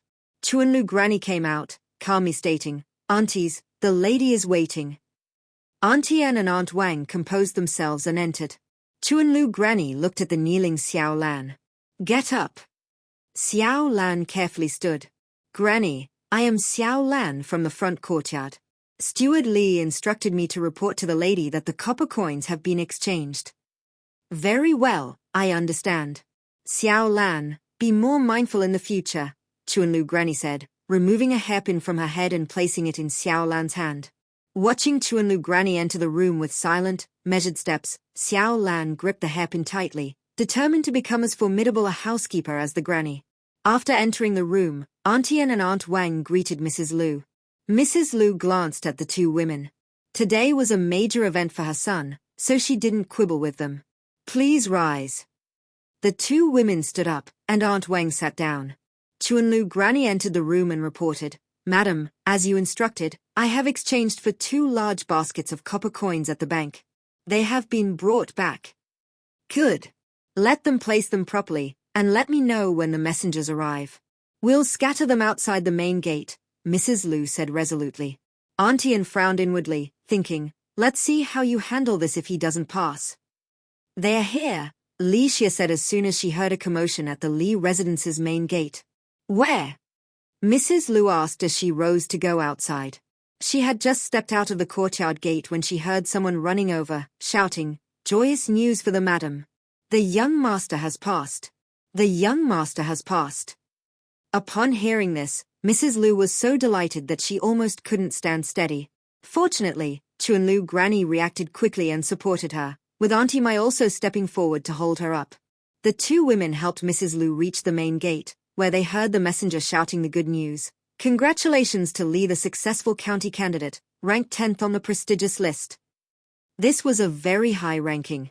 Li the steward handed over a prepared pouch to the messenger. The messenger received the pouch, which felt light, probably containing silver notes.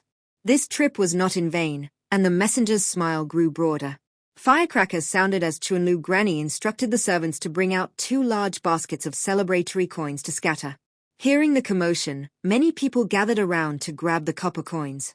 At the prefectural office where he was working, Li Ming also received the news, and his subordinates came to offer congratulations. Li Ming remained modest outwardly, saying he must continue to strive, but inwardly he was very satisfied. His son had met his expectations and moved one step closer to an official career. Li Hui, Li Chou, and Li Guang had studied together in Li Ming's study room, so the 3 brothers had grown quite close. Upon learning of Li Hui's success in the county examination, they went to congratulate him. "Congratulations, elder brother." Li Hui, who knew the result beforehand, was actually the calmest person in the family. He showed no excessive joy, and responded with composure to the congratulations from his younger brothers and sisters. Li Chou was full of admiration, vowing to work even harder to pass the county examination soon. Standing at a distance, Auntie An glared resentfully a few times at Li Chou and Li Guang, who were surrounding Li Hui. She inwardly cursed, wondering how Li Hui had managed to pass. Aunt Wang looked at the triumphant Mrs. Lu and thought about urging Li Yao to work harder, so that she could enjoy such glory in the future.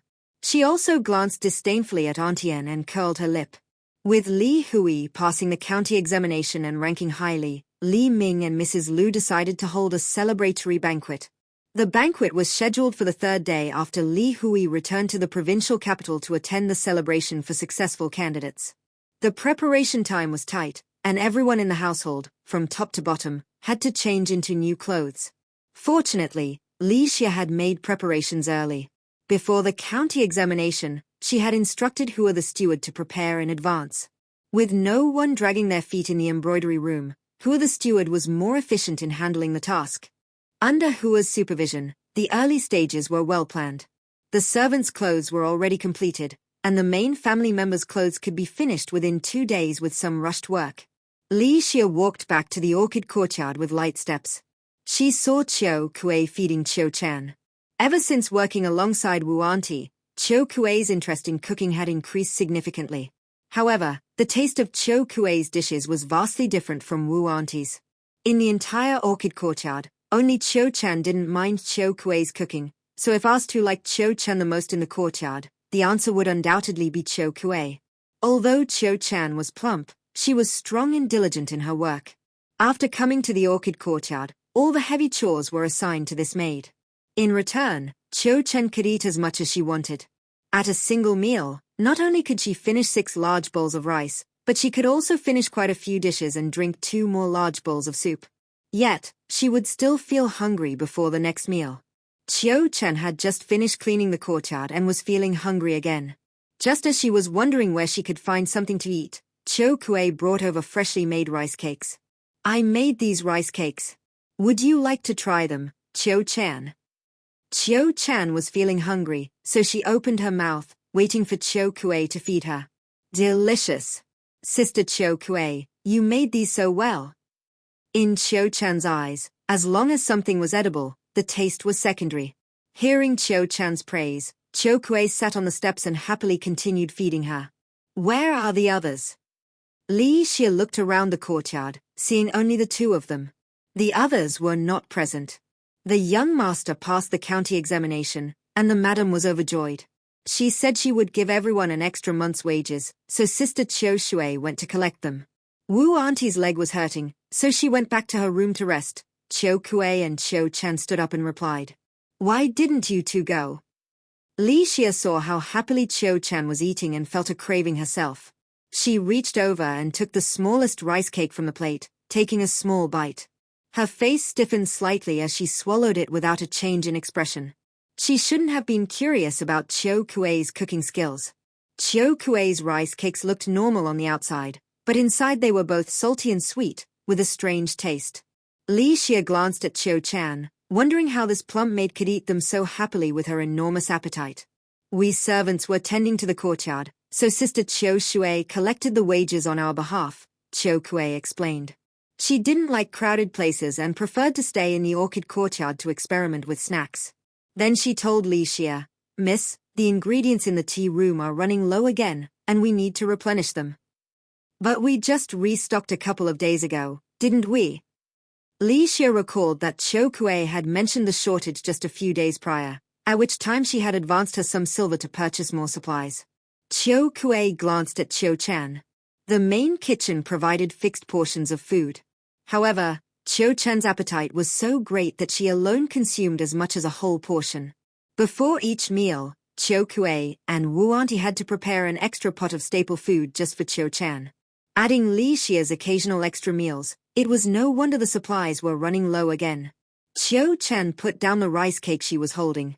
"Then I'll try to eat less from now on." Qiu Chan knew her appetite was too big, which was why her previous owners had sold her. Someone had taken a chance on her because of her physical strength, but they soon regretted it due to her voracious eating habits.